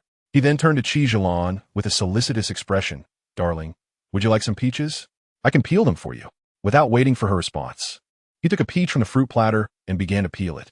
Ji Zhixiu remained silent, allowing him to continue. For Jiang Cheng, the lunch proved to be quite a trial. Due to the disdain with which his uncle treated him, he was acutely aware that the Ji family held him in contempt as their son-in-law. Meanwhile, Ji Zhixiu was still upset with him and naturally refrained from speaking. The atmosphere at the dining table was palpably tense, although this was merely his perception. He lowered his head to hide the flicker of discontent in his eyes, then lifted his gaze once more, beaming with a smile as he placed a helping of silver fungus into Ji Zhixiu's bowl. Here, my dear, this is your favorite. Please eat more. Despite her lingering irritation, Ji Zhixiu did not wish to embarrass him. The fact that Jiang Cheng remembered her preferences warmed her heart. After dinner, Jiang Cheng escorted Ji Zhixiu home, and before leaving, Ji's mother urged her to take good care of herself. Ji Zhixiu nodded in acknowledgement. As they neared home, she suggested, Why not enroll your mother in a senior university? It would spare her from boredom at home and allow her to engage with society occasionally. Anticipating his potential objections, she added, I'll cover the expenses, considering it my filial duty to our mother. After contemplating for a moment, Jiang Cheng agreed, saying, That sounds reasonable. I'll discuss it with her. Initially, Ji's mother was resistant. After all, she was quite advanced in age. What need had she for a senior university? The mere thought would provoke laughter among others. However, Jiang Cheng insisted that payment had already been made, leaving no option for a refund. Thus, his mother reluctantly attended a couple of classes and was pleasantly surprised by the results. Surrounded by peers of her own age, she found the experience enriching and often lost track of time, forgetting to return home. Ji Zhixiu was pleased, deeming her mother's suggestion to be splendid. With her mother occupied, there was no need to worry about her hovering. Ji's mother thoroughly enjoyed her time at the senior university, and for a while, Her frequent smiles were a testament to her satisfaction. She boasted to everyone about having a wonderful daughter-in-law. With a harmonious relationship between mother and daughter-in-law, Jiang Cheng's spirits soared, and he became even more dutiful towards Ji Zhixiu. Of course, he had ulterior motives for bringing Ji Zhixiu home. After a couple of calm days, he seized an opportunity to draw her into their room. Ji Zhixiu shrugged off his hand, sitting on the bed. "What is this all about, Jiang Cheng? Why the secrecy?" Jiang Cheng stood before her, earnest in his demeanor. "Dear, our child is soon to be born, and I currently lack a job. Should I save some money for baby formula? Just say what you need to say directly." With sincerity etched on his face, he continued. "A friend of mine has started a company and wants me to invest as a shareholder. It requires no effort on my part. I would merely wait for dividends. What do you think? What friend? Is he reliable?" Ji Zhixiu expressed her skepticism. "Ah, dear, you can trust me. He is a classmate I've known since childhood. He hasn't offered this opportunity to anyone else. He insisted, I only need $1 million. This amount is trivial for you." While she was indeed affluent, she was reluctant to spend money frivolously, especially since it was her mother's private funds. Ji Zhixiu did not outright refuse, but raised her head and said, "Let me think it over." After spending 2 days at home, Jiang Mian found her cat, Little Fish, increasingly clingy. Ji Zhixiu had postponed his work for 2 days, and as Jiang Mian lounged in bed with Little Fish, sunlight streamed through the curtains and illuminated the man's face at the desk, casting a golden glow. It was beautiful and sacred, instilling a sense of reverence. Little Fish snoozed with its head tilted, and Jiang Mian absent-mindedly stroked it while asking, "What event are we attending tomorrow? You haven't mentioned it yet." Ji Zhixiu's gaze remained fixed on his computer as he replied, "It's Madame Shen's birthday party." "Oh, the Shen family. So that's Shen Tingyu's family." Jiang Mian promptly pushed Little Fish off her lap and, barefoot, walked to the wardrobe. "Then I must choose an outfit." Ji Zhixiu, catching sight of her actions, disapproved and said, "Put on shoes." Jiang Mian pouted, "Why should I worry? There's a carpet on the floor." Previously, when she had walked barefoot, Ji Zhixiu had complained about the coldness of the floor, leading him to install carpets the following day. Thus, she felt emboldened to disregard his warnings, knowing he would undoubtedly reprimand her if caught. Ji Zhixiu, exasperated, fell silent. In the wardrobe, Jiang Mian rummaged through the clothes, asking, "What do you think I should wear tomorrow?" Without looking up, Ji Zhixiu replied, "Anything is fine." Jiang Mian frowned. "What does anything mean? It's just an ordinary birthday party." She raised her chin defiantly, knowing she would be visiting Shen Tingyu's home and could not afford to lose face before that woman. "What will you wear tomorrow?" "We'll see," Ji Zhixiu said. Jiang Mian, excited, declared, "Then I'll put together an outfit for you." In fact, she had never personally styled Ji Zhixiu before. Their wardrobes were adjacent, and she opened his closet, her fingers landing on a pink suit. To be fair, she had never seen him wear this color. Ji Zhixiu typically donned darker hues, black, gray, or white, exuding a mature and composed aura. This pink, however, would surely look good on him. She took the suit and waved it in front of him. "How about wearing this tomorrow?" Ji Zhixiu glanced at it and dismissed her no. Jiang Mian pouted and tugged at his sleeve. "Please, husband, not happening." "Ji Zhixiu, I'm here." Jiang Mian huffed. "I don't care. I want to see you wear this. This color doesn't suit me." "How would you know it doesn't suit you if you haven't worn it? If it didn't suit you, it wouldn't be in your wardrobe. It was a gift from Fancheng."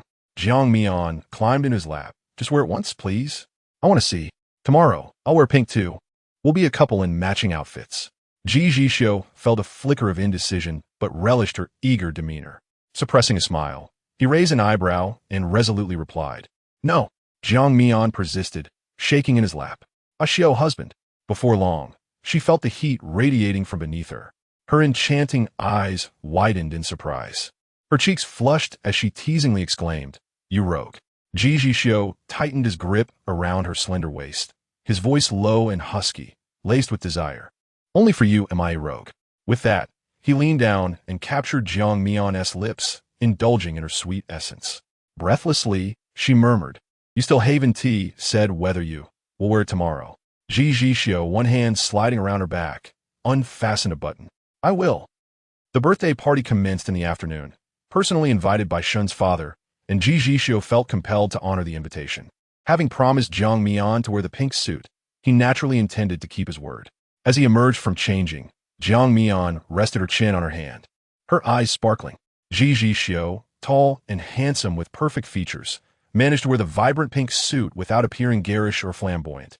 Instead, he exuded a gentle charm. The colors softened his aloof demeanor. Jiang Mian jumped up and ran to him, exclaiming, "So handsome." It was fortunate that Ji Zhixiu was not in the entertainment industry. Otherwise, he would have a legion of admirers solely based on his looks. With admiration glowing in her eyes, Jiang Mian felt a sense of fulfillment in her heart. And Ji Zhixiu reminded her, couple outfits. She understood he was referring to their earlier conversation about matching outfits and nodded, "I'll go change right now." She selected a pink mermaid gown, which accentuated her figure without being overly extravagant.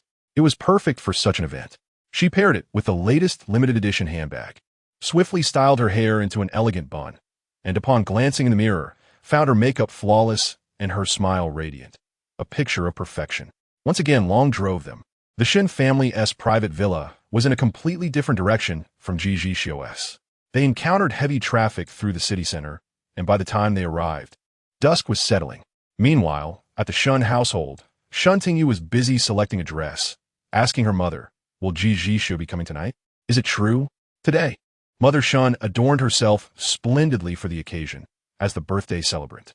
She applied a dignified and graceful makeup, her earlobes adorned with delicate pearl earrings, exuding an air of gentility and warmth.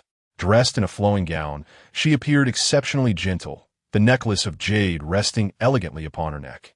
Observing her youngest daughter's preparations, her eyes sparkled with mirth. Indeed, they would arrive soon, as she had already inquired thrice. Shen Tingyu cradled her face in her hands, expressing her disbelief. "Mother, what do you think I should wear?" Since the last time she was abruptly hung up on, it had been quite a while since she had seen this gentleman. Mother Shen affectionately shook her head. "Oh dear, once you have a beloved, you forget your mother.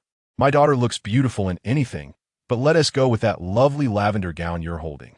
Shen Tingyu hesitated. "Do you think you will like it?" "It is indeed beautiful, yet rather simple. It lacks embellishments. Simple and elegant is best. Remember, you are the dress. The dress does not wear you." Shen Tingyu was enlightened. "You are right, mother. I shall heed your advice and wear this." Having chosen her attire, Shen Tingyu added, "All right, mother, you should go out now. I need to do my makeup.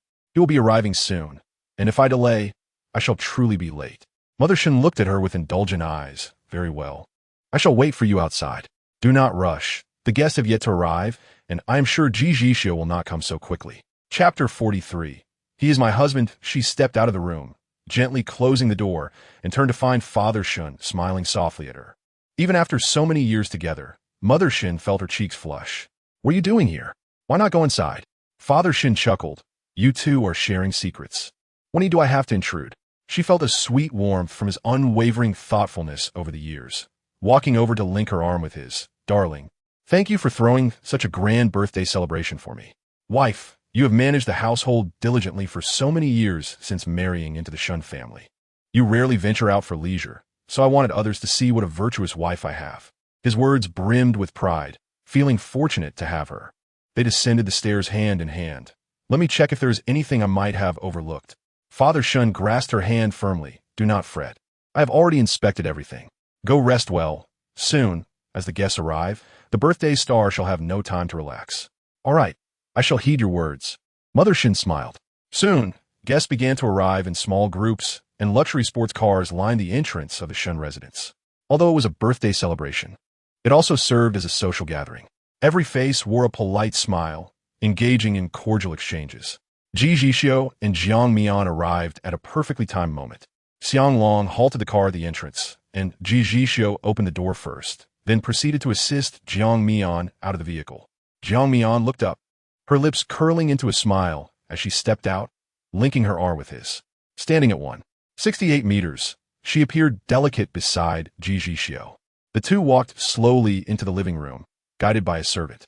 The villa's living room was arranged as a buffet, featuring both Chinese and Western cuisine.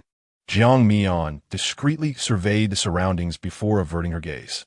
Mother Shen spotted Ji Zhixiu instantly. The man stood there as if effortlessly commanding everyone's attention. The pink suit he wore, which he had never donned before, suited him perfectly, resembling a natural mannequin. He bore an air of cool indifference, dismissing the advances of those nearby. and the young woman on his arm. Mother Shen felt a heaviness in her heart. Upon arrival, proper etiquette dictated that they greet the hosts first. Ji Zhixiu strode directly towards father and mother Shen. Uncle and aunt, good evening. Happy birthday, aunt. His birthday wish was as simple as it was sincere, devoid of any flowery phrases. Jiang Mian obediently presented the pre-prepared birthday gift. Father Shen burst into hearty laughter. Zhixiu, it has been a while. Ever since you took charge of the Ji family business, you have become increasingly busy. Ji Zhixiu maintained an impassive expression. There are simply too many matters to attend to. You are being overly modest. Just as Father Shen was about to say more, an old friend approached to engage him in conversation. Ji Zhixiu was disinclined to prolong the exchange. Father Shen quickly patted his shoulder. I am grateful for your presence at your aunt's birthday. Make sure to enjoy the food and festivities. I will have Tingyu come down to accompany you. She knows you are here and is upstairs taking her time with makeup. Mother Shen smiled. I have already sent a servant to summon her. Ji Zhixiu nodded slightly, neither accepting nor declining. Mother Shen turned to Jiang Mian. Zhixiu, may I ask who this young lady is?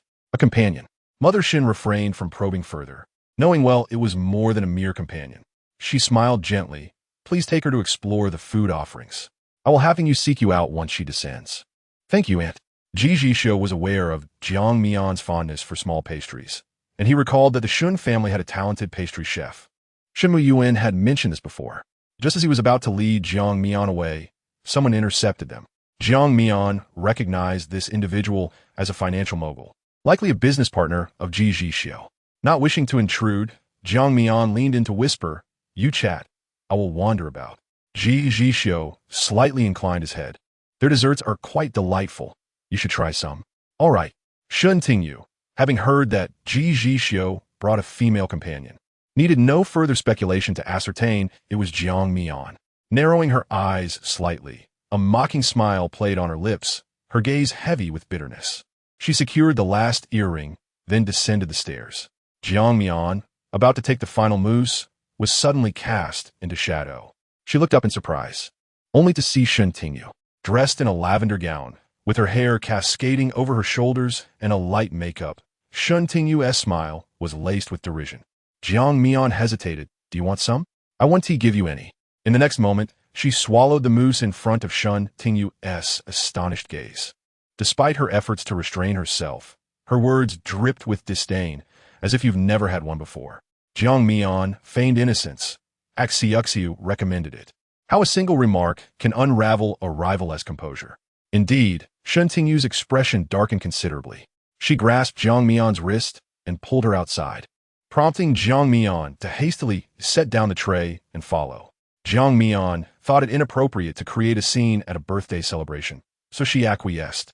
Shen Tingyu led Jiang Mian to the back garden before releasing her grip. You are quite strong, Jiang Mian remarked, rubbing her wrist. Shen Tingyu's gaze pierced through Jiang Mian. Isn't it thrilling to steal someone else's man? There were few people around. Jiang Mian dropped her pretense, smirking coldly. Who is stealing whom?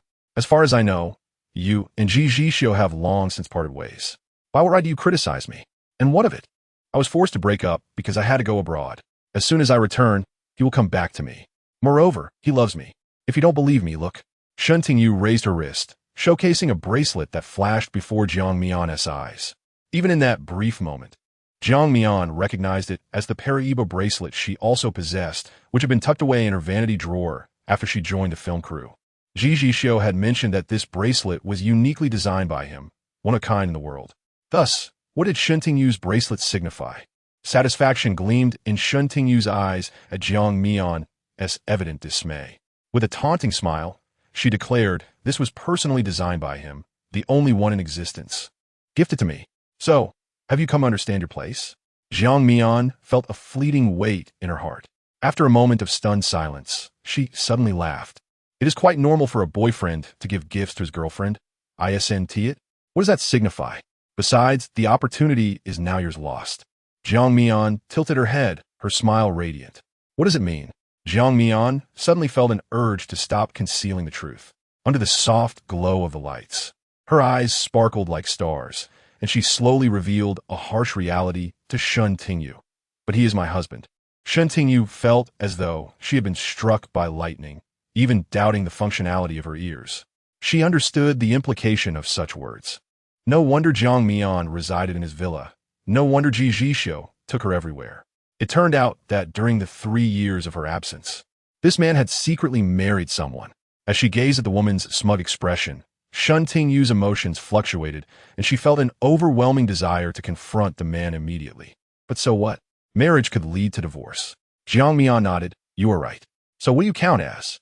The two were locked in a standoff when suddenly, the sound of a twig snapping underfoot broke the tension.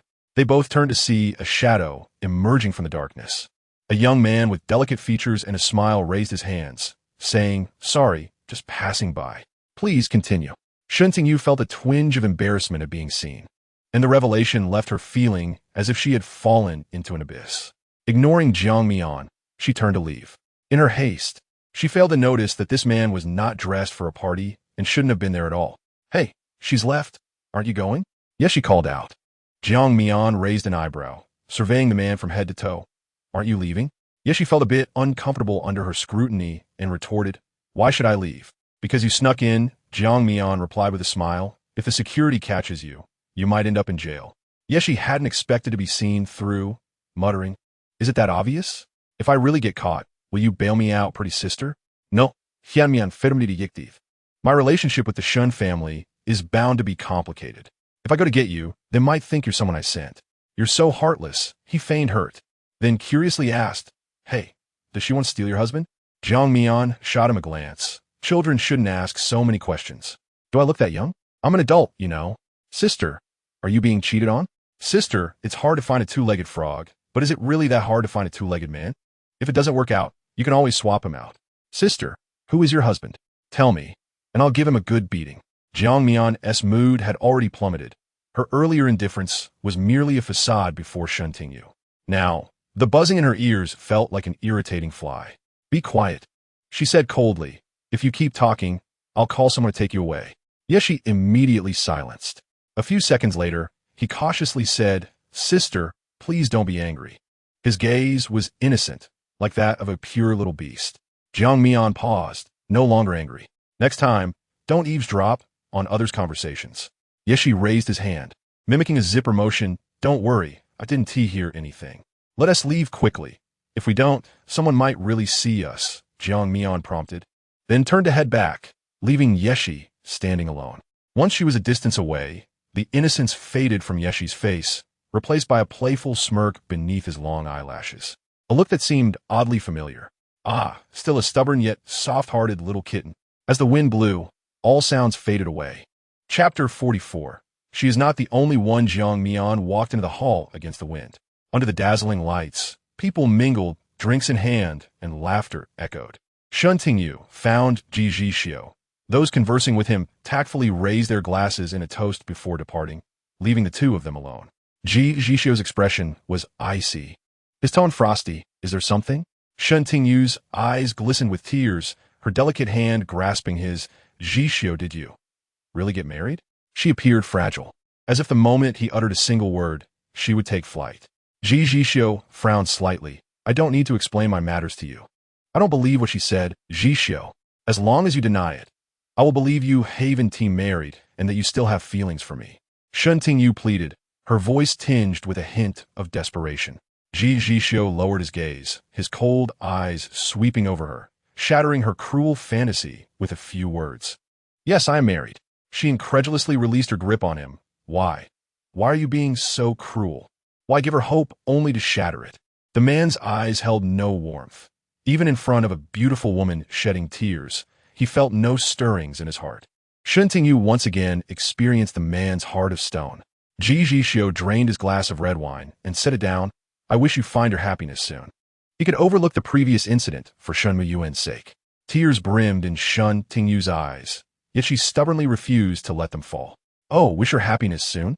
Her happiness is this man standing before her. She watched helplessly as he walked towards Jiang Mian, silently crushing her heart into fragments beneath his feet. Shenmu's mother observed her from the corner of her eye, sensing her emotional turmoil. She beckoned a servant and whispered, "Go, bring the young lady back upstairs." "Yes, ma'am." She had witnessed the earlier incident and noticed the man approaching. Jiang Mian forced a smile, a mere twitch of her lips. Ji Zhixiu, oblivious to the tension, asked, "Did you just return from outside?" Jiang Mian nodded. Noticing her lack of enthusiasm, Ji Zhixiu assumed she wished to leave. "We can go now. Just delivering the gift is enough." Jiang Mian nodded again, overly compliant. Ji Zhixiu took her to say goodbye to Shen Mu's mother before they left the Shen residence. On the way back, Jiang Mian was unusually quiet. The night sky was adorned with stars, and the evening breeze caressed her face. Ji Zhixiu grasped her hand, his palm cold. He finally noticed something was off with the girl and gently cupped her chin, forcing her to meet his gaze, his tone heavy. "What did Shen Tingyu say to you?" Jiang Mian seemed to snap back to reality, noticing his displeased expression. She blinked and instinctively replied, "Nothing much." For some reason, she hesitated to speak the truth. The man's fingers grazed her soft cheek in a casual manner, his voice laced with tenderness. "Mian, Mian." Jiang Mian thought of the bracelet and struggled to suppress the urge to turn away. She silently exhaled, then took his fingers in her palm, her voice soft. "I'm a bit tired." She avoided his gaze, looking out the car window, gently resting her head on his shoulder as if truly exhausted. Jiang Mian had never imagined she would bring her act into real life. Yet, she was at a loss for words, uncertain of how to express herself. Yes, Ji Zhixiu had never liked Shen Tingyu, but this man had never declared his feelings for her either. Had he? Ji Zhixiu sensed he wouldn't extract any more information from her. The two remained silent until they reached home. Upon entering her room, the first thing Jiang Mian did was not to remove her makeup, but to open the drawer. The Pariba bracelet, sparkling under the light, lay prominently in the center. She picked it up and examined it in her palm, recalling the joy she felt when receiving it, now replaced by sorrow. It turned out she was not the only one. Footsteps approached from behind, and Jiang Mian quickly wiped her tears, hurriedly shoving the bracelet back into the drawer. In her panic, the bracelet slipped into a gap. Jiang Mian heard a soft thud, her heart sinking heavily. She then firmly closed the drawer. Ji Zhixiu entered. Holding a cup of red date tea, his voice close at hand, "Aunt Song asked me to bring this to you." Jiang Mian turned to accept the cup. "Thank you." After taking a few sips, she said, "I booked a flight for tonight. Please have Xiang Long take me to the airport now." In truth, she still had 3 hours until boarding. Ji Zhixiu regarded her with a cold stare. "Don't you have anything to say? I will return early." She was acutely aware that what he truly wanted to know was not this statement. Although she was uncertain of her own feelings, it was evident that Ji Zhixiu was reluctant to engage in an argument with her. Jiang Mian pressed her lips together and said, "Then I shall take my leave." "All right." Jiang Mian raised the red date tea and drank it all in one go, unwilling to waste the thoughtful gesture from Aunt Song. Subsequently, she brushed past Ji Zhixiu. Li Lady accompanied her, and upon arriving at the airport, Jiang Mian realized she had forgotten to purchase a ticket for Xiang Long, and last-minute tickets were no longer available. After a moment of contemplation, she suggested, "You should head back first and come to Hainan to find me tomorrow." Xiang Long hesitated, saying, "If I am not by your side, I cannot protect you." Li Lady patted him on the back. "Big brother, am I not human too? Do not worry. I will protect Sister Mian for you. Besides, you will be here tomorrow. What could possibly happen?" The sudden touch startled Xiang Long, and he stuttered, "Well, that is true. Then it's settled. You will come along tomorrow," Jiang Mian declared decisively. Jiang Mian had booked a business class ticket, and Li Lady was thrilled to benefit from her arrangement. She touched her head and looked around. "Sister Mian, I remember the last time I flew was." Jiang Mian felt a wave of drowsiness and yawned. "You are quite energetic." It was already evening, and they would arrive early the next morning. She felt exhausted, both physically and emotionally. Once they arrived, there would be no time for her to rest. Missing a day meant she would have to catch up on her schedule. Jiang Mian closed her eyes, trying to banish Ji Zhixiu from her mind and drift into sleep. Noticing her troubled state, Li Lady refrained from chatter and quietly covered Jiang Mian with a blanket before settling down in her seat. Jiang Mian did not fall asleep. As soon as she closed her eyes, memories surged forth. She thought of her grandmother, recalling her childhood when she used to cling to her. In her youth, there were always some unruly children who would poke at her wounds, bullying her by calling her an unwanted child, a burden to be left at her grandmother's house. Whenever her grandmother heard such words, the ever-kind elder would embrace Jiang Mian and visit each home, demanding apologies. Her grandmother, who never envied the neighbors, would not hesitate to offend anyone for Jiang Mian's sake. Those neighbors, seeing the gentle grandmother so furious, had no choice but to bring forth their misbehaving children to apologize. Of course, some would remain stubborn and unrepentant, only to receive a sound reprimand from their parents. Her grandmother taught Jiang Mian that one must respect others, and if wronged, one should never suffer in silence. This principle also applied to matters of the heart. A sweet smile crept onto Jiang Mian's lips. Her grandmother had not been forgotten, and she would not allow herself to be wronged. She remembered how her grandmother would make osmanthus cake and osmanthus wine during the season when the fragrance wafted for miles. How could such a skillful grandmother suddenly fall ill and leave her? A tear silently slipped from the corner of Jiang Mian's eye. Such a wonderful grandmother could no longer be seen. Since the day her grandmother departed, she had felt as though she had no home. Jiang Mian thought that once this film was completed, she would return to Jiangnan to pay her respects. She missed her grandmother dearly. Xiang Long recounted the events truthfully and awaited Ji Zhixiu's instructions. Ji Zhixiu, hands clasped behind his back and eyes narrowed slightly, asked, "So, she did not buy your ticket and told you to return first? Coming here tomorrow?" "Yes." "What was this?" Silent treatment followed by refusal to utilize him? He chuckled self-deprecatingly before saying, "Have Sun Shu arrange a private plane for you. You will head over tonight." Xiang Long's demeanor sharpened. "Understood. It is my duty to protect the young mistress." Jiang Mian arrived in Hainan and checked into the hotel arranged by the production team. The script had now progressed to the latter half. In this section, her role did not feature as prominently as the male lead, mostly consisting of flashbacks. Just as she settled her belongings, a knock sounded at the door. Jiang Mian approached to open it, and upon seeing the visitor, she raised an eyebrow. "Come in." Neither of them noticed a furtive figure lurking around the corner of the hallway. Song Xingjia entered with a plate of local fruits. "My assistant bought these Hainan fruits for you to try. He knows how to pick them well." Jiang Mian smiled brightly, skewering a piece of pineapple with a toothpick, relishing the moment with the glow of Song Xingjia's presence. Song Xingjia regarded her with a gentle smile. In Jiang Mian's memory, he always seemed unflappable, as if nothing could ruffle his feathers. He possessed a certain charm that Jiang Mian found appealing. She speared 2 pieces of fruit and asked, "How did you know I had arrived?" "I happened to see you from the window when you arrived. By the way, the record you gave me last time has reached my roommates, and they all adore it." Song Xingjia chuckled. "I'm glad to hear that." Jiang Mian could not help but add, "Thank you, Song Xingjia." He stood up. "Take your time eating. You've just arrived, so rest well. There is no need to rush the schedule. Focus on regaining your energy. I will communicate with Director Wang on your behalf."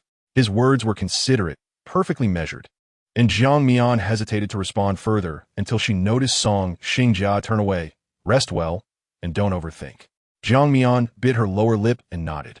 After he left, she pondered whether Song Xingjia had any romantic interest in her, recalling a rumor about his former girlfriend, and realized there was a significant age gap between them. Jiang Mian shook her head, dismissing her thoughts as excessive. Clearly, Song Xingjia was merely looking out for her as a younger colleague. The lady emerged from the bathroom. "Sister, what are you up to?" Sampling the fruit platter gifted by the movie star. The lady plopped down on the sofa, grinning. "Wow, it must be delicious since it's from the star. I'm going to try some cantaloupe. It's all yours. I'm watching my sugar intake tonight." Okay. Jiang Mian swiftly twisted her hair into a bun and found her sleepwear. "I'm going to take a shower." "All right, sister." As soon as Jiang Mian stepped into the bathroom, her phone on the coffee table lit up. The lady glanced at the sound of running water and called out, "Sister, phone." Jiang Mian, soaking in the bath, did not hear her. The lady glanced at the ringing phone, then looked away, allowing it to ring for a while until the screen dimmed. When Jiang Mian finally emerged after half an hour, the lady was still seated on the sofa. "Sister, you received a call just now." Jiang Mian picked up her phone from the table. It was a call from Ning Jia. She redialed, and Ning Jia's urgent voice echoed in her ear. "My darling, what were you doing? Did you see the trending news?" Jiang Mian, confused, paused her hair-drying motion. "I was in the shower. What happened?" "You and Song Xingjia are trending," Ning Jia exclaimed, her tone a mix of excitement and concern. While being trending could be beneficial to Jiang Mian's exposure, Ning Jia was acutely aware that Jiang Mian was a married woman, and that man was Ji Zhixiu. Jiang Mian frowned. If it were a simple trending topic, Ning Jia would not be this anxious. "You should check your phone now." "All right." After hanging up, Jiang Mian opened her phone to find Song Xingjia and Jiang Mian at the top of the trending list. Clicking on it revealed the explosive headline. Song Xingjia spends a night in Jiang Mian's hotel room. Alleged romance due to filming. The title was sensational. And with Song Xingjia involved, it had already secured the top spot on the trending list. An entertainment account had attached a short video, and Jiang Mian recalled it was precisely when Song Xingjia had brought her the fruit. It seemed this hotel was no longer private. Paparazzi had infiltrated. Thankfully, both their fans remained rational, and the comment section did not devolve into chaos. As far as I know, Song Xingjia and Jiang Mian's new film has not yet wrapped up. They're still filming. What can a mere video of entering and exiting a room imply? It is actually the paparazzi invading others' privacy that deserves contempt. It's unclear if they're trying to discredit Song Xingjia or Jiang Mian. Why not find a job in an electronics factory if they're so idle? Why is Jiang Mian able to act alongside the esteemed Song actor? Does her status not seem peculiar to you? Furthermore, I recall Liang Qiao alluding to someone possibly usurping roles. Could it be Jiang Mian? Please refrain from spreading rumors. Director Wang's casting process is transparent and fair. He has previously stated in an interview that Jiang Mian embodies the image of Chen Wenya he envisions for the character. She earned this role through her own merit. I did not comprehend, but upon reflection, considering their appearances, it is not entirely implausible. The Song actor is incredibly handsome. Is he holding a fruit platter? It appears everything is already cut into pieces. How thoughtful. Thank you for promoting Song Xingjia's new film. Everyone, please look forward to it. Official announcements will be made later. Jiang Mian scrolled through the comments, encountering a fair share of criticisms directed at her. The most upvoted comment was well-reasoned and notably persuasive. In truth, this matter could be easily clarified, whether by requesting hotel surveillance footage or having the lady or director Wang comment. It could be proven that their relationship is entirely innocent, merely a conversation between friends. Glancing at the time, it was already midnight. Presumably, Song Xingjia had retired for the night. Jiang Mian did not wish to trouble him. The video did not constitute any solid evidence. She opened WeChat and messaged Ningjia. Before long, a response came. You can disregard this, but would you like me to speak to Mr. Ji on your behalf? Gyakman bones Ji Zhixiu. There seemed to be little to discuss. No need, she replied. Ningjia responded, good night, rest early. Jiang Mian donned her sleep mask and silenced her phone. Good night, lady. Good night. Jia. At the villa, Xiao He and Xiao Bai were on duty. Xiao He brought a serving of fried sauce noodles and gestured. Want some? Aunt Song made this especially for me. Aunt Song shows favoritism. Why did she make it just for you? Xiao Bai grabbed a disposable pair of chopsticks and took half from his container. Xiao He beamed because I fixed Aunt Song's gas stove. Xiao Bai rolled his eyes. I can do that too. Next time I'll help her. Yeah, right, you just want to eat Aunt Song's cooking. Dream on. In the next moment, Xiao Bai swallowed a mouthful of noodles and exclaimed, Xiao He, it seems our young mistress has made it to the trending topics. Xiao He leaned in closer, exclaiming, what? This is outrageous. They're spreading nonsense about how feelings develop through acting, sharing a room. These marketing accounts are just fabricating stories. Calm down, this must be false. Our young mistress is not that kind of person. He scrolled through the comments. Look, no one believes it. The two exchanged glances, each pondering the possibility that the CEO might see this. In the master bedroom, Ji Zhixiu received a message about Xiang Long's arrival and decided to retire for the night. Just as he pulled back the covers, he noticed a little fish snack stir, meowing innocently. It seemed to realize it had been caught, gracefully moving to the foot of the bed, as if to say, I've cleared a spot for you. Sleep well. Ji Zhixiu clicked his tongue, unusually allowing it to stay, and lay back on the bed, checking his phone. Upon unlocking it, he was automatically alerted to the trending topics of the day. His gaze sharpened as he clicked in. After perusing all the information, his fingers tightened briefly before he tapped the screen, a cold smirk gracing his lips. The following day, when Jiang Mian arrived on set, she encountered Song Xingjia. Before she could speak, he expressed his apologies. I'm sorry. I didn't anticipate this situation. Upon hearing this, Jiang Mian understood he had seen the trending topic. She shook her head. It's nothing. I don't blame you. I've already spoken to Director Wang, who has booked a different hotel. I will have security patrol our floor to prevent any future incidents. He spoke softly, having arranged everything in mere moments. Jiang Mian felt grateful yet hesitant. She ought to apologize instead. After all, From an outsider's perspective, it seemed she had sought attention from the incident. It was commendable that Song Xingjia did not suspect her involvement. Song Xingjia smiled down at her. I know you're not that kind of person. Jiang Mian returned the smile. Thank you. By the way, do you think I should issue a statement on Weibo? He shook his head. No need. A fleeting video holds little significance. The innocent will remain unblemished. Song Xingjia nodded slightly, appreciating her stance, agreeing there was no necessity for a response. All right then, let us get you made up. See you shortly. See you shortly. When Li Lady encountered Xiang Long, her mouth fell open in surprise. How did you arrive so quickly? Xiang Long positioned himself beside her. Guess. You're quite the comedian. Li Lady was aware that Xiang Long was the true man who picked up Mian Jie last time. However, she was oblivious to their actual relationship and refrained from prying further. Curiosity compelled her to ask, did you come immediately after us? Where did you stay last night? At a hotel. Oh, she replied nonchalantly, then fell silent. Her sudden quietness unsettled Xiang Long. He glanced at her awkwardly, prompting her to query, why are you staring at me? Why aren't you talking? What should I say? Never mind. Li Lady scoffed. The heat in Hainan was palpable. Dressed in long sleeves, not out of fear of sun exposure, she simply forgot to bring short-sleeved attire. Xiang Long noticed her rolling up her sleeves. Are you hot? A little. Xiang Long observed her before running off. Moments later, he returned with 2 coconuts. A subtle blush on his face. I bought these when Mian Jie finishes work. You can have one. If it's not good, I'll return the other. It was rare for him to speak so much in one breath. The coconuts came with opening tools. Li Lady took one, her eyes lighting up. Thanks. Are you having one? No. After a pause, he added, do you need help opening it? No, it's easy to open. She exerted a slight effort, opened it. I took a sip, sighing contentedly. Delicious. No need to return it. The coconut water was sweet and refreshing, soothing to the soul. Xiang Long shifted his gaze from her unblemished lips. As long as you like it. When Jiang Mian finished work, Li Lady hurried over. Sister, try the coconut Xiang Long bought. I had a taste, and it's quite good. She smacked her lips. It's inconvenient out here.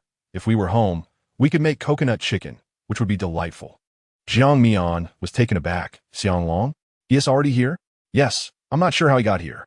Jiang Mian understood. If Ji Zhixiu wished. Xiang Long had countless ways to arrive. She patted Li Lady. Let us pack up. We want to be returning to that place tonight. Director Wang has sent a new hotel address.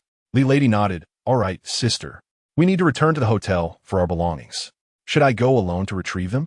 Having found the day's filming exhausting, Jiang Mian contemplated. No, let Xiang Long accompany you. I'll go ahead and book a room for you. She turned to Xiang Long. Is that all right? Please help lady pick up the luggage for the new hotel. I'll go ahead and open a room for you. Xiang Long nodded earnestly. Of course. Li Lady waved. See you soon. As they departed, Song Xingjia approached. Shall we go together? I have a car. One should never refuse a ride. Jiang Mian nodded. Yes. Chapter 46. I will marry him. The two sat side by side in the back seat. Song Xingjia offered her a cup of coconut juice. Give it a try. Jiang Mian curved her lips as she accepted the offering, feeling pleasantly indulged. Song Xingjia leaned back in his seat, relaxing his posture slightly. Everyone has their moments, but he refrained from interrupting her while she was filming, saving his compliments for later. Thank you. That was quite sweet, he remarked. Where are you from? He asked casually. I hail from the picturesque Jiangnan, where I grew up with my grandmother, she replied. The scenery in Jiangnan is breathtaking. If you ever have the chance, I would be delighted to be your guide. He chuckled softly, a flicker of unspoken meaning dancing in his eyes, then murmured, I have been there, but only for a day before departing. Why such a brief visit? Jiang Mian inquired eagerly. Next time you come, you must try our local delicacies, particularly the glutinous pastries. They are simply exquisite. Jiang Mian reminisced about the delightful flavors her grandmother used to prepare. Song Xingjia nodded attentively, expressing his intention to visit in the future and requesting her to be his guide. Jiang Mian finished her coconut juice in one go and asked, by the way, after this film wraps up, will you return to Kyoto? She hesitated, realizing the question veered towards prying into his personal affairs. However, her friend Ji Lanru had urged her to inquire about Song Xingjia's upcoming itinerary. Song Xingjia paused for a moment, contemplating. Not necessarily. There are many family matters that require my attention, and I may need to assist my elder brother. It's more likely that I will head straight back to Hong Kong. He looked at her, his voice dropping to a whisper. Do you wish to see me? Your numerous fans are eager to see you, Jiang Mian replied, her mind racing with possibilities. Song Xingjia chuckled helplessly. You are correct. Since the birthday banquet, Shen Tingyu had locked herself away in her room, neglecting food and drink for several days. At the dining table, Shen's mother wore a worried expression, while Shen's father set down his chopsticks, suggesting, if you're concerned about Tingyu, perhaps you should have a proper conversation with her. Realizing she had overlooked her daughter's feelings in recent days, Shen's mother apologized. I'm sorry. Dear, Tingyu has always been obedient, and this blow has been too much for her. Shen's father sighed, while Ji Zhixiu was admirable. Matters of the heart cannot be forced. Tingyu is exceptional. If she desires a partner, there are plenty of options. Why cling to a single tree? Shen's mother couldn't help but defend her daughter, but Tingyu truly likes him. Shen's father waved his hand dismissively. I understand. Regardless of whether to let go or to fight for it, you must ensure she eats well. We cannot allow her health to deteriorate. Please go upstairs and encourage her. Shen's mother nodded, standing up. Thank you, dear. I will go now. She ascended to the second floor and knocked on the door. Shen Tingyu lay on her bed like a lifeless body, staring blankly at the ceiling. Upon hearing the commotion, her expression remained unchanged. Whenever she closed her eyes, she recalled the man's callous words from that night and the intimate moments he shared with Jiang Mian, a piercing anguish that was unbearable. Tingyu, may I come in? I'm worried seeing you like this. Shen's mother pleaded, her voice tinged with sorrow. You have always been the most understanding child. You promised to protect me for life and not leave me alone. But now, treating yourself this way is like asking for my demise. Shen Tingyu awoke from her stupor, propping herself up, but nearly fell due to hunger after days without food.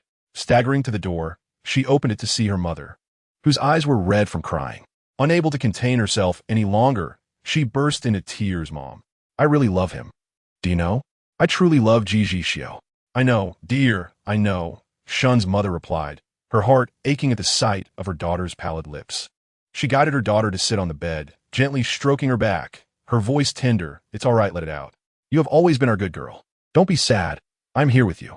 Shen Tingyu quietly wept, leaning against her mother's shoulder, finding solace in her support. Mom, I want to marry him. If I marry him, we can take our time, and he will surely accept me. Shen's mother wiped her tears. First, you must eat well. I will help you with everything else. All right, I will eat now. Shen's mother called for a servant to bring her some light vegetable porridge.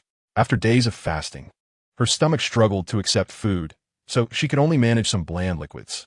Shen Tingyu obediently consumed every bit of the meal her mother provided.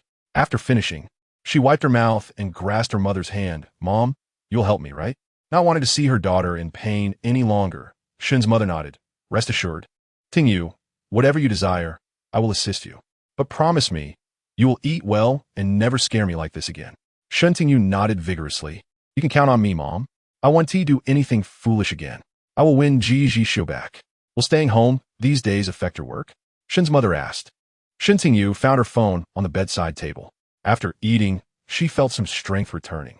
Turning it on, she noticed a barrage of missed calls from the director, assistant, agent, and even Luo Fei. She gently pushed her mother out of the room. Mom, I'm feeling better now. You don't need to worry about me anymore. I need to handle my work. Please spend some time with Dad. He has been worried about you too. Closing the door again, Shen Tingyu immediately called Luo Fei. After a few seconds, the call connected, and she could hear his impatient tone. Shen Tingyu, do you even know you're supposed to be filming? You signed a contract. Disappearing without a word from the set is unacceptable. If you don't want to continue with this project, there are plenty of people ready to step in. Liang Xiao is waiting for the lead role in this production. If you don't want to continue, pay the penalty and leave. Through the phone, Shen Tingyu could feel the fury emanating from him. It was the first time Luo Fei had spoken to her in such a manner. Previously, he had always been courteous and gentlemanly, but now his true nature was revealed. She let out a silent scoff, yet her tone remained sweet and soft. I'm sorry. Mr. Luo, I have been unwell these past few days and just woke up today. I'm really sorry. I will explain everything to the director. Please don't be too angry. Upon hearing her explanation, Luo Fei's anger seemed to dissipate slightly. He replied coolly, Shen Tingyu, you have benefited greatly from working with Luo's company. Don't make me remind you. Just do what you were supposed to do. And you better get to the set today. You've fallen behind in progress. Of course, I will go right away. Thank you, Mr. Luo. I owe you so much for your repeated support that has given me this opportunity. She smiled gently. If I have the chance, I will surely repay your kindness. If she didn't bear a resemblance to Jiang Mian, she would hold no value. Luo Fei raised an eyebrow, twirling the pen in his hand. There was no need to shower her with sweet words. It would only become tiresome. He hung up, only to hear his assistant say, Mr. Luo, Liang Xiao is outside and wishes to see you. Let her in. Liang Xiao entered, her high heels clicking confidently against the floor, but she faltered upon seeing the man. She circled around the desk and sat on his lap, wrapping her arms around his neck, her lips parting to release a teasing breath. Luo Fei, I haven't seen you in ages. Have you been busy lately? Luo Fei inhaled the scent of her perfume, resting his hand on her chest. Xiao, behave. I'm very busy. Having been with him for so many years, Liang Xiao understood the fierce internal struggles within his family. As a bastard son, he had fought hard to reach this point, and her expression revealed a mix of sympathy and displeasure. Luo Fei, I've been good, but how are you treating me? You're elevating that newcomer Shen Tingyu, and she's nearly surpassing me. As the face of the company, I have spent years generating wealth and benefits for it. Have these contributions helped you establish a foothold in the Luo family? And what of you? Have you forgotten the old in favor of the new? My dear, how can Shen Tingyu compare to you? Is it not commendable that I support her? You should mentor the newcomers. It will benefit you as well. In this industry, you are all part of the same company and should present a united front. Why then has discord arisen within? Luo Fei leisurely undid the buttons of her cheongsam. Liang Xiao softened, letting out a soft whimper. Yet she recalled her purpose for being there and retorted, I have followed your advice and appeared on the program with her. But what am I to you, having given that leading role to her? Luo Fei chuckled. Liang Xiao, why compete with a newcomer? Or are you feeling jealous? Liang Xiao blushed at his words. The man's gaze darkened with desire, his voice husky as he prepared to unfasten her final button when an assistant rushed in, exclaiming, President Luo, the young master has arrived. In an instant, Luo Fei's expression cleared, and Liang Xiao snapped back to reality. She quickly dressed. Moments later, Luo de Xiao entered the office, scanning the room and smirking at the sight of Liang Xiao and Luo Fei. What are you two doing in broad daylight? Liang Xiao straightened. I came to discuss matters with President Luo. Luo Fei looked up at his elder brother, a mocking expression on his face. This is my territory. Even you, big brother, should announce your presence next time. Huh? Your territory? How amusing. A mere illegitimate child with a paltry share of stock thinks he belongs here? Luo Fei, if it weren't for your deceased mother's cunning, would you be where you are today? You do well to recognize your place. Everything you eat, wear, and use comes from the Luo family. Spare me the airs. Luo Fei had encountered such scenes numerous times since returning to the Luo family. His expression remained unchanged, though his fists clenched tightly beneath the table before gradually relaxing. And yet, I am the executive president of the Luo Corporation. The assistant trembled in fear, while Liang Xiao looked at Luo Fei, her expression complex. Regretting the past, he thought to himself, had he known the entertainment company would become so profitable, he would have never allowed his father to hand it over to this illegitimate child. But it was too late for such thoughts. The man scoffed coldly. I came to remind you, don't forget about the family banquet this week. Rest assured, big brother, I will not forget. Once the brother departed, Liang Xiao embraced him, saying, Luo Fei, I believe in you. You are capable, and one day, you will trample your brother and all those who have bullied you underfoot. Luo Fei lowered his eyelids, caressing her delicate neck. Xiao, you won't betray me, will you? Feeling a chill run down her spine, she replied, of course not. Luo Fei smiled with satisfaction. Chapter 47. I Am Nightwing. Director Wang is a man of high standards.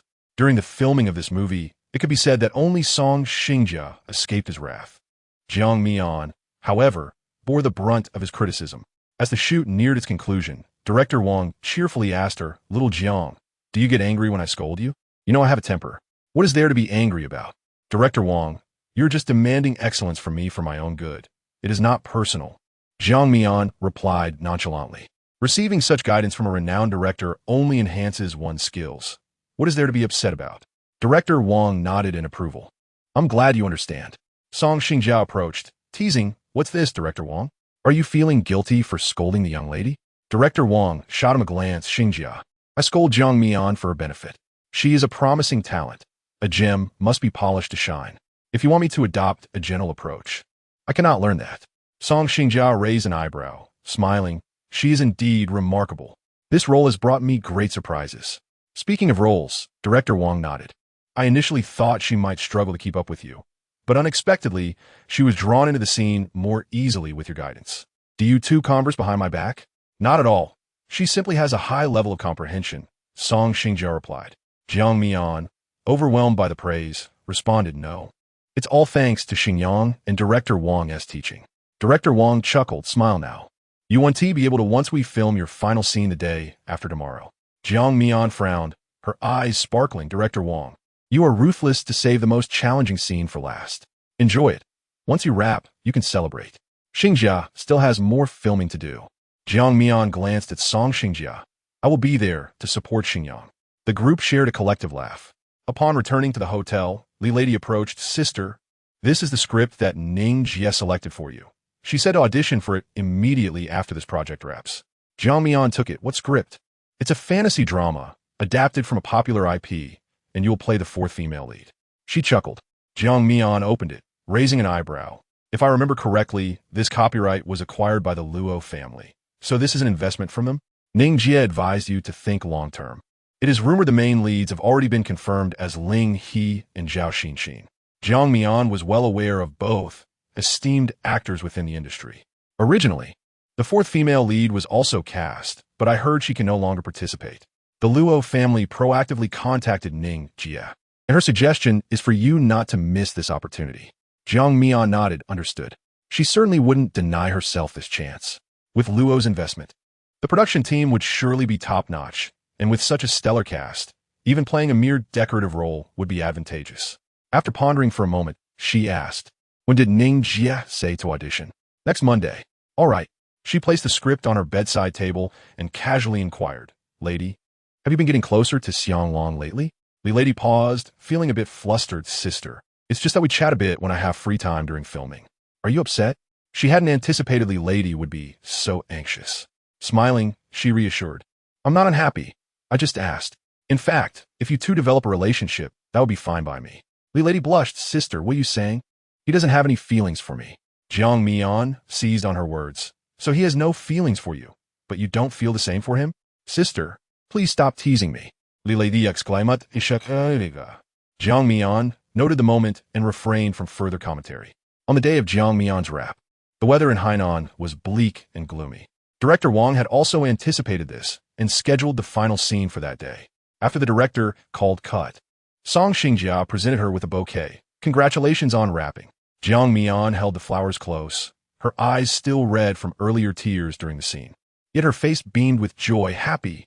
Director Wang waved. Come on, let's take some photos to celebrate Jiang Mian's rap. The group gathered around. 1, 2, 3 cheese. Another round. Let's get a shot of the two leads together.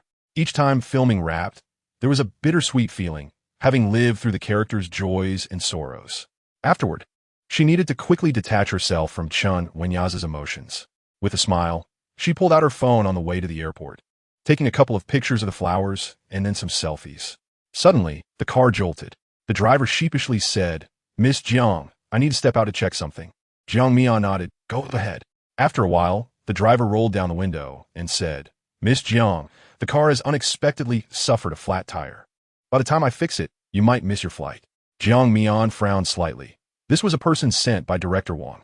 Such accidents are never desired. She instructed Li Lady to get out of the car. You handle it. I will wait here.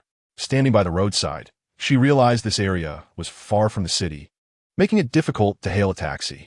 Just as she was pondering, Li Lady glanced back and exclaimed, Sister, there's a car. Should we wave it down? Before she could finish her sentence, a flamboyant purple sports car had already stopped before Jiang Mian. The window slid down slowly, revealing Yi, who propped his forehead with one hand, wearing an innocuous smile. What a coincidence, sister. We've met again. It's you. Yi scrutinized her for a moment. Are you heading to the airport? How fortuitous. I can give you a lift. Jiang Mian retrieved her luggage from the trunk. Rest assured, I won't shortchange you on the fare. She circled to the back seat and opened the door, but Yi halted her with a nonchalant tone that brooked no refusal. Sister, you must sit in the passenger seat. Otherwise, it would seem as though you regard me as just your driver. Let your assistant sit in the back. With his insistence, Jiang Mian complied and settled into the passenger seat. I have a flight at 2:15. Don't worry, we'll make it in time. What a coincidence. I have the same schedule. Are you returning to Kyoto? His voice remained leisurely, yet the car sped up considerably. Jiang Mian fastened her seatbelt and reminded lady, buckle up. Got it, sister. Though they had met only once, the man was still an enigma to her, and she preferred to keep the conversation minimal. With a sly smile, she replied, What? I can't hear you. The wind is too loud. He pressed his tongue against his lower jaw, smirking mischievously as he slowed down. I said, My name is Yi. This is our second meeting, so you should remember my name. Jiang Mian stared out the window. You still haven't explained why you illegally intruded upon the Shen family last time. Judging by your car, you don't seem like someone driven by greed. To be candid, I've long harbored a crush on the young lady of the Shen family and wanted to take this opportunity to meet my future mother-in-law. Enough. If you don't wish to share, there's no need to fabricate tales. She had not perceived any trace of affection in his eyes when he had last seen Shen Tingyu. He chuckled softly. I knew you wouldn't press me too hard. Upon arriving at the airport, Jiang Mian noticed he was indeed following her, looking somewhat perplexed. Ye raisid anayebrok, comprehending her unspoken kuri. What's the matter? I told you, we're on the same flight. Jiang Mian fell silent. It's nothing. Once on the plane, Jiang Mian donned an eye mask, clearly signaling her desire for solitude. Yi, understanding her cue, took a seat behind her without intruding. As they once again set foot on Kyoto's soil, Jiang Mian stretched lazily. After disembarking, she lost sight of Yi. Xiang Long had returned to Kyoto a day early, leaving only Jiang Mian and Li Lady. She patted Li Lady's shoulder and said, I've arranged accommodation for you with the company. Just endure a few more days. Li Lady was touched. Thank you, sister, but I prefer not to stay in the dormitory for now. I want to wait until I can afford to bring my mother here to live with me. Jiang Mian respected her choice. That's fine. It's your decision.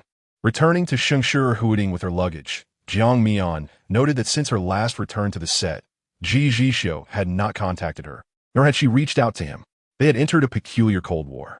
Back in this familiar place, the flowers on the balcony were still vibrant, and the goldfish in the living room swam about. Jiang Mian lay on a large bed, suddenly relaxing her entire body. She was certain Ji Zhixiu had visited. Tomorrow, she needed to return to school to finalize her graduation thesis and send it to her advisor. As she contemplated the multitude of tasks ahead, she realized she had no time to dwell on Ji Zhixiu. She sprang from the bed, opened Weibo, and posted a brief wrap-up piece, accompanied by a grid of celebratory photos, then switched off her phone. Just then, her phone rang. With her eyes closed, she answered, Hello? Mian, come out for some spicy hot pot.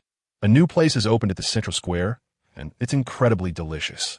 Knowing you're back, we're throwing you a welcome gathering. All of us from the dorm are here. The voice on the other end belonged to Ensu. Mian, hurry up. Ji Lanrua shouted into the phone. Coming. Jiang Mian rose. Half an hour later, at the hot pot restaurant on the 20th floor of the Central Square, Ji Lanrua chose a private room with excellent seclusion. As the four friends reunited, Zhang Duo blinked her big eyes and asked Mian, what was it like acting with Song Xingjia? What's so great about acting with an older man? Ji Lanrua replied, visibly displeased, her words laced with strong personal sentiment. It was clear she had previously admired Song Xingjia. Jiang Mian, puzzled by the sudden shift in Ji Lanrua's attitude, inquired, Lanrua, what did Song Yingdi do to offend you? Ye Lanrua fumet. I sent him a private message confessing my feelings, and he had the audacity to ask if I wanted to go out. Such a hypocrite. She was genuinely heartbroken, having never anticipated that the person she had admired for so long would be such a character. The others gasped in disbelief. No way. Song Xingjia isn't that kind of person. Could it have been a mistake? Why would I lie to you? Ji Lanrua displayed her phone, covering her heartfelt confession with her palm, revealing Song Xingjia's reply to the group. Jiang Mian leaned in for a closer look, her brow furrowing. Having spent ample time with Song Xingjia, she knew he was not that type. Typically, such celebrities have their social media managed by their studios or personal assistants. Jiang Mian pursed her lips. Lanrua, it's not that I don't believe you, but I think this might not be from Song Xingjia himself. Consider it. After so many years in the industry, even if he were to act inconsistently, he would do so privately. It's unlikely he would be so brazen as to post on Weibo, especially since his account is likely managed by his assistant. I agree with Mian. I believe this is likely his assistant taking advantage of their position, thinking that you fans wouldn't dare to speak out. So they shamelessly exploit Song Xingjia's account to attract fans. She provided a well-reasoned analysis. Ji Lanruo began to waver. I also hope Song Xingjia isn't like that. Just the thought of the person I've admired for so many years being like this makes me feel sick. Zhang Duo patted her chest, exclaiming, "You scared me. I was really afraid Song Yingdi would fall from grace." Jiang Mian smiled gently. "That won't happen. I have his WeChat, and I will clarify this matter with him to give Lanruo an explanation. Please don't spread this around yet. Of course. Let us eat first." Chapter 48. What am I? The sisters hadn't seen each other for a long time, and once they started talking, they couldn't stop. By the time they finished dinner, it was already evening. Ji Lanruo had just acquired a luxury car this month, and she proudly held up the keys, her expression triumphant. "My brother gifted me this new car. Come on, I'll drive you all tonight." "Great. Mian, are you heading back with us to the dorm?" Jiang Mian shook her head. "I won't be joining you. I'm returning to school tomorrow. I just wrapped up filming and need to tidy up my things." "All right. See you tomorrow." The group bid farewell. Jiang Mian walked alone on the street, which was quite close to Shengshihuading. After dinner, she decided to stroll back to aid digestion. It was already May in Kyoto, and the weather was not too chilly. Wearing a light sweatshirt with her hair tied up high, she carried a small bag and strolled leisurely along the road. She glanced at her phone and saw a message from Song Xingjia asking if she had arrived home safely. A smile tugged at her lips as she typed back, "Arrived. Finished work? Watch where you're going." A familiar voice rang out beside her. Jiang Mian looked up in surprise. "Lan Yu Ye." Ji Lanyu had not expected to run into Jiang Mian on this road after just finishing work. He bore a striking resemblance to Ji Lanruo, his demeanor warm. "Why are you alone? Where are you headed? Let me give you a ride. I just finished dining with Lanruo and the others. I'm taking a leisurely walk." Ji Lanyu shook his head. "It's not safe for a girl to be out alone at night. Let me escort you. Do you wish for me to drive slowly while keeping you company?"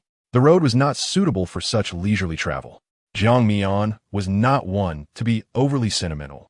She opened the passenger door and settled inside. "Thank you, Lanyu. I reside at Shengshihuading." It had been quite some time since Ji Lanyu last saw Jiang Mian.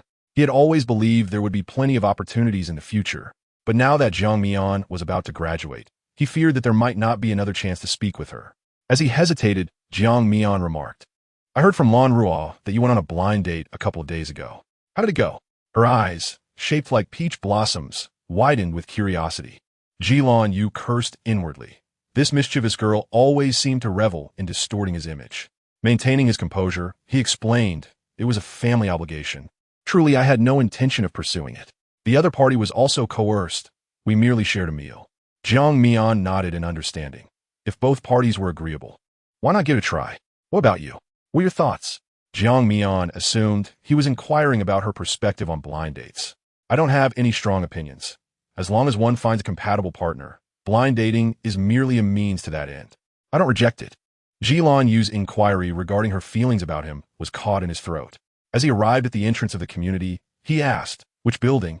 Jiang Mian provided a number, and Ji Lanyu parked downstairs.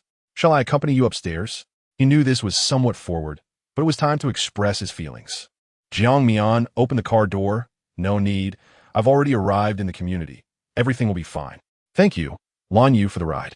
Ji Lanyu also exited the car, and they stood facing each other as the gentle evening breeze caressed them. Gathering his courage, he cleared his throat. "Jiang Mian, I have something to tell you." Jiang Mian was taken aback by his sudden seriousness, but nodded. "Is it about Lanruo?" "No," he quickly interrupted. "It's about you." "Jiang Mian, you may not realize this, but I have liked you for a long time. I hope you can give me a chance." This was not Jiang Mian's first confession, but she never imagined Ji Lanyu would have feelings for her. The smile on her lips gradually faded, and silence enveloped them. Sensing her discomfort, Ji Lanyu, though disappointed, said, "It's all right, I have always regarded you as a brother." Jiang Mian interjected, "I hope we can maintain that relationship in the future, all right?" "Lanyu." "All right," Ji Lanyu agreed. As he spoke, he suddenly brushed his fingers through Jiang Mian's hair, causing her to freeze momentarily. "There's something on your hair," he explained. Jiang Mian nodded and took a step back. "Thank you. I'll head upstairs now. You should go back early too." "See you." "See you," Ji Lanyu replied, watching her ascend the stairs. Leaning against the car, he lit a cigarette. bitterly smiling to himself. Indeed, his sister was right. He was given no chance whatsoever. Jiang Mian did not look back, aware that Ji Zhixiu had not left. She rushed upstairs, unlocking the door with her fingerprint. Upon entering, she immediately sensed something was amiss. The lights were on. Ji Zhixiu had arrived. As expected, upon entering the living room, she found the man seated on the sofa, his features still exquisite after a long absence, though his demeanor was cold, his fingers pinching an unlit cigarette. Jiang Mian leaned against the entrance, maintaining a distance that was neither too far nor too close, both of them silent. After a long pause, Ji Zhixiu narrowed his elongated eyes, his voice laced with icy disdain. "You return home, but don't go straight home. Instead, you meet with a man?" Jiang Mian's breath caught, her grip on her bag tightening. She hadn't expected Ji Zhixiu to be seen by him, nor did she anticipate Ji Zhixiu's accusation. The disbelief on her face betrayed her hurt. Ji Zhixiu felt a pang of regret as soon as the words left his mouth. Yet the image of the other man's intimate gesture towards her and their lingering farewell below stirred a violent jealousy within him. Jiang Mian lowered her gaze. "If you think that way, there's nothing I can do about it." Her words were tantamount to an admission, igniting Ji Zhixiu's anger. "Don't you have anything to explain?" "Nothing." Jiang Mian took a deep breath, attempting to pass by him. As she brushed past, he suddenly pulled her into his embrace. She frowned and struggled. "Let go of me." Ji Zhixiu's long, elegant fingers grasped her chin, his gaze drifting over her soft lips. "Who is he? Doesn't he appear to be your classmate? Is he in the same circle? Has he kissed you?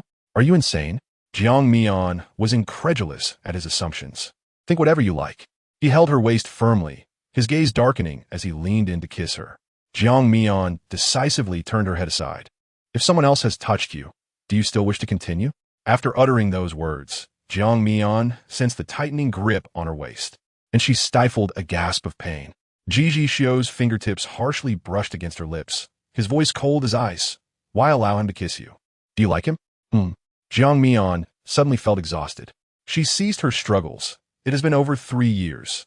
Have you grown tired of this game?" He halted, meeting her gaze, his lips pressed tightly together. "Game? You think I'm playing with you? What about Shen Tingyu? What am I to you?" She questioned.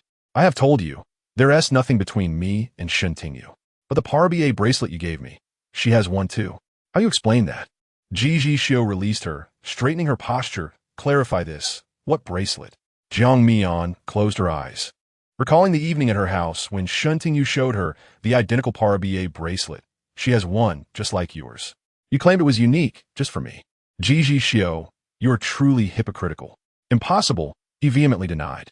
The inspiration for that bracelet had come from Jiang Mian herself, the design hand-drawn by him, altered numerous times over the years, never shown to anyone else, let alone given to Shen Tingyu. "You don't believe me?" he retorted, astonished. Jiang Mian felt a headache coming on, a wave of nausea rising in her throat. In his presence, she had no desire to take medication. She pushed his hand away.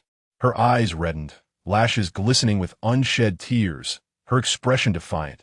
"But you don't believe me either. I did nothing downstairs, yet you label me with a vague accusation." The nausea intensified, and Jiang Mian spoke rapidly. "Ji Zhixiu, I don't want to see you." Gradually, Ji Zhixiu regained his composure, realizing that continuing the conversation in this state was futile. He stood. "I'll stay here tonight." Jiang Mian pushed him away and rushed into the master bedroom, locking the door behind her. She retrieved some pills from the drawer and swallowed them with water from the bedside. Climbing into bed, she messaged her instructor to request a day off for tomorrow. The pain made it difficult for Jiang Mian to type even a few simple words. After a long struggle, she finally hit send and placed her phone down. She was afraid that if she looked at it again, she might break it in her anguish. Every nerve felt as if it were being pulled taut, and she could not understand why her head throbbed so painfully. Ji Zhixiu entered the guest room, aware that Jiang Mian was alone. His earlier words had been spoken in anger, and he recalled her look of distress. He closed his eyes, feeling remorseful. He had intended to pick her up to go home together, and seeing her after such a long time should have brought him joy. Why had things turned out this way? As the medication began to take effect, Jiang Mian felt relief wash over her. Unbeknownst to her, she drifted off to sleep. In the middle of the night, she awoke parched and stepped out to get some water. She noticed faint sparks on the balcony. Was Ji Zhixiu smoking? Jiang Mian frowned. Throughout their time together, She had never seen him smoke. She approached him with her water cup. Don't smoke. Cough, cough. She had mild rhinitis and could not tolerate the scent. The man stood tall, seated on the balcony chair, gazing outside. Hearing her voice, he turned his head, his dark eyes filled with an intense depth. What are you doing out here? Upon hearing Jiang Mian's 2 coughs, Ji Zhixiu extinguished his cigarette and placed the butt into the ashtray on the table. I apologize, he said. Jiang Mian's expression was icy. Smoking is not permitted here. She turned to leave, but in the next moment, the man pulled her back, causing her to tumble onto his lap. The heat of their skin, barely separated by the thin fabric of her nightgown, ignited a subtle tremor between them. This marked the most intimate contact they had shared in days. Different from the previous afternoon, water from the cup spilled over, and Jiang Mian, flustered, exclaimed, "Are you annoying?" Ji Zhixiu suddenly felt a surge of joy, a smile playing at the corners of his mouth. Is this all you can come up with? Can't you curse better? Jiang Mian's ears flushed a delicate shade of pink as she glared at him. I want to sleep. Ji Zhixiu nodded, conceding, fine, sleep. He swept her up in his arms, and Jiang Mian reluctantly wrapped her arms around his neck. Let me go. Ji Zhixiu countered. Who allowed you to sleep in the master bedroom? You are not permitted to sleep with me. Our matters are not yet resolved. Chapter 49. It's just a pregnancy, Jiang Mian thought to herself. Even at this moment, he was still preoccupied with that issue.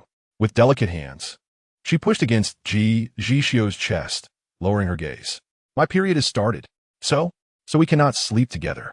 As she spoke, Ji Zhixiu seized the cup from her hands and placed it on the nightstand before leaning down to set her gently on the soft bed. A playful smile lingered at the corners of his mouth as he closed the distance between them. What are you thinking about in that little head of yours? With a loud thump, Jiang Mian suddenly realized she was being toyed with by this man. Biting her lip, she shot him a glare, turned away in frustration, and pulled the blanket over herself. However, Ji Zhixiu's long arm reached out and drew her back into his embrace. Jiang Mian's palm pressed against his broad chest. Her upper body slightly propped up, her hair cascading like a waterfall over Ji Zhixiu. What exactly do you want? He closed his eyes and succinctly replied, to sleep. She lay back in exasperation, deliberately making a loud sound as she turned off the bedside lamp with a snap. Jiang Mian, feeling weary despite her lingering anger, succumbed to sleep. Before long, her head unconsciously tilted into Ji Zhixiu's embrace. He glanced down, satisfied. The next morning, Jiang Mian awoke to a delightful aroma. Without even having to open her eyes, she knew it was Ji Zhixiu preparing breakfast. She initially had no intention of getting out of bed, yet the enticing scent proved irresistible. Just as she was about to leave the room, her phone on the nightstand rang. Grabbing it, she saw a message from Song Xingjia. Mian, I found a pendant of yours at the set when we wrapped up yesterday. Should I send it back to you? Jiang Mian shook her head. No need. Just bring it next time we meet. Song Xingjia chuckled. All right, that works. By the way, I have something else to ask you. Jiang Mian hesitated slightly. Sensing her reluctance, Song Xingjia urged her to continue. Is your Weibo managed by your assistant? Song Xingjia nodded. Yes, why? He hardly checked Weibo. It was all handled by the staff. My roommate said she sent you a private message, but received a reply suggesting a private meeting. I believe you're not that kind of person, so I hope you can look into it. There might be other victims. Though she phrased it delicately, Song Xingjia understood her meaning. He gently tapped his fingers on the table, his expression serious. Could you ask your roommate to provide me with a screenshot? Jiang Mian nodded. Of course, I'll pass your WeChat to her. Is that convenient? Yes, he replied softly. I will investigate this thoroughly and provide an explanation to your roommate and everyone involved. Don't worry. I trust you. Song Xingjia smiled slightly. I'll get to work. We'll talk later. After their call ended, Jiang Mian messaged Ji Lanru and then forwarded Song Xingjia's WeChat to her. As she looked up, she noticed Ji Zhixiu standing at the door, a spatula in hand, his stern expression lending a comical air to the scene. Are you done? Come eat, he said coldly.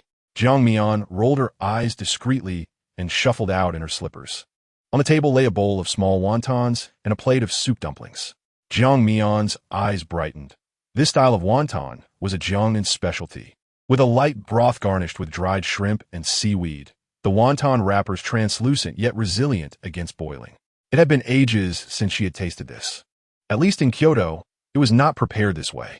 Seeing it now, she felt a profound sense of nostalgia. Ji Zhixiu noted her delight and felt that the morning had been worthwhile. As Jiang Mian sat down, She eagerly scooped a spoonful of soup into her mouth. This is definitely the flavor. She looked up at Ji Zhixiu, hesitating. Did you make this? Ji Zhixiu, arms crossed and leaning against the table, raised an eyebrow. Is there anyone else? Jiang Mian lowered her head, suddenly feeling that it wasn't as delicious anymore. Ji Zhixiu pulled out a chair and sat down. We need to talk. Go ahead, I'm listening. Is this about the quarrel with Shen Tingyu? Jiang Mian paused in her eating, looking up at him seriously. It's not just about her. There are too many issues between us. Do you understand? Ji Zhixiu brau furovet. Jiang Mian, have I not told you to refrain from being angry with me? So what? You still don't understand why I'm upset. I think we need time and space to be apart for a while. The more she spoke, the calmer she became. The momentary softness she felt upon seeing breakfast fading away. After finishing her wontons, she wiped her mouth with a napkin. Have you thought about it? This much time should be enough. Ji Zhixiu raised his chin slightly, regarding her with cold detachment. I haven't considered it. Jiang Mian shrugged, unsurprised. She pushed the bowl towards him. Do the dishes. 3 months later, Chang Qingqing announced her pregnancy with great joy.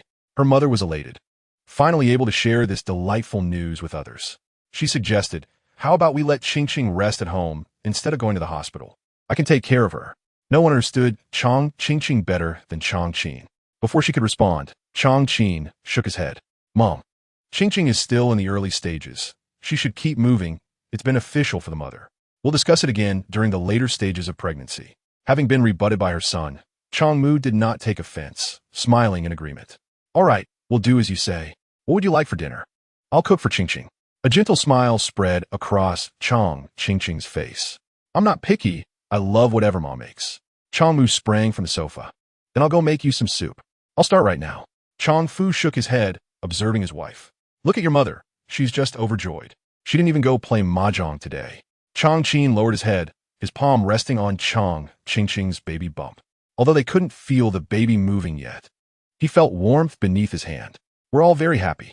When Jiang Mian learned of the news, she too was delighted. After contemplating what to gift the little one, she decided to buy some baby clothes, a safe choice. She hailed a cab to the mall and headed straight to the mother and baby store on the 16th floor. As she entered the shop, Ji Zhixiu followed closely behind, narrowing her eyes and stealthily snapping a photo to send to Shen Tingyu. Along with a message, is this the woman you mentioned who's with my brother? The reply came instantly. Yes. How did you run into her? Ji Zhixiu tucked her phone away, no longer responding to Shen Tingyu's messages. A storm of emotions brewed within her.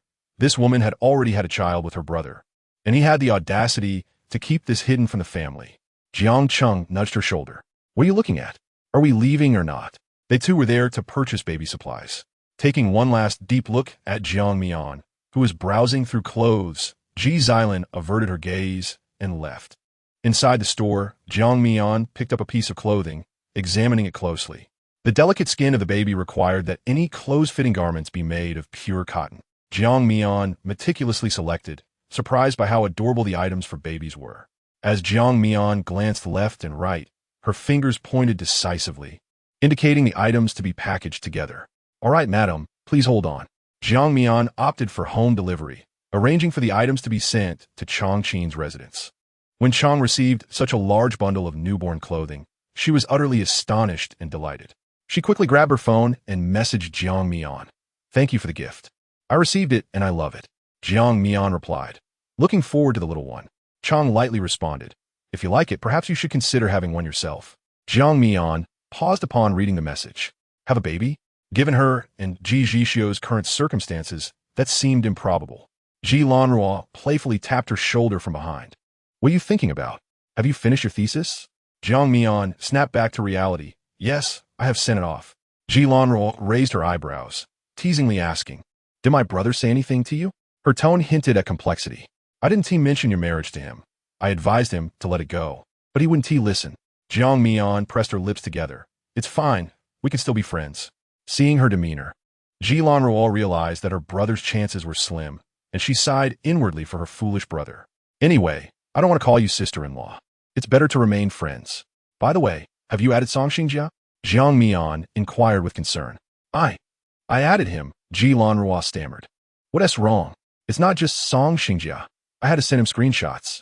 Even when I privately messaged him, Ji Lanruo exclaimed in exasperation, feeling utterly mortified.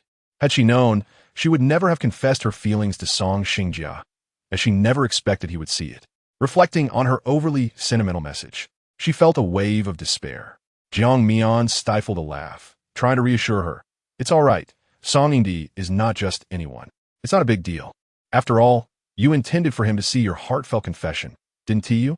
Isn't that quite fulfilling? Ji Zhixiu buried her face in her hands, I suppose. But he hasn't responded at all. Thinking of this, she gritted her teeth, that indifferent old man. Jiang Mian recognized her frustration and refrained from defending Song Xingjia. Changing the subject, she suggested, I'm hungry. Shall we head to the cafeteria? Graduation is approaching, and we should enjoy what we can. Ji Zhixiu took her hand and led her away. At the Ji residence, Ji Zhixiu observed her mother's reaction after delivering her news. Ji mother looked grave, confirming, Are you telling the truth? Ji Zhixiu had sent Jiang Cheng home after shopping and came to report this significant news to her mother. She pulled out her phone, showing a rear-view picture that didn't clearly reveal Jiang Mian's face, only that she was indeed at a maternity store. Ji mother frowned, scrutinizing the image. But you can't see her pregnant belly. How can you be certain she is with child? Ji Zhixiu rolled her eyes. Mom, look closely. She went to a maternity store. What else would one go there for, if not to shop for baby clothes? Isn't that a sign of pregnancy? Making preparations in advance? Ji mother shook her head. I still can't believe your brother would do something like this behind our backs. Ji Zhixiu was left speechless. Why you trust my brother so much? Who told you? Ji mother retorted without answering. Tingyu. Since Shen Tingyu was a friend, Ji mother felt she wouldn't deceive her. However, Ji mother's concern waned, but Shen Tingyu still harbors feelings for your brother. Can her words be trusted? Who knows what her intentions might be? What if my brother truly has a woman outside? Is villain contered. Let him be. I've told your brother that he cannot marry before 30. I consulted a master, and he agreed. Ji Zhixiu shrugged. All right, I'll take your word for it. But aren't you at all curious about the woman in his life? Don't you wish to see what kind of woman has captured my brother's heart? Ji mother sipped her tea, smiling gently. If your brother genuinely likes her, he will surely make plans for her. The fact that he remains silent speaks volumes. Ji Zhixiu pondered this and found merit in her mother's words. Let us not speak of him. Let us discuss your situation. How is Jiang Cheng treating you? Ji Zhixiu's expression brightened. Pretty well. She had invested $1 million in Jiang Cheng's business, and during this time, he had been exceptionally attentive and accommodating. Even Jiang mother was very agreeable to Ji Zhixiu's requests. Noticing her daughter's sweet smile, Ji mother nodded. I worry more about you than your brother. As long as you are happy, I will be content. Upon leaving the Ji residence, Ji Zhixiu noticed several missed calls from Shen Tingyu. She returned the call, and Shen Tingyu anxiously inquired, Zhixiu, where did you see that woman? Ji Zhixiu hesitated. I happened to run into her at the mall. Why? Oh, nothing. Have you told your mother? Your brother is keeping a female student. Ji Zhixiu scoffed. I didn't mention it. My brother is unmarried.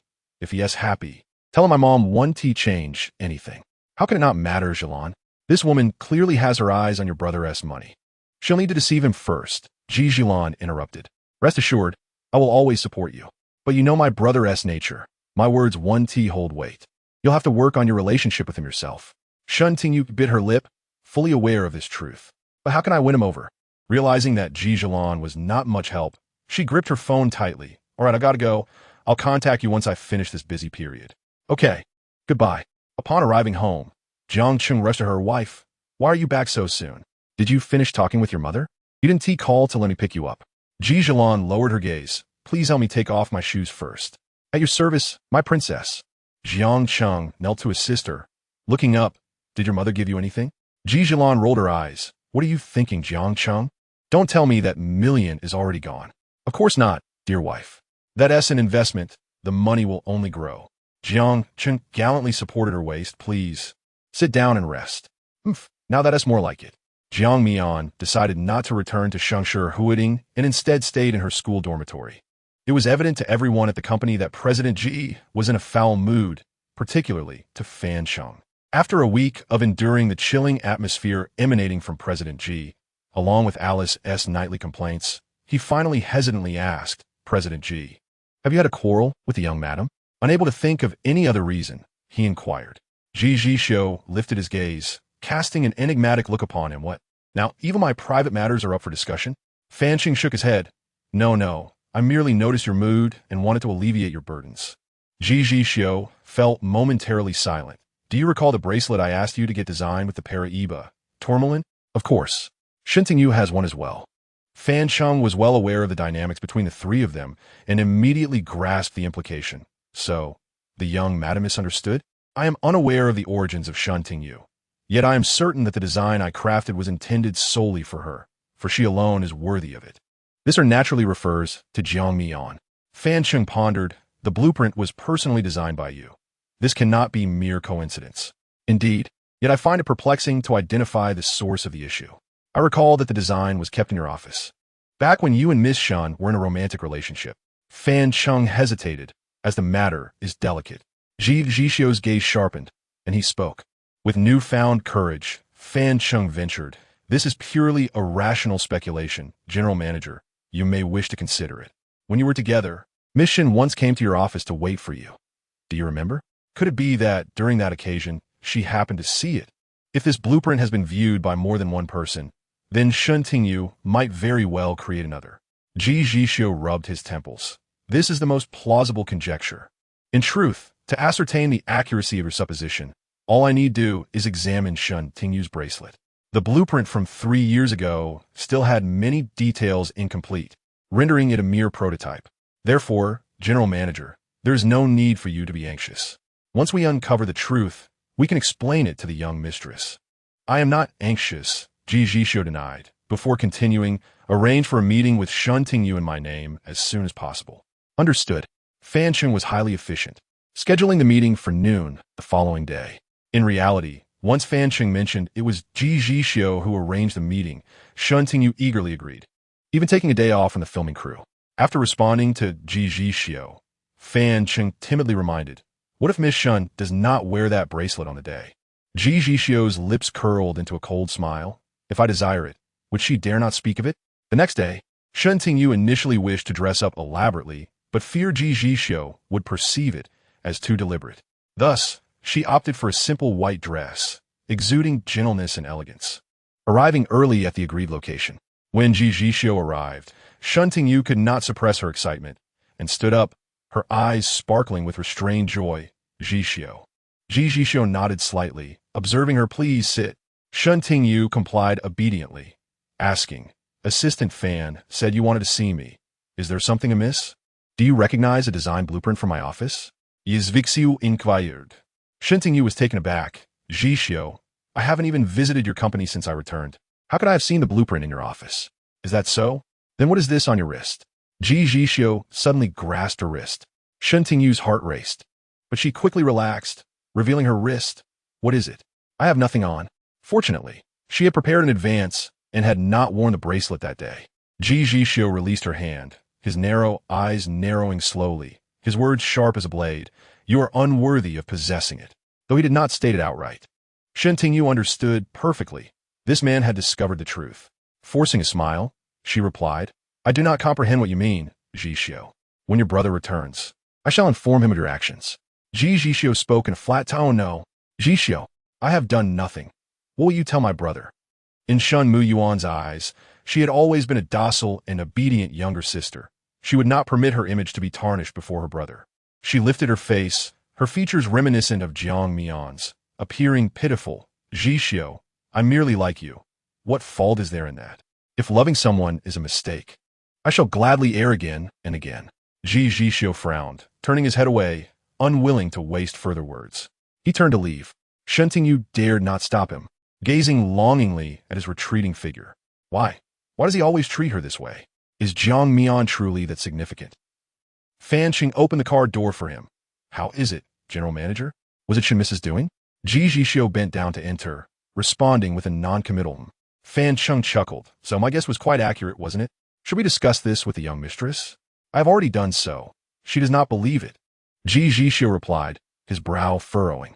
To Jiang Mian, he seemed like a heartless hypocrite, straddling two boats. What did you say? What else could I say? I simply stated it was impossible. Fan Cheng's expression shifted subtly. General Manager, your approach seems rather abrupt. That's not how one should handle such matters. What is wrong with my approach? Well, it's evident the young mistress is not receptive to your method. Otherwise, she would have forgiven you by now. Fan Sheng felt himself becoming an emotional expert. Then what should I do? Ji Zhixiu asked earnestly. To win a girl's heart, you must convey that she is the only one in your heart, that you will always treat her well and protect her for a lifetime, Fan Sheng articulated confidently. Ji Zhixiu glanced at him sideways, a smirk forming. Is that so? Then why have you not yet pursued Alice? Fan Sheng stammered, as if choked. She said she wants to enjoy the feeling of being pursued a bit longer. To be honest, she thinks I am too busy. The secretarial department may leave work on time, but Fan Sheng's schedule was entirely dependent on Ji Zhixiu. On multiple occasions, he had to cancel plans with Alice at the last minute. He felt guilty, but there was no alternative. Serving Ji Zhixiu was his willing duty. His words implied that Ji Zhixiu was the villain disrupting their romance, and Ji Zhixiu shot him a bemused glance. General Manager, trust me, that is not my intention. However, it would be splendid if I could have a day off today, given my achievements. Get lost, Ji Zhixiu chided with a chuckle. All right, Fan Sheng replied, feeling as if he had been granted a reprieve. He knew that Ji Zhixiu would likely have no time for him today and would undoubtedly seek out the young mistress. He deftly steered the conversation. General Manager, shall I take you to the young mistress's school? No need. You may exit. I will drive myself. Chapter 51. It is my love that is insufficient. Ji Zhixiu's car had been parked beneath Jiang Mian's dormitory for half an hour. He gazed at the brightly lit room above, hesitating for an unusual moment. In the dormitory, Ji Lanruo spritzed herself with perfume, checking her reflection in the mirror. Sisters, I want to be returning tonight. My brother is picking me up to attend concert. See you tomorrow. Jiang Mian smiled. You are quite restless. Do not forget to come back to revise your thesis. Ji Lanruo's smile faltered slightly before she pouted. Let's deal with tomorrow's matters tomorrow. If only I could be like you and pass in one go.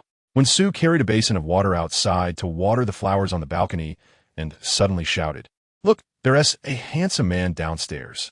His license plate has 4/8. Where? Let me see. Zhang Duo immediately jumped out of bed, craning her neck. Whoa. Who is he waiting for downstairs? Come quick and take a look.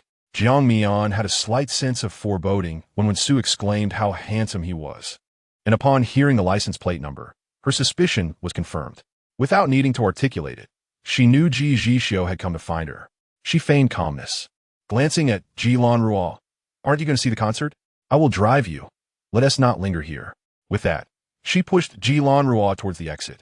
Hey, why are you sending me so close? Ji Lanruo's protest was caught in her throat.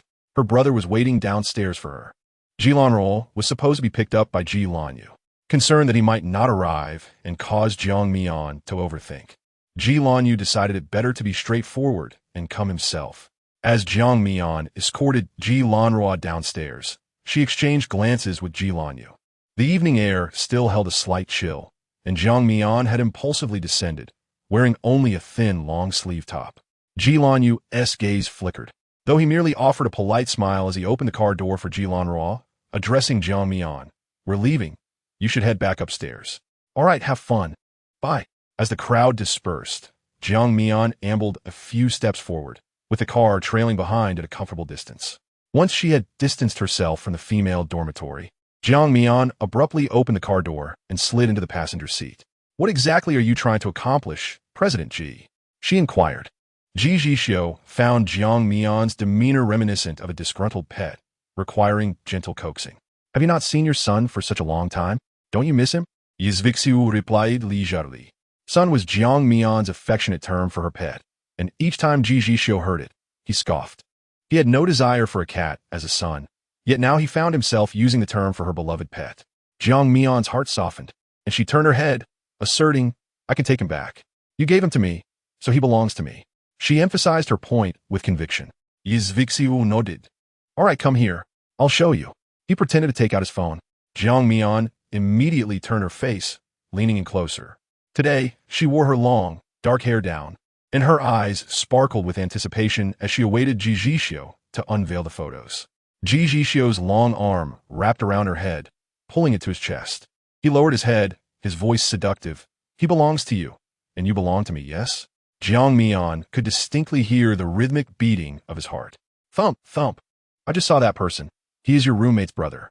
Ji Lanyu and Ji Lanruo bore a striking resemblance, unmistakably siblings. So, I am sorry. I shouldn't have lost my temper with you. Ji Zhixiu cradled Jiang Mian's face in his palm. The young woman's cheeks were soft and tender, her skin delicate to the touch. Ji Zhixiu gently rubbed her cheeks with his fingertips. Jiang Mian felt a warm breath against her neck, sending a tingling sensation coursing through her. She remained silent.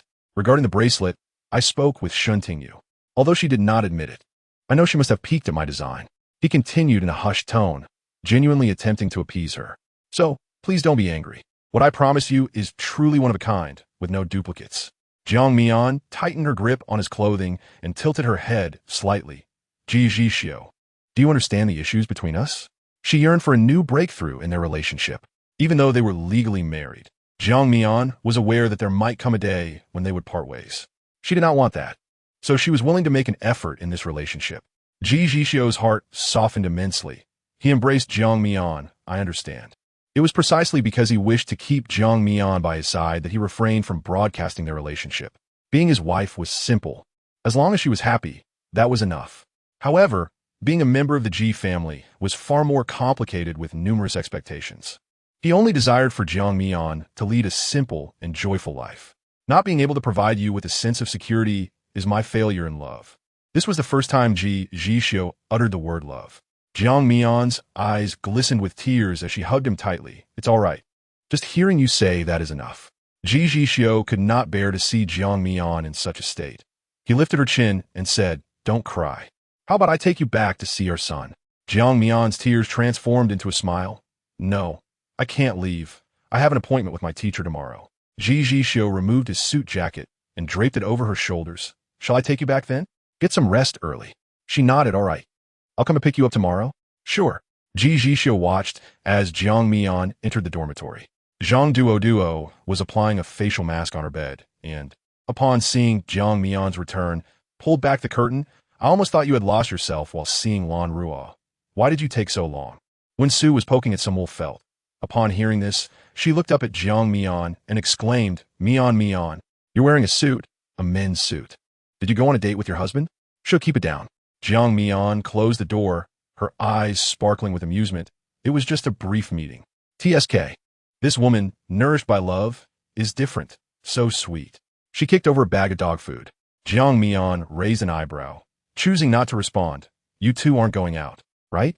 If not, I'll lock the door. Go ahead, lock it, Wen Su replied, putting down her wool felt. I won't poke anymore. I fear I might blind myself. Then you go ahead. I'll turn off the lights. Once Wen Su climbed up, Jiang Mian turned on her phone's flashlight, switched off the lights, and climbed into bed. Habitually, she checked her phone before sleep and discovered a photo sent by Ji Zhixiu. The man held the plump body of the little fish, and its tail swatted against his face. Jiang Mian couldn't help but chuckle at the sight of cat hair on Ji Zhixiu's clothes. She opened the picture in full size and saved it. Time flew by swiftly.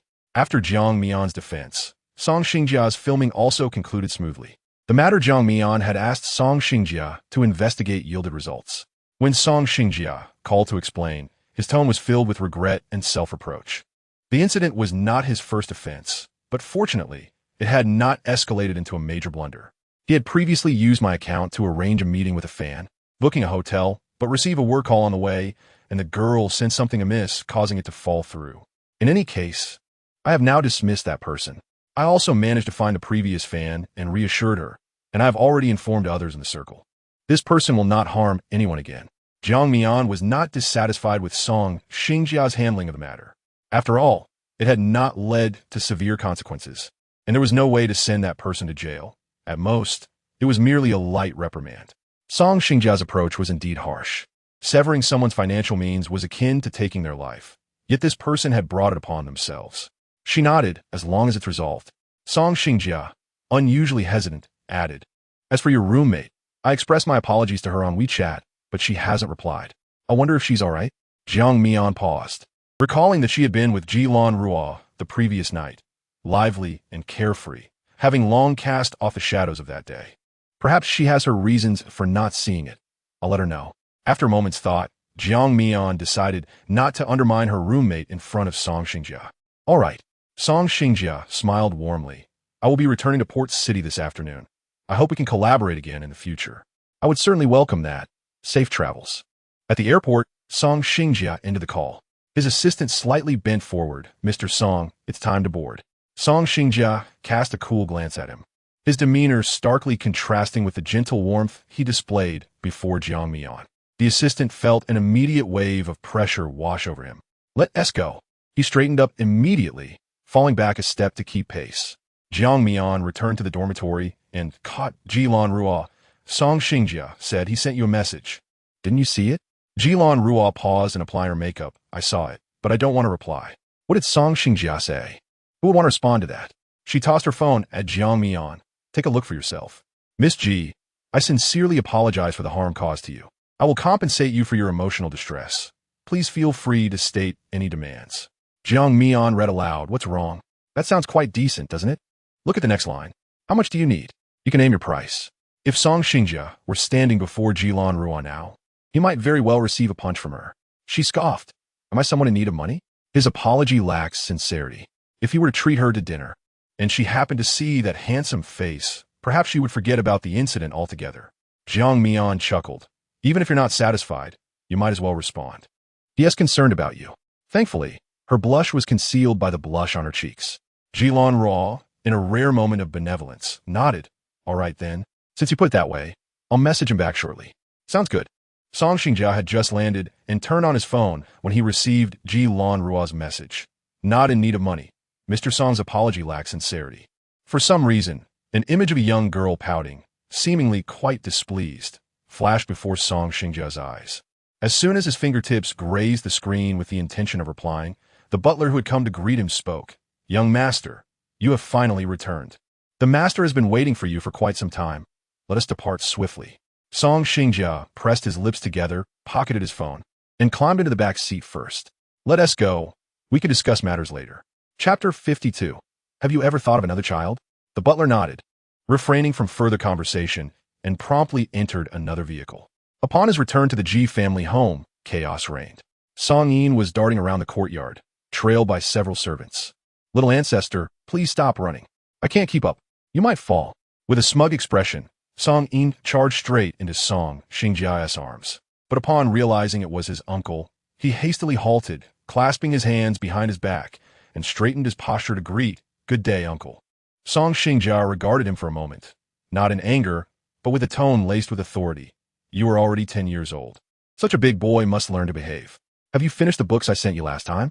Song Yin, generally unafraid of his parents, felt a tinge of trepidation in the presence of this uncle. He obediently replied, "Not yet." "Then why not go read them?" The servants finally caught up, greeting Song Xingjia in unison. "Young master, we shall escort the young master away." Once they departed, Song Xingjia gazed at the retreating figure, a hint of complexity shimmering in his eyes. In the main hall, Song Xingji awaited his younger brother's return, exhaling in relief upon seeing him. He dismissed all the servants and turned to Song Xingjia, saying, "Xingjia, as brothers, I shall dispense with pleasantries. Now that Ian is merely 10 years old and my health is failing, I hope you will take the reins of the Song family." Song Xingjia's eyes betrayed no joy. He simply replied, "Elder brother, you know well my ambitions lie elsewhere." A flicker of sorrow crossed Song Xingji's expression. "Xingjia, you understand that my marriage to your sister-in-law was to secure our family's interests. With numerous distant relatives and company shareholders eyeing us with malice, eager to see my downfall.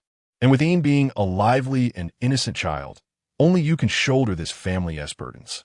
Song Xingjia set down the antique teacup and turned to him. "I have not returned to assist you. What is there to fear?" Seeing his brother's return provided Song Xingji with some comfort. "What about your work?"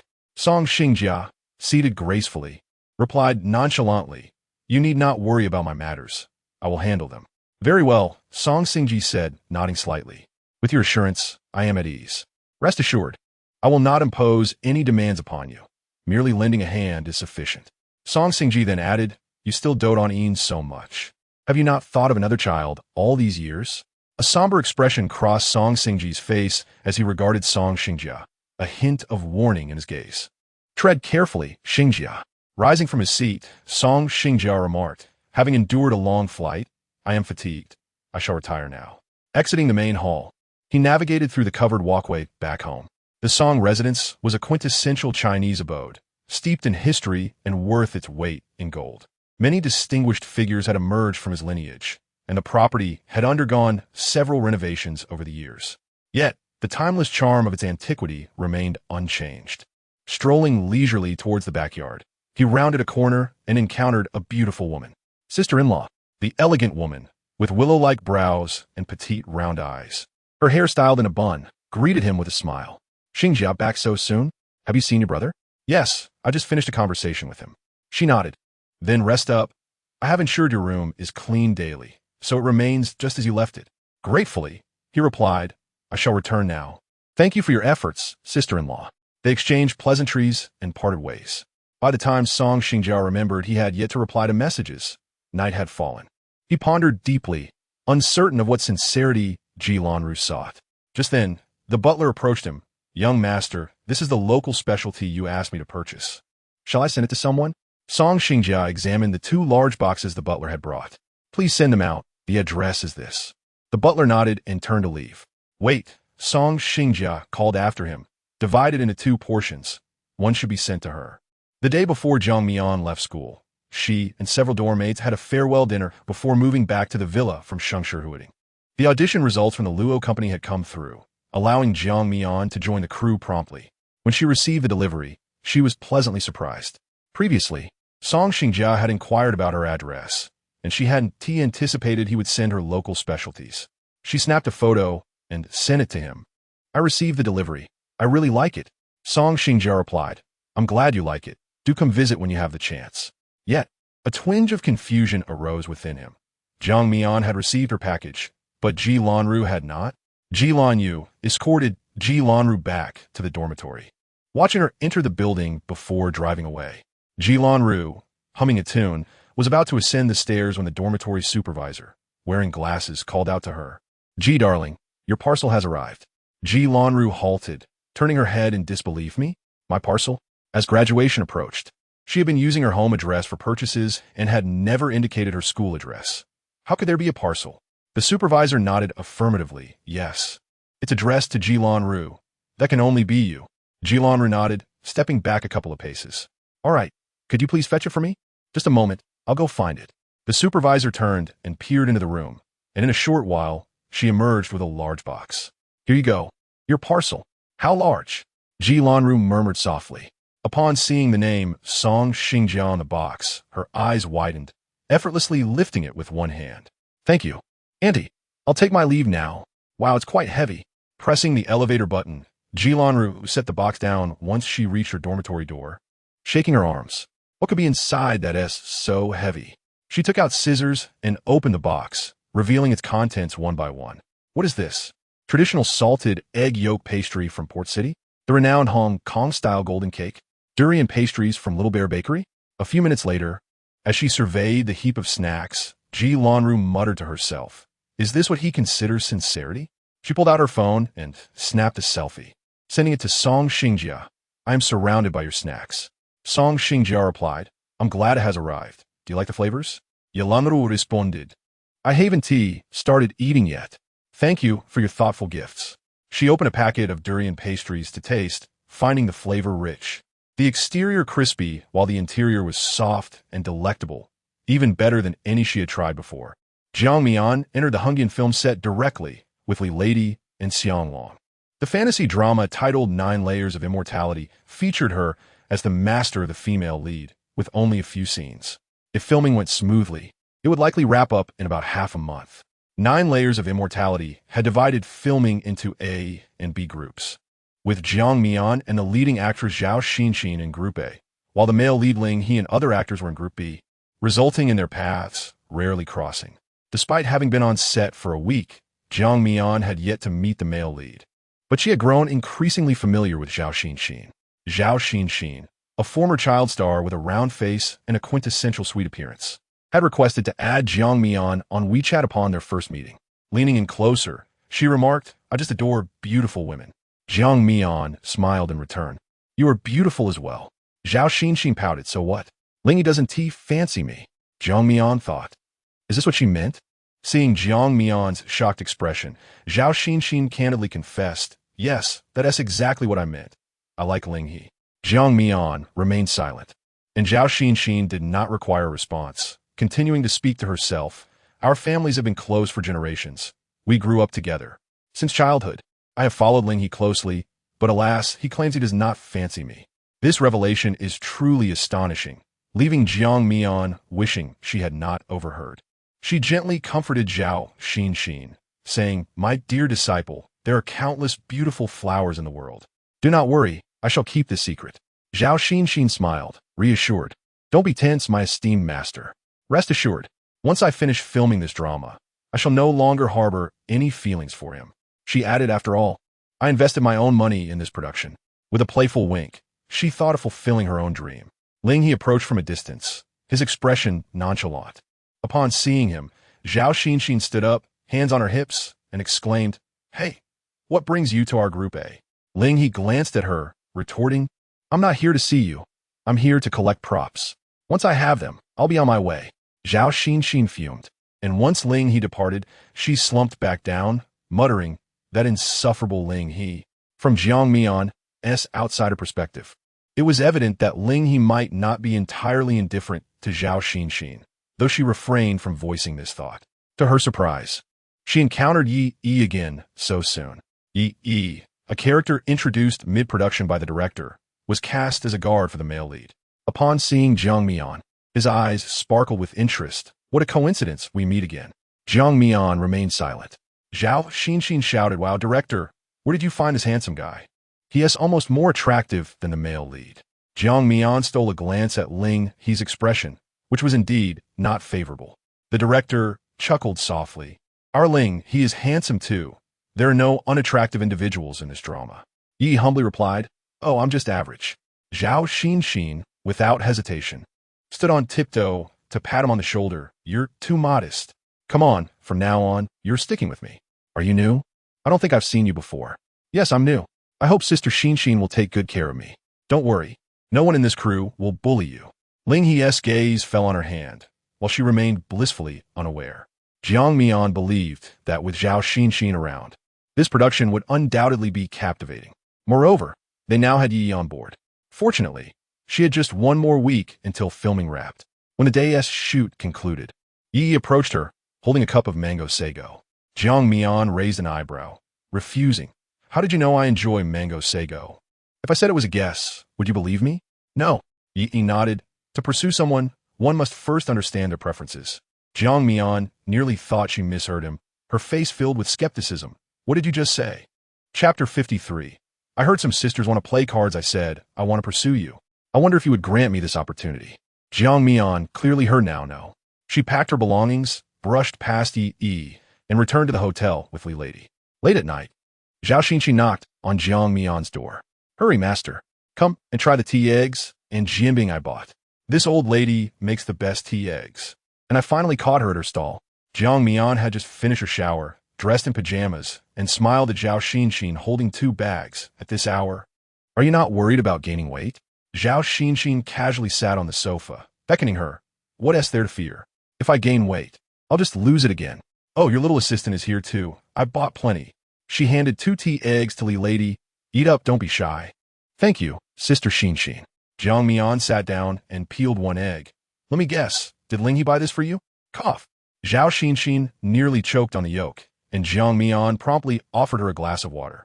After she drank, regaining her composure, Zhao Xinxin gazed at Jiang Mian in shock. "How did you know?" "Just a guess." Zhao Xinxin beamed at being correctly guessed. "He does listen to me on these matters. But then again, if he didn't help me, I would report him to Uncle Ling and Aunt Ling." While filming, Aunt Ling made it clear he should take good care of me. She continued munching on the jianbing, resembling an adorable little hamster. Jiang Mian smiled. "With such a great opportunity, why didn't you seek him out? Don't you have a scene with him tomorrow? Shouldn't you practice beforehand?" Zhao Xinxin paused. "All right, then added, but never mind, I'll skip it." She waved her hand. "You don't know. He has many quirks.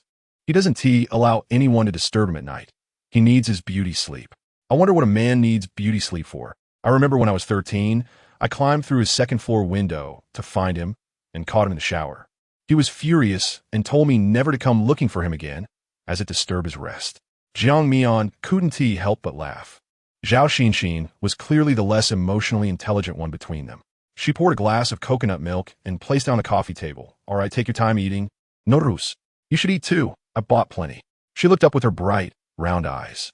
Half an hour later, Zhao Xinxin was full, letting out a burp, and laughed sheepishly. Suddenly, a mischievous idea struck her, and her eyes lit up. Sisters, would you like to play cards? Jiang Mian hesitated. Are you truly planning to stay up all night? Oh, it's no problem. We have night scenes to shoot tomorrow anyway. Besides, after eating so much, how can I sleep? She tugged at Jiang Mian's sleeve, blinking her big eyes adorably. Good sister, just a little game. Seeing Jiang Mian's expression soften, Zhao Xinxin immediately raised her hands in cheer. Yay, master! I knew you'd be the best to your disciple. Wait, I'll go call people now. The lady watched her lively figure and thought, she is truly vibrant and charming. 5 minutes later, Zhao Xinxin returned with Yi. Look, I brought a new deck of cards. Yi smiled. I heard some sisters wanted to play cards, so I rushed over to join you. Jiang Mian pulled Zhao Xinxin aside and whispered, why didn't you invite Ling He? Huh? Him? Zhao Xinxin laughed heartily. Master, let us skip him. He could never play cards. He has been a good student his whole life. How could he possibly know how to play? She shook her head. Quick, sit down. We're just right with 4 players. Ooh, am I playing too? Zhao Xinxin patted her shoulder, entrusting her with the task. Yes, you're playing too. I trust you. The 4 of them cleared the table and sat cross-legged. Zhao Xinxin stroked her chin. Let us not play for money. It's boring. If we lose, how about truth or dare? Yi leisurely raised his hand. I'm all for that. Zhao Xinxin felt as if she had found a kindred spirit and high-fived him. Great. What about you two? Jiang Mian nodded. That sounds fine. Li Lady had no objections. The 4 shuffled the cards and began. In the first round, luck would have it that Jiang Mian lost. Zhao Xinxin rubbed her hands excitedly. Master, what do you choose? Jiang Mian replied without hesitation. Truth. Zhao Xinxin tilted her head, pondering. Name someone you like in the industry. Song Xingjia. Ah, Song the great actor. I like him too. He is so handsome. Yi chuckled, finding himself out of place among the young girls. Finally, Jiang Mian awaited Yi's turn to lose, disregarding Zhao Xinxin's thoughts, and directly asked, what about your family background? A sly smile flickered in Yi's eyes. I haven't even chosen truth yet, asking that might lead to misunderstandings. However, since you wish to know, I have nothing to hide. My parents have passed away. I'm just an ordinary rich person. You all know I joined the group midway, so I came in with funds. Zhao Xinxin gave him thumbs up. I admire your honesty. Do well in your role. If you hold us back, we'll scold you. Nightwing remained composed, his heart steady, assured in his confidence. Jiang Mian, though skeptical, refrained from further comment. By the time Zhao Xinxin had thoroughly enjoyed herself, it was already 1 a.m. She tidied the table and stood up, announcing, I'm done, master. I'm leaving now. I'm utterly exhausted. I'll leave the cards here for you. I'll come back to play next time. Without waiting for Nightwing's reply, she pulled him up, urging, let us go, let us go. I could tell you're tired too. Nightwing cast a brief glance at Jiang Mian, nodded, and agreed. As they opened the door, they were met by Ling He, who stood at the threshold, his expression darkening further upon seeing the 2 of them together. Zhao Xinxin's drowsiness vanished instantly. She straightened her back, feeling an inexplicable sense of dread. She inwardly lamented, this is it. Seeing the 2 of them frozen at the door, Jiang Mian approached, inquiring, what's wrong? Upon spotting Ling He, she understood the situation and cleared her throat awkwardly, explaining, we were just playing cards together. Xinxin wanted to invite you, but she didn't want to disturb you, so she let it go. Ling He nodded. This girl has troubled you. I was just coming to take her back. He then glanced at the petite girl who barely showed above the doorframe, grunting, aren't you coming with me? Zhao Xinxin followed him, and the 2 walked away. Jiang Mian observed the man still standing at the door, a mischievous glint in her eyes. It's getting late. You should rest too. With that, she firmly shut the door, causing Nightwing to stumble back a couple of steps. Ling He escorted Zhao Xinxin back to her room. Once inside, she nervously looked up. All right, I'm back. You should go rest too. By the way, why are you still awake at this hour? If your assistant Hen T told me, I wouldn't have known you had so much free time at night. Did you memorize your lines? Happy, didn't T memorize? Zhao Xinxin replied weakly. She was perplexed by Ling He's sudden fierceness. Could it be that he was upset she and T invited him to join? That wouldn't T do. She poked Ling He playfully. Hey, I didn't mean to leave you out. I thought you were asleep. You usually sleep early, right? Ling He gritted his teeth. Zhao Xinxin. Zhao Xinxin jumped in surprise. What's wrong? Don't be mad at me. Hick. Unexpectedly, she burped in front of him, feeling utterly defeated. Pouting, she lamented. It's all your fault. Hick. Scaring me. Ling He nearly lost his composure, stifling a laugh. What have you eaten tonight? I told you to eat smaller portions more often. Why don't you listen? Zhao Xinxin felt her heart shatter. I knew it. Hick. You think I eat too much, just like my ungrateful manager. Ling He sighed and retrieved a cup of honey water from behind him, taking a sip. Zhao Xinxin's face instantly brightened with glee. What's this? Did you bring me honey water? Hick. Oh, Ling He, you're so sweet. Love you. Ling He's countenance shifted, gripping her by the nape. Don't say that casually. Let go. I want a drink, she protested, clutching the cup tightly, puffing her cheeks. Why can't I say it? Ling He, do you really dislike my affection so much? Hick. I love you and I love my dad. My mom, Uncle Ling, Aunt Ling, everyone who treats me kindly. You love me only because I'm good to you? He queried. Of course. Why would I like you if you were unkind? Ling He's expression grew complicated. Finish your drink and get some sleep. I'm leaving. Zhao Xinxin kicked her shoes across the room, hitting the door. What a nuisance, Ling He. You should be removed from my list of potential husbands. She muttered under her breath, downing the honey water in one go before collapsing onto her bed.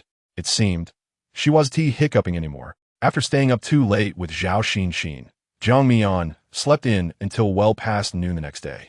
Groggily opening her eyes, she instinctively reached out to her side, but found it empty, jolting her awake and nearly making her believe she was still at the villa. Li Lady entered the room and approached. Awake, Mian Jia? I brought you lunch. Jiang Mian yawned. Awake, Lady. You're up quite early. Used to it. Li Lady smiled. I just saw Xinxin up too. She was taken by Ling He for a meal.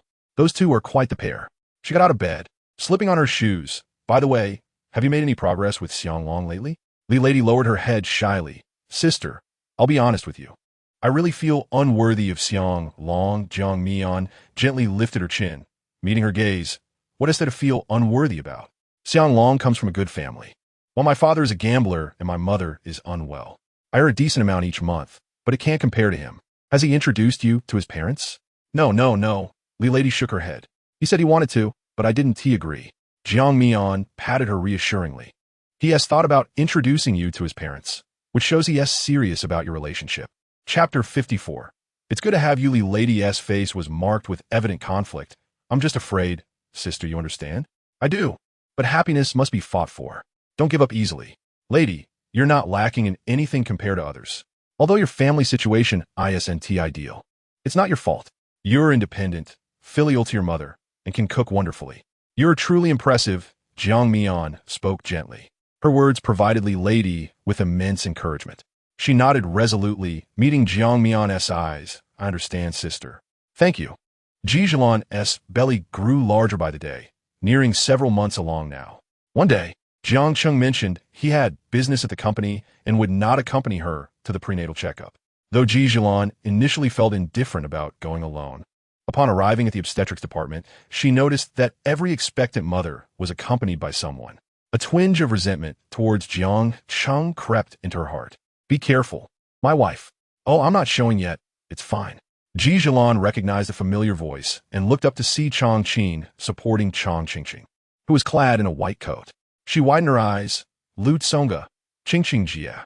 Chang Qin raised his head. Ah, it's Jilan. Chang Qingqing smiled gently. What a coincidence. Are you here for checkup too? Is Qingqing Jia expecting? Yes. Does everyone know? Yes. We've informed relatives and friends. Chang Qin nodded slightly, guiding Chang Qingqing a few steps forward, whispering, let us sit for a bit. Ji Zhixiu felt a pang of bitterness. Ever since marrying Jiang Cheng, she felt detached from her former circle of friends. Whenever her old friends invited her out, she hesitated to go. Chang Qin pulled out some prepared cookies, feeding them to Chang Qingqing. Have a bite. You didn't eat much this morning. It's your favorite mango flavor. I'm not hungry. All right. I'll have a little. You eat too. After she finished, Chang Qin offered her a cup of water. Seeing this, Ji Zhixiu felt her eyes sting. She abruptly stood up. It's my turn. I'll go in first. Qingqing Jia, you two wait here. Chang Qin didn't even look up. Go ahead. Once she left, Chang Qingqing playfully scolded him.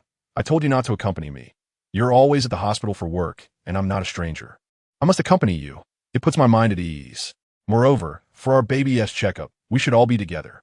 Chang Qingqing felt a rush of sweetness. Squeezing Chang Qing's hand. Ah Qing, it's wonderful to have you.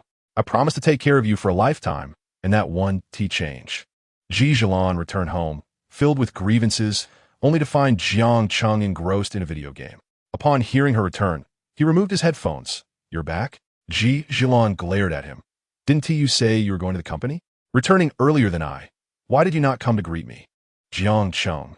With the hospital this close, what is there to greet? Even driving would barely cover my fuel costs. Ji Zhixiu forcefully tossed her bag onto the bed. Jiang Cheng. Do not forget how you came to be in this position. Yes. It is all thanks to you, Miss Ji. Without you, I would have starved long ago.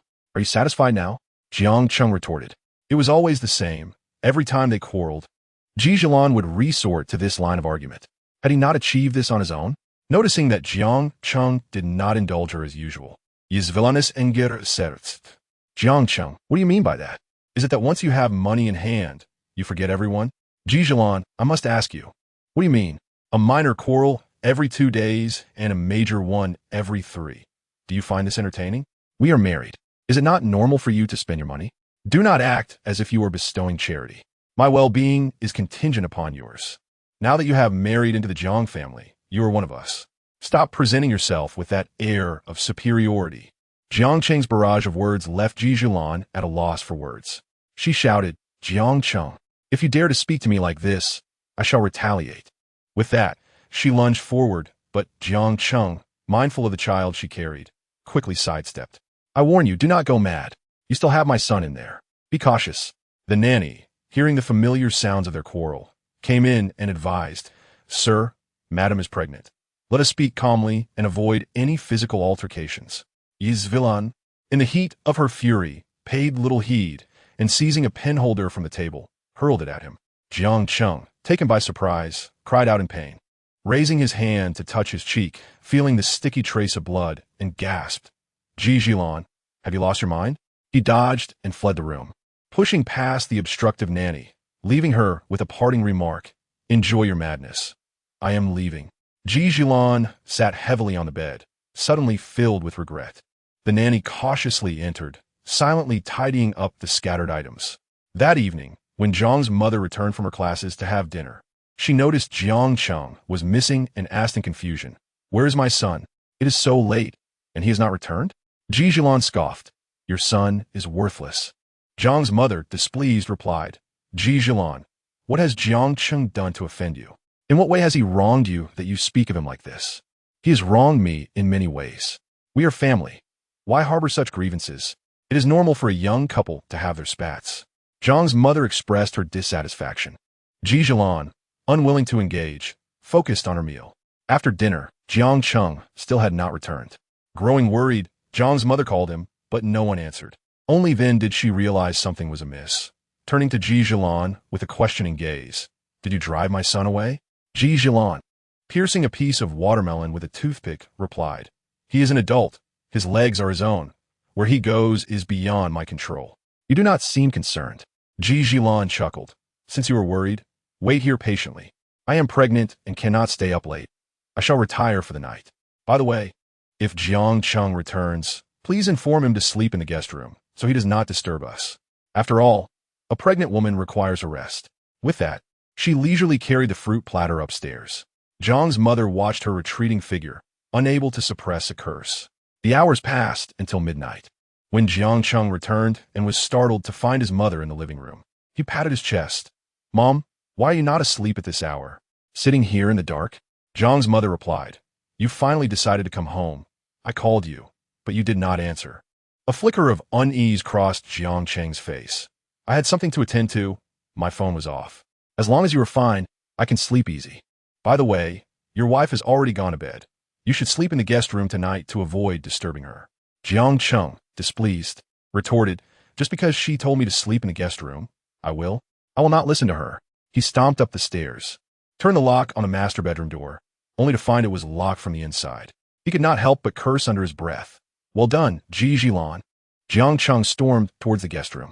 The next morning, upon seeing Jiang Cheng had been humbled the night before, Ji Zhixiu could not help but call out, After all, it is much more comfortable to sleep alone. Last night was indeed a night of good rest. Zhang's mother did not perceive anything amiss and nodded. You are pregnant. Your emotions can be quite volatile. If you find Jiang Cheng bothersome, perhaps sleeping alone is best. Jiang Cheng, feeling somewhat put out, glanced at Ji Zhixiu. Early in the morning, why do I feel you are up to no good again? Ji Zhixiu feigned innocence. Mom, look at your son. How can he say such things about me? I was only being kind. Jiang Cheng did not mention their quarrel to his mother. Knowing Ji Zhixiu was certain he would refrain from discussing it to avoid worrying her. As anticipated, Zhang's mother sided with Ji Zhixiu. Jiang Cheng, speak more courteously. Do not upset your wife. By the way, I just noticed your face. What happened to your injury? Zhang's mother inquired. With an ambiguous expression, Jiang Cheng glanced at Ji Zhixiu. It is nothing. I just bumped into something in the dark last night. Zhang's mother, filled with concern, exclaimed, How careless of you. She reached to cup Jiang Cheng's face, examining it closely. Remember to turn on the lights next time. Understood? We are not short on a few extra coins. Understood, Mom. It is not serious. Just some ointment will suffice. After finishing her new drama, Shen Tingyu returned to Kyoto and promptly dialed Ji Zhixiu's number. Zhixiu, do you remember the promise you made last time? I will treat, and you bring Lu Tsong and the others for dinner. Fearing Ji Zhixiu might refuse, Shen Tingyu hesitated. Unfortunately, my brother is not home. Otherwise, everyone would be gathered. You will come, right? Ji Zhixiu. After a moment of silence, so prolonged that Shen Tingyu nearly thought he would not respond, finally replied with a soft followed by, Send me the address. Shen Tingyu felt a surge of joy. Fuyun Tower, tomorrow night. Just mention my name. Understood. With that, he hung up the phone without hesitation. He then informed Lu Tsong and the others, who promptly rushed over to the Ji family. Lu Tsong lounged on the sofa in Ji Zhixiu's office, munching on the snacks that Fan Sheng had bought. Ji Zhixiu cast a glance down at him. Get out of here and eat. Lu Tsong pouted. I'm sitting here, miles away from you, and you think your cleanliness will be compromised? He finished the remaining snacks in a few bites. Discarding the rubbish. Has Mu Yuan mentioned when he is returning? Ji Zhixiu replied steadily. Next week. Lu Tsong clicked his tongue, wishing Mu Yuan could see what his sister was truly like. Ji Zhixiu lowered her eyelids, expressionless as she flipped through a document. Do you truly believe he is unaware of Shen Tingyu's character? Lu Tsong widened his eyes. What do you mean? Speaking to you is futile. Lu Tsong rolled his eyes. Fine, you are right, President Ji. Stop looking at the documents. It has been ages since we had a drink together. He rose and approached the table, closing the files. Come on, let's go to Seattle for a few drinks. Chongqing is coming later. It has been a while since we gathered. Chapter 55, Not Far from Divorce. Fearing Ji Zhixiu might decline, Lu Tsong leaned over his desk. I brought 2 new types of wine. Want to give them a try? I know your sister-in-law is not home, so you must be lonely. Let's go out and unwind. In Seattle, Ji Zhixiu crossed his legs, gently swirling a glass of red wine in his hand. His handsome visage, illuminated by the light, appeared even more enigmatic, inciting an irresistible desire to uncover its depths. Chongqing glanced at his watch. I must head back by 10. Just wanted to give you a heads up. I need to go soothe Qingqing to sleep. Lu Tsong, I see. By the way, how has Zhilan been lately? Ji Zhixiu, exhibiting a touch of nonchalance, lazily replied. I'm not sure. However, my mother has given her some pocket money, so she shouldn't be doing too poorly. Just a few days ago, I spotted her at the hospital, going for a checkup alone. Chongqing remarked. Ji Zhixiu chuckled softly, as expected. If this marriage lasts a year, I shall consider it a defeat. Chongqing, feeling the urge for a cigarette, retrieved 2 pieces of gum from his pocket and chewed on them. Since this relationship began, no one has been optimistic about it. Lu Tsong sighed. Your brother isn't holding her back at all. I tried, but she wouldn't listen. They're adults now. Shouldn't they consider the consequences of their actions? Ji Zhixiu lifted his glass, taking a sip of wine, slightly tilting his neck to reveal his charming Adam's apple. Chongqing, speaking of which, what about you? ISNT your mother, trying to set you up with someone? Lu Tsong grinned mischievously. I found a way to handle that. I consulted a master who told my mother that I must maintain my status as a bachelor to ensure everything goes smoothly until marriage. Chongqing gave a thumbs up. Impressive. Keep it low-key. By the way, I believe the person I found has some skill. Although she is quite young and female, I think she has a knack for it. She mentioned that my brother-in-law will be returning soon, making my sister very happy. Even my sister is quite fond of her. Lu Tsong stroked his chin. What was her name again? Qin Xiaoyan? Should I recommend her to you? Ji Zhixiu declined, No need, there's nothing to predict. Chongqing shook his head. No thanks.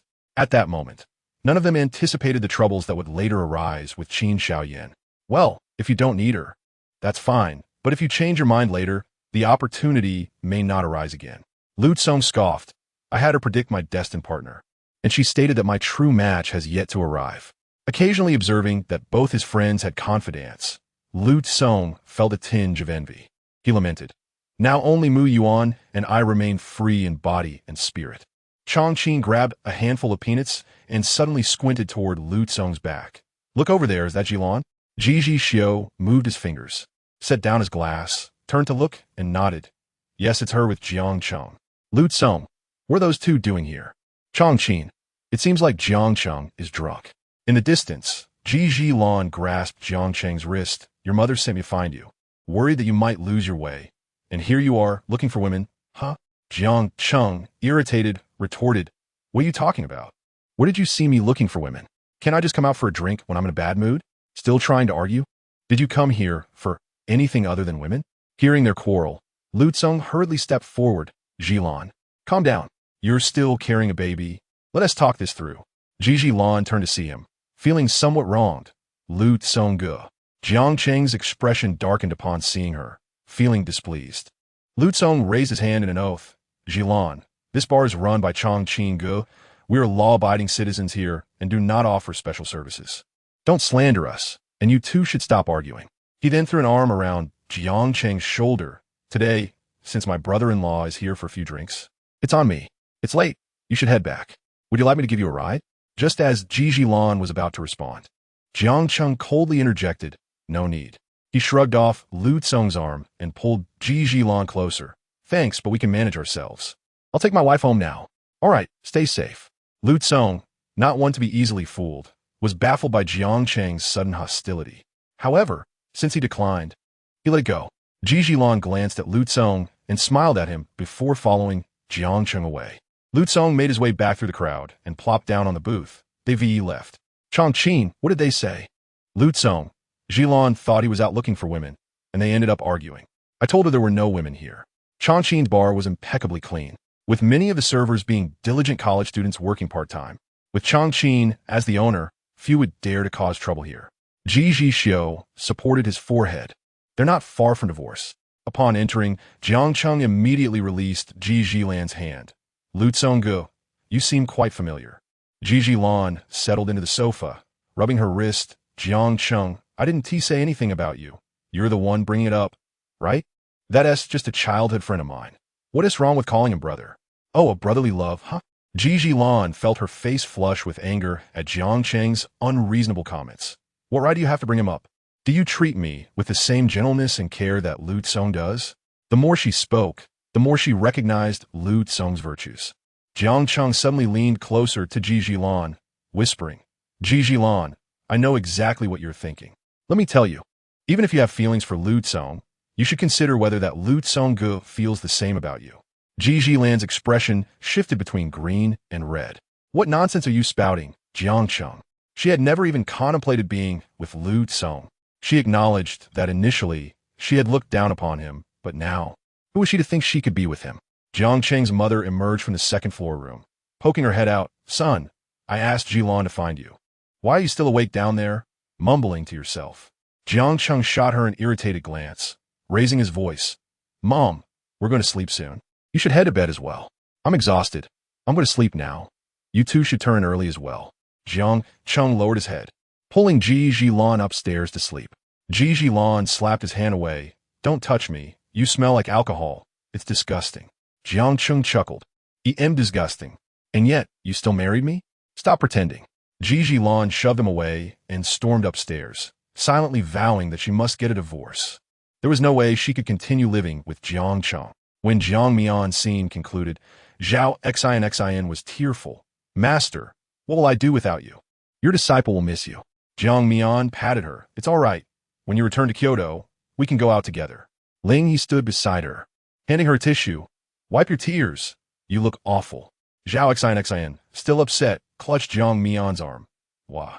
I will miss you, master. Night Wing, standing nearby, coolly remarked, if you delay any longer, you'll miss your flight. What? Zhao Xin immediately released her grip. Then you should hurry and go. After finishing this drama, I'll come to Kyoto to visit you. Jiang Mian nodded. Just text me when you're back, and also... She leaned in closer. Good luck. I'm rooting for you and Ling He. Zhao Xin suddenly turned bashful. Really? Really?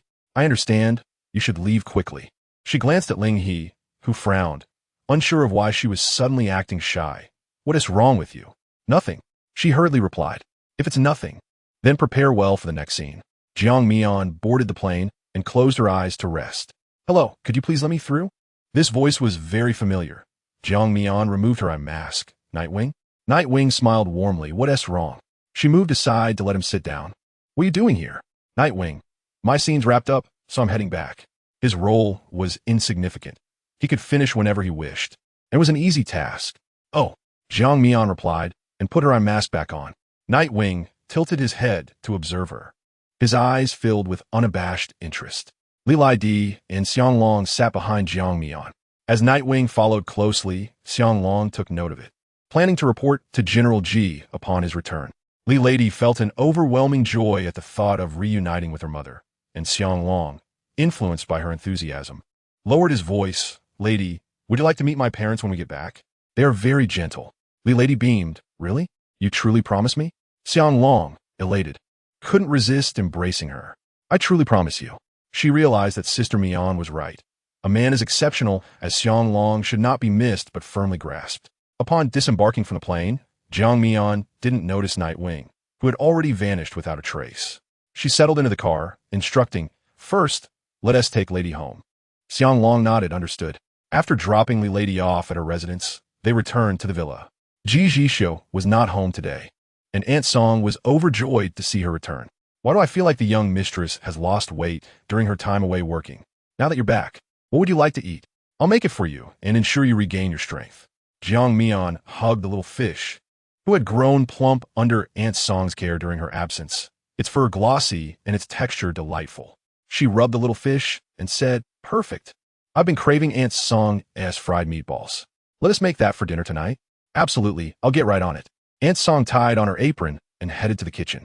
Jiang Mian didn't stop her, for Aunt Song. The greatest affirmation of her efforts was when everyone relished her cooking. Jiang Mian dialed Ji Zhixiu's number, her tone sweet, darling. Ji Zhixiu, with a pen scratching across a document worth 20 million, remained unfazed. You're back? Yes, I am. Why didn't you let me know? I would have come to pick you up. Jiang Mian smiled. I wanted to surprise you with dinner when you returned. The notion of dinner, a simple domestic reminder, was one he had envisioned countless times. Ji Zhixiu chuckled softly, his eyes brimming with warmth. I'll come home now. Chapter 56. Unexpected. Jiang Mian simply wished for him to return home early that night, yet she was taken aback when Ji Zhixiu indeed arrived half an hour later. After a long separation, Jiang Mian leaped into his embrace. Meeting his gaze, Ji Zhixiu playfully pinched her earlobe, his tone affectionate. You seem to have lost some weight. Jiang Mian had indeed not eaten much lately, and upon hearing this, she straightened up joyfully. Really? That's wonderful. No need to pursue an excessively slender figure. You're not overweight. Besides, you look splendid as you are, pleasant to hold. His voice held a teasing note by the end. Jiang Mian let out a soft hum, leaning against him, and then recalled an important matter I've been wanting to return to. Jiang Nan. She slightly lifted her eyelids, realizing that throughout their time together, she had seldom shared her own story, much like how she knew little of Ji Zhixiu's family. Before he could inquire, she spoke. I'm from Jiangnan. You might not know that. I grew up with my grandmother in the water towns of Jiangnan. After she passed away, I ventured to Kyoto alone. She glossed over the painful years, tightening Ji Zhixiu's heart with a wave of sorrow. How did he not know? He was aware of every detail about her. What about your parents? Ji Zhixiu couldn't help but ask. Jiang Mian fell into contemplation, eventually shaking her head. I don't know. I've never met my father, and my grandmother never mentioned him. As for my mother, I saw her a few times in my childhood. But later I heard my grandmother say she left and never returned. I must be a child abandoned by my parents, with only my grandmother to take me in. Jiang Mian spoke softly, a hint of despondency on her face. Do not dwell on such thoughts. Ji Zhixiu interrupted her gently. Jiang Mian snapped back to reality. Try to recall? Actually, after all these years, I think I've forgotten what she looks like. Even if she were to stand before me now, I might not recognize her. Let us not stray too far. I wish to return and see my grandmother. Jiang Mian tugged at his arm. Ji Zhixiu lowered his gaze. Tenderly brushing a stray hair away from her ear, I will accompany you. He too wished to visit the kind old woman and assure her that he would take good care of Jiang Mian. Surprised by his willingness to accompany her, Jiang Mian's lips curled into a smile. All right, I'll take you to meet my family. From now on, you have me by your side, Mian. I will always be with you. Ji Zhixiu could tell that the mention of her grandmother saddened the young girl. Jiang Mian rested her head on his shoulder. Ji Zhixiu, sometimes I feel so unfilial. You know, after burying my grandmother, I haven't been back to see her even once in these years. I can't bear to think about it. Just the thought of her absence and the memories of the past makes me feel so sorrowful. Memories can be so haunting. Ji Zhixiu gently caressed her back, patting her softly. I know, your grandmother is always with you. She will bless you with peace and health. Ji Zhixiu's voice had never been so gentle before. He spoke softly, fearing to disturb Jiang Mian. Her heart swelled with emotion. Without parents, and with her grandmother long gone, she had walked alone for far too long until she met Ji Zhixiu. The dreams that once seemed unattainable could indeed come true. She found solace in this man's gentle care. Ji Zhixiu shifted the topic. Tomorrow, I'll take you out for dinner. It's a gathering hosted by Shen Tingyu. Jiang Mian blinked. Is it just us, or are there others? Ji Zhixiu playfully tapped her nose. Of course, there will be Lu Tsong and others. What is the occasion for such a gathering? You'll find out when the time comes. Jiang Mian nodded. I'll go upstairs to pick an outfit. She stood and headed to the second floor, returning to the master bedroom. She opened a drawer and found the bracelet that had fallen previously, thankfully still tucked in the corner. Jiang Mian picked it up, carefully wiped it clean, and put it back on her wrist. The next day, Jiang Mian and Ji Zhixiu set off together to the designated location. In a private room, Lu Tsong and Changqin were already present. As the door swung open, Shen Tingyu smiled, ready to speak, but her expression froze upon seeing Jiang Mian. Nevertheless, she addressed Ji Zhixiu. You both are here. Lu Tsong waved at Jiang Mian. Xiaoge, little sister-in-law, come sit with me. Jiang Mian replied. Let us sit with you. I want to sit with Qingqing. Not sitting with Ji Zhixiu delighted Shen Tingyu, who was about to insert herself between them when Lu Tsong plopped down and declared, Then I'll sit in between you two. Shen Tingyu gritted her teeth silently, cursing Lu Tsong for his lack of tact. She stood to pour tea for Ji Zhixiu, having meticulously dressed to leave a good impression on him, only to find Jiang Mian's simple appearance far more eye-catching. Jiang Mian raised her cup. Miss Shen, would you mind pouring me a cup as well? Shen Tingyu smiled, showing no reluctance, of course. I wouldn't mind at all. Changqin looked up. Everyone's here. Let us serve the dishes. Shen Tingyu nodded. I'll have them arrange it right away. The meal unfolded more peacefully than anticipated, with Shen Tingyu genuinely behaving well, which put Jiang Mian at ease. It must be said that Shen Tingyu chose a splendid venue. The dishes were delicious and well-prepared. Even the picky pregnant Qingqing relished it and managed to have 2 bowls of snow fungus soup. After the meal, Shen Tingyu said, My car is at the wash. Could you give me a ride, Zhixiu? Before Ji Zhixiu could respond, Lu Tsong interjected, I can take you. Is that all right, Tingyu? Shen Tingyu felt her smile wavering, observing the man's indifferent demeanor. She nodded firmly. Of course, why not? Let us go then. We'll take my car. Before she could bid farewell, Lu Tsong had already dragged her away, casting a lingering glance at Ji Zhixiu, who remained oblivious. Upon returning to the villa, Jiang Mian fiercely embraced the man and planted a kiss on his lips.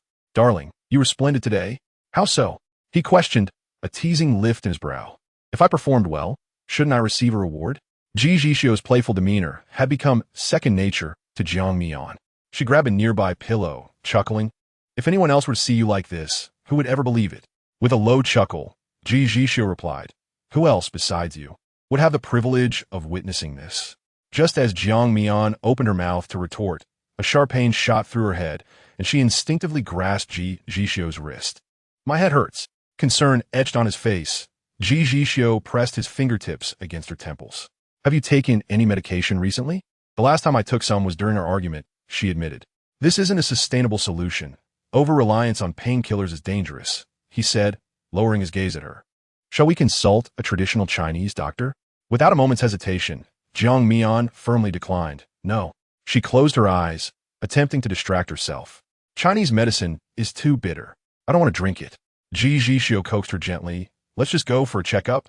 Whether you take medicine is another matter. After a moment's hesitation, Jiang Mian relented, sensing the depth of Ji Zhixiu's concern for her affliction. All right, let's go see. Ji Zhixiu promptly made a call to arrange the visit. Once he hung up, he scooped Jiang Mian into his arms and ascended the stairs with steady strides. You should rest upstairs for a bit. Meanwhile, when Ji's mother called, Jiang Mian had just fallen asleep. Glancing at his phone, Ji Zhixiu dismissed the call and headed to the living room to return it. His mother said nothing, but insisted he come to the hospital immediately. Ji Zhixiu's expression darkened, understanding the urgency. At the hospital, in the obstetrics and gynecology department, Ji Zhilan lay pale and unconscious on the bed. Ji's mother stayed by her side, and Ji Zhixiu quickly deduced the gravity of the situation. Where's Jiang Cheng? He inquired. Mentioning Jiang Cheng ignited Ji's mother's rage. I too wish to know where that husband of hers is while Ji Zhilan lies in the hospital. Ji Zhixiu nodded slightly. I understand, mother. Please, do not be upset. I will ensure he comes. He signaled to Xiang Long, who immediately understood and exited. When Xiang Long apprehended Jiang Cheng, he was in the midst of packing to flee with his mother. He knew there was no escaping the consequences. He had inadvertently pushed Ji Zhilan down the stairs in a moment of panic. He squeezed his eyes shut, recalling the blood that had flowed beneath her after the fall, uncertain if their child would survive. Son, must we truly escape to the countryside? Jiang's mother trembled, interrupting his thoughts. Jiang Cheng's gaze shifted, his voice resolute. Mother, we must leave. Offending the Ji family means we will have no peaceful days ahead. If Ji Zhilan wakes, her family will not spare us. Jiang's mother was nearly in tears, lamenting, Oh, dear. I have yet to finish my studies at the elderly university. What will become of my classmates if we leave? Enough, mother. At such a time, you still think of that? Quickly, gather anything of value, and let's take Ji Zhilan's jewelry. Jiang Cheng rummaged through the house for valuables when Xiang Long descended upon him, seizing his hand. Where do you think you're going? Jiang's mother could only watch helplessly as Xiang Long took Jiang Cheng away, her cries falling on deaf ears. The housekeeper returned from grocery shopping to find the household in disarray. In that instant, Jiang Cheng realized it was over. He had not anticipated the Ji family's swift response. Desperate, he tried every tactic to persuade Xiang Long to let him go, but to no avail. Finally, they reached the hospital entrance. Jiang Cheng instinctively resisted, rooted to the spot. Xiang Long's expression remained impassive. I advise you to comply and come with me willingly, or I shall carry you in unconscious. His voice was as cold as ice. Jiang Cheng shivered. Be brother. I will go with you, but as the Ji family's son-in-law, could you perhaps show me a bit of courtesy? Xiang Long remained silent, merely glancing at him. Jiang Cheng understood the unspoken message and obediently moved forward. Upon reaching the hospital room, anxiety gnawed at Jiang Cheng. He fervently wished Ji Zhilan was unharmed, yet if she were indeed fine, he couldn't shake his resentment. If it weren't for that wretched woman, he wouldn't have found himself in this predicament. He lingered at the door, hesitant to enter, until Xiang Long, out of patience, dragged him inside. Upon seeing him, Ji's mother quickly approached and delivered 2 sharp slaps to Jiang Cheng's face, causing stars to dance before his eyes. You've ruined my daughter. What have you done to her? Ji's mother seethed, her palm buzzing with the impact. Ji Zhixiu did not intervene. He recognized that Ji's mother needed to vent her fury. Jiang Cheng shielded his face, forcing a smile. Mother, it's all a misunderstanding.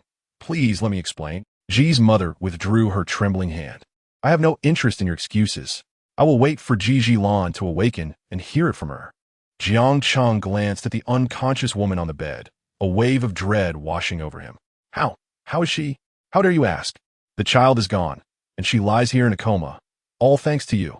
At her words, despair settled in Jiang Cheng's heart.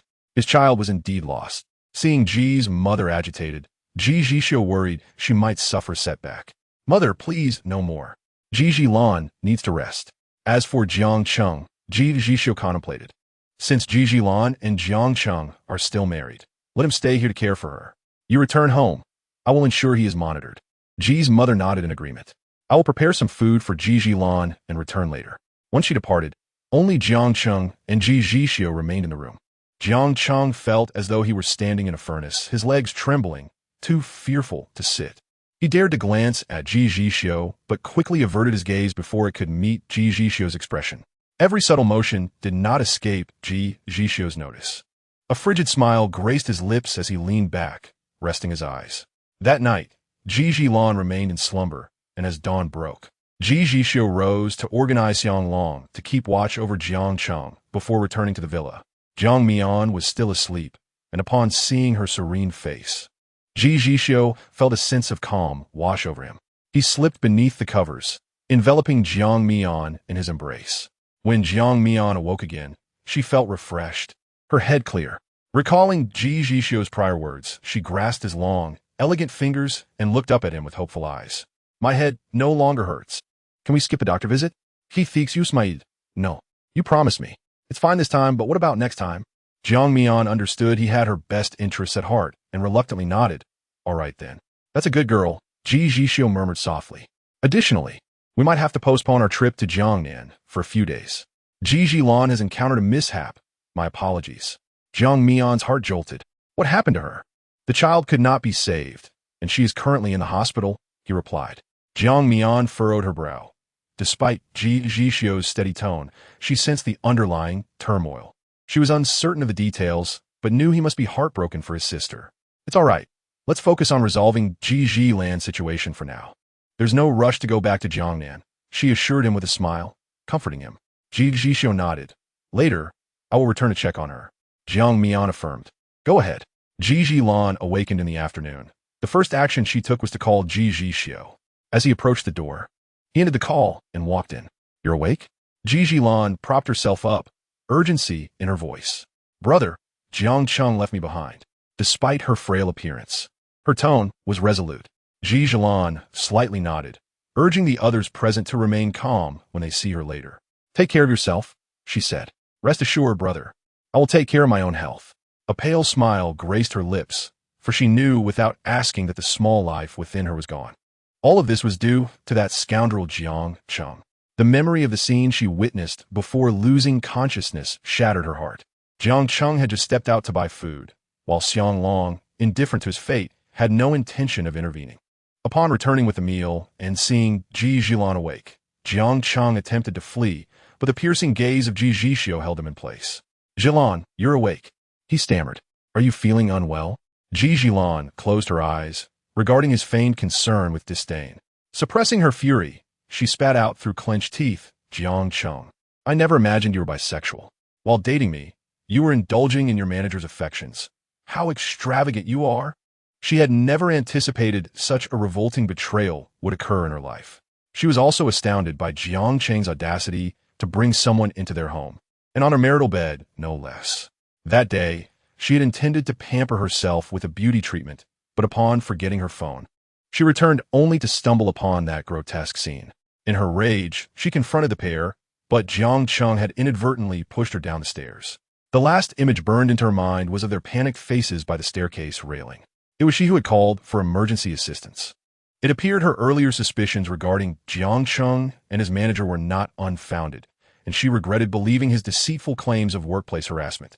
Jiang Cheng found himself at a loss for words, as the evidence against him was irrefutable, especially with Ji Zhixiu present. Any attempts to defend himself would be futile. Growing increasingly enraged, Ji Zhilan hurled everything from the bedside table at Jiang Cheng, her teeth clenched in determination. This marriage must end. Had her physical state allowed, she would have taken that scoundrel to file for divorce immediately. She had considered divorce, but never imagined it would be ignited by such a catalyst. Her heart ached for the child she had yet to bear. Though merely an embryo, it had shared these past months with her, forming a bond within her womb. Jiang Cheng dared not evade her wrath, scrambling to gather the scattered items as tears streamed down his face. Zhilan, please let me explain. My love for you is genuine. You're the only one in my heart. It was an accident. Sometimes I'm not in control of myself. I live in torment every day. Ji Zhixiu furrowed his brow and interjected, Xiang Long, silence him. The noise was utterly vexing. After this exchange, Ji Zhilan felt utterly drained. She beckoned, help me lie down. Xiang Long, having freed himself from Jiang Cheng, assisted her back to a reclining position. His strong hand supported her, allowing her to conserve energy as she lay back. Breathing heavily. Brother, there's one more thing. Retrieve my house. The one you gifted me. That mother and child do not deserve to reside there. The house Ji Zhixiu had given her was under her name precisely to prevent such a situation from arising. Throughout this farce, Ji Zhixiu had remained silent, observing. He approached her bedside, looking down with authority. Rest well. Mother will visit you this afternoon. Leave everything else to Xiang Long. Instruct him if needed. Ji Zhilan nodded vigorously, suppressing tears. Thank you. Brother, I'm sorry for worrying you again. We are family. There is no need for such formality. Learn your lesson. Ji Zhilan sniffled. I understand, brother. If you're busy, you may leave. Ji Zhixiu said nothing further and turned to exit the ward. Once he was gone, Ji Zhilan extended her hand to Xiang Long. You too leave. No one is to enter without my permission. Yes, Mississippi. He had been attending to her for days and had not even had the chance to return home to see his family. Once outside, he made a call to inform them. With everyone gone, Ji Zhilan turned on her side, tears streaming down her face as she thought of the unborn child. My dear, I'm so sorry. I hope you find a good family in your next life. Jiang Cheng, silenced and bound to a chair, writhed in desperation for a glimmer of hope. Yet, Ji Zhilan buried her head in the blanket, unwilling to spare him a glance. Ji Zhilan was discharged a week later. On the day of her release, she immediately proceeded to finalize the divorce. In front of the Civil Affairs Bureau, she instructed Xiang Long to let go of Jiang Cheng. Under the sun, she smiled brightly. Jiang Cheng, my sparing you and your mother from complete ruin is my final act of mercy. Leave, and ensure you stay far away from me in the future. Jiang Cheng finally seized the opportunity to speak. Zhilan, where's my mother? What have you done with her? How absurd, she thought. What concern is it of mine where your mother is? She is an old crone. What can I do to her? Since being taken away, he had not seen his mother. The thought of her being cast out at her age filled him with rage. Ji Zhilan, noticing his distress, sneered. Jiang Cheng, I advise you to behave yourself. Do not forget the 1 million I lent you, which you claimed was for an investment with friends, but in reality was given to your boyfriend. If you dare act recklessly again, I assure you that surviving in Kyoto will become impossible for you. With that, she donned her sunglasses and ordered, now leave. Jiang Cheng shot her a resentful glance. Just as he advanced, he found Xiang Long blocking his path. Very well. A day as husband and wife brings 100 days of grace. You, Ji Zhilan, show no gratitude for the past. Yizvilan truly feared Jiang Cheng's sudden outburst. But recalling her brother's protection through Xiang Long, she felt a sense of security. Upon returning to his neighborhood, Jiang Cheng hoped to find his mother. If she wasn't there, she must have returned to their hometown. As he entered the community, he was suddenly embraced. My son, you have finally returned. Jiang Cheng pushed her away, shocked. Mother, what are you doing here? He pulled her aside to avoid unwanted attention. His mother, having discarded her cleaning cap, appeared markedly older after just a few days. Grasping her son's hand, tears streamed down her face. How are you? Has Ji Zhilan treated you poorly? What could she do? We are divorced, and the child is gone. But what about you? Were you safe when she sent someone to collect the house? I just returned from school when her people came to take the house. I had to hurriedly grab what I could. There are still many valuable things left behind. She wouldn't let me take them. I was worried you wouldn't find me. So, I took a cleaning job here, living in a basement on the first floor, with food and accommodation provided. Hearing this, Jiang Cheng felt a pang of sorrow. He embraced his mother tightly. I'm sorry. Mother, it's my fault for being useless. Don't worry, I still have money. We can go back to our hometown. Are we returning home? At this point, Jiang Cheng's mother dared not suggest anything else. As long as her son was safe, that was enough. Jiang Cheng gritted his teeth, his voice low and menacing. Of course, we will return. The Ji family has caused me this misfortune. I have lost my job and my money. I will not let Ji Zhilan go. Chapter 58. The medicine is bitter, yet you are sweet. With Ji Zhilan's ordeal concluded, she returned to the Ji family. Ji's father remained silent on matter, and the elder Ji showed no interest in family affairs. Back at the Ji household, Ji Zhilan flourished, enjoying her meals and spending freely, living a life of comfort. Once her health improved, she called Lu Tsong for a private meeting. Upon seeing her, he raised his eyebrows and smiled. What brings you to me today, dear Zhilan? But when his gaze fell on her flat abdomen, he paused. Ji Zhilan pushed the menu toward him. I'm divorced. The child did not remain. Congratulations on regaining your single status. Tomorrow, my brother will introduce you to a few better options, certainly 1,000 times superior to that. Jiang Cheng, momentarily taken aback. He swiftly regained his composure and offered her comfort. Ji Zhixiu had already moved on from Jiang Cheng. Now, he was utterly inconsequential in her presence. She smiled and said, "Let us not mention him, Lu Tsongge, it's bad luck. Let's see what we can eat instead. As a token of gratitude for your care during this time." Care is hardly the word. It is my duty, after all. I've always regarded you as a sister since childhood, Lu Tsong replied, feeling slightly flustered during the meal. Fortunately, as they were merely dining, Ji Zhixiu refrained from discussing anything further. After finishing their meal, she bid farewell to Lu Tsong and glanced back at Xianglong. "Come, accompany me shopping." A hint of hesitation crossed Xianglong's typically impassive face. Having spent all day safeguarding the young lady, he had not seen Li Lai Di for quite some time. Ji Zhixiu's gaze darkened slightly. "What's wrong?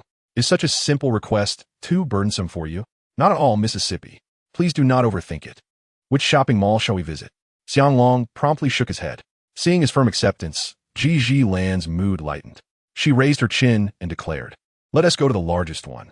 After a shopping spree, Xianglong trailed behind her, his hands laden with bags. Ji Zhixiu halted and compassionately announced, "Let us call it a day for now and head back." Once they returned to the Ji residence, Xianglong bent slightly and asked, "Miss, may I return to Mr.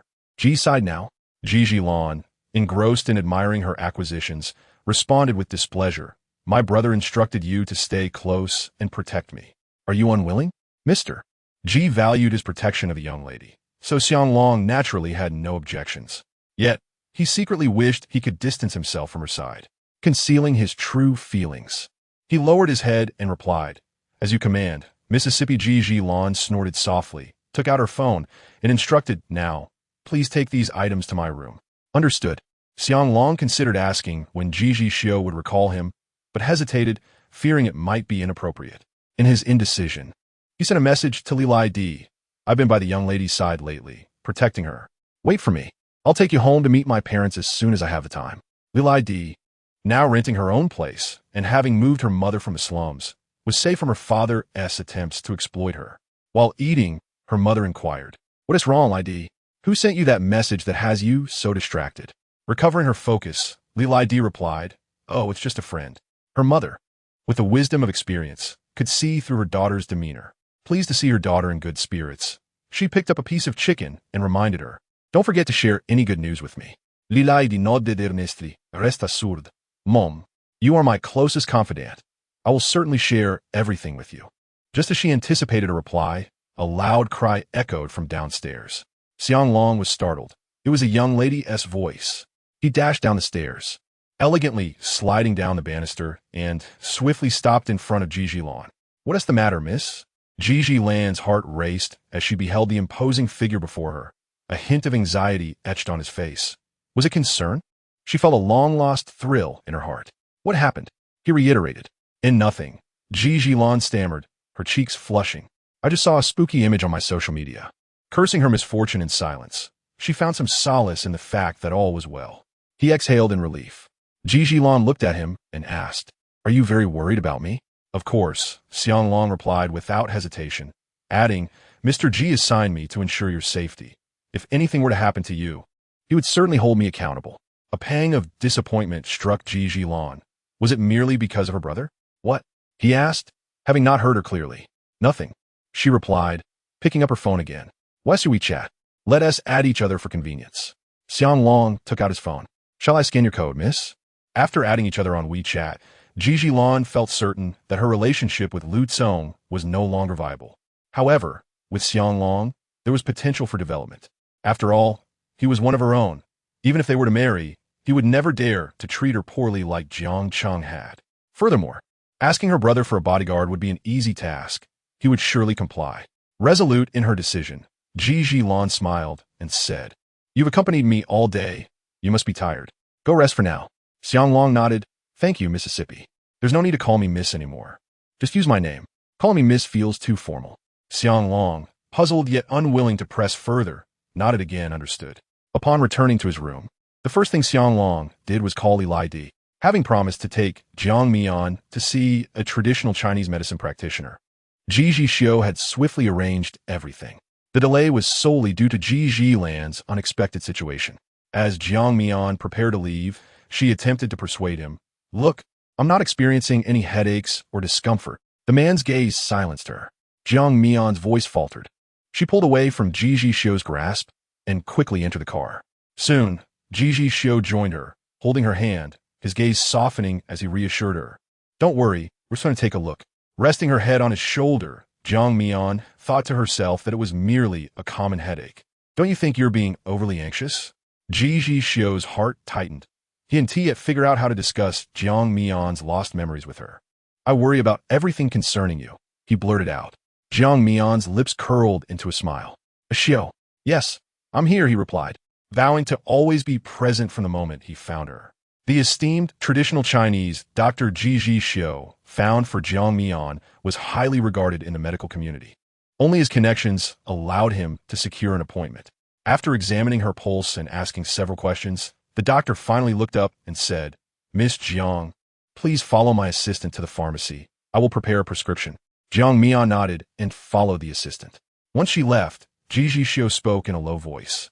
What is the diagnosis? The pulse is weak, indicating a deficiency in the spleen and stomach. Regarding the headache you mentioned, medication can alleviate it, but there is no guarantee that her memory will fully return. Why not? Is Jiang Mian destined to forget her memories with me? They could not ascertain what memories she had lost, but they were undoubtedly ones she subconsciously wished to forget. Thus, her mind chose to selectively erase them. Forcing her to remember would only burden her. Ji Zhixiu closed his eyes momentarily before reopening them. I understand. As long as she is alive, memories are not of paramount importance. What matters is that I remember. I will prescribe a course of medication that requires long-term use, should any issues arise during treatment. She can consult me. Is it bitter? Ji Zhixiu inquired. The esteemed doctor hesitated. Bitter medicine is the nature of traditional Chinese medicine. However, it can be sweetened with a bit of brown sugar during heating to improve the taste. Very well. As they returned, Ji Zhixiu instructed her. I will have your assistant closely monitor your medication intake, and I will keep an eye on you at home. Jiang Mian pouted, understood. It was only when it came time to take her medicine after dinner that Jiang Mian realized she might have agreed too hastily, having rarely fallen ill in her life. She was unaccustomed to taking medicine. The bowl of herbal concoction was presented before her, and even the aroma was enough to make her feel nauseous. Holding her nose, she pleaded, Is there any way I could avoid drinking this? Well, no, that is not an option, Jiang Mian reasoned with herself. She took the bowl from Ji Zhixiu's hands and said, I'll handle it myself. Taking a deep breath, Jiang Mian steeled herself to down it in one go. Aiming for her mouth, she intended to gulp it down, but the taste proved too overwhelming. She could only manage a sip before feeling the urge to vomit. With cheeks puffed out, she swallowed hard.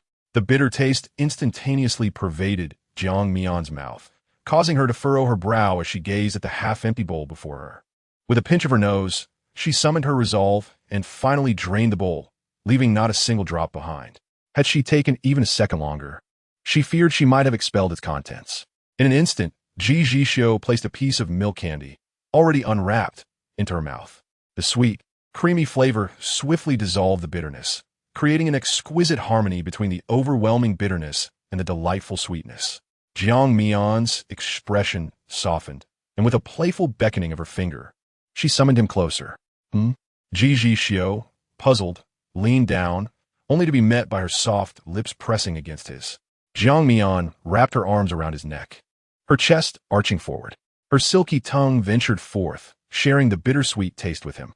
Her clumsy yet fervent kiss effortlessly stirred Ji Zhixiu's heartstrings. The man quickly took the lead, savoring the kiss with fervor, and as Jiang Mian's body softened, she felt herself nearly topple. Ji Zhixiu, ever prepared, firmly supported her, deepening the kiss that had been so willingly offered. After what felt like an eternity, they finally parted. Jiang Mian's eyes sparkled, a hint of moisture glistening as she inquired. Bitter, isn't it?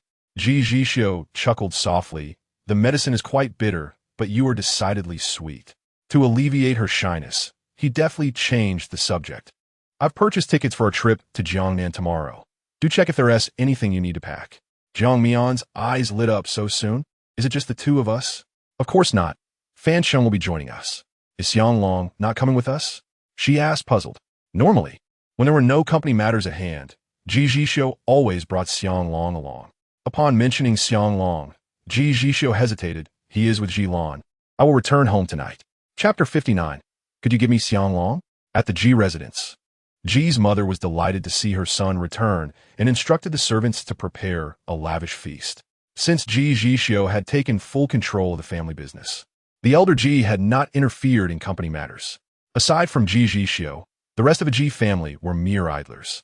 The elder Ji, now advanced in years, wished for Ji Zhixiu to take care of himself and not overexert. Upon seeing her grandson, the elder Ji smiled, his eyes crinkling at the corners. Xiu, I am here. Grandfather, have you been busy lately? There are work matters to attend to, but I must not neglect my personal health. The elder Ji patted his shoulder, urging him to sit. Ji Zhixiu settled onto the couch, pouring a cup of tea and offering it to him. Thank you for your concern, grandfather. The company is doing well, not too hectic. The older you grow, the less willing you are to share your thoughts. The elder Ji sighed inwardly, taking a gentle sip of tea. I am aware that you've been caring for Jilan recently. She is my sister. It is only right that I look after her. Ji Zhixiu's expression remained unchanged as he inquired.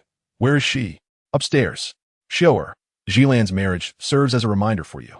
I will not interfere with your future wife's selection, but she must be worthy of the title of Ji matriarch. Do you understand? Though the elder Ji had surpassed 60, his commanding presence remained undiminished. Ji Zhixiu paused, meeting the elder's gaze, and they remained silent for a long while. Finally, Ji Zhixiu nodded. I understand, grandfather. The elder Ji smiled. That is good. Now go find Jilan. Ji Zhixiu stood. Very well. He ascended the stairs and knocked on Jilan's door, finding her preoccupied with makeup as she prepared for an evening out with friends. The return to single life as the Ji family's eldest daughter had been a liberating experience for her, affording her the freedom to choose her companions without the meddling of an overbearing mother-in-law or the incessant chatter of Jiangxing. She set down her makeup brush and turned. Mom, I told you I won't be home for dinner. It's me, Ji Zhixiu replied. Jilan opened the door. Brother, I have something to discuss. Jilan stepped aside. Perfect. I have something to say as well. Please come in. No need. What is it you wish to say? Ji Zhixiu asked. Suddenly, Jilan appeared shy, prompting Ji Zhixiu to raise an eyebrow. What troubles you? Brother, could you give me Xianglong? She looked up, a glimmer of hope in her eyes. I understand he is a valuable asset to you, but you have so many subordinates. Surely, you won't miss one. Having him beside me for protection would be ideal. Ji Zhixiu remained silent. Jilan, feeling anxious, thought, surely, he wouldn't refuse. But his stern expression was indeed intimidating. Brother, could you say something? Ji Zhixiu scrutinized her. Where is Xianglong? He went out. I sent him to buy something for me. We'll discuss this when he returns. His vague response left her with a glimmer of hope. She nodded. All right. Jilan postponed her evening gathering, opting to wait for Xianglong's return. Ji's mother, noticing Ji Zhixiu had yet to leave after dinner, brightened. Are you staying the night? The room has already been prepared for you. Ji Zhixiu shook his head. No need. Mother, I'm waiting for Xianglong. Ji's mother furrowed her brow. Xianglong is your subordinate. Let him find you. Why wait for him? With a hint of a smile, Ji Zhixiu replied. Jilan asked me to give her Xianglong. Ji's mother frowned. Turning to Jilan, what are you up to? Ji Zhixiu's subordinates were personally trained by him and were not ordinary individuals. Jilan clung to her mother's arm, clearing her throat. Mother, you see, Xianglong has been protecting and caring for me recently. He is honest and capable. I want him to marry me. What do you think? I'm no longer seeking a wealthy suitor, just someone normal to live a good life with. If I have inadvertently caused any misunderstanding with the young lady, I beg for her forgiveness. My orders are solely to protect her, with no ulterior motives. I do not dare to aspire to the esteemed daughter of the Ji family. She is exceptionally talented and will undoubtedly have worthy companions in the future. Xianglong had just entered and overheard this exchange. He quickly set down his belongings, bowing respectfully. Though not a man of many words, his silence was born of disinterest, not ineptitude. The fact that he spoke so much now revealed his reluctance. Jilan's face paled. This blatant rejection stung her pride painfully. Ji Zhixiu narrowed his eyes at her. Did you see that? I'll let Xianglong choose for himself. Xianglong, you wouldn't be at a loss with me. Jilan exclaimed, exasperated. Xianglong took a step back. Being with the young lady would not be a burden. But I feel unworthy. I say you are worthy. Ji's mother glanced at Jilan, calling her name, Jilan. Jilan fell silent, still feeling disgruntled. Ji Zhixiu rose. I am leaving now, and I will take Xianglong with me. Xiang Long hastily followed him. Watching the two depart, Lan pouted in frustration. Mother, why didn't you say something to help me? Can't you see he doesn't want to? I know, but so what? Marrying me wouldn't be a burden to him. Ji's mother lightly tapped her forehead. There are many good men out there. Why focus on your brother's subordinate? I like Xiang Long. He provides me with a sense of security. Someone else would do just as well. I don't care. I want him. Think about it. Ji's mother, unable to reason with her, carried her cup of herbal tea and headed upstairs. On the way back, Xiang Long remarked, "Thank you, General Ji." Ji Zhixiu smiled. "For what?" Xiang Long grinned. "I know you don't wish to keep me by the young lady's side." "You are quite perceptive," he replied, his tone ambiguous. After all, the subordinate had been by Ji Zhixiu's side for many years. Xiang Long began his training at the age of 10, taking on assignments in the field. Ji Zhixiu had purchased him and ensured his family was settled, leaving him with no worries. "You do not harbor feelings for Lan. I would never impose upon you." Xiang Long felt warmth in his heart, sincerely replying, "I only wish to follow you, General Ji. Return to tidy up. Tomorrow we depart for Jiang Mian." Indeed, by the time Ji Zhixiu arrived home, Jiang Mian had already packed her luggage. She also greeted Sister Ning to avoid causing her any worry. Upon seeing Ji Zhixiu, she rushed over with a charming smile. Ji Zhixiu understood her intentions. He lowered his head and pinched her chin, asking, "Did you not drink your medicine?" Her secret was exposed, and it felt rather dull. Ji Zhixiu instructed someone to heat the medicine, then turned and pulled the girl into his embrace. "Be obedient. All right, Mian Mian. I'll drink it. Jiang Mian, who was more susceptible to gentleness than harshness, found it hard to refuse Ji Zhixiu's tender words. When a medicine was brought to her, she gulped it down in one go and then savored 2 sweet dates. Ji Zhixiu teased, "I thought you would struggle to drink it this time. I was ready to help you." He emphasized the word help. Jiang Mian lightly huffed, "I wouldn't tea." Jiang Mian's hometown, to be precise, is a small town in Jiangnan, where ancient streets and alleys abound with historical charm. Nearby stands an ancient temple, still bustling with worshippers. During market days, the broken bridge sees a flow of people, creating a lively scene. Most of the time, however, it is tranquil as a misty wave. This serenity starkly contrasts with the clamor of the city. A few years ago, the government planned to requisition the area to transform it into a commercial street. Fortunately, the plan was stifled in its infancy when Ji Zhixiu learned of it. He spent a considerable amount to halt the redevelopment plans and promised to cover all related expenses for the government, thereby preserving this peace. Naturally, this was a secret he kept to himself. He did not wish for Jiang Mian to lose the beautiful memories she shared with her grandmother and him in this place. Returning to this locale, Jiang Mian felt as though she had traversed time, strolling leisurely across the broken bridge. The setting sun bled into the horizon while wisps of smoke curled from the homes on the opposite bank, embodying tranquility. Ji Zhixiu held her hand, standing side by side. "It's beautiful here. Jiangnan is indeed as enchanting as its reputation suggests." He found himself contemplating the desire to stay here longer. Jiang Mian tilted her head. "We could come here to retire someday." The word retire lingered in his mind, a smile curving his lips. "That sounds delightful." "Hey, is that a Jiang family girl?" A woman washing clothes by the river called out, straightening up. Jiang Mian's eyes brightened at the sound, and she hurried to the bridge's edge. "Aunt Hu?"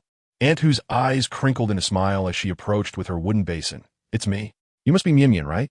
It's been so long. You've become even more beautiful." Her compliments were sincere and devoid of flattery.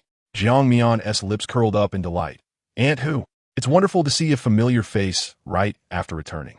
In her childhood, Aunt Hu lived next door to her grandmother, and Jiang Mian often visited for meals. Aunt Hu glanced at the man beside Jiang Mian. Ji Zhixiu's presence was hard to overlook. She looked up and asked, "Did you bring your husband back to pay respects?" Jiang Mian turned to Ji Zhixiu, who maintained a calm demeanor without refuting. She smiled, "Yes. We're here to see grandmother." Mentioning Jiang family matters, Aunt Hu sighed lightly, refraining from further discussion to spare the girl's feelings. Instead, she declared, "Since you've returned, you must come to my house for lunch. Come, bring your husband along." "Oh, Aunt Hu, that is not necessary. I can cook something myself." Jiang Mian protested. Aunt Hu shook her head disapprovingly.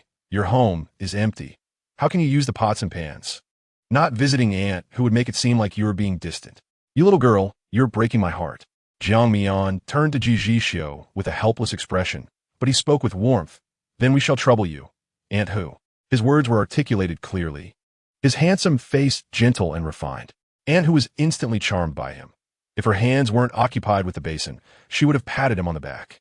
Even after years away, Jiang Mian remembered every twist and turn of the path leading to Aunt Hu's house.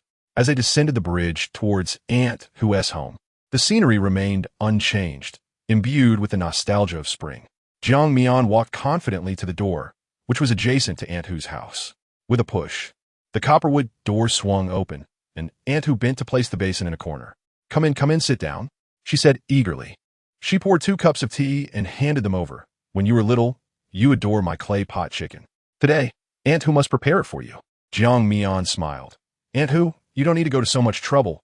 I love whatever you make." Aunt Hu couldn't sit still. Rolling up her sleeves, she dashed toward the chicken coop in the yard. "Just wait, I'll catch one right now." In a matter of moments, she emerged holding a flapping rooster. "How about this? Not bad, right?" Ji Zhixiu's expression tightened. Although Aunt Hu maintained a tidy yard, the presence of chicken droppings on the ground was quite conspicuous. Jiang Mian noticed his rigid posture and stifled a laugh. "Let me help, Aunt Hu." No. You come home at last. How can I make you work?" Aunt Hu insisted. "You and your husband should take a stroll around, and I'll introduce him to our town." Jiang Mian found it hard to refuse. "Then I shall rely on you, Aunt Hu. I'll need to eat an extra bowl of rice." All right. You're always the best." Aunt Hu busied herself in the kitchen, leaving the two of them alone in the main room. It was Jiang Mian's turn to tease Ji Zhixiu, the illustrious President Ji. "Are you not accustomed to this place?" Ji Zhixiu sat on a small stool that seemed out of place for his stature, appearing both pitiable and amusing. Jiang Mian could no longer hold back her laughter, bursting into a fit of giggles. "Ha, Ji Zhixiu. What are you laughing at? Don't you think you and this place are mismatched? Ha." The dapper president, clad in formal attire, brightened the room with his presence. Ji Zhixiu felt a mix of amusement and exasperation. A tender smile flickered in his eyes as he thought of the future he envisioned with her here. Raising chickens and ducks, and it didn't seem so unpleasant after all. Jiang Mian's cheeks flushed with warmth. His sweet words were becoming increasingly audacious. "I was worried you would be anxious waiting, so I didn't prepare any elaborate dishes. I made 4 dishes and a soup instead. Mian, by the way. What is your husband's name?" "Ji Zhixiu," she replied. Aunt Hu nodded. "Little Ji, don't mind the simplicity of the meal. It's just plain fare." Jiang Mian nearly burst into laughter at the term little Ji. No one would dare address Ji Zhixiu that way in his lifetime. Ji Zhixiu caught her sneaking a smile and replied softly, "Not at all.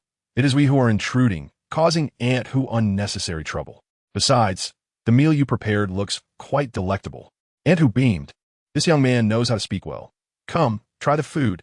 She was about to place a piece of food into Ji Zhixiu's bowl with her chopsticks. Jiang Mian's heart skipped a beat. One of Ji Zhixiu's quirks was his aversion to sharing food, regardless of whether Aunt Hu had used the chopsticks or not. Just as she intended to intervene, Ji Zhixiu raised his bowl. "Thank you, Aunt Hu. I'll treat this as my own home. You don't need to serve me." Aunt Hu grew increasingly pleased, thinking this young man is not only handsome, but also has a good temperament. It seems Mian has finally found someone she can rely on for the rest of her life. "All right, eat at your leisure. Where will you be staying tonight? Would you like to sleep in my house? I can tidy up the guest room." Aunt Hu lived alone, with her son's family working elsewhere, and she preferred not to bother them. She also cherished her homeland, choosing to remain there. Jiang Mian politely declined. "Thank you, Aunt Hu, but I can manage tidying up at home." Aunt Hu understood her reluctance. "All right, but if you need anything, just come to my house for it." "Thank you, Aunt Hu." After finishing their meal, the couple returned to the adjacent courtyard, which Ji Zhixiu had already cleaned. Over the years, he had arranged for someone to look after the place, and it showed no signs of decay. Jiang Mian gazed at the pomegranate tree in the yard in the past. Every autumn, grandmother would make me eat pomegranates. Ji Zhixiu looked up at the tree, noting its vitality, though it had yet to bear fruit. Once, the young girl had gifted him pomegranates, likely picked from this very tree. Jiang Mian gazed at the scene around her, perplexed. "Did you have Xiang Long tidy this place up in advance? Yet, why does the house appear unchanged since the day I left?" The house, devoid of inhabitants, had lost its vibrancy. It felt as if, at any moment, her grandmother would emerge with a smile, calling her to dinner. After a brief pause, a thought struck her, and she looked up at Ji Zhixiu, seeking affirmation. Could it be? Could my mother have returned after I left? Ji Zhixiu, unwilling to shatter her beautiful fantasy, nodded gently. Perhaps. Jiang Mian smiled. Maybe if we stay here for a few days, we might encounter her return. Her memory of her mother was exceedingly vague. She only recalled growing up beside her grandmother, with her mother visiting once during the festive seasons. She couldn't remember when she last saw her mother. As for her father, he was a mere phantom, never having made an appearance. Jiang Mian had long assumed that her father had passed away. In a few fleeting moments, her mind was flooded with thoughts. Are you not going to show me your boudoir? The deep timbre of his voice interrupted her reverie. Jiang Mian snapped back to reality, grasped his wrist, and smiled brightly. Come on, I'll take you upstairs. Jiang Mian's room was on the second floor, accessed by a solid wooden staircase that creaked slightly underfoot. Upon reaching the top, she turned to reveal her little attic, pushing open the door. Welcome to my world. The window sill of her room featured intricately carved wooden frames, and upon opening it, a view of the riverbank greeted them, where one could gaze at the expansive waters. Occasionally, boatmen would row by, evoking the picturesque scenes of Jiangnan. Ji Zhixiu casually flipped through a notebook on the table, his brows slightly raised as he read aloud. Today, I ate a lot of rice. Grandma's cooking is simply exquisite. Eating it brings immense joy. But the aftermath is painful, worrying that I might become a little chubby and no one would want me. Jiang Mian gasped and reached for the notebook. Quick, give it back to me. This was too embarrassing.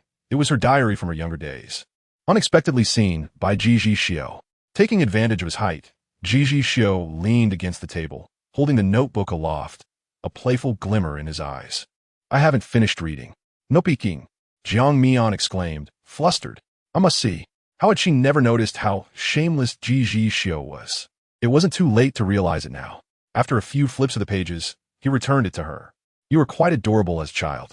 Jiang Mian glared. As if you've seen me as a child. Ji Zhixiu paused momentarily. Perhaps I have.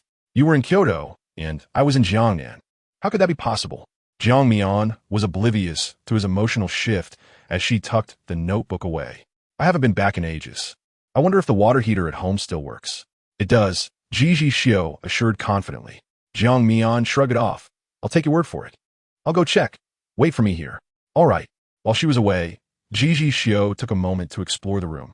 Jiang Mian's space was simply adorned. A bed, a desk, and a bookshelf with a wardrobe.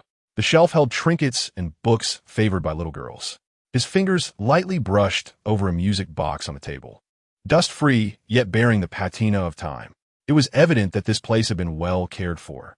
Soon, Jiang Mian returned, her voice preceding her, a xiu. The water heater is indeed functional.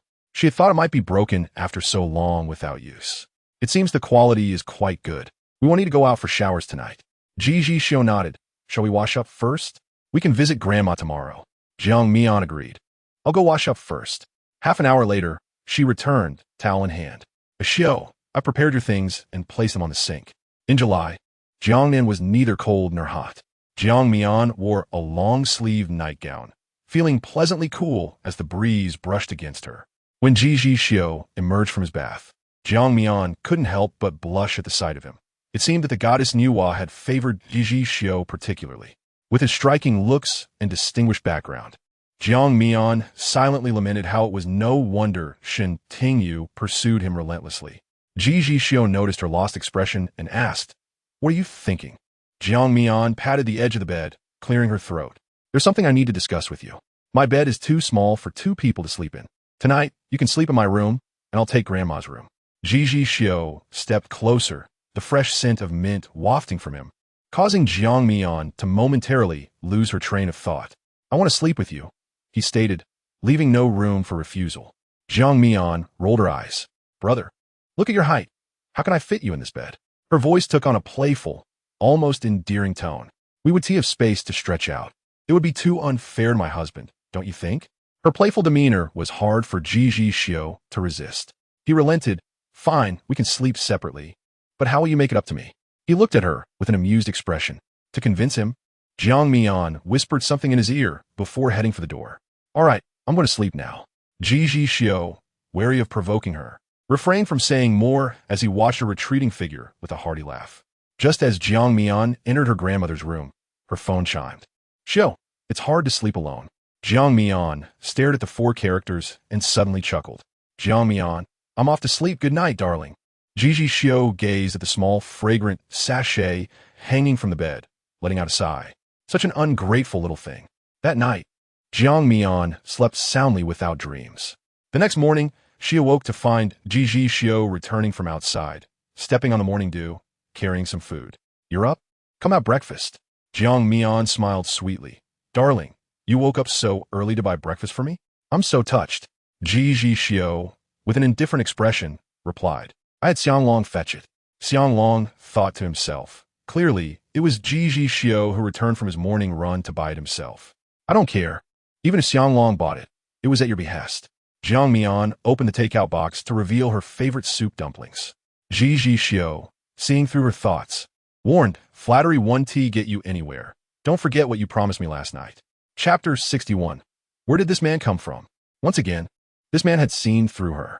Remembering her words to distract him last night, Jiang Mian felt a faint blush creep to her ears. "We'll talk about that later. Let's eat first," she mumbled, then turned to Xianglong. "You should sit down and join us." Before Xianglong could refuse, Ji Zhixiu interjected. "He has already eaten outside." Jiang Mian, trusting him, dismissed the idea. Xianglong silently cursed. Although he intended to dine with the CEO, he certainly hadn't eaten well. The CEO was quite enough. He tactfully said, "You two enjoy your meal. I'll go buy some offerings for today as memorial." Ji Zhixiu replied, "Go ahead." Jiang Mian picked up a soup dumpling and took a bite, her eyes narrowing in delight. This is from my favorite place. The taste is just as I remember." Ji Zhixiu's expression darkened momentarily. Damn it, he had shot himself in the foot. "Don't praise him," he said coldly. Jiang Mian, feeling triumphant, teased, "I knew you were just pretending." She blinked innocently. What's wrong? If he did well, you should commend Xianglong. Doing his job well is expected. What's there to commend? He maintained a stern expression, but it didn't intimidate Jiang Mian. Not wanting to tease him further, she offered him a pan-fried dumpling. All right, eat up." Her grandmother's grave was located 20 miles from the small town in a serene cemetery. Jiang Mian had meticulously chosen this spot for her grandmother, purchasing a century-long tombstone insurance policy. Even if something were to happen to her in the future, her grandmother's grave would not lack offerings, as someone would come regularly to tend to it. After breakfast, Xianglong drove them there. Ji Zhixiu held the little girl's hand and whispered, "Your grandmother want to see you unhappy." Jiang Mian looked up and smiled, of course. She was not so fragile. Her grandmother's greatest wish was for her to be well, and she would never let her down. Jiang Mian led Ji Zhixiu to the gravestone, where the old woman in the photo smiled kindly. Jiang Mian placed a bouquet of flowers and a basket of fruits down gently. She spoke softly, "Grandma, it's your unfilial granddaughter come to see you." Ji Zhixiu said solemnly, "Grandma, I came with Mian Mian to visit you. This is my husband, Ji Zhixiu." Jiang Mian was unsure how to introduce Ji Zhixiu. The beginning of their marriage could be described as casual. Ji Zhixiu bowed 3 times before the gravestone, and Jiang Mian was taken aback. His sincerity seemed to silently assure her grandmother that he would take good care of her. "Don't worry, Grandma. I will not let Jiang Mian suffer. I promise to always treat her well." Ji Zhixiu's voice was deep and heavy with commitment. They spent a week in Jiangnan, during which Jiang Mian took Ji Zhixiu to explore every alley and corner of the ancient town, tasting various delicacies. Jiang Mian was not a girl who ate little, but the abundance of delicious food made her buy one item, take a few bites, and then save room for the next. She refused to waste any leftovers, handing everything over to Ji Zhixiu, who followed her like a bottomless pit, consuming whatever she could not finish. Ji Zhixiu, initially expressionless, later began to refuse, genuinely unable to eat anymore. After a few days, he felt certain he had gained a few pounds.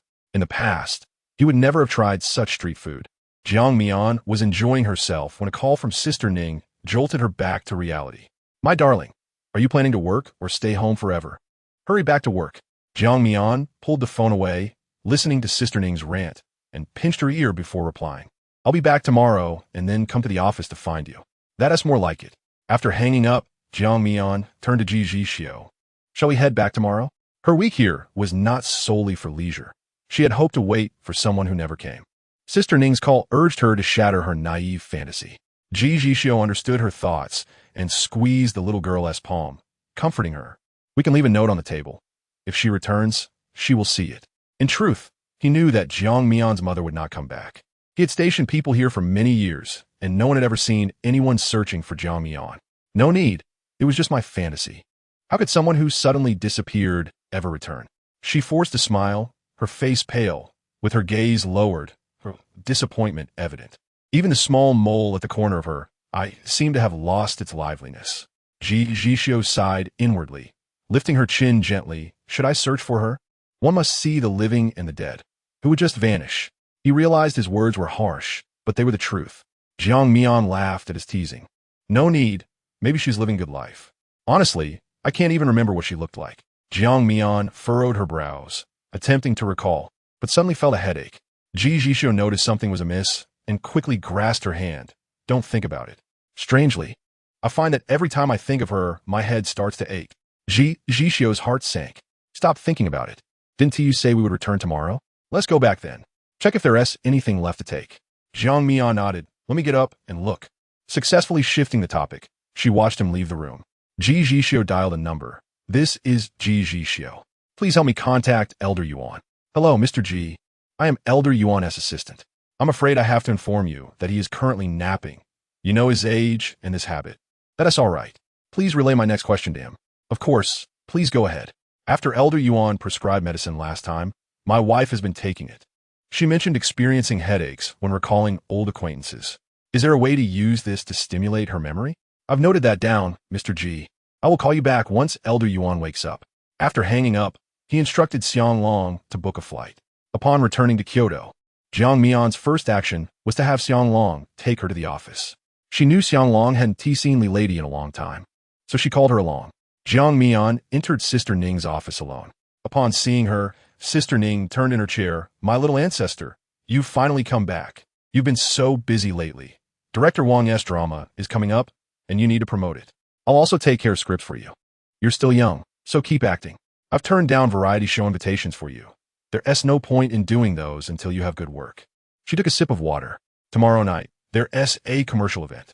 Many producers and directors will be attending, and I've secured an opportunity for you. Make sure to dress up. I've sent the location to your assistant's phone. Jiang Mian patiently waited for her to finish before asking, do you have any good scripts? I'd like to take on a period drama. Sister Ning was pleased with her idea and pondered. I'll keep an eye out for you. Just prepare for tomorrow. She cleared her throat, a bit embarrassed. The company doesn't have the budget for styling, but you have Mr. Ji. Wear your own gown. What I prepare isn't as good as what he has in store for you. Jiang Mian. Understood. She nodded, then it settled. I'll head back. Sister Ning waved her off. As she stepped out, she saw Li Lady and Xiang Long deep in conversation. Not wanting to interrupt them, Jiang Mian slightly raised her brow. You two could take a break for half a day. Xiang Long, remember to take Lady home tonight. I'll take a taxi back. Li Lady's face flushed, sister. Xiang Long interjected. No, I have to take. Jiang Mian interrupted. You two enjoy your chat. She hailed a taxi back to the Xiushui Mountain Villa. With Ji Zhixiu at the company, she was alone at home. After practicing yoga for a while, she opened a live stream on a certain app. As soon as she started, viewers flooded in, showering her with gifts. Upon noticing one familiar face, she sighed. Xin, don't waste your money. Oh, what a dreamlike collaboration. Xin actually came to my stream. Two beauties not connected. Why did you suddenly go live today? Jiang Mian knew Zhao Xin was on set and couldn't connect via video. After sending a gift, Zhao Xin slipped away, messaging her on WeChat. Work has started. I'll look for you when I return to Kyoto. Jiang Mian replied. Okay, I'll wait for you. At this moment, Jiang Mian was merely passing the time with her live stream, chatting with fans. Holding a cup of flower tea made by Aunt Song, she sat cross-legged on a soft cushion, watching comments fly by. She read aloud, what has my wife been up to lately? Jiang Mian tilted her head. Not much. I guest starred in Nine Heavens last month, and then took a few days off. Please, directors and producers, take a look at Jiang Mian. Her beauty and acting skills shouldn't go to waste. Sister, you read comments so obediently. Get excited. We want to see a new drama. What are you holding? Jiang Mian was dazzled by the comments until someone asked a question. She held her tulip tea cup up to the camera. It's flower tea made by the aunt at home. It's fragrant. As she spoke, a hand distinctly male and knobby suddenly appeared above the camera. and a deep, rich voice boomed above her. Help me find a tie. The comments instantly erupted. Who is this? Where did this man come from? Ah, how could there be a man in my sister's house? Based on the hand, he should look decent. Is it Song Xingjia? The voice doesn't match. Oh no, I feel like I'm heartbroken. Is he a staff member? Jiang Mian promptly closed the live streaming session and turned around, only to find that Ji Zhixiu had returned, unbeknownst to her. A wave of dread washed over Jiang Mian as she anticipated yet another call from Ningjia. Pressing her lips together in discontent, she thought, Ji Zhixiu, was this intentional? Did you not see that I was live streaming? I'm sorry, I truly didn't notice. The man quickly admitted, making it difficult for her to scold him. Yet, Jiang Mian, on the verge of tears, lamented, your tie is in the wardrobe. How could you not know where it is? You just want to make a fool of me. That was not my intention, he confessed, acknowledging his deliberate actions, but claiming he did not wish for her to be embarrassed. Jiang Mian, feeling dejected, rose from the cushion and mumbled, it shouldn't get exposed. Right? The initial agreement for a secret marriage indicated that Ji Zhixiu must have his reservations. If this relationship were to be revealed, it would significantly impact both of them. Hearing her murmur, Ji Zhixiu's gaze darkened. So what if it becomes public? Chapter 62. But I came for you. Jiang Mian dismissed his words as nonsensical and nodded perfunctorily. To Ji Zhixiu, this reaction suggested that she had no desire for public acknowledgement, although he initially proposed the secrecy for her sake. If she was unwilling to go public, it bore a different connotation altogether. Contemplating this, he felt a dull ache in his heart. It was just a hand that was revealed. It should be fine. If anyone asks, we can say it's a relative, Jiang Mian pondered aloud. She then added, forget it, with my popularity, perhaps no one will even care. She was not a rising star, and the company lacked the funds to promote her. Jiang Mian nodded, right? Just a minor incident. Ji Zhixiu observed her self-soothing, and his forehead twitched involuntarily as he called out, Jiang Mian. She responded even louder, turning abruptly, what? Oh dear, what if it truly gets exposed? Ji Zhixiu fell silent for a moment before reassuring her, it won tea. No one could uncover that Jiang Mian was his wife. As long as he wished to keep it private, no one could disclose that information. Jiang Mian ceased her feigned tears. Really? Is that true? Why didn't you want to go public? His tone turned slightly cold, his jaw tense as he gazed down at her. It seemed that if he did not receive a satisfactory answer, he might take some action. Jiang Mian was unafraid. She found his question peculiar. Lifting her face, she huffed and averted her gaze. Mr. Ji, I recall that it was you who proposed the secret marriage. Ji Zhixiu. Jiang Mian. No more words, right? You're at fault here, not me. Ji Zhixiu found himself at a loss for words. Jiang Mian felt a sense of triumph, having won this round. She set her phone aside. Before she could bask in her victory for long, Ningjia's phone call interrupted her. Jiang Mian, check your Weibo, Ningjia said before abruptly hanging up. Jiang Mian opened Weibo, and in the next moment, oh no. She felt guilty towards Song Yingdi. Jiang Mian covered her face.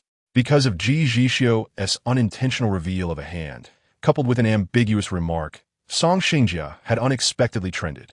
Many speculated whether the man in Jiang Mian's life was Song Xingjia or whether they had been cohabiting all along.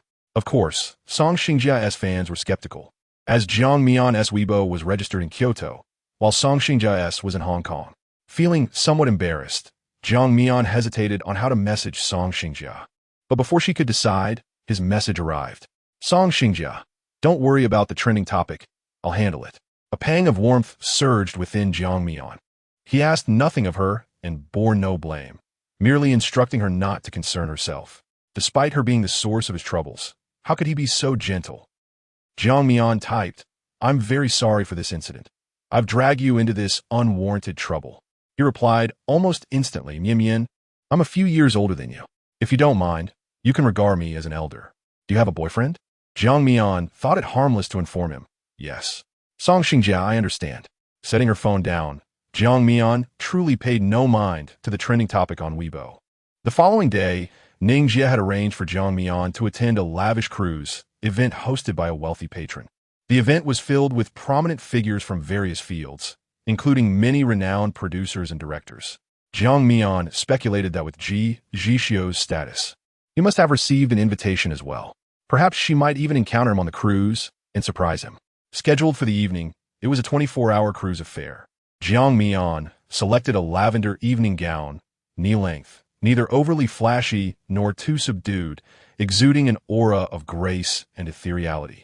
In the past, when Jiang Mian attended events where the organizers did not provide styling for lesser-known talents, she had learned to fend for herself.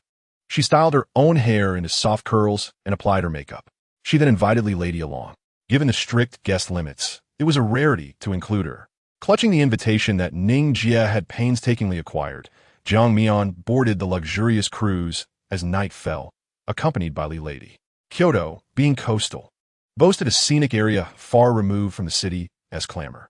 This cruise, named Angel Star, had once been the site where a certain actress had her relationship exposed, making the vessel quite popular for a time.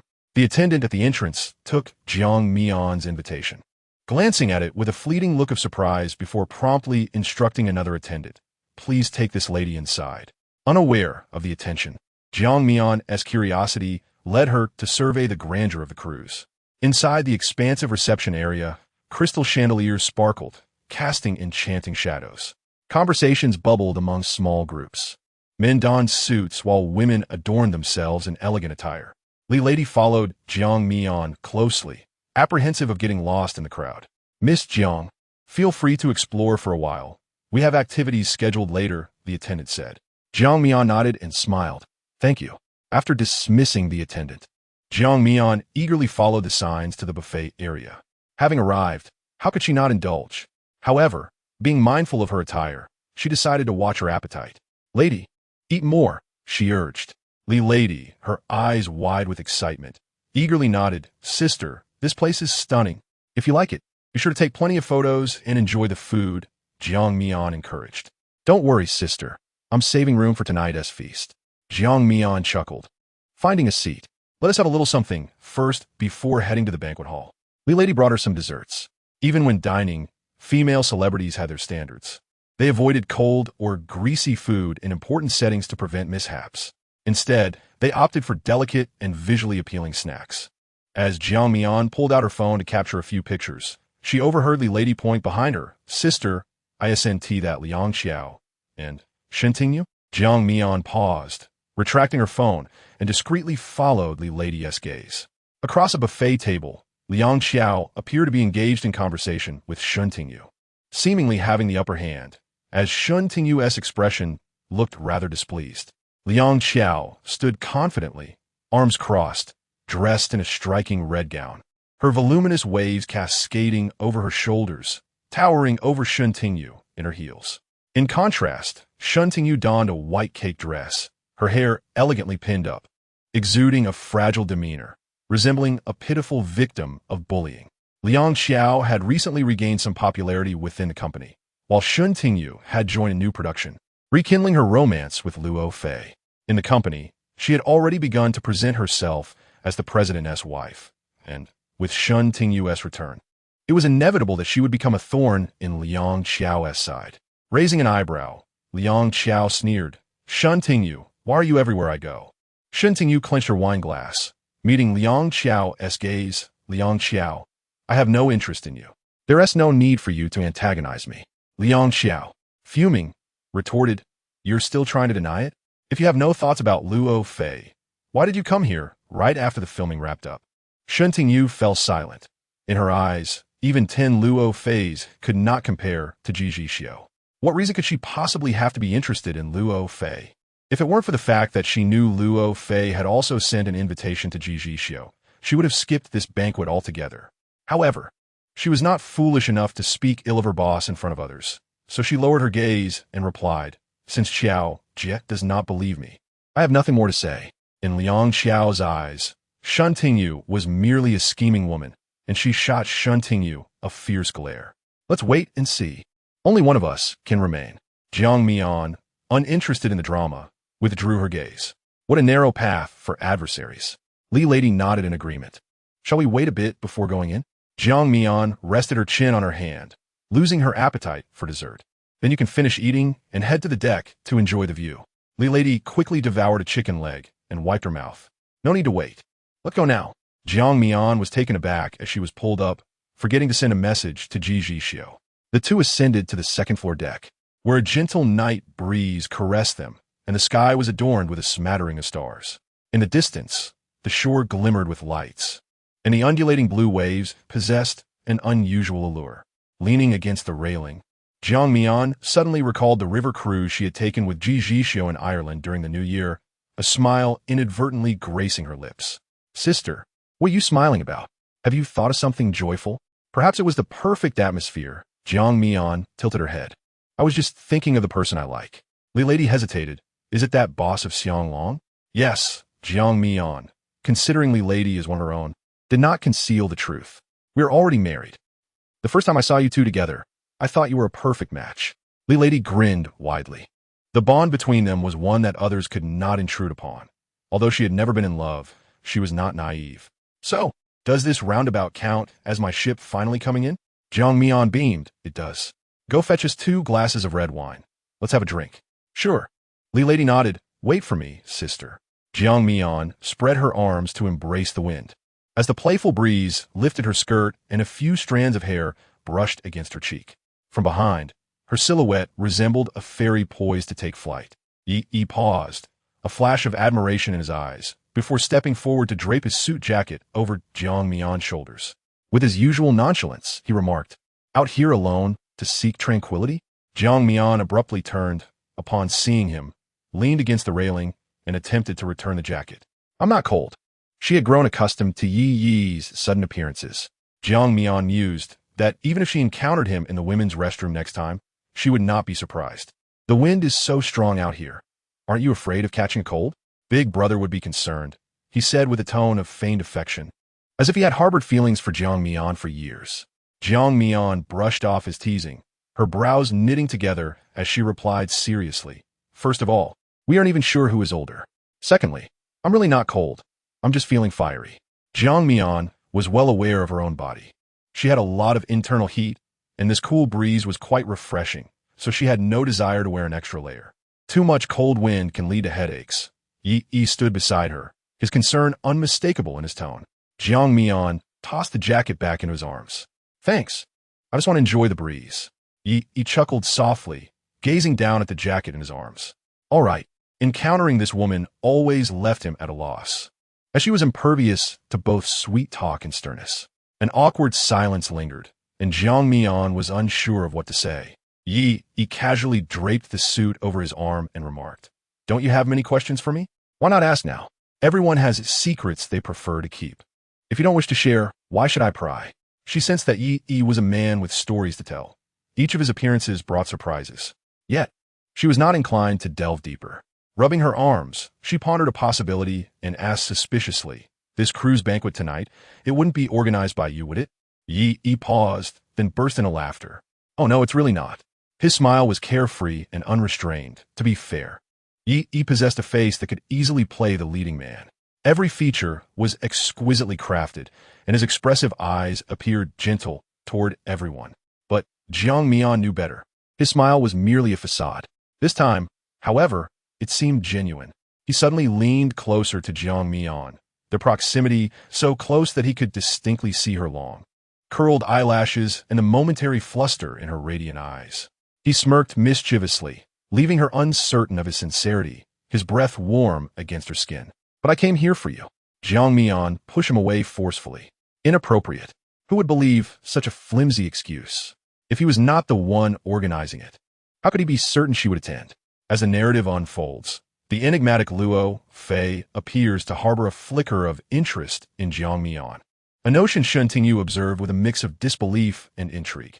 Meanwhile, in the brightly illuminated high-rise of the Ji family in the city center, Fan Chung held out a gilded invitation. "President Ji, this is an invitation to the cruise party hosted by President Luo, set for tonight. Will you be attending?"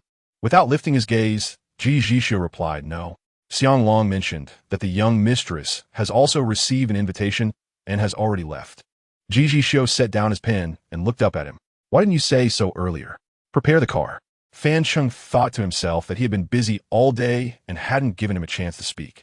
Jiang Mian returned to the banquet hall and poured herself a glass of wine. She spotted a few familiar directors engaged in lively conversation. Given her status, Jiang Mian felt she was merely there to broaden her horizons. Setting down her glass, she headed towards the restroom. Upon entering, she saw Liang Qiao touching up her makeup in front of the mirror. Liang Qiao noticed Jiang Mian's reflection and remarked, "It's you." Jiang Mian replied, "Yes, it's me. I'll just use the restroom. We can talk outside." A minute later, she emerged to wash her hands. Liang Qiao had not yet left, scrutinizing her face and commenting, "You look quite good." "Thank you, you too," Jiang Mian replied politely. "You're quite straightforward," Liang Qiao scoffed. Jiang Mian chose not to respond and exited the restroom ahead of her. Back in the banquet hall, Jiang Mian took another glass of wine. Just as she was about to send a message to Li Lai Di, inquiring about her delay, the lights in the banquet hall suddenly went out, plunging everything into darkness. A cacophony of voices arose. "What happened? Why did the power go out? Oh my, it's so dark, I'm terrified. What's going on? How can it be a power outage?"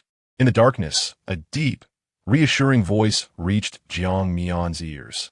"Don't be afraid." She felt someone wrap their arms around her waist, but in the pitch black, she hesitated to move. Jiang Mian whispered, "Let go of me." A teasing voice replied, "I'm merely a hero saving a damsel in distress. Shouldn't you thank me?" He indeed released her. Yet, the warmth of his touch lingered in her memory. Jiang Mian fished out her phone and turned on the flashlight, illuminating their faces. It was Nightwing. "It's just a power outage, hardly a heroic act." Before Nightwing could respond, the lights in the banquet hall flickered back on. He glanced at Jiang Mian and, without further ado, took the glass of wine from her hand. "Don't drink that." Their eyes met, and Jiang Mian understood the meaning behind his gaze. She nodded, "All right." The host hurriedly approached with a microphone. "I apologize for the brief interruption. Everything is fine now." "No, I have something to address." A sudden voice shattered the calm. Jiang Mian turned to see Liang Qiao standing in the center, her expression urgent as she spoke to the host. Soon, the host announced, "Miss Liang Qiao has lost a wristwatch valued at 5 million. If anyone has seen it, please return it promptly." Nightwing stroked his chin, a hint of schadenfreude evident. "I think this is directed at you." Jiang Mian shot him an irritated glance. "Don't say such things." She had no particular connection with Liang Qiao. Why would she be targeted? Jiang Mian frowned, feeling that everything was going awry today. "Sister Mian, I'm here. Sorry for the delay." Li Lai Di rushed over, panting. Jiang Mian looked at her. "Where have you been? Why did it take you so long?" Li Lai Di lowered her voice. "I was on the second floor in the restroom. Someone locked the door, and it took ages for someone to come and unlock it. The power outage scared me to death." Jiang Mian was about to say something when Liang Qiao suddenly exclaimed, "Jiang Mian, did you take my wristwatch?" Though she used the word take, her tone was far from polite. Under the scrutiny of dozens of eyes, some suspicious, some appraising, and others eager for drama, Jiang Mian remained calm. "I did not take it." She had never even seen Liang Qiao's wristwatch. "I just went to the restroom to touch up my makeup and took off my watch. That was the last time I saw it." At that moment, there were only the two of us in the restroom. Who else could it be? Jiang Mian found her reasoning amusing. "Firstly, I have never seen your wristwatch. Secondly, does the fact that I was in the restroom mean I took it? Perhaps someone else took it after you left." As the situation escalated, a waiter hurried to find Luo Fei to take charge. Someone saw. Liang Qiao gritted her teeth, unable to reveal the name. She straightened her posture. "In any case, there's no need for excuses. If it's not you, let me search you." Despite the unfavorable situation, private venues generally lack surveillance. Yet, Nightwing noticed a slow smile forming on Jiang Mian's lips, though it did not reach her eyes. Jiang Mian lifted her gaze, her expression imbued with an air of defiance. "What if I refuse to be searched? Then that would only prove you are the thief," she declared loudly. Shen Tingyu in the crowd felt her heart race. Liang Qiao was incredibly bold, doing well. She couldn't hide her excitement. Who would have thought? Mr.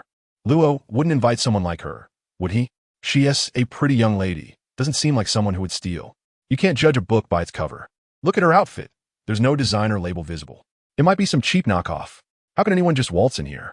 This is ruining the mood for everyone. Everyone, please check if anything else is missing. Luo Fei stood opposite her, their eyes connecting for a brief moment. Luo Fei mouthed something, and Jiang Mian understood his meaning. If she lowered her head, Luo Fei would assist her. But did she need that? Li Lai Di was both anxious and angry. "Sister, how can Liang Qiao slander you like this? If a search is to be conducted, it should be accepted by everyone, and I have no objections," Jiang Mian replied leisurely. Glancing at Liang Qiao, Shen Tingyu was baffled. at such a moment. How could this woman remain so composed? Why not accept the search? If she did, Liang Xiao would have a way to tarnish Jiang Mian's reputation. Liang Xiao did not intend to escalate matters. She merely wanted Jiang Mian to permit her to search. Regardless of whether it was her or not, she could let it slide. But Jiang Mian's stubbornness frustrated Liang Xiao immensely. The watch she lost was not just any timepiece. It was a significant gift from Luo Fei for her birthday, holding great sentimental value. Fine, let me show you why only your search is necessary. Everyone here is a person of stature, while you are merely an 18-line actress. If it weren't you, who else would do such a thing?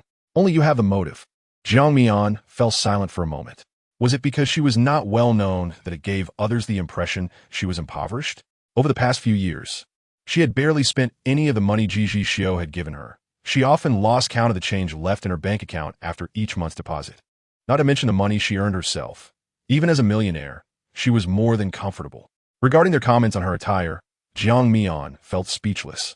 Her clothes were curated by Ji Zhixiu's designated staff, with new pieces arriving every month. She had 2 rooms dedicated to clothing, and she had no idea what brands they were, but she had never encountered anyone wearing the same outfit.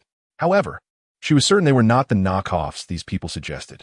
Her silence was interpreted as tacit acceptance by the crowd.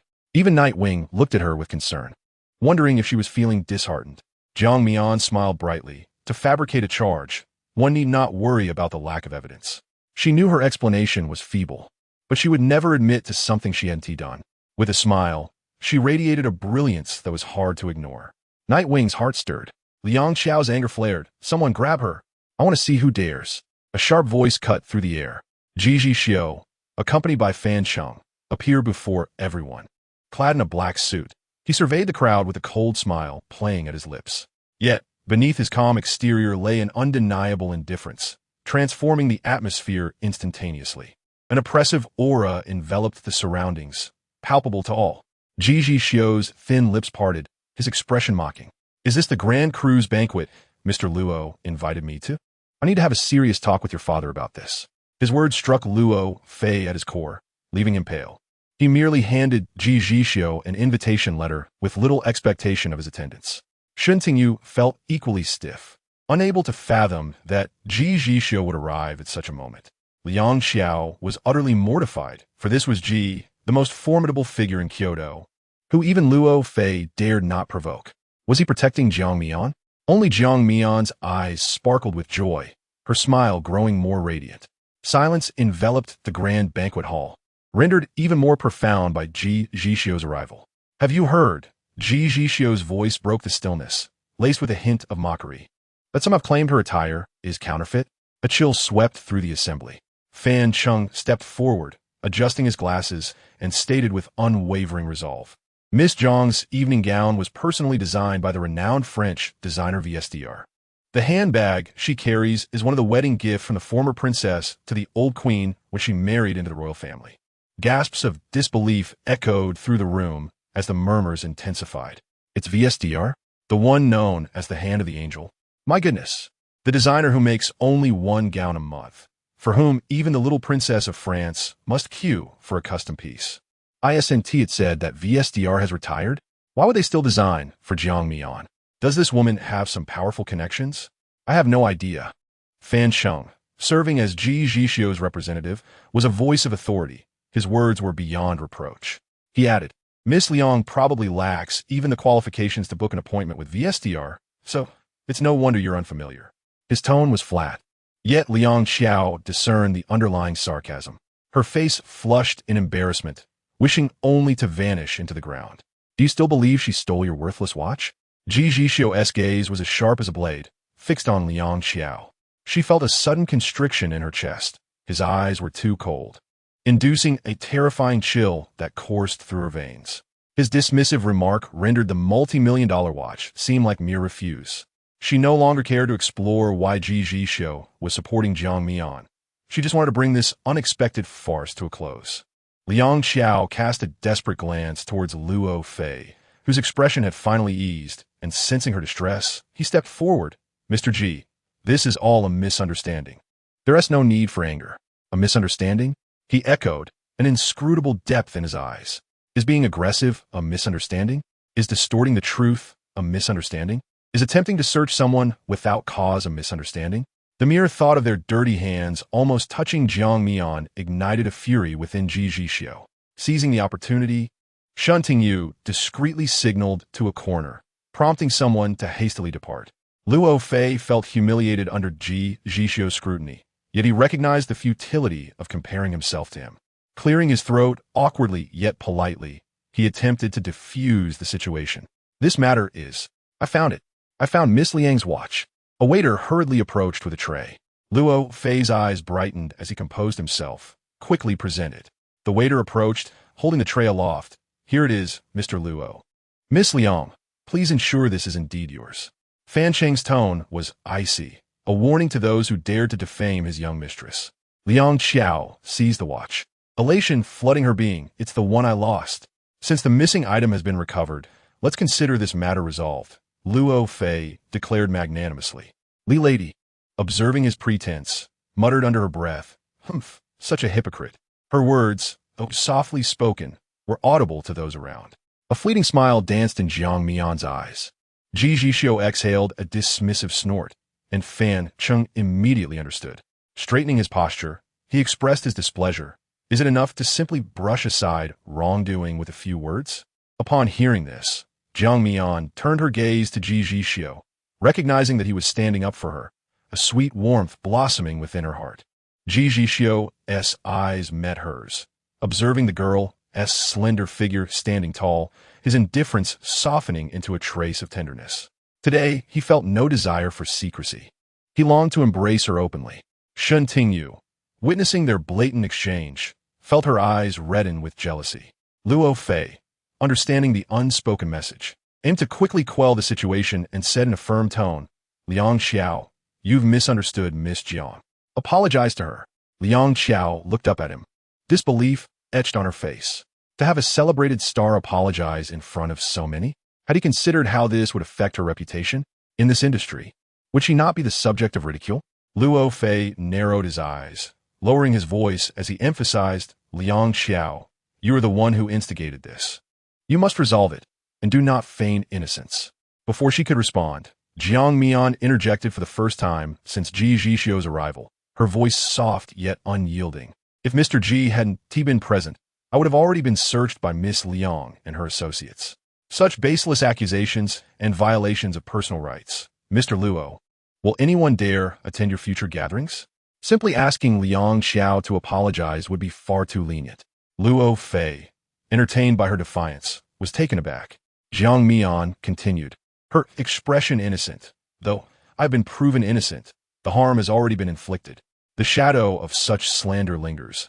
I wonder if I will sleep soundly tonight, or if I shall awaken from dreams haunted by today's events. As she spoke, Luo Fei felt his frustration reach its zenith, internally cursing Liang Xiao as a fool. Despite his feelings for Jiang Mian, he could not allow her to provoke him so brazenly. When he spoke again, the suppressed anger was palpable. What exactly do you wish to achieve? I don't want anything. What can I do? Jiang Mian replied timidly, appearing frightened by his intensity. Luo Fei closed his eyes briefly before reopening them. As the host of this banquet, I apologize for failing to adequately care for each guest, causing distress to Miss Jiang. It was merely a soft concession, yet it was not without merit. Being adaptable was in his nature. One day, he would win over Jiang Mian, and then even the most obstinate of women would yield to his will. Jiang Mian, having achieved her aim, smiled brightly. And what of Miss Liang? Seeing that Luo Fei had already apologized, Liang Xiao remained stunned but obediently said, Jiang Mian, I wronged you. I'm sorry. Jiang Mian nodded earnestly yes. Acknowledging one's mistakes is important. Next time, please refrain from making baseless accusations. This time, it's fine as I have no status or background. But if it were someone else next time, it may not end so smoothly. A lump lodged in Liang Xiao's throat. Should she express gratitude for this helpful reminder? Laughter erupted from the crowd, the sarcasm evident in Jiang Mian's words. It was delightfully gratifying. The light laughter echoed in Liang Xiao's ears, leaving her feeling utterly humiliated. All of this was Shen Tingyu's fault. Had she not claimed to have seen Jiang Mian with her watch, how could the situation have escalated to this point? Liang Xiao anxiously scanned the crowd for Shen Tingyu, eager to see how she would explain this debacle. With the matter resolved, Jiang Mian had no intention of lingering. Disregarding the curious gazes of the crowd, she walked gracefully towards Ji Zhixiu, her head held high and her steps poised. Coming to a halt, she smiled brightly. Mr. Ji, might I accompany you? Ji Zhixiu responded with a faint smile, leaving the onlookers astonished. Could it be? This man, known for his ruthless demeanor and emotional detachment, was actually smiling? Was it merely an illusion, or did his smile possess a gentleness? Brief as it was, his smile lasted only a second, causing some to doubt their own perceptions. Come here, he beckoned. Jiang Mian, undeterred by the crowd, approached him, affectionately linking her arm with his. Tilting her head slightly, her voice carried a hint of grievance. I thought you wouldn't come. The two walked together, as Fan Chung had already arranged for another yacht. Under the lights, their silhouettes appeared remarkably harmonious. Shen Tingyu watched their retreating figures, wishing she could burn a hole through them with her gaze. The innocent, demure facade she once wore had vanished, replaced by a deep-seated resentment as she whispered, Aren't you going to stop her? Luo Fei turned to her, his eyes dark and menacing. Are you instructing me on what to do? Why would he intervene with Jiang Mian? Given his current standing, he could not possibly rival Ji Zhixiu. Cultivating a good relationship with him was the wisest choice. Gaining Ji Zhixiu's support would only benefit him. Once he claimed the power of the Luo family, he would have the strength he needed. The events of today clouded Luo Fei's thoughts. Jiang Mian was not his. But that would change. He did not mind that she had been with others before. Nearby, Liang Xiao observed their whispered exchange. This time, she refrained from acting impulsively, standing her ground with fingers digging into her palms. Shen Tingyu, you claim you have no feelings for Luo Fei, yet this is your version of indifference? Ji Zhixiu looked down at her, his normally stern expression softened by a touch of warmth and an unmistakable affection in his gaze. You did very well. Jiang Mian's eyes sparkled playfully. Perhaps Luo Fei will hold a grudge against you for this. And what of it? The man's voice exuded an innate arrogance and confidence. He had no regard for Luo Fei. Ji Zhixiu wrapped his arm around Jiang Mian's slender waist, leaning in closer. His tone transformed from indifferent to one reminiscent of a teacher imparting wisdom. Mrs. Ji, you have every right to assert yourself. Startled, Jiang Mian smiled. Was he implying that next time she encountered such a situation, she need not fear any authority and could boldly retaliate, knowing he would support her? You have this confidence, Ji Zhixiu stated coolly, for he was seething with anger at the thought of Jiang Mian being humiliated. His Mian deserved no such indignity. Jiang Mian clung tightly to his lean waist, burying her head against him, a smile breaking across her face. Xiao, you're truly wonderful. The feeling of being protected was delightful. It had been years since she had experienced such warmth. Fan Xin, maintaining a calm demeanor, alta lady, was about to approach. Do you not see the two of them sharing a moment? Oh, I noticed a sudden gust of wind outside, and thought to drape a coat over Mian Jia. Li Lady replied softly, having thoughtfully prepared an outer garment for Jiang Mian. Fan Cheng crossed his arms, observing with an amused expression. Do not worry, the young mistress is not cold. With the president around, how could she be? He mused to himself, pondering that perhaps the warmth in her heart was enough to keep her comfortable. Upon returning to shore, Xiang Long had been waiting for them. As they arrived, he promptly approached. President, Mrs. Ji wishes for you to return home. Ji Zhixiu's expression remained unchanged as he acknowledged this with a simple HM. It was likely that Ji's mother had matters to discuss with her at this hour. He escorted Jiang Mian back to Xiushui Villa before heading towards the Ji residence.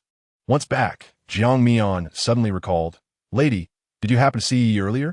Li Lady thought for a moment and shook her head. No, he seemed to have vanished when Mr. Ji arrived. Jiang Mian pondered this. In that case, let Xiang Long take you home. Li Lady beamed. Thank you, Mian Jia. Although her salary was decent, living in Kyoto was still a challenge. She rented a small one-bedroom apartment near the company. As Xiang Long escorted her downstairs, Lidaidi gateret harkarash. When will you take me home to meet your parents? Xiang Long chuckled. How about after this busy period? All right, she replied quickly. Do you want to walk you up? No, it's fine, Li Lady said bashfully, knowing her mother was at home. Understanding her modesty, Xiang Long acquiesced. Then go on up. I'll keep watch. Li Lady nodded gently, swiftly pecking him on the cheek before darting upstairs. Xiang Long touched his cheek, smiling foolishly. As the elevator doors opened, just as Li Lady reached her door, preparing to retrieve her keys, a sudden force gripped her neck from behind, and a familiar, sinister voice echoed in her ear. "You little brat, I've been looking everywhere for you." This voice had startled her awake on multiple occasions, a sound she would never forget. Li Lady quickly regained her composure, fear washing over her like a tide. "How'd you find me?" She feigned calmness, though her trembling hands betrayed her. "Huh, I'm your father, and you will never escape my grasp. Your mother, that little witch, is quite vigilant. I told her I was here to fix the gas, and she refused to let me in." Li Lady sighed with relief upon hearing her mother was unharmed, grateful for her constant reminders to stay cautious. Seeing her relief, her father narrowed his murky eyes, gripping her chin. "You ungrateful daughter, living well in the city while leaving your father behind. Just like your mother, both of you are worthless." Li Lady could not tolerate his insults to her mother. Her eyes reddened as she turned away. "Don't speak about my mother like that." "Fine if you won't. Then how about giving me some money since I'm short on cash?" Her father's shamelessness was evident. Li Lady fought against him, her voice firm. "You must be dreaming. Damn it, you refuse my kindness, then you will suffer the consequences." Her father's fury erupted as he struck her hard across the face, causing it to swell rapidly. She bit her lip, stifling a cry of pain. Her mother was inside. If she heard them and confronted this man, the consequences would be dire. Ultimately, the worst that could happen was mutual destruction. Li Lady closed her eyes, reopening them with determination as she grappled with her father. "So you dare fight back? You little brat." Though her father was stronger, she managed to bite him, causing him to grimace in pain. "Damn it, I should have drowned you in the toilet at birth. After raising you, you are of no use to me." His rage intensified, fists raining down upon her mercilessly. Li Lady gritted her teeth, remaining silent until her father, in a fit of madness, reached for an empty beer bottle he had brought, threatening, "Will you give me the money?" Li Lady, resigned to her fate, thought, "You're unfortunate to have such a father." She could not struggle anymore, and before closing her eyes, she saw the bottle descending toward her head. Suddenly, a cry of pain erupted from her father, and the bottle clattered to the ground.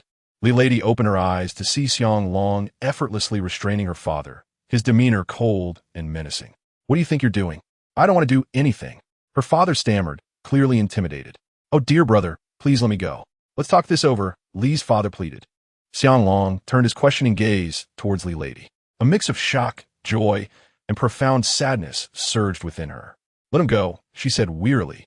Li's father, unable to discern Xiang Long's exact actions, only knew that this man was formidable.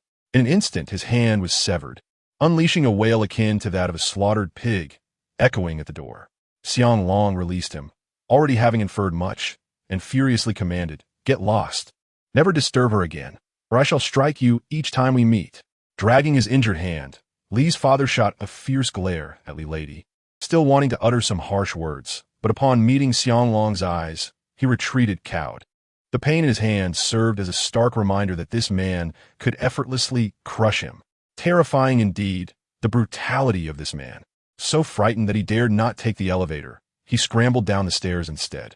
Once he left, Li Lady could no longer bear the weight of the moment. She slowly sank against the wall, collapsing onto the floor. Xiang Long crouched beside her, aligning his body with hers. "I'm sorry for being late." Estimating that Li Lady should be home by now, he sent her a message, but there was no reply. An inexplicable sense of unease compelled him to check on her. Ultimately realizing he was too late, Li Lady could no longer contain herself. The facade she had maintained crumbled upon hearing his words. Tears, large as beans, fell to the ground. Why such a man, my father?" The door creaked open, revealing a sliver, and upon seeing Li Lady seated on the floor, her mother gasped and hurriedly opened the door. "Lady!" The three of them sat on the sofa. Li Lady's emotions had calmed considerably. Her face was serene, and she had ceased weeping. Xiang Long had never anticipated that meeting the parents would unfold in such a hasty manner. He held the tea that Li's mother had poured for him, momentarily at a loss for words. Li's mother, stifling her tears, lamented, "It's all my fault. I chose the wrong man, ruining not only my life, but also my child's." "Mom, it's not your fault. There's nothing we can do." Li Lady murmured. "One cannot choose their origins. Having such a father was her misfortune." "Aunt, if you don't mind, I'll take care of this," Xiang Long interjected. "Also, it would be best if you didn't stay here any longer.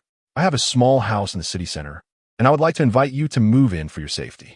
He wished to prevent any further harassment from Li S's father and to spare her from shedding helpless tears again. Li Lady shook her head. No, thank you. She dreaded being a burden to others. Xiang Long did not fully grasp her thoughts, yet he had something to say. He stood solemnly and declared, Aunt, although our meeting is rather abrupt, I want to express my seriousness regarding Lady. I wish to marry her, to build a family together, and to provide her with a future, honoring you as well. I hope you don't see me as an outsider. Her matters are my matters, and I am earnest. His words struck Li Lady deeply. She looked up at him, her eyes brimming with tears, feeling unworthy of his devotion. Li S's mother nodded through her tears. Such a good boy. Though this is our first meeting, I can see you care for Lady, and I feel reassured with her by your side. She turned to Li Lady, sweetheart, what do you think? Li Lady feared for her mother's safety. Given that man was a lunatic obsessed with money, she nodded, all right, let us follow his lead. After a pause, she added, Mom, I wish to change my name. Having endured the weight of a name that favored sons for over 20 years, she had had enough. I support any decision you make. Go ahead. Her mother replied without hesitation. You both rest well tonight. I will come and help you move in the morning. Rest assured, he will not have another chance to disturb you, Xiang Long assured them. The lady forced a smile. Okay, you can go back now. I'll 1TC you off. No need for that. Xiang Long turned back, casting a deep gaze at her before departing the Li household. The following morning, Xiang Long arrived at the Li residence bearing breakfast. Li S's mother cautiously peered through the peephole, relieved to confirm it was him, and quickly opened the door. Good morning, Aunt. Has she woken up? Li S's mother shook her head, looking worried. She had gone to bed late and was still asleep. Xiang Long understood and sat at the table. Aunt, please eat something first. We can move once she wakes up. Just then, Li Lady emerged. I'm awake. Let us tidy up and move. Upon arriving at the small house Xiang Long had mentioned, Li Lady and her mother were astonished. Was this what he deemed small? The living room was well lit, featuring 3 bedrooms and a bathroom, and the place was as pristine as if it had never been inhabited, practically a luxurious little villa, furnished in its entirety. Xiang Long smiled. I usually stay with the president at Xiushui Mountain Villa, and this house has remained vacant since I purchased it. Having you both move and will bring some life to it. Li Lady gazed at him earnestly. I will pay you rent. Understanding her character, Xiang Long did not refuse. All right. After settling into their new home, Xiang Long accompanied Li Lady to the police station to change her name. With his assistance, the process was swift. When a staff inquired about her new name, she hesitated and looked up at Xiang Long. Could you help me choose one? Meeting Mian Jie and Xiang Long marked a rebirth. After a moment of contemplation, he suggested, how about Zhu Yi? Bamboo symbolizes resilience and strength, much like you. What do you think? A genuine smile, the first since yesterday, broke across Li Lady's face. That sounds beautiful, truly wonderful. Let us go with that. She turned to the staff and repeated the name. After completing the necessary procedures, her name change was officially successful. As they exited, Li Lady, now officially Li Zhu Yi, took the initiative to grasp Xiang Long's hand. Thank you, truly thank you. Thank you for being willing to love me. Xiang Long lowered his gaze at their intertwined hands. You know I dislike formality between us. Us had ons gradually handed. Li Zhu shit het gulum. Her cheeks dimpled as she smiled. Let us have lunch together. My mom bought plenty of ingredients this morning. I must bring you home to taste her cooking.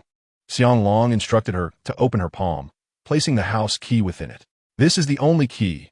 There is no spare. Keep it safe, and even if I come over, you must knock. Li Zhu Yi understood his meaning and could no longer contain herself. In public, she embraced him tightly, nodding fervently. No matter when you come, I will always open the door for you. Chapter 66. I will take you to the hospital. Li Zhu Yi informed Jiang Mian about her name change, and Jiang Mian was genuinely happy for her. There is nothing better than courageously being oneself. To encourage Li Zhu Yi, Jiang Mian sent her a bonus in advance. Although it was not much, it was the thought that counted. Li Zhu Yi felt warmth in her heart. Realizing that Mian Jie was using the bonus as an excuse out of concern for her finances. Determined, she resolved to work diligently by Mian Jie's side. Ning Ye, upon hearing about the events at Angel Star, cursed angrily. These people are all despicable. That Luofei. This invitation must have been sent with malicious intent. Jiang Mian began to connect the dots, recalling the glass of red wine and the sudden blackout at the banquet. She mused. Luofei's gaze towards me was quite disgusting. Ning Jie grasped her hand. Mian Mian, let us keep our distance from him in the future. Although you have President Ji protecting you. This industry is rife with dirty tactics. Be careful not to fall into a trap. Without President Ji's backing, with her looks, she would likely attract countless envious glances in this circle. She needed to keep a close watch on Jiang Mian to ensure a prosperous future. Jiang Mian gently nodded, understanding that Sister Ning need not worry. She and Luo Fei would have no intersection. Meanwhile, Shen Tingyu remained preoccupied with the events in the banquet hall. Just a little more, just a fraction, and Jiang Mian would have consumed that glass of wine. How could she have been stopped? Her luck was astonishing. Director Wang was the same during casting, and now it was no different. Shen Tingyu narrowed her eyes and looked at her assistant. You couldn't manage a simple task. Tell me, what else can you do? The assistant lowered her head, too intimidated to speak. As long as she could get through this, she dared not retort, knowing the consequences would be severe. There were many people around at the time, and she had closely observed Jiang Mian. Shen Tingyu reflected on the situation and inquired. Who was it that stopped her? The assistant, sensing an opportunity for redemption, quickly replied, It was a man. Can you refrain from speaking nonsense? The assistant replied sullenly. There were too many people. I couldn't see clearly, just that he was a very handsome man. Handsomer than Mr. Luo. When did such a striking man appear beside Jiang Mian? Fortune truly seemed to favor her. Shen Tingyu frowned. Ah, Sister Qiao, you cannot enter. Get out of the way. Liang Qiao forcefully pushed aside the hand that blocked her and stormed in angrily. Shen Tingyu's thoughts were interrupted as she looked up. Sister Yu, I mentioned that the lounge is occupied. Sister Qiao insisted on entering. The young girl spoke weakly. If I didn't know better, I would think this Luo company is your Shen Tingyu's domain. When did I, Liang Qiao, need to inform you before I go anywhere? Enough, you can leave now, Shen Tingyu said with a pleasant demeanor. Once the assistant departed, she poured a cup of tea. Sister Qiao, let us speak calmly. Please sit down. Liang Qiao could not tolerate her demeanor and shouted. Shen Tingyu, we are both seasoned players, don't pretend with me. I'm telling you, you need to tell Mr. Luo that you will not take that role. I thought it was something serious. Shen Tingyu replied lightly. It's just a drama. If Sister Qiao wants it, she can have it. Liang Qiao regarded her with skepticism. Could she genuinely be so magnanimous? This drama is a key project for Luo Company this year. And Liang Qiao never expected Luo Fei to decisively choose Shen Tingyu as the female lead. Upon hearing this news, she could no longer contain her anger and stormed over. Even more unexpectedly, Shen Tingyu was so generous as to agree to let the role go to her. Shen Tingyu nodded. Of course, in terms of seniority, Sister Qiao debuted earlier. In terms of status, Sister Qiao is our company's cash cow. In my eyes, she is the most qualified to play the female lead in this drama. You're quite perceptive. Liang Qiao was at a loss for words. Since that is the case, I shall take my leave. Sister Qiao walked slowly. The conference room door closed, and the assistant whispered, Sister, are you really going to give her that role? If she stars in this drama, she will become a key focus of the company. Shen Tingyu could at least secure a smooth path to stardom. And if fortune favored her, she could become the next popular female star. In her view, it was entirely unnecessary to relinquish this opportunity. Shen Tingyu supported her forehead with one hand, chuckling at the remark. Why not give it? Liang Xiao wouldn't last long. Luo Fei had long since grown tired of her, and she could see clearly that Liang Xiao was merely one among many of Luo Fei's companions. Moreover, even if she dared to give it, Liang Xiao might not even be able to film it. Jiang Mian was not idle for long when director Wang notified her that it was time to begin promoting the film. 5 cities were scheduled, not too many, with the first stop naturally being Kyoto. Song Xingjia had informed her in advance that due to personal reasons, he would not be able to accompany Jiang Mian to the first stop. Jiang Mian expressed her understanding. However, after 2 stops without Song Xingjia's appearance, many fans were disheartened and even began to suspect that he had given up on this film. Meanwhile, Jiang Mian was nearly exhausted. Each day, she had to handle various questions from reporters while maintaining a glamorous image. By night, she would lay on a hotel bed, calling Ji Zhixiu and recounting the day's events. Xiu, today a reporter actually asked me if I have feelings for the film emperor due to this drama. After finishing her bath, Jiang Mian relaxed on the bed. Ji Zhixiu's eyes tightened imperceptibly. And what did you say? Of course not. I admire him with respect. Jiang Mian tilted her head, feeling drowsy. Ji Zhixiu's heart suddenly eased. As a partner, Song Xingjia was indeed commendable. After Jiang Mian had mentioned him previously, Ji Zhixiu had taken time to catch up on 2 of Song Xingjia's dramas. When watching in the office, Fan Cheng's eyes nearly popped out in disbelief. He pointed at the screen, incredulous. "President, you also follow Song Xingjia? You know him too?" Ji Zhixiu retorted. "Of course. It is no exaggeration to say that Song Xingjia has left an uncountable number of cinematic works over his years in the industry, almost seamlessly transitioning from one project to another. He appeals to all demographics, from elderly women to young girls. For Jiang Mian's sake, Ji Zhixiu had made a preliminary understanding of him. Most importantly, Ji Zhixiu had to admit that the man's acting skills were beyond reproach, coupled with a commendable character. It was no wonder he had amassed such a significant fan base over the years. Furthermore, he possessed a unique aura. As a man himself, Ji Zhixiu had an inexplicable intuition that Song Xingjia was certainly not an ordinary actor. "Did you take your medicine on time last night?" Ji Zhixiu inquired. But there was no response from the other end. After a long pause, only the sound of Jiang Mian's gentle breathing could be heard. Ji Zhixiu frowned, realizing she must be utterly exhausted. The next morning, Jiang Mian woke to find her phone had been connected all night, with Ji Zhixiu not having hung up. Tentatively, she called out, "Xiao." Not expecting a response, Jiang Mian's face lit up with joy. "You didn't sleep at all last night, did you?" Ji Zhixiu rubbed his temples, having indeed slept, and now he was just waking. He anticipated listening to Jiang Mian's breathing all night without rest. Jiang Mian, believing him, said, "I need to catch a flight soon." Ji Zhixiu, suppressing his drowsiness, nodded, "I know. Well then, I must prepare my things." Jiang Mian kissed her phone and hung up. After the call, she cheerfully hurried to the next stop. At the third stop, Jiang Mian finally saw Song Xingjia. It had been several months since their last encounter. Upon seeing him again, the man remained extraordinarily handsome, with striking features and a tall stature. His every movement exuded a calm elegance that was utterly captivating. He smiled upon seeing Jiang Mian and said, "Mian Mian." Jiang Mian trotted over, looking up at him. "Film Emperor Song." Song Xingjia gently ruffled her hair, a hint of appreciation in his eyes. "You've worked hard." Jiang Mian shook her head. "Not at all. It's nothing. It's my duty." He truly is so gentle. The promotional tour was not solely for him. How could she possibly claim it was hard work? He smiled. "From now on, I will be with you for all of this." Jiang Mian nodded joyfully. That would be perfect. Then, Jiang Mian truly experienced the charm of Film Emperor Song.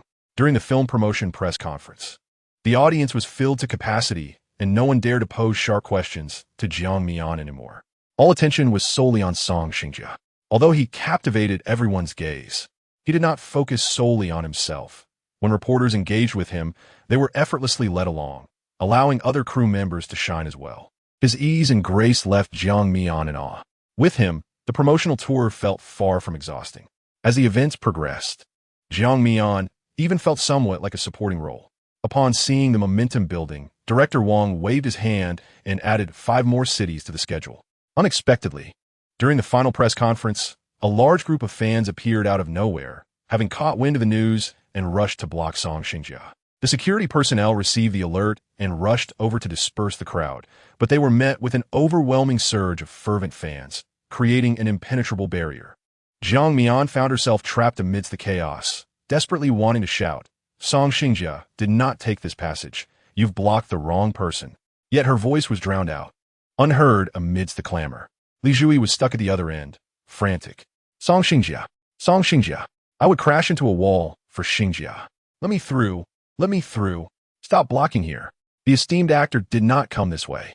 "Nonsense. I have reliable information that Song Xingjia is indeed taking this route. No one can stop us. Once he returns, who knows when we will see him again. Sisters, charge." A sharp pain shot through Jiang Mian's foot as someone stepped on it, causing her to falter. In the ensuing tumult, someone fell heavily to the ground. "Blood! Someone is bleeding. Help!" Jiang Mian was spotted by Song Xingjia amidst the crowd, who called out sternly, and the throng quickly parted to create a path. However, Jiang Mian was in too much pain to speak. Her foot and hand throbbed painfully. Song Xingjia rushed to her side, bending down to lift the frail figure sitting on the ground, his brow furrowed in concern. "Don't speak, just hold on. I will take you to the hospital." Upon receiving the news, He had arranged for a vehicle to avoid any mishaps, never anticipating that it would be needed for Jiang Mian first. Nestled in his arms, Jiang Mian's breath was faint. Wait, bring my assistant along. Zhui won't know where I am and will surely panic.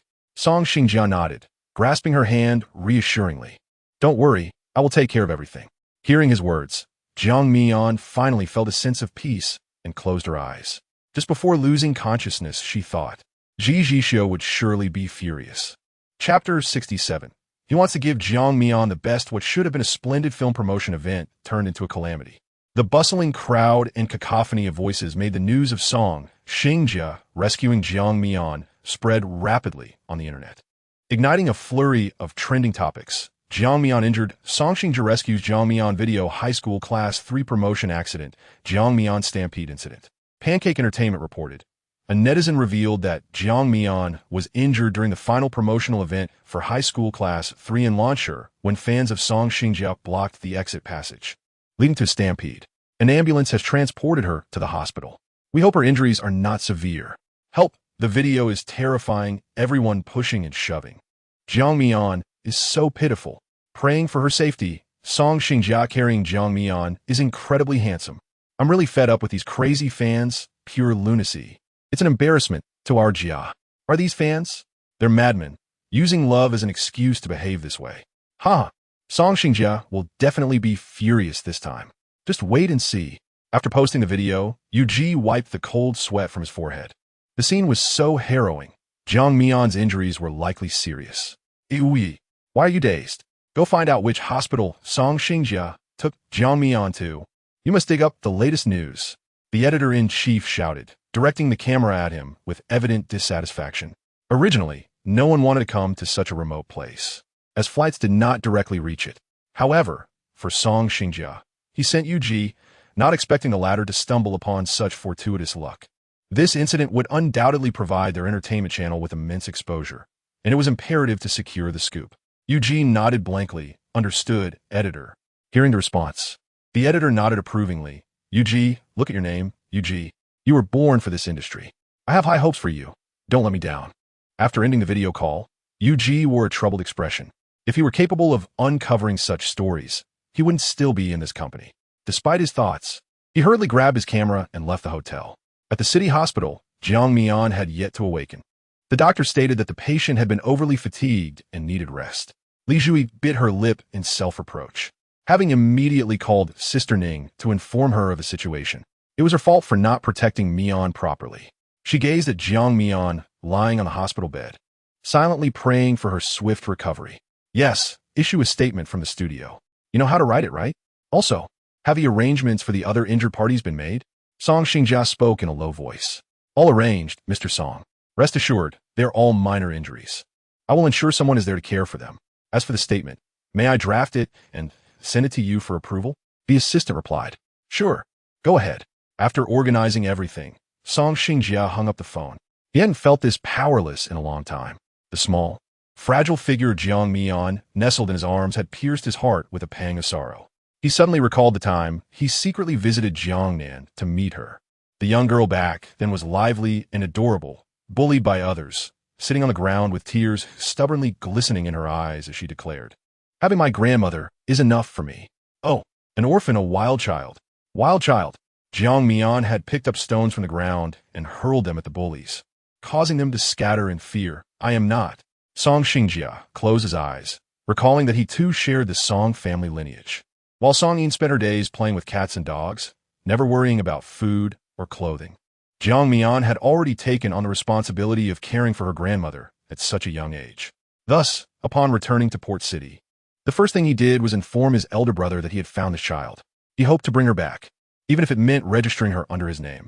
However, he did not expect to be reprimanded by Song Xingji, who instructed him never to mention it again. Perhaps his elder brother had already forgotten about the child, but he had not. He felt guilty. This was the bloodline of the Song family, and not allowing her to acknowledge her heritage was the greatest dereliction of duty as her uncle. Given the opportunity, he wanted to give Jiang Mian the best. Snapping back to the present, Song Xingjia sat down in a chair beside her bed. You should go find something to eat. I will stay here with her. Li Zhui had met Song Xingjia several times and trusted his character. Nodding, she replied. All right, what would you like to eat, Song Xingjia? I'll bring it for you. No need, I'm not hungry. Just bring something light for Jiang Mian. She might wake up soon. Understood. Li Jui grabbed her bag and left. Once she was gone, Song Xingjia opened his phone, his expression darkening as he scanned the overwhelming reports. Jiang Mian awakened during the night and instinctively turned over, only to feel a wave of pain coursing through her body. Song Xingjia, who had been resting with his eyes closed, immediately opened them upon hearing the movement. You're awake? How do you feel? Is there anywhere that still hurts? Jiang Mian frowned. Can I say that I'm uncomfortable everywhere? Yes, Song Xingjia chuckled. You still have your spirit. You seem to be in decent condition. Are you hungry? Would you like to eat something first? He inquired. Jiang Mian indeed felt a bit hungry, but she shook her head. Wait, hand me my phone. I need to make a call. Song Xingjia handed her the phone from the bedside table. Jiang Mian first dialed Sister Ning. Ning was anxiously awaiting news, and upon receiving the call, she hurriedly asked, How are you? Still alive. You didn't tell him, did you? The unspoken hung in the air between them. Ning was a loss for words, my little ancestor. Do you really think you can keep it from Ji Zhixiu? The moment she received the news, she had unhesitatingly called Ji Zhixiu. By the way, I was planning to come see you in person, but Ji Zhixiu said it wasn't necessary. Jiang Mian nodded. It's really not necessary. He said he would come himself. He is probably already on the plane now. He should arrive tomorrow afternoon. What? Jiang Mian was taken aback. This was bad. She could already envision Ji Zhixiu's expression upon learning the news, certainly as dark as a storm cloud. She hung up and attempted to call Ji Zhixiu, but predictably, there was no answer. She wished to browse the news online again, but Song Xingjia gently interjected, You have just awakened, and your body remains fragile. Please rest a little longer and refrain from looking at your phone. If there is anything you wish to know, I shall inform you. Jiang Mian obediently settled back down. Are there others who are injured? Yes, but their injuries are less severe than yours. They have already been transferred to other hospitals. I have arranged for personnel to secure this building. No media will intrude. I have also collaborated with the official account and the studio to release a statement. Director Wang and the others wanted to stay to see you, but I sent them away. They will return tomorrow. Your assistant has been accommodated in the adjacent room. Song Xingjia was aware of her curiosity. Jiang Mian blinked. Am I trending online? Such a splendid opportunity for Director Wang to promote our film. After all, I sustained these injuries for it. She intended to make a jest, wishing to alleviate Song Xingjia's guilt, but he responded gravely, I've already dispatched someone to investigate. It is imperative to discover who spread the news that attracted such a crowd and caused you harm. I will not let them go unpunished.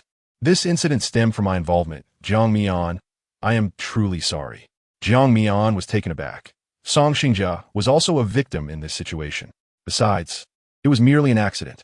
She turned her little head and considered, offering information to Song Xingjia.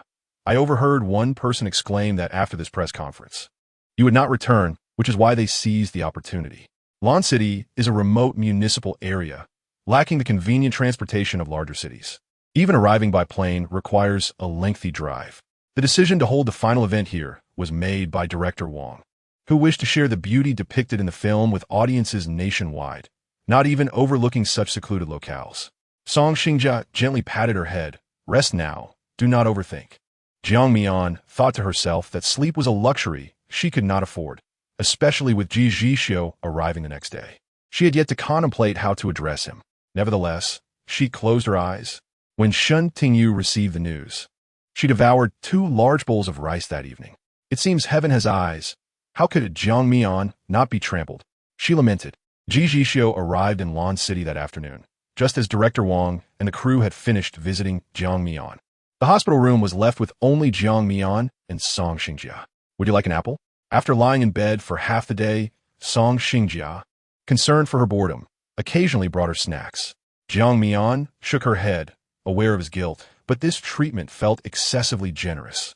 As they conversed, Jiang Mian felt a presence and looked up to find Ji Zhixiu standing at the doorway. Song Xingjia followed her gaze. The two men, having learned of each other through Jiang Mian, were meeting formally for the first time. Song Xingjia mused to himself, so this is Ji Zhixiu, Jiang Mian's boyfriend. The Ji family was renowned, and Ji Zhixiu was the most distinguished among the younger generation of power holders in Kyoto, known far and wide.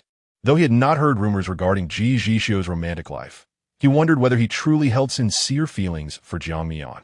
Ji Zhixiu's narrow eyes gradually narrowed, assessing Song Xingjia. He bore an unremarkable appearance, but displayed considerable thoughtfulness. Jiang Mian held no particular feelings for him, but what of his feelings for her? The two engaged in a silent battle of unspoken emotions. Jiang Mian licked her lips, breaking the intense gaze between them, and weakly said, "I'm a bit thirsty." "I'll get it," they both replied in unison. "Perhaps I should handle it," Li Zhui suggested. After pouring the water, she discreetly slipped away. Goodness, she could barely handle Ji Zong alone, let alone with the esteemed Song Xingjia present. "My apologies, Mianjia, I shall take my leave." Ji Zhixiu extended his hand with composure. "Ji Zhixiu, a pleasure. I am Song Xingjia." The two men shook hands, their gazes locked, revealing emotions that were inscrutable to one another. Jiang Mian broke the silence. "Please, you go ahead and take a seat first." Ji Zhixiu unceremoniously occupied the spot Song Xingjia had just vacated, turning to Jiang Mian with no regard for the others present. "Were you injured?" "My foot, my hand," Jiang Mian replied honestly. Ji Zhixiu frowned. "We should return to Kyoto. Do not remain in this hospital. I will arrange for a helicopter to come tonight." Jiang Mian readily agreed, raising her head to ask, "Is Song Xingjia coming with us?" "Not at all. I will accompany the crew." Jiang Mian nodded. Song Xingjia wished to linger a bit longer, but could see Jiang Mian was eager for some time alone with Ji Zhixiu. Given his current status, he deemed it inappropriate to say more and decided to exit the room. As soon as he left, Jiang Mian nestled into Ji Zhixiu's embrace. He lifted her chin. "Jiang Mian, I'm here," she replied emphatically. "Let me see where you are hurt." Jiang Mian shook her head, a look of resistance on her face. "No, it looks terrible, all bruised and discolored." She had been frightened when she saw herself last night. "What are you afraid of?" he asked, striking at her innermost thoughts. Jiang Mian raised her gaze, her eyes misty. "I don't want you to look. I dislike it." Ji Zhixiu's heart softened at that moment. He sighed quietly. Upon seeing her, all his weariness dissipated.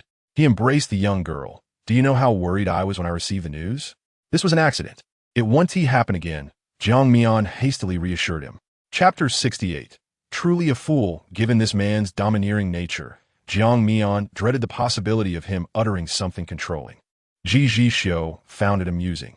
Even at this moment, she was still attempting to play coy with him, as if he couldn't see through it. He parted his lips slightly, speaking ambiguously. "Song Xingjia seems quite concerned about you." Jiang Mian blinked. "He feels guilty, believing my condition is due to him." "What did the doctor say?" "No serious injuries, just need a rest." "You need not worry. I will refrain from promotional activities and will return to Xiushui Mountain Villa to recuperate." Jiang Mian smiled sweetly, nestling against his shoulder, and coquettishly asked, "Is that all right?" Ji Zhixiu gazed down at her. "If I recall correctly, this is the final event." "Oh dear, my husband," Jiang Mian pleaded pitifully. She had yet to witness Ji Zhixiu smile.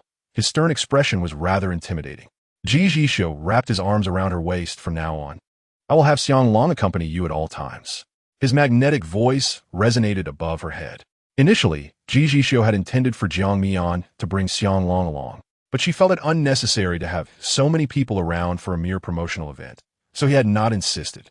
Upon hearing this, Jiang Mian did not object, nodding obediently and smoothing his hair. That evening, Sun Shu personally piloted a private jet to land on the rooftop of the city's People's Hospital. Director Wang and the others had already departed Lan City that afternoon.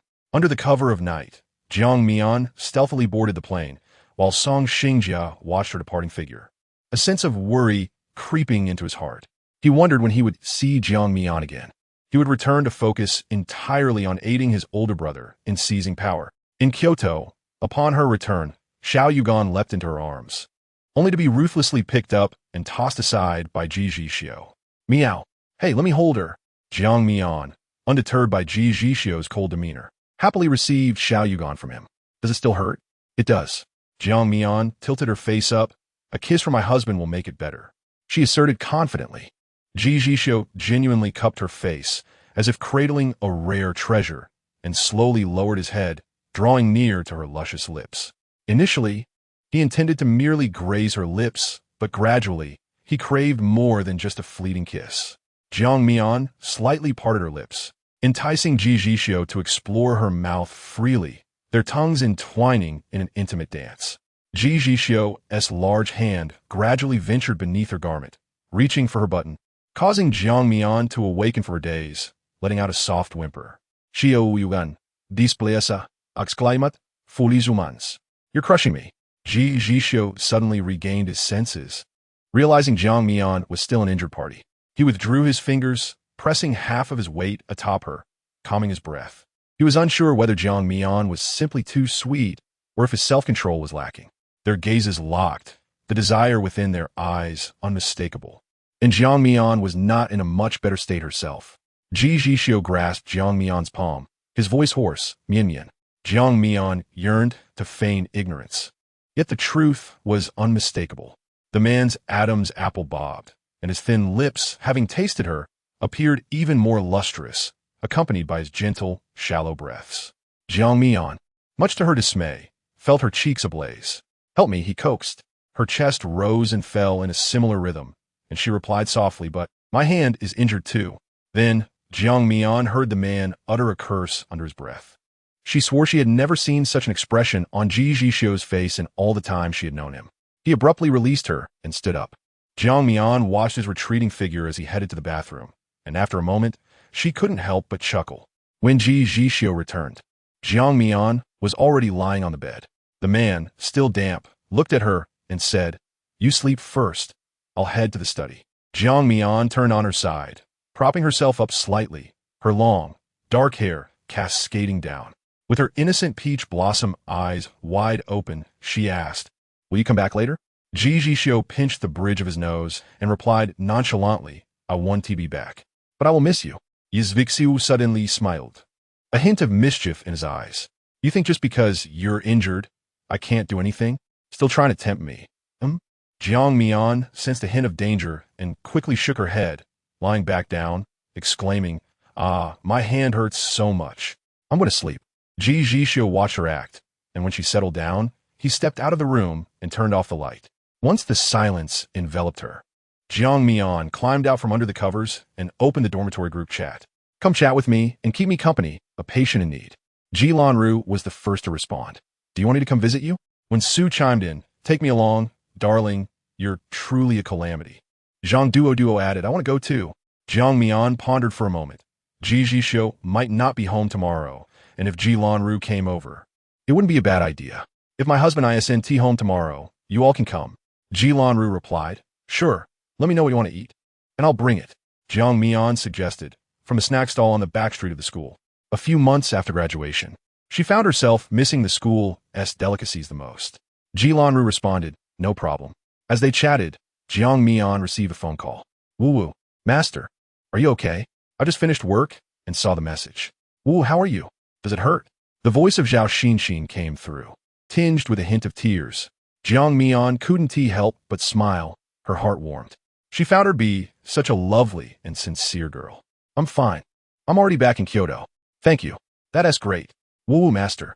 You don't know how worried I was after watching the video. But Song Yingdi is really handsome," Zhao Xinxin sniffled. "You silly. I told you I would be fine. Why are you crying so hard? Wipe your tears." Ling He's impatient voice interjected. "Is it wrong to be sad? Not everyone is like you, stinky Ling He." Hearing the banter between the two, Jiang Mian couldn't help but smile. They truly were a match made in heaven. "Now that I know you're fine, I can relax. I'll hang up now." "Master." "Ooh." Ling He says I have to sleep early and not stay up late." Zhao Xinxin reluctantly bid her farewell. Jiang Mian nodded. "All right, when you return to Kyoto, we'll hang out together. Mmchem, good night." After hanging up, Zhao Xinxin stood up, having been squatting during the call.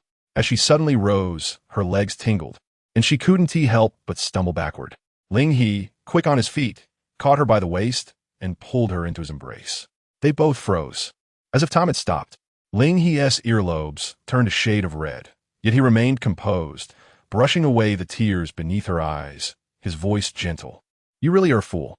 This sudden intimacy made Zhao Xinxin's heart race uncontrollably. What to do? Ling He was truly handsome, even more so than Song Yingdi. Was it just her imagination? She felt an overwhelming urge to leap into his arms. Embarrassed by such indecent thoughts, she felt as though she were on fire, her body burning with heat. "I'm going back to sleep," she declared hastily. Ling Yi watched her flustered figure and remarked coolly, "You're heading the wrong way." She paused, then retreated, approaching him again. Ling Yi stood calmly, rooted in place, the path ahead shrouded in darkness. Zhao Xin, puffing with indignation, returned to him. Bursting into tears, "I'm scared. Aren't I here? Why didn't we just return to the hotel and call from there? Now it's just the two of us." Zhao Xin whimpered. "What's wrong? Come here and take my hand. Aren't you scared?" Jiang Mian awoke late the next day, having been undisturbed by Ji Zhixiu. Upon glancing at the clock, she realized it was already past 10. He should have left for the office by now, right? Humming a little tune, she descended the stairs, feeling quite pleased at the thought of her roommates visiting her in the afternoon. "So happy," Ji Zhixiu teased, shaking the newspaper. Jiang Mian slowly turned to look at the man sitting upright on the sofa, incredulously asking, "You didn't go to work today?" "Oh no, how careless of me. Is it not good to keep you company?" Ji Zhixiu raised an eyebrow. "Of course it is," Jiang Mian replied, nodding. She then pulled out her phone to message her friends. "Maybe we should postpone. My husband is home." Ji Lanru responded, "Your message sounds like you're having an affair." Zhang Duo added, "I'm dying of laughter." When Su commented, "In that case, we won TB party crashers. A little time alone will help you cultivate your feelings." Jiang Mian thought to herself, that's true. Once she recovered, she would have to go into production and might not see this man for at least 10 days to half a month. With that in mind, Jiang Mian felt less disappointed. "Kumeit." Jiang Mian moved slowly to the table, asking, "Any plans for today?" "None. I can accompany you in whatever you wish to do," Ji Zhixiu replied. Jiang Mian contemplated, "I can't do much in my current state, but can we watch a movie together after lunch?" "Sure, you decide." With a smile, Jiang Mian replied, "All right." After lunch, she took a leisurely stroll for about 10 minutes to aid digestion before instructing Ji Zhixiu to carry her upstairs. The second floor had a spacious room dedicated to watching shows, with a plush carpet and decor that Jiang Mian adored, all arranged by Ji Zhixiu specifically for her. Jiang Mian used her voice to command the playback of The Shape of Water. As the screen began to play automatically, she rested her head on Ji Zhixiu's lap, holding her breath. This was her second time watching the film, and she still did not want to miss a single frame. Feeling as though something was still missing, Jiang Mian looked up at him, subtly hinting, "What do you want to eat?" Ji Zhixiu asked, "I do like some seaweed rolls." Ji Zhixiu pressed the remote, and a robot delivered snacks. He opened the package, his gaze fixed on the screen, deftly feeding Jiang Mian the snacks. Delighted, she reciprocated by offering one to him. "You eat too." Ji Zhixiu opened his mouth and took a bite. After feeding him once, Jiang Mian waited patiently for him to continue. However, Ji Zhixiu's brow furrowed slightly, and he did not move. Was he really done so soon? She glanced at the bag in his hand, which still had more than half remaining, and pouted, "Why aren't you feeding me anymore?" Chapter 69. You should yield to me. A peculiar expression crossed Ji Zhixiu's face. Jiang Mian discerned that this emotion was undoubtedly one of reluctance. Suddenly, it dawned on her that he might be playing a feeding game with her.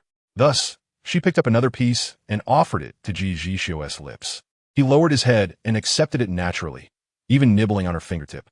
Suddenly enveloped by warmth within his mouth, Jiang Mian felt a surge of heat at her fingertips. Her eyes widened in surprise, her cheeks involuntarily puffing out, her voice trembling. "Let go." Her soft, delicate tone resembled a coy invitation, and rather than retreating, the man leaned in closer. She felt the man's wicked gaze linger on her, sending a tingling sensation throughout her body. Ji Zhixiu took his time teasing the young girl, thinking that after inflicting harm, he must glean some interest from elsewhere. After a while, Jiang Mian's eyes were red at the corners, her cheeks possessing a captivating allure. As she leaned softly against Ji Zhixiu, on the large screen, Eliza also slowly sank into the water. Yet, at this moment, no one cared for the leading lady anymore. Song Xingjia only called Jiang Mian after returning to the harbor city. His voice remained as melodious as ever. "I apologize for taking so long to inform you of this outcome. I have clarified the matter from last time. It was indeed an accident." Jiang Mian was out shopping with Li Zhui and nodded upon hearing this. "Just as I suspected, I'm almost fully recovered. How have you been lately?" Song Xingjia looked down at the documents on his desk. The internal strife within the Song family had escalated to life or death stakes. Each day required vigilance against the conspiracies of seemingly friendly relatives, which was rather tiresome. He showed no hint of unusual emotion, responding lightly, "I'm fine." It was only later that Jiang Mian saw the statement Song Xingjia had issued on her behalf. Even though some fans were victims, he still held them accountable. Through the screen, she could sense the fury and protection emanating from that statement. "Young Master Song, you have a meeting in 10 minutes. His assistant reminded him over the phone, interrupting Jiang Mian's thoughts. She smiled slightly, swallowing her words. "You go ahead. We'll reconnect when you return to Kyoto." Knowing she was doing well brought Song Xingjia some relief. He nodded slightly. "By the way, director Zhang Zimo is casting for a new drama. If you're interested, take a look." Jiang Mian understood that his casual remarks were laden with meaning, and she committed it to memory. "I will." After hanging up, Jiang Mian handed her phone to Li Jui. "I'm heading to the restroom. Wait for me here with Xiang Long." Li Jui nodded. "Okay." Xiang Long stood behind her. Since the last incident, the two had become inseparable. "Shall we sit for a while?" Xiang Long shook his head, finding the workload trivial. Besides, he had her company. "Ah, no wonder you dare to refuse me. Turns out you have someone by your side." A voice intruded between them, as Ji Zhixiu stormed over, raising her hand to slap Li Jui. The sudden turn of events caught them off guard, and Xiang Long didn't have time to intervene. The stinging pain on Li Jui's cheek reminded her that she had been slapped yet again. Tears brimmed in her eyes as she struggled to comprehend what she had done to offend this person. The moment Xiang Long noticed her reaction, his eyes turned icy. He stepped in front of Li Jui. "Miss, why resort to violence?" Ji Zhixiu met his gaze fearlessly, unconvinced that Xiang Long would dare to act against her. "Go ahead and hit. It's not like you're not already an eyesore in front of me." Seeing them so close nearly drove her mad. So this girl is the reason Xiang Long slapped me? How can I tolerate this?" Xiang Long clenched his fists. "I respect you as the young lady, but I won't hesitate to act if this continues." His warning incensed Ji Zhixiu, and before she could retort, she saw Xiang Long gently caressing Li Jui's face. His expression, one she had never witnessed, filled with concern. "How is it? Does it still hurt?" Last time, when she was in distress,